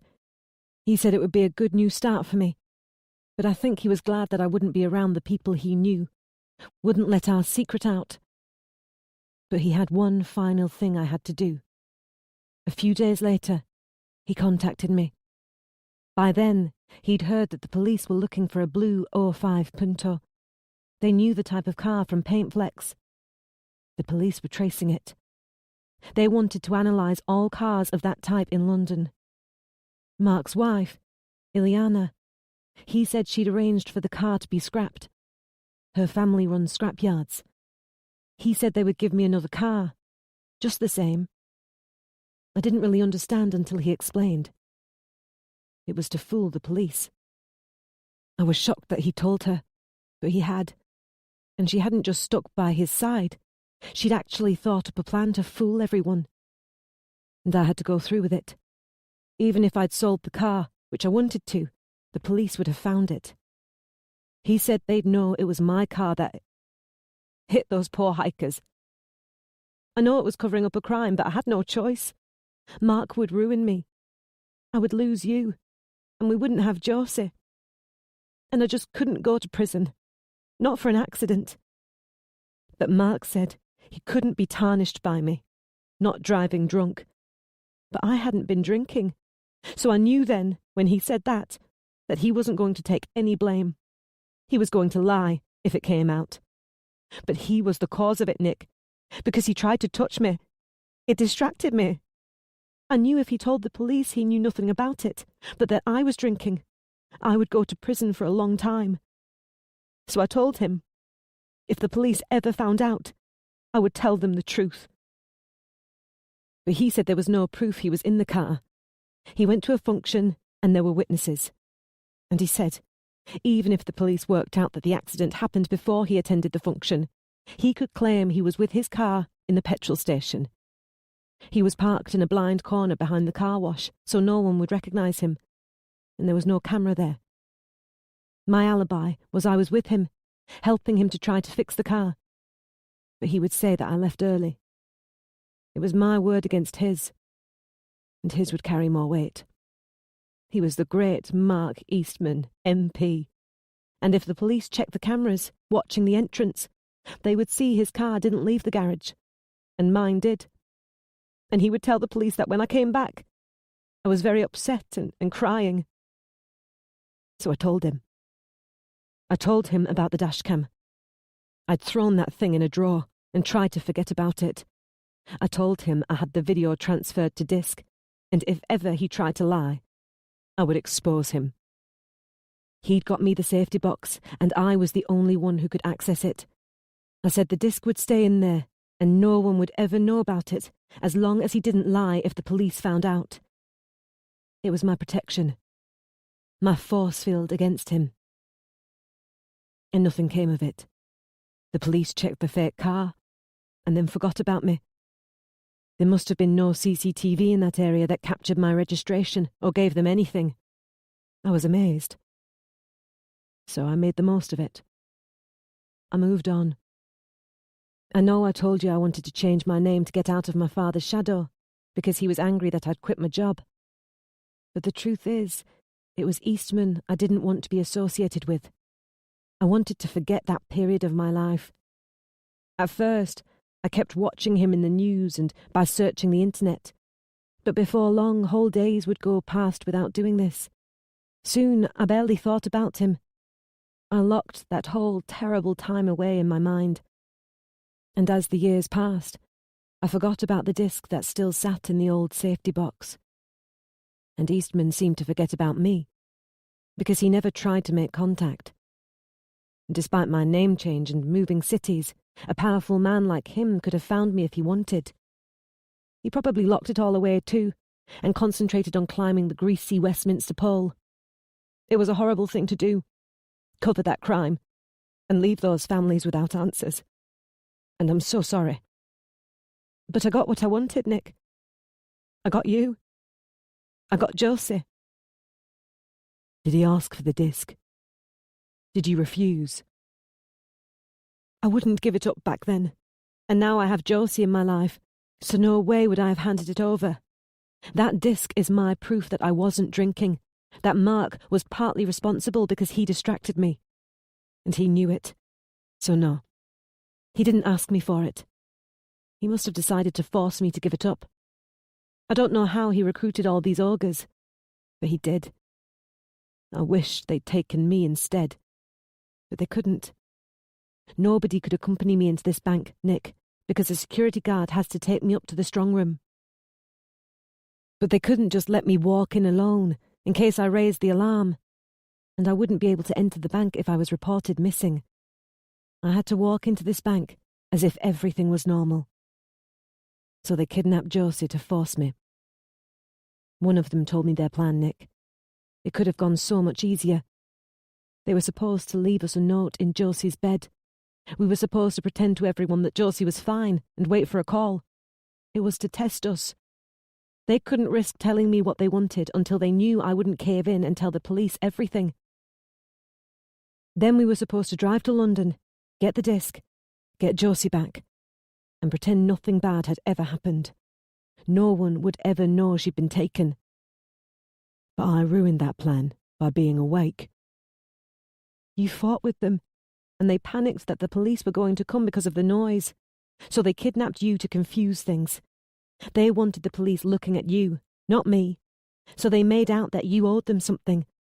And after you escaped from that lock-up garage and would have told your story, they called me at the hospital and demanded money, so the police would concentrate on that instead, not on me.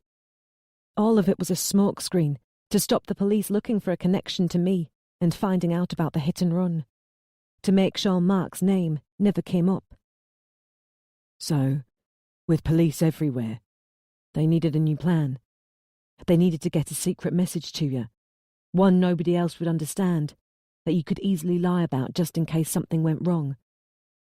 Eastman knew you could read Braille. He knows everything about me. We spent a lot of time together. So when I discovered a Braille message left in the phone box, that was when I knew Eastman was behind this. When they used the word force field, that was what I called the disc, my protection from him. I knew then that this was about the dashcam, about that long ago night, when they wanted to meet in secret. I ran from the police. My plan was to hand the disc over and get Josie back. But I couldn't have the police involved, Nick. I didn't care about the disc anymore. I just wanted to get it out of my life and get Josie back. He kissed her forehead and stood up. Then let's go get it. The concierge had to escort them upstairs, but he asked no questions. The quirky rich. And he left them alone once in the strong room. The same card key that got her in the building unlocked an electronic lock on box A, MID 431. Amongst a few old pieces of useless paperwork she hadn't returned to Eastman, there it was. A CD in a plastic case, no label on disc or case. Nick beat her to it. Why now, Anna? Years later. Why all of a sudden did Eastman decide he needed this disc? I understand that he's in a much bigger role now with further to fall, but he's been Secretary of State for Education for 6 months. Why now? She shook her head. I've asked myself that over and over. What could have prompted him? I follow the news, just in case there was ever some new interest in the hit-and-run case. But there's been nothing. No new witnesses or evidence. Nothing that might have prompted the police to reopen the investigation. I just don't know. Can I have the disc? He didn't move. Whatever it is, it's important to Eastman. If he's worried about exposure, look at him now. Involved in kidnapping. She looked horrified. What are you saying? I don't think they'll just let you walk away as if nothing has happened. So we're not just handing this over. I think we have to give it to the police. Her jaw fell. No, we can't. If you hand yourself in, the sentence will be lighter, Anna. But they've got Josie. They'll let Josie go. We can't risk it. They must know we could get her back and then go to the police anyway. That's too risky for 'em. I don't think they'll let you go. They won't kill her. She shoved him in the chest, but he held his footing. They just want the disc, and we won't get Josie unless they do. Give it to me. She tried to snatch it, but was too slow. I didn't say Josie. I pray they don't want to hurt Josie, because she's an innocent child. She doesn't know anything. But you know enough to send Eastman down. It's you who's in danger, Anna. I think they'll kill you once they have this disc. Eastman has got too much to lose. His people will kill you, so his secret stays safe. You ran away from home, didn't you? The police will think you fled the country or something to avoid prison. She said nothing. Anna, we give this to the police and we tell them everything. And we just have to hope Josie is let go. I hate the idea of antagonising these people, but we can't give them the disc. It's got to go to the police now. No more running and lying. He was taken aback when she immediately said, "Okay, you're right." They composed themselves and walked downstairs, where Nick planned to use the phone in reception.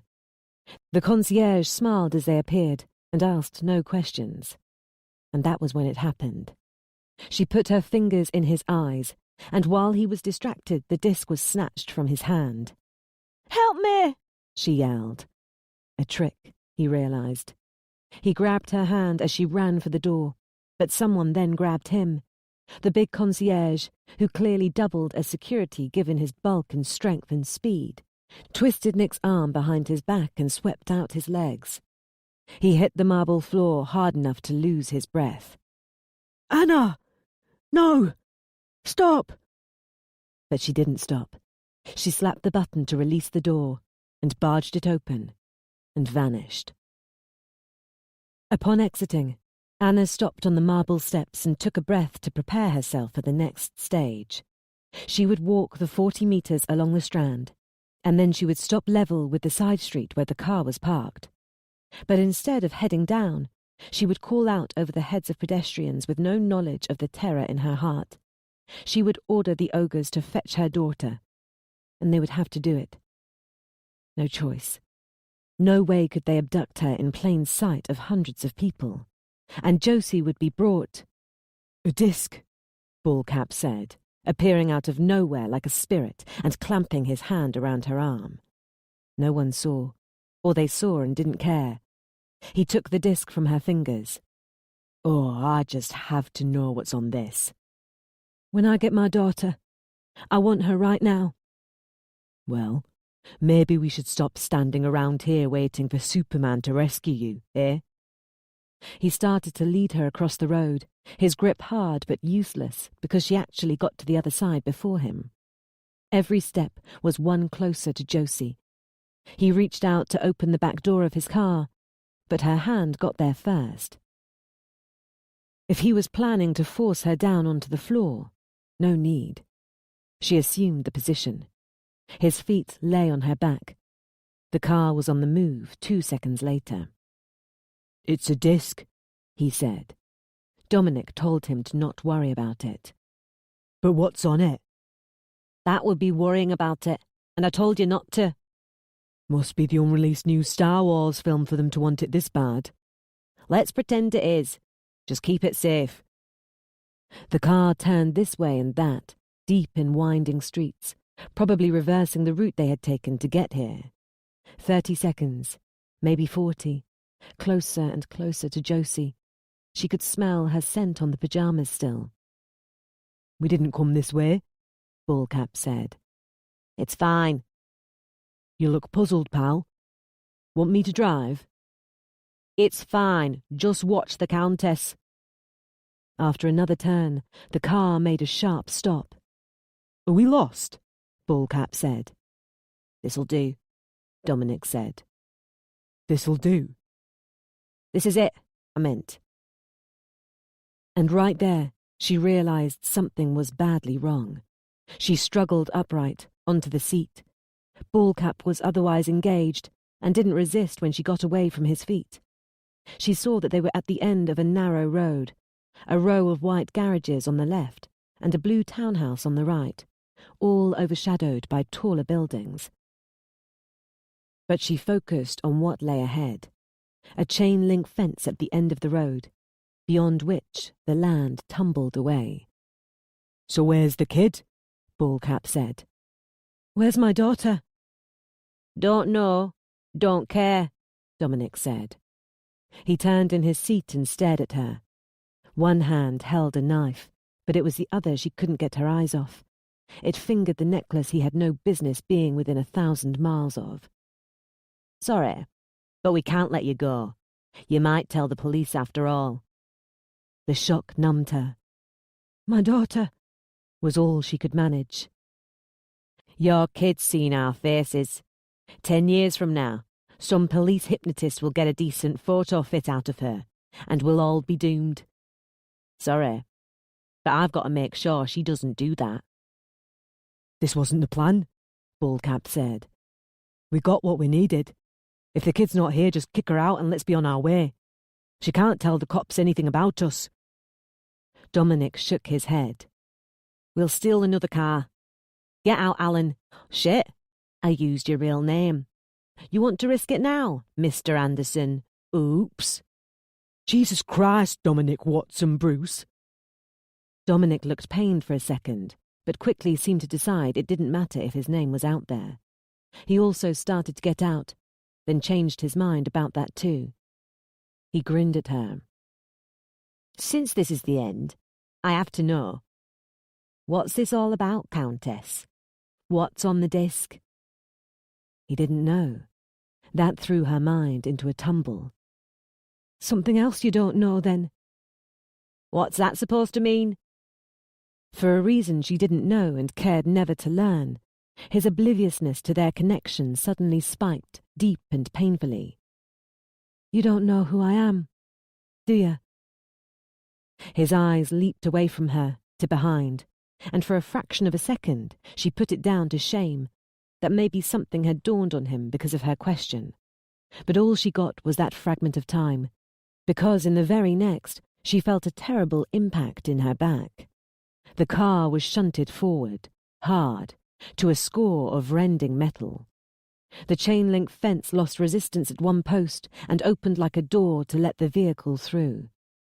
The front dipped, as if about to tumble over a cliff, but in the next moment the car was bumping slowly down a slight decline, carving through flowers. Stones the size of sleeping dogs marked the boundary between the small hill and the rear car park of a Perry's car dealership. The car struck one, wobbled violently as the front end climbed atop, and stopped dead. She was thrown forward to crack her temple on the headrest of the driver's seat. The next thing she knew, her door was yanked open. Dominic was there, grabbing her with his powerful arms, pulling her out. He must have lost the knife. The struggle caused the carefully balanced front end to list here and there like a great beast injured and staggering. "You bastards!" she heard a familiar voice yell. Nick. He must have escaped the concierge in time to see which car she got into.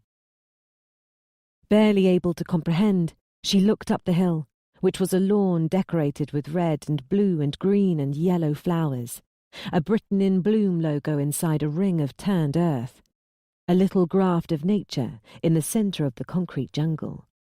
The car had sliced twin tracks right through it. Atop the ruined lawn, she saw her father's car, smashed front end poking out over the cliff like a nosy animal. She had no idea where they were, but, despite the garden, it had to still be the centre of London. And Nick was there, staggering out of the vehicle, his head wound leaking blood again. As he started down the slanted lawn, she tried to break free of Dominic's grip and go to him. She got only a few feet before her head scrambled. Her brain cut contact with her legs, and they shut off. Her head got another whack, this time by mown grass. Looking up, she saw Dominic step forward, up the hill, getting between her and Nick, who was coming down like a runaway train. Dominic turned partly to his left and raised his right arm, curling it before his face, like someone trying to protect himself. But in his hanging left hand, hidden from Nick's view by his leg, was a short piece of metal that instantly elongated in length with a click. Nick stumbled on. "Where's my daughter?" he yelled. A trick, she realized. She tried to shout, but it was too late. Feigning cowering behind his raised right arm, Dominic suddenly turned and brought his left arm up and around, swinging the extendable baton at Nick's head. Full of forward momentum, he took the blow hard, almost on the same spot where he'd been struck the last time he'd met this man. His legs collapsed under him. She almost felt the earth vibrate under the hard impact of his body hitting the dirt. He tumbled past her and came to a stop in the ring of turned earth, face up. "Deja vu, asswipe," Dominic said. He took 4 strides down the hill and bent over Nick. "Nick!" she yelled. Dominic grabbed Nick's shoulder and flipped him over easily. Then he knelt on her husband's back and put hands in his hair, full weight bearing down on locked arms. She actually saw Nick's face sink 2 inches into the soil. A shadow fell over her. Ballcap, standing nearby. "It's over! Don't you hear the sirens?" Dominic ignored his colleague's shout. Nick was thrashing under powerful hands, intent on forcing the life out of him, but no match for the skinnier, smaller man. She was too dazed from the crash to get up, to help him, but over the drumbeat of rushing blood in her head, she heard the sirens, loud and getting louder. She expected the 2 men to flee, but Dominic remained right where he was, hard fingers locked on the back of Nick's head. "You go kill her. I got this guy. Race ya." "It's over, pal. Let's not add years to the sentence." Dominic ignored his partner. Knowing he didn't have time to end Nick by suffocation, he reached for his discarded baton. Even in daylight, Anna saw the air above the road at the top of the lawn pulse with blue light. The sirens seemed so close that another inch would put them in her head. "Dom, come on, man, stop." Up the baton sailed, ready for the downward curve.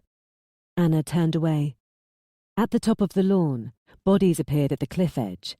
Blue uniforms and high-vis jackets. Police. Lots. They crowded around the car, filing past, sailing over the edge and down, like a tide. And that was when Bullcap slid his arm around Dominic's neck. He fell back, peeling Dominic off Nick like a plaster from skin, and tearing away those lethal hands.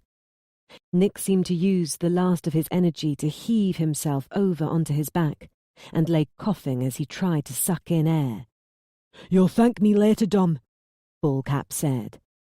On his back, with Dominic's spine against his chest, he locked in the chokehold. Thrashing, Dominic's legs kicked fast and hard, and she watched them strike Nick's chest and face. He struggled even to raise his arms to defend himself. Quickly, she crawled to him and collapsed on top, and those heavy blows dug into her flesh instead.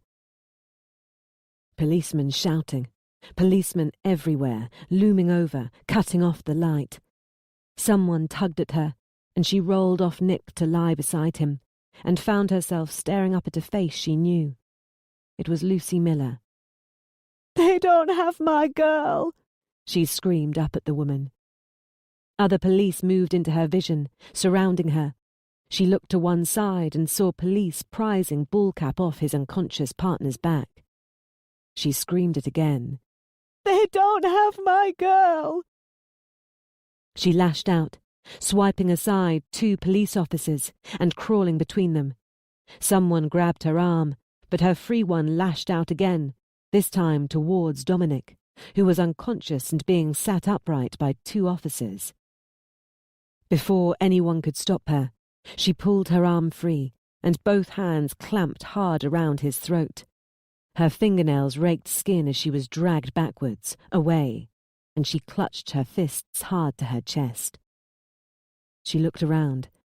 Nick was still awake but groggy as he returned her stare from just inches away.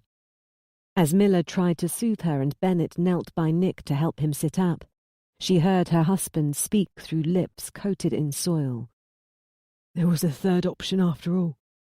That they would just kill Josie, and I'd never see her again. That she was already dead. As Bullcap was being led to a police car in handcuffs, he called out across the heads of a dozen police officers. I want to talk to you, Anna. Just you. Talk to me. I'll tell you what I know. Or the police can drag it out of me over the next month or so. She was being escorted with Nick to an ambulance, but she stopped.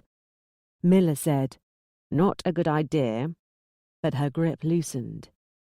Anna tugged free, turned, and ran. Policemen rushed towards her. Miller had slyly given her freedom for this, but couldn't pretend to treasure the rulebook any longer. When she was grabbed and it was over, Miller only gave it a second's thought. Let her go. Just moments later, she was in the back seat of a police car with Bullcap again, who now didn't have a cap, and had no control over her.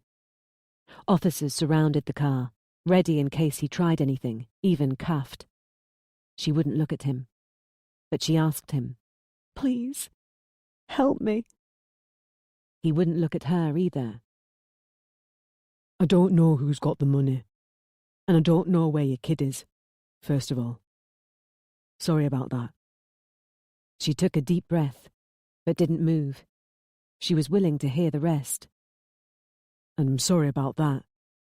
He nodded at her shoulder, and she put a hand there. Her hand brushed her hair, catching something weighty and solid. Bubble gum. She hadn't even noticed. She didn't care. He got that and said, My name is Alan Anderson. I'm in this with my woman, Elsie, and she's got your girl. Her and my partner's girlfriend. Her name is Louise. Someone decided a couple of girls should watch the kid. Me and Dom back there. We got you. And there's another guy involved, I think. But all I did was help snatch the kid, make some stupid phone calls, and then bring you here. It's all I know. Bring her to this bank and get what she brings out. Go home, get paid, live happily ever after. That was my orders. The kid wasn't my business. What I'm saying is the kid side of it is all separate, and I can't help you get to her. After the last of the ransom calls, we all had to get new burner phones, and I ain't got my girl's number, so I can't call for you or anything like that. Not allowed, probably in case the cops grab one of us, which they just did. We're to stay hidden for today, and tomorrow we meet up at a place where Dom says, I don't know where, and his girl is running things the other end. Now, finally, he looked at her.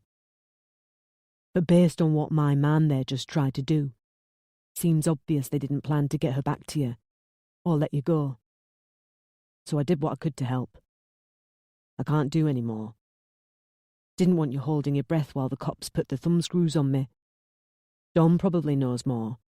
Maybe he will have a change of heart and call his girl. I don't know. I hope so. I ain't got a say in that. All I can say is this. I'm sorry. That doesn't mean anything to me. It doesn't get my daughter back. I was working at a scrapyard in Fatfield with my girl, and she offered me the kidnap job. I don't know who planned it, okay? I don't know who's calling the shots, and I don't know what any of this is about. But there's a scrapyard in Northampton. Maybe your kid's there. She's not at the one in Fatfield. I don't know of any other places. She's not there. The police checked. I'm sorry. Look, I did this for the money, but no one was ever supposed to get hurt. We don't know anything about you, so none of this was personal. They offered us £25,000 if we could snatch your kid and get this force field. Like I told you, the kidnap was never about the money. We just needed to pretend it was a basic cash ransom thing to distract the police. But when you decided to pay it, well, why not, eh? That's what we thought, why not? £50,000. Why not put a bit of extra work in and get a bigger payday? They said your dad was rich, so we thought he could easily afford to lose it. I never thought the kid would get hurt, and your dad could easily afford the ransom. So when you got her back, you yourself wouldn't even be down any cash. And you thought I would be happy about that? He shrugged. If I was that smart, I'd be. Look, I hope you get her back. She got out. He said one last thing. Answer me one question. I need to know. She stopped with her hand on the door. If he wanted to know what was on the disc, what had caused all this, what his employers had wanted so badly that they would kidnap a child, then she was going to tell him, she realised. Murder, on video, which they wanted to make sure the world never saw. Hopefully it would instill more regret in this man. What's your daughter's name? She slammed the door in his face. Chapter 17. Only when she saw a sign for the M1 North on a gantry over the North Circular Road did Anna realise they were about to leave London, and stasis, because that was how it had felt until now, in the back of DCI Lucy Miller's car. The slip road felt like a path into the rest of the day, into a new life, one in which Josie played no role. She couldn't ever forget Josie, and the little lady wasn't yet gone forever, but she managed to put her aside long enough to focus on the immediate future. So she asked, "What happens next?" Nick's head had been on her shoulder, but now it jerked up. Miller, in the passenger seat, looked round at her. She was blinking rapidly, as if having dozed for a moment. "You need to take me into custody, don't you? Put me in a cell, because I'm a murderer." Nick squeezed her hand. Knowing the police had retrieved the disc from the kidnapper's car, although they hadn't yet viewed it, she had earlier started to tell her tale. D.S. Bennett had been willing to record her statement on the move, but Miller had warned her not to say a word.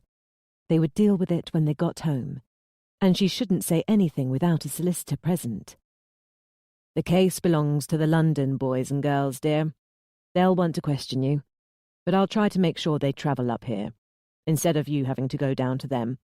But this case has waited 8 years, and another day won't hurt anyone. I'll call those guys and gals tomorrow. You need some sleep." The detectives hadn't slept either, she knew. Both looked ragged, Miller especially so. She knew they had been up all night, watching Nick's car, watching the bank. Even after she had approached Jefferson's, they had waited. The plan had been to make arrests once they knew where Josie was, but they had been forced to make a move when it became clear that Anna wasn't being taken to her daughter.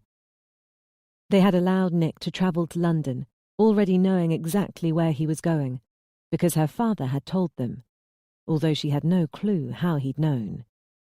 Miller continued. "We'll run you by our station when we get back, Anna, just to quickly process you. Apologies and all, but it's something we have to. But we'll get you bailed quickly, dear, and you can go home for the rest of the day. There's no reason we can't give you some good news about Josie before tomorrow." She didn't know the ins and outs of police procedure, but got the feeling Miller wanted to help her more than she wanted an arrest for the scorecards. But she didn't want help. "Stop the car. I want out." "We can't. We have—" "No, I'm not under arrest, am I? You didn't say you were arresting me. I want to get out." Miller stared at her. "You're coming with us voluntarily, At the station, yes, we'll have to. Anna stared back. Don't treat me differently just because my daughter is missing. Stop being so damn nice to me. I killed 2 people. Anna, you... No, Nick. Keep out of this. I don't want their sympathy or their help. I want what I deserve. I want to tell my story and then get the punishment I deserve. So I want them to do their damn jobs. Right now. Nilla turned in her seat. Anna couldn't read anything in that expression, not relief or regret or anger or sorrow, when the detective said, "Anna Carter, I'm arresting you on suspicion of..." At 4 driver location markers on the M1, 4 things happened. M1, A, 11.9. 11.9 miles away from Charing Cross, the warmth of Nick's embrace made her sleepy, and she welcomed it. There would be a lot of sleep in the future. Oblivion allowed her to forget, although she didn't doubt this gruesome day would haunt her dreams. But there was something important to do, something she'd forgotten about due to recent events, including telling her story to the detectives as the car cruised away from the capital. The fact of her forgetfulness caused a stab in her heart. I want to phone Jane. I didn't tell her. God, she has no idea. Bennett, driving, handed his phone over his shoulder. She had to compose herself before making the call, and rightly so. As expected, Jane was very upset. Hannah, where are you?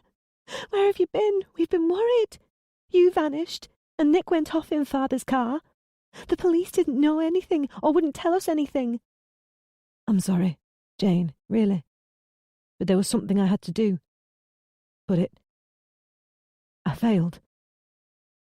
I didn't get Josie. I was found by 2 of the kidnappers, but they don't know where she is. I lost Josie. I'm sorry. God, don't apologize. I'm so sorry for you. What's happened? The explanation pushed Jane's distress into the stratosphere.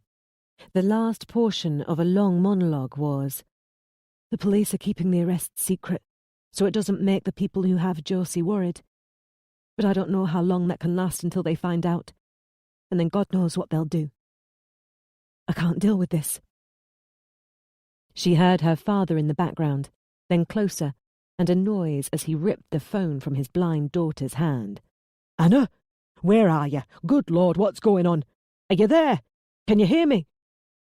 "I love you, Dad, even though I don't act like I do. And you love me, even though I've never heard it said from your lips. I can't explain now. We didn't get Josie. Jane will tell you. We don't know where she is." He tried to interrupt, but she didn't want a conversation like this on the phone. She interrupted right back. "Look, please, Dad. I'll talk to you in a couple of hours. We're heading back. Don't call back. Please wait for me to return. Get money, Dad. I want as much as you can spare for me. A lot. As soon as you can." "Anna, it's out. Someone must have spoken. Everyone knows. All the neighbours know. There are people outside. Reporters have been calling. Somehow everyone knows Josie has been kidnapped." "Bye." She hung up. Everyone was looking at her, Nick especially. "Anna, what's going on? What's the money for? We can't expect the kidnappers to trust us again. What are you thinking of doing?" She lay her head back, turned her face away. He didn't press it. She felt his hand stroke her arm, and then his head once more on her shoulder. Like everyone else, he would wait for her. She decided not to burden him just yet with the news that Josie's kidnap had become city-wide, maybe even nationwide gossip, and that the cadaver dogs would be coming out. M1A 76.8. Anna started to scrabble for the door, right out of the blue, after drifting off and jerking awake. Nick tried to grab her arms, and Bennett pulled into the hard shoulder. "I don't want her body to be found," she moaned, still fighting to exit the vehicle. "Anna, no, don't say that," Nick said. I don't want her funeral. And I can't always think she could be alive out there growing up when she might be dead. Please, Anna, stop. But she forced herself out of his arms and ran into the undergrowth and climbed the bank through the trees. Because she wore high heels that couldn't get a grip on the soil, Nick stayed right behind her, close enough to stop her doing something silly, but willing to let her burn energy, which he prayed would calm her. At the top, he reached out like a relay runner passing a baton, grabbed a wrist, dug in his more practical heels, and she hit a dead stop. Just in time. No way. Even if she'd seen the land drop away sharply, she could have hauled up in time. The jerk in her shoulder dropped her into a side sit. She stared up at him, just feet from a dangerous drop. Let me go. I've got nothing left. He turned at a noise. Miller was halfway up the bank, Bennett's oversized form struggling behind. But she was stopped, having realized the danger was over. Then she was heading away, aware of a private moment. I've lost Josie, and I'll go to prison, and my sister will hate me. I have nothing. Why? He knew she didn't mean why did she have nothing. Why did I stop you? You were about to run off the edge. Why did you run? She tried to jerk her hand from his, but his grip was so tight that he was pulled down onto his knees. You think you helped me? She said. Helped me do what? Mourn my daughter from prison. You think that's the answer, killing yourself?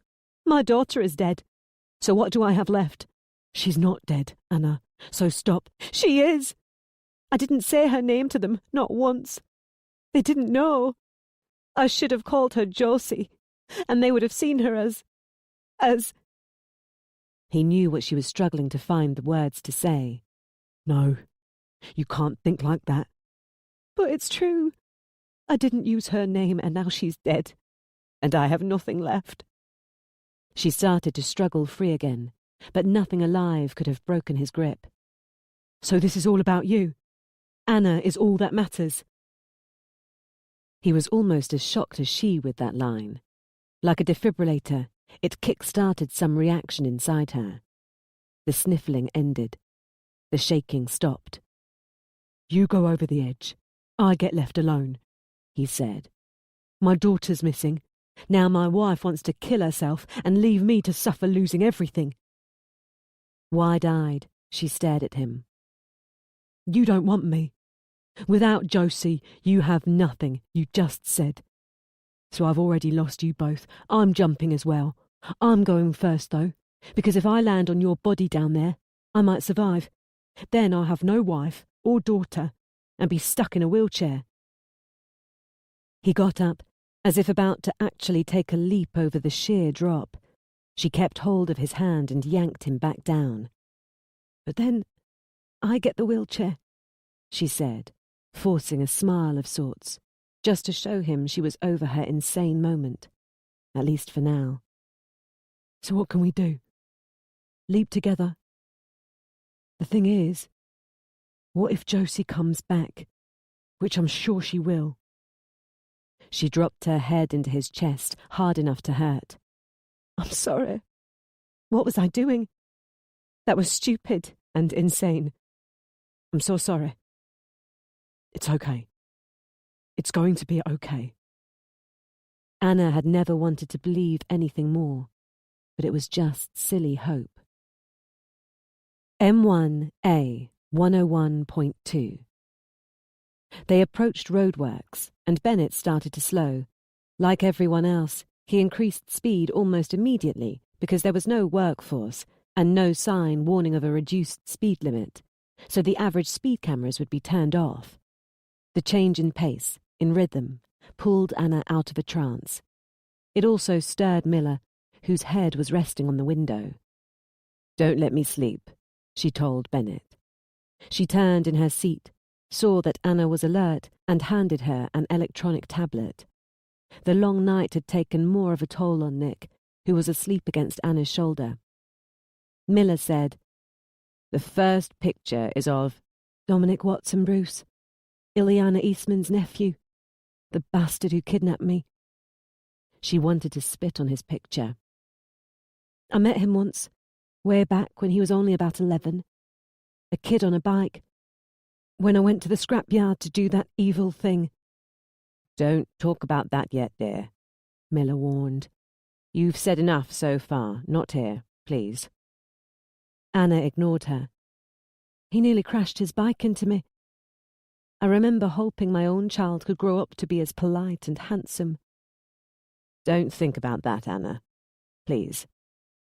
It was a mistake. If I hadn't stopped him crashing, maybe he would have paralyzed himself, or died, and none of this would have happened to Josie. She rubbed her face. Asleep still, Nick grumbled and tried to take back his hand.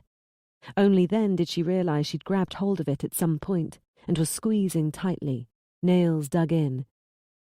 She let go of his fingers. She tried to set her mind straight. Okay, I'm sorry. Continue. You were saying how lucky Ileana Eastman is to have a criminal in the family.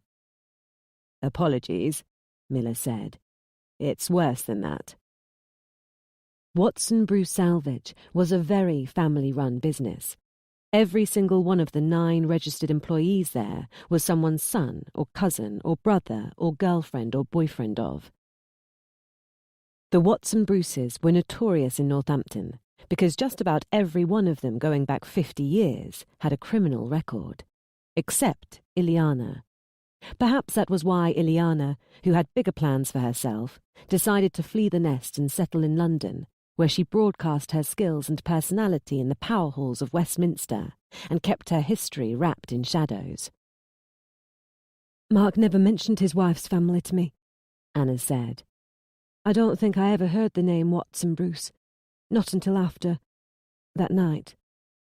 It was only when D.S. Bennett mentioned that Dominic was from Northampton that I realised these people were involved, and I knew then I was going to go to prison. But the Watson Bruces were also a fiercely loyal family, Miller told her. Angry at Ileana for abandoning them, or pleased that she struck out on her own and made a success, it didn't matter. Blood was thicker than water, and when one of the clan needed help, the family stepped up. And I mean the entire family, dear. Dominic Watson Bruce has admitted recruiting his girlfriend, Louise Mackerson, into the mix. One of the 2 women we were told have Josie. But how was Dominic recruited? By his father, Robert Watson Bruce, owner of Watson Bruce Salvage and brother of Ileana Eastman. Ileana had called her brother for help. You told me he didn't recognize you. Didn't know about the dashcam video, right? I reckon he wasn't told anything except the details of his tasks. He'll know who I am soon. Maybe there will be regret. Miller didn't reply to that, but moved on to Anna's other abductor. Alan Anderson was, as he'd claimed, wanted by Northumbria police for a series of arson attacks on vehicles. But empty ones. No murders to his name, this fool. Just ego and low morals. When Northumbria police pegged him as a suspect in the firebombings, he fled his hometown of Newcastle upon Tyne and settled in Fatfield, and there he met a girl called Elsie. She got him an off-the-books job at her mother's scrapyard. The mother was Rona Watson Bruce, sister of Ileana and Robert. Rona was called by Robert with a tale of woe from Ileana, and then she had a sit-down with Elsie and Elsie's boyfriend. But Rona Watson Bruce also had a son, Darren, 21, who'd recently been issued a nuisance vehicle warning by police for riding his quad bike on pavements. A family affair indeed. Miller flicked the screen to show side-by-side pictures of Robert and Rona Watson Bruce, mugshots from years ago. These 2 and Ileana are conveniently away in Spain on holiday. A neat alibi. But it won't help them, dear. We'll get these 3 at the airport when they return. Or we'll get them over there if they don't. We've got the phones of the 2 men who took you, and soon we might have some good information on Darren. We'll get them all, Anna. Including Eastman. Miller flicked again, new pictures ripped from Facebook, two women who barely looked 20. Louise Mackerson, a black girl with hair like springs and big eyes she could see the men falling for, was in a nightclub, pouting for the camera, drink in hand. Elsie Watson-Bruce, a skinny and petite girl with hair blonde and long, was in a bowling alley, laughing while struggling to hold a heavy bowling ball above her head. Both pictures had comedic tags, thus increasing Anna's struggle to imagine them as kidnappers of a child. Police up in Sunderland who raided the scrapyard found an address for both girls. No one home. They're searching for clues, so we might soon know all there is to know about this pair. Anna let the tablet slide onto the floor. All that matters is where they are. I told you.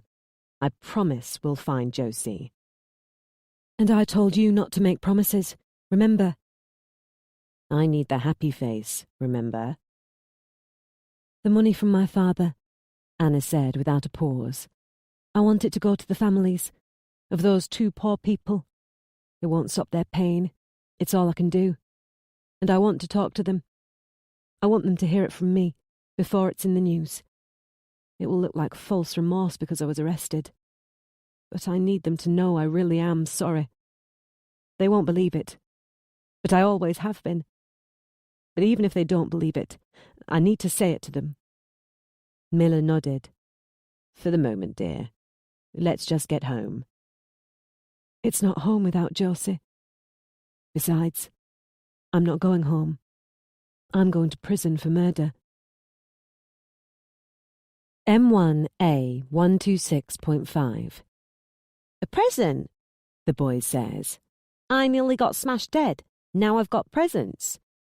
Smiling, she removes her lucky 5-yen coin from a pocket. It's been everywhere with her since her mother passed it on, but she's not even sure why. Has it brought luck? She is alive, but right now that doesn't feel like a blessing. It's part of her old life, and it has to go. Her father will ask, but she will simply say she lost it. The boy takes the offered coin and rubs a wet thumb across it, then puts it to his eye so he can stare at her through the hole in the middle. She manages a rare smile. He asks if it's a lucky coin, and she nods, somewhat reluctantly.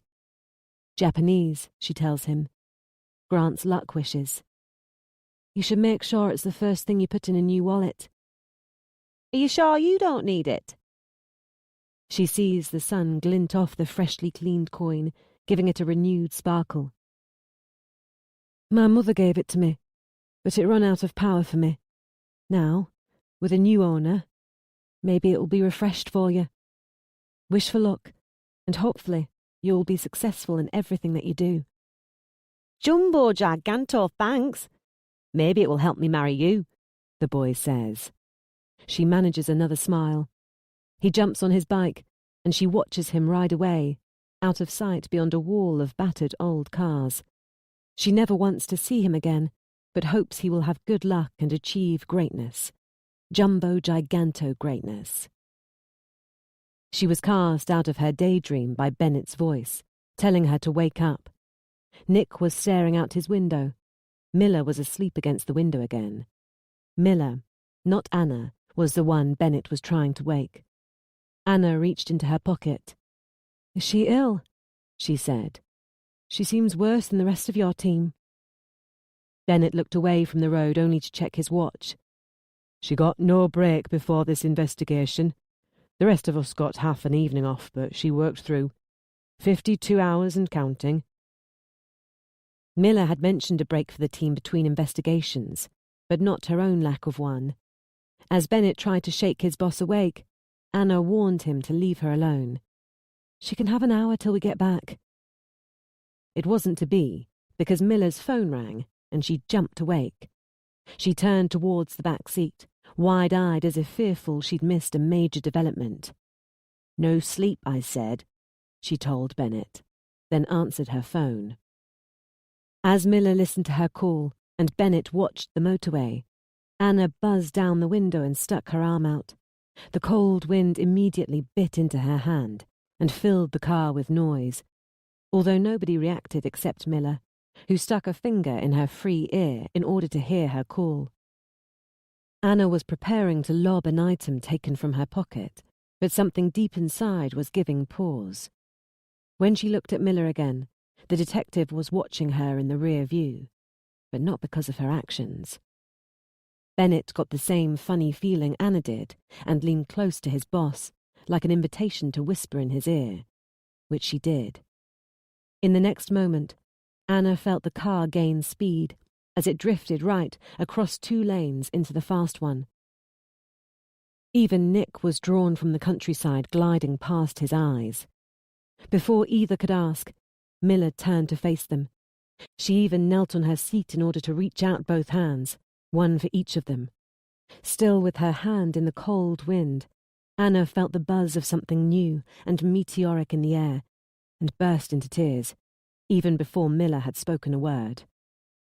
"We know where Josie is," she said, "and she's safe and sound." Shocked and disbelieving, Anna pulled her chilled hand into the car and against her chest. In tightened fingers was the necklace that she had wrenched from Dominic Watson Bruce's throat. The string was grimy and roughened with age, but the old 5-yen coin seemed to suddenly have a renewed sparkle. Trowel services, 15 miles south of them, but they had to do another mile away from Josie to reach the next junction. Bennett hit a button that put on a siren, and there was a pulse of blue from an LED light bar above the rear view mirror.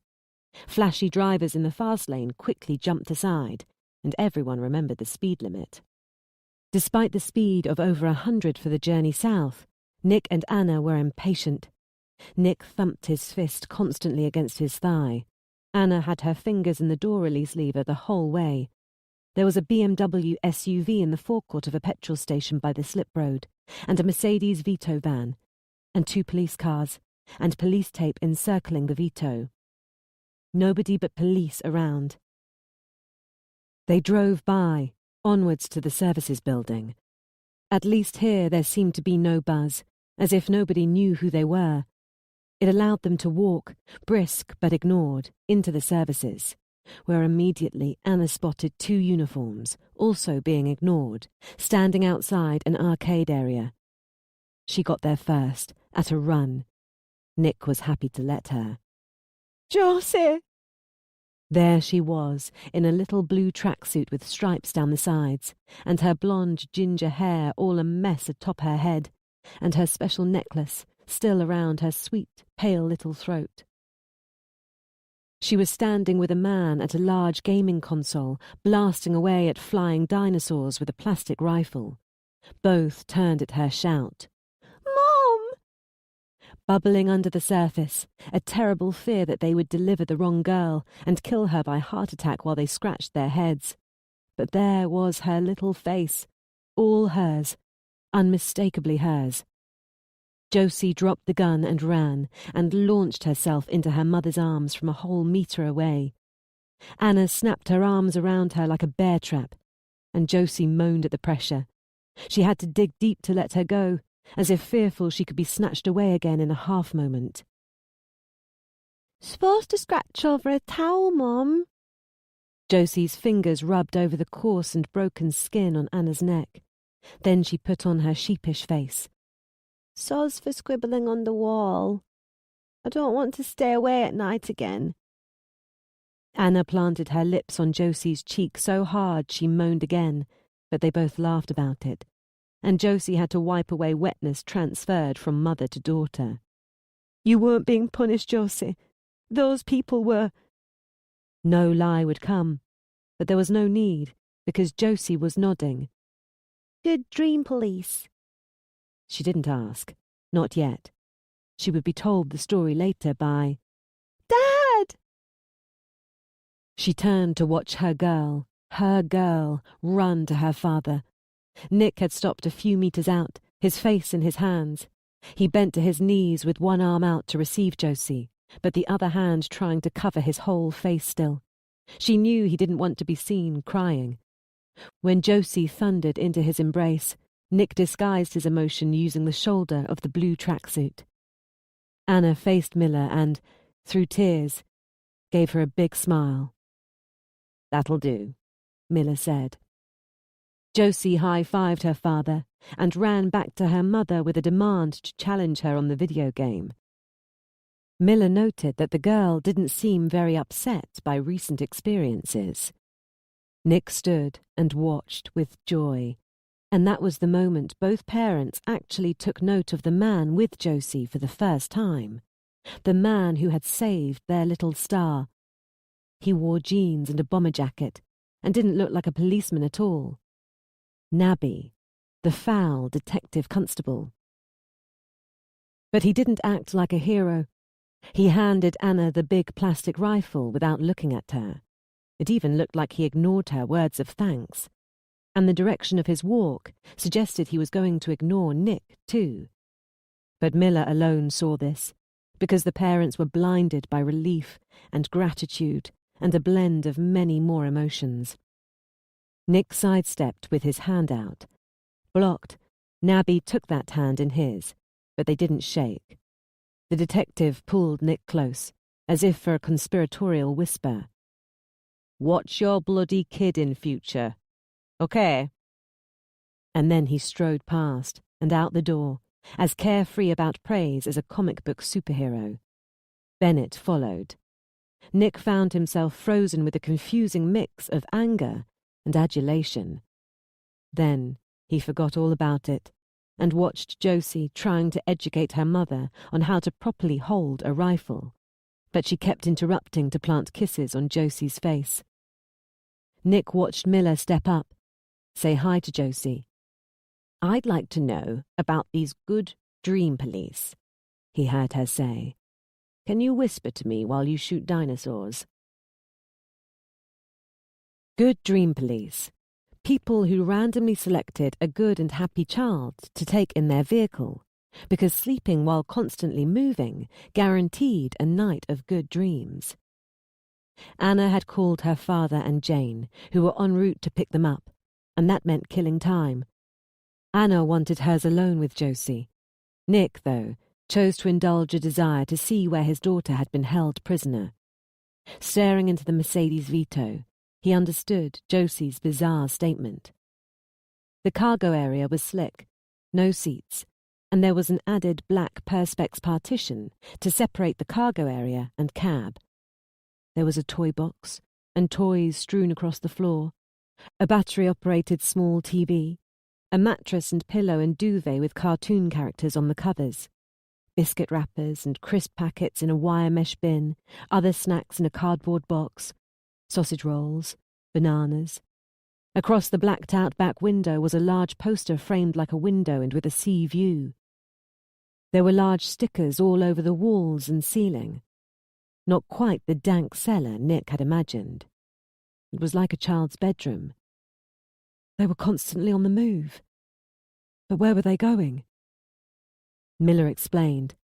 The Vito, which the female kidnappers must have swapped into at some point between the lock-up garage and the M1, had indeed gone south down the motorway, to the point 25 or so miles away on the A28 near Sutton and Kirkby in Ashfield, where the kidnappers made the 5 a.m. call to the house, east of the M1, because a slip road on the south run would poke east.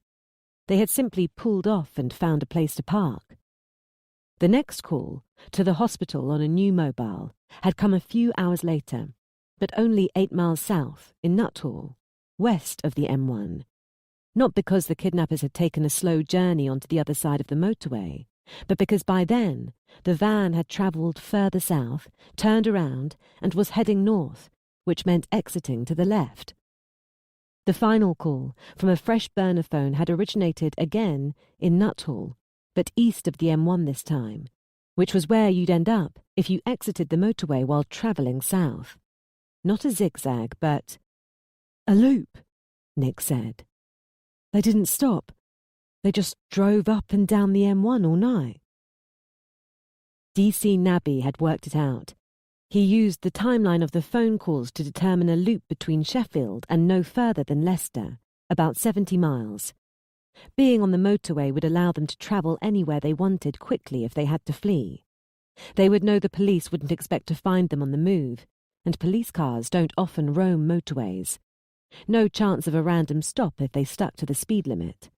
And the monotony of engine noise and vibration are said to simulate conditions in the womb, which is why young children so easily fall asleep in vehicles.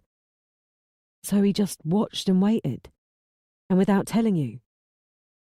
He was off the case, but apparently wasn't happy with that. Nabby's brother, when both boys were 9 years old, went missing. He'd been with their father, but the father had gone into a pub and left his boy to play outside. Got drunk, forgot about him, came out hours later to find him gone. For good. Nick figured that explained his attitude towards Anna and himself. But how did he know what van to look for? The roadworks they passed through about 100 miles from London. Nabby got the cameras turned back on, but with no warning for drivers, everyone blew past at well over the 50 miles per hour limit. He got a list of triple area sightings, which meant the same vehicle being captured going south twice and north once, or vice versa. He got it up and running by midnight, and by the time Miller's car had been heading back to London, Nabby had his list. 2 vehicles had made the relevant trips, and one of those was a biker who travelled from Nottingham to Cambridge, realised he'd forgotten his best man suit, and gone back for it. The other? The Mercedes Vito. With a description and registration, he simply waited near Junction 26, the Nuthall turnoff, which the timeline made him pinpoint as about the halfway point, and gave chase when he saw it go past, heading south. He forced it into the services, made the arrests. Quite ironic, you know. Apologies for the lie, but it wasn't my superintendent at all. Calling in the search dog to your house, I mean. All DC Nabby, that. Off his own back. He offered my superintendent the idea of moving you to a hotel, too. And then he about faces and does this. Nick didn't care. He looked into the van again, but its cosmetic mask slipped. Just because Josie had been kept comfortable, it meant nothing. This was not a bedroom, but a prison cell. Had Nabby not found her, Josie's captors would soon have found out about the London arrests of their boyfriends, and she might have been killed. In response to a question about the captors, both already headed to the police station. Miller showed him a pair of photographs. 2 women. One was Elsie Watson Bruce, girlfriend of the man who'd had a change of heart, one of the hired help. But it was the other woman he focused on. Louise Mackerson, the girlfriend of Dominic Watson Bruce. I recognise her, Nick said, shocked. She came to the house a few days ago. Pizza girl. She wanted to know about my sleeping habits and family and stuff, to see if I could benefit from an organic lifestyle. Jesus Christ. I even told D.S. Bennett about her. He quickly explained his sarcastic answer to Bennett's query about people Nick had come across in recent weeks. She sounded so genuine, but all those questions. She wasn't seeing if an organic lifestyle would suit me in order to sell a damn product. She was milking me for information, wasn't she? And getting close to the house. Were they watching us all that time? Probably, my friend. They were very good. Some don't know how criminally adept they are until they try it. If Nick had somehow known, when he opened the door to this girl who had tried to engage him in chat, that she was planning to steal Josie. He slapped the side of the van, which sent a gong-like sound rushing away. All this? And for what? It had better be to avoid something catastrophic. I hope that bastard Eastman did this to prevent another Middle Eastern war. Nothing so respectable, I fear, Miller said. Last week, a newspaper exposed 3 affairs Eastman had over the last 15 years. Each of those women was contacted and agreed to tell their story, probably for a fee. The 3 witches of Eastman. Suppose there was a 4th witch, as yet unknown, someone who might sell her story soon. Nick said he didn't understand. None of those witches lived in Greenford. Eastman told your Anna that the lady he was meeting lived near All Hallows Church in Greenford. That's barely a few hundred meters from where those hikers were killed. Nick still didn't understand. Just my opinion, mind. Which number 4 comes forward to say that Eastman planned to forgo an important function at Hammersmith Medicine's research to meet her. Not a great piece of detective work to find that date, 5th of September 2011. Same time, nearby, 2 hikers are killed by an 05 plate blue Fiat Punto, such as was owned by Eastman's caseworker, a lady known for ferrying him around when he wanted to remain inconspicuous. Someone would connect the dots. The police would find Anna, find out about the scrapped car, everything. And she would have no choice but to expose the disc to back up her version of the story. So this bastard kidnapped my daughter so there would be no proof he was even there when Anna killed those hikers. Why not try to get this woman to say nothing? Just my theory. Like I said, no evidence. I've already set the wheels of his arrest turning, so perhaps we'll know before long. Nick barely heard. Inside, he was rebuking himself for a horrible thought. If Eastman had instead chosen to send his goons to kill the woman who might expose their affair, none of this would have happened. Josie was first out of Middleton's Range Rover, running for the door with Anna close behind, as if unwilling to let her get more than a few feet out of reach, even here. Middleton helped Jane into the house, but Nick took a moment to walk to the end of the driveway and peer down the road. DCI Lucy Miller's car had parked about 50 meters away. He noted that it had only a driver, no passenger, and it was Bennett who got out. He started approaching. Nobody on the street seemed to care, which was a world away from what he'd heard was happening at his own home. The plan was to hide out here at Anna's father's house until the Gawkers and reporters had cleared away. But he had a rising feeling that they would never be returning to that house, at least as a complete family. "Where's your boss? I think Anna would prefer her to take her in. No offence." "I'll be taking it from here. DCI Miller has tasks to do." "That's it," Nick said. "She's done her job in so long, without even a goodbye. Just another day at the office for you guys, right?" "No, Nick, no. Far from it. Personal cases like this one, they're the hardest.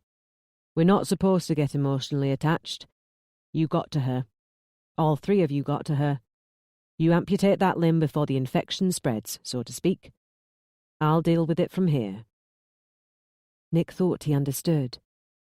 "Because you've got that heart of ice, right?" Bennett returned Nick's grin. "You guys have an hour. I'll wait out here." Nick stuck out his hand. "This is my way of apologising for being an arse while you were trying to do your job. Thank you, Detective Sergeant Bennett. Maybe you'll rise to Inspector for this." Bennett shook the hand. "I'm due to go downhill, not up. Long story I won't bore you with. Get back to your family, Nick Carter." Nick turned to go, still thinking about the hour Bennett had agreed to give them. Anna had been promised police bail, which would mean freedom later today. But what if that went wrong? Their family might be whole for only an hour, and then exploded forever. Jane was making tea in the kitchen, and Middleton was at the top of the stairs, outside the bathroom, beyond which Nick could hear the shower and Josie and Anna talking. Anna had been eager to get Josie washed, and not just because she'd gone overnight without bathing. She wanted all trace of the kidnappers removed, like their smell, their skin cells, their sweat, their whole aura. Middleton put out his hand. Nick took it, and they shook. But then the younger man moved past and grabbed Josie's tracksuit from the floor. He entered another bathroom just down the hall, grabbed a tea-light candle and a box of matches from the windowsill, and tossed the tracksuit into the bath. It was aflame when Middleton appeared in the doorway. He said nothing, and both men watched the outfit burn, sending black smoke up to stain the ceiling. Nick finally turned the shower on it. Sorry if I ruined the bath. And for leaving a Jaguar in London. Middleton put his hand on Nick's shoulder. I'll get Anna the best solicitor in this country, Nick. So long ago. She shouldn't have to go to prison. If that evidence shows that bastard Mark Eastman was at fault for Anna not watching the road, then... Nick, where are you going? But Nick ignored him, and a second later his feet were thumping down the stairs. I want to see the video Anna gave you. Bennett's heart was still beating from the shock of Nick jumping into the car. Focused on his phone, he hadn't spotted the approach. The disc? It's evidence, Nick. Sealed. And it's not a good idea to watch it. This is the DCI's car, and I watched her put it in the boot. So open the bag. I want to see what this Eastman guy is trying to hide. Look, Nick, you should know that none of the people we've arrested have mentioned Eastman. They're saying they don't know anything about his involvement. It's his wife's family, and she might have set this up behind his back to protect him. He might know nothing of the kidnap. No way, Bennett. He touched my wife in that car that night. It was partly his fault the hit and run happened. He went running to his wife afterwards, and they're neck deep in this together. He's terrified of that dash cam because the audio will burn him, and that means it can help my wife. I want to see it. It's a disc, and there's a laptop in this car. Nobody will know. Bennett, Mr. Red Tape, didn't look sold, and Nick felt anger rising. But he chose another tact. He leaned forward, and he touched the detective's arm, and he begged. While Anna dried Josie off in the pink bedroom Middleton had allowed his granddaughter to design, they talked about things she wanted to get for Josie, things they were going to do together, and what kind of bouncy castle she wanted, because her grandfather had promised to buy her the biggest he could find. But Josie delighted in telling Mum that she wanted pints and pints of milk. Unaware of Josie's allergy, the kidnappers had given her milk, just as Nick had feared. But there had been no illness, and Josie was overjoyed to find that she was normal now. The joy on her little lady's face put a mixed bag of emotion in Anna, because this was a revelation that wouldn't have come about had Josie not been kidnapped. A village of good in a world of bad. A couple of times, Josie seemed about to broach the subject of something one of her captors had said or done, and Anna changed the subject. She now knew the girls who'd taken Josie had been sweet, no worse than babysitters. But still, she had no desire to let her daughter talk about them as if they were good people, because they were not. She hoped they would rot in a cell for years. And that brought her around to what she really wanted to talk about. She'd cycled through ways of starting this conversation, and had settled on, "You know how you have your calm corner?" She did. At school, the calm corner was where a naughty child got sent in order to wind down. "Well, Mommy did something naughty, and she has to go to the calm corner." "At school?" "No, that's for children. This calm corner is for adults. It's a place where all the naughty adults get sent. Mummy will have to go there soon." "Today?" "Not today." She'd already been told she'd probably get police bail, so would have a number of weeks of freedom. But there would be a custodial sentence for sure, despite any praising testimony in court from DCI Lucy Miller. "What did you do?" "I did something a long time ago, and I didn't admit to it, and some people have been hurting for a long time because of it. I can't tell you what it is, but you'll learn about it as you get older." "We have to go on for 10 minutes. Is it 10 minutes? She wiped her wet eyes, in part to delay having to tell Josie that no, it wasn't going to be 10 minutes. That she wasn't going to see her mother for a long time, except for when she visited her at the adult calm corner. But she didn't get chance. The pink door with its unicorn poster burst open. Nick stood there with wide eyes and ragged breath. Wordlessly, he grabbed her arm and dragged her out of the room. "Surprise for your mother, Josie. Back in a mo." "Nick, what's going on? Let me go." A wild thought appeared. Someone higher up than Miller had insisted that she had to be locked up right now. But she cut that idea down immediately, because there was no way Nick would be part of that. But he didn't let her go.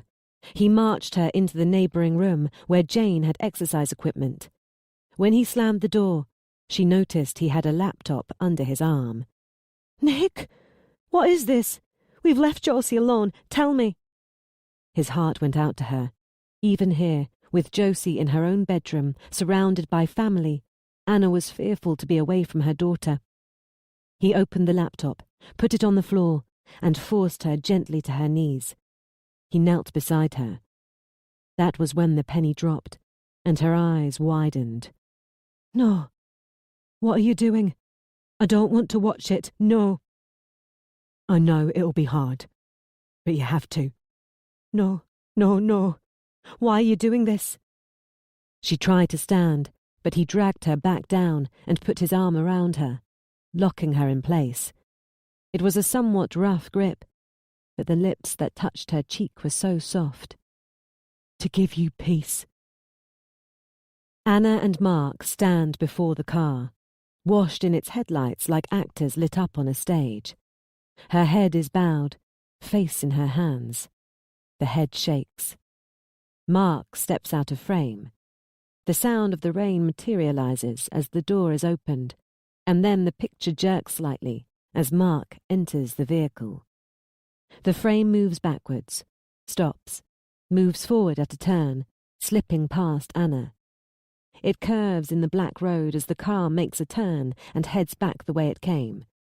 Nothing to see but black road and hard rain striking the windscreen, and white lines passing beneath the vehicle, like laser fire from a craft in deep space. Nothing to hear but the engine and low murmurs of grief from Mark. And then, in the road, they appear. Two shapes, unmoving, lying together in the centre of the road, smashed by rain. Oh, Jesus, no, Mark hisses. The headlights light them up, and the car stops just a few meters away. Not a wandering cow at all, then. A bearded guy and a girl, both decked out in soggy denim and wearing rucksacks. The male sits in the road, and the girl lies across his lap, her head in his hands. There's blood on her face and on his hands and leaking from somewhere under his bushy beard. Both turn their eyes towards the car. Not dead at all, then. Thank God, yes, Mark wheezes. The door opens, and the sound of the pelting rain is back. Mark appears in the headlights, blocking one. He moves towards the two injured people, but the male swipes a hand. Get the hell away. Call an ambulance. He clearly knows this isn't a driver stopping to help. I'm sorry, we didn't see you. The male is jabbing a finger. I know you. I bloody know you. You're that politician. You think you're above the law. Get an ambulance. You're going down for this, you damn lunatic. Look at her. She's hurt. You're going down for this. Burn in hell. Now get an ambulance. As he's screaming, Mark backs away. The picture wobbles as he gets in the car, and the sound of the rain and the shouting ceases as the door shuts. The injured couple slip to one side as the car pulls forward and curves past them. It drives on, and then it slows. Throughout, Mark is moaning, cursing things like, "Can't blame me," and "Just an accident," and "Can't do this to me." The car stops. There's an animal roar from the politician. The car moves on, but it turns in the road, heading back. Left side, almost touching the edge, so that he can drive past the casualties. Can't do this to me, Mark moans. The right-hand headlight illuminates them. Just a stupid accident. Closer now. The male tries to turn his head to see. Ruin me, you bastards! Mark screams. Even over the engine, there's the clear sound of sobbing. Just meters away now, and the couple are about to whiz by on the right. Out of the spotlight washing over them, out of frame, out of sight. "You're not going to do this to me, to this country!" Mark screams. Both headlights suddenly spear the injured hikers as the Punto veers slightly to the right. The hikers jump immediately into centre frame, and over the sobbing, there's a roar from the engine as he stamps the accelerator.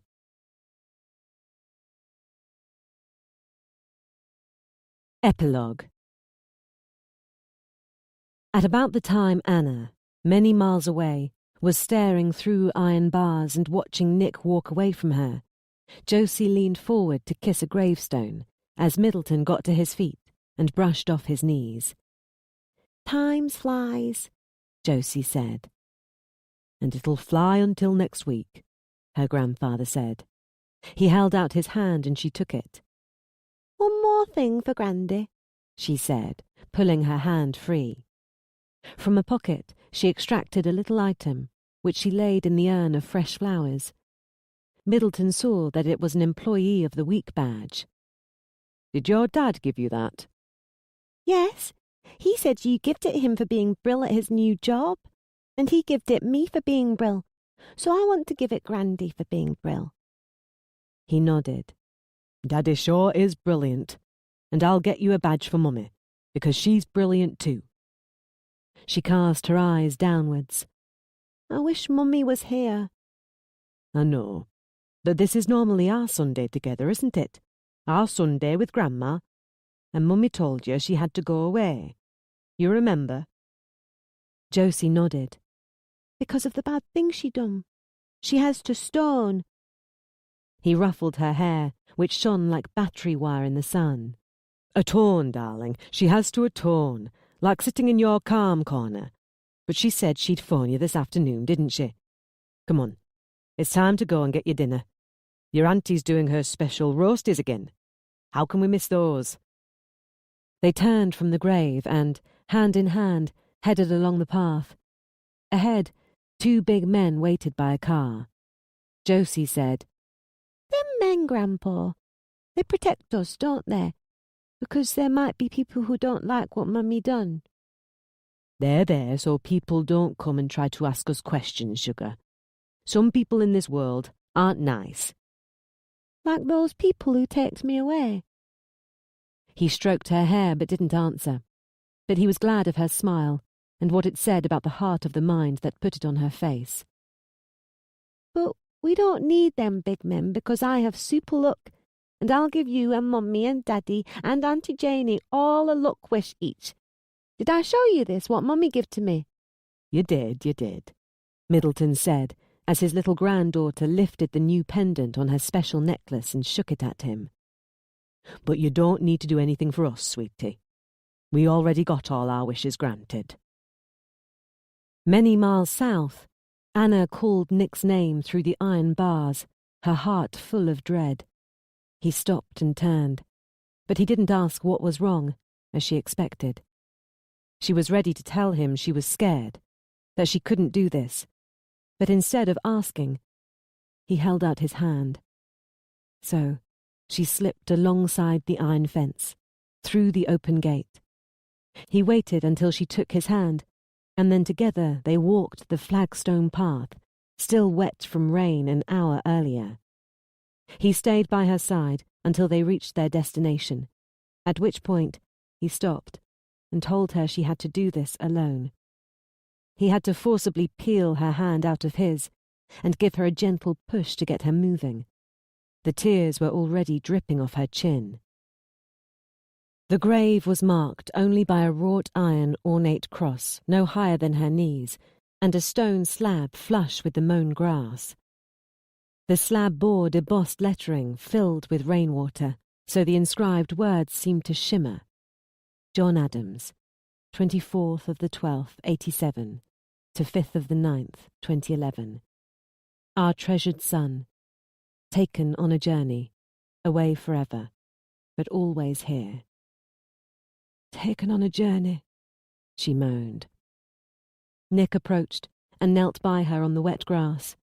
He looked at the marker, read the words, and knew Anna was wondering what John Adams's parents had actually meant. Death takes us on a journey. but John Adams was on a journey when he was taken. Nick squeezed her hand. In her other hand was a rose she'd brought, 1 of 4. "How can they forgive this?" she whispered. "But they did, Anna. That's why we're here." She shook her head. "Trick," she said, barely audible. "Trick." He understood. "It's not a trick, Anna. The parents wouldn't be doing this today. This boy's dad wouldn't have stood up in that court and said those things. You didn't kill him." "But I..." "And before you say you covered it up, don't. You were terrified and confused. Look up, Anna, and you'll see clouds, not the ceiling of a prison cell. Look at the clouds, and you'll see that you are forgiven. It can't stop what you feel inside, but that also comes with time." She didn't answer, instead choosing to scrape rainwater from the lettering on the grave marker. Then she laid the rose, 1 of 4. He rubbed her back, full of pity. It was early into a long, hard day. He told her they'd be back with Josie by nightfall, because that was what he was using to get through this, and it was 1,000 times harder for Anna. "Poor Josie," Anna said. He knew exactly what she meant. They had been living in Anna's father's house since the story broke, to avoid negative attention, but they hadn't wanted to upset Josie's routines, so she still attended the same school. Most of the kids there didn't really have a clue what was going on, but they knew Josie's family was being talked about, and she had suffered some bullying. They had to talk to her about why, but it didn't really penetrate deep, and her young age meant she had no idea that her mother's past actions would cast a shadow over the rest of her life. A constant source of terrible tension for Anna, but Nick focused only on the present. As long as Josie continued to laugh and enjoy childhood, they could deal with the future as it unfolded. Rightly so, most of the media and public attention was on Mark Eastman and his wife and her clan, and the story would erode to nothing over the years, leaving just the storms inside the heads of a select few. A big starting point of that erosion had been the words of John Adams's father in the courtroom at Anna's sentencing hearing, as he read from a prepared statement. "I'm sorry," Anna began, reading aloud from her own prepared statement. As he'd promised, Nick backed away so Anna could do this part alone. He watched her, but he imagined Josie in her place, adult and knowing everything, and compelled to pay a lifelong debt passed from mother to daughter, like a hereditary disease. And when it was done, they clasped hands and headed out of the cemetery, and into stage 2 of this long, hard day, where Anna would plant a second rose, 1 of 4. But the remaining 2 weren't for the dead. "In the years since our beloved son was snatched away, I did the rainbow of emotions. Initially, I occupied one end, praying that I could get my hands on the person who killed John and Joanne. I spent long nights imagining tortures. I don't mind admitting that to the court. But the passage of days, many, many days, brought a growing calm. I accepted John was gone, and then I started to move on. By the time I heard that the police had made arrests, I bore no ill will, just a desire for justice and closure. After the upcoming trials of those involved, primarily the former Secretary of State for Education, Mark Eastman, for murder, and his wife, Ileana, for obstruction of justice, this story can close. Of course, those defendants have separate trials for kidnapping. But that is for another day. Today, we are to sentence Anna Carter for her role, and Your Honour has allowed me to speak with a chance to influence the sentence he proposes. She has been charged with obstruction of justice, concealment of a crime, leaving the scene of an accident, but not murder. She did not murder my son or his girlfriend, Joanne.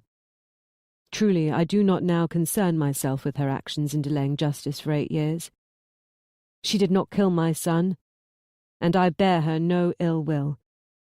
She made this judicial process easier by admitting guilt.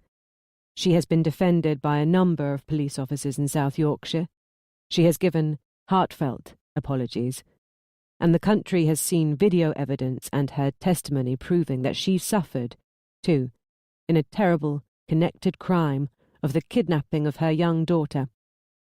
She was tricked and cajoled by the man who did kill my son, and 8 years later, dragged by that same man and his wife into a second nightmare. But she did obstruct justice, and she has been found guilty of that. But what should the next step be? I see nothing dark inside her that needs rehabilitating, and without a desire to rehabilitate, a prison sentence can be only to punish.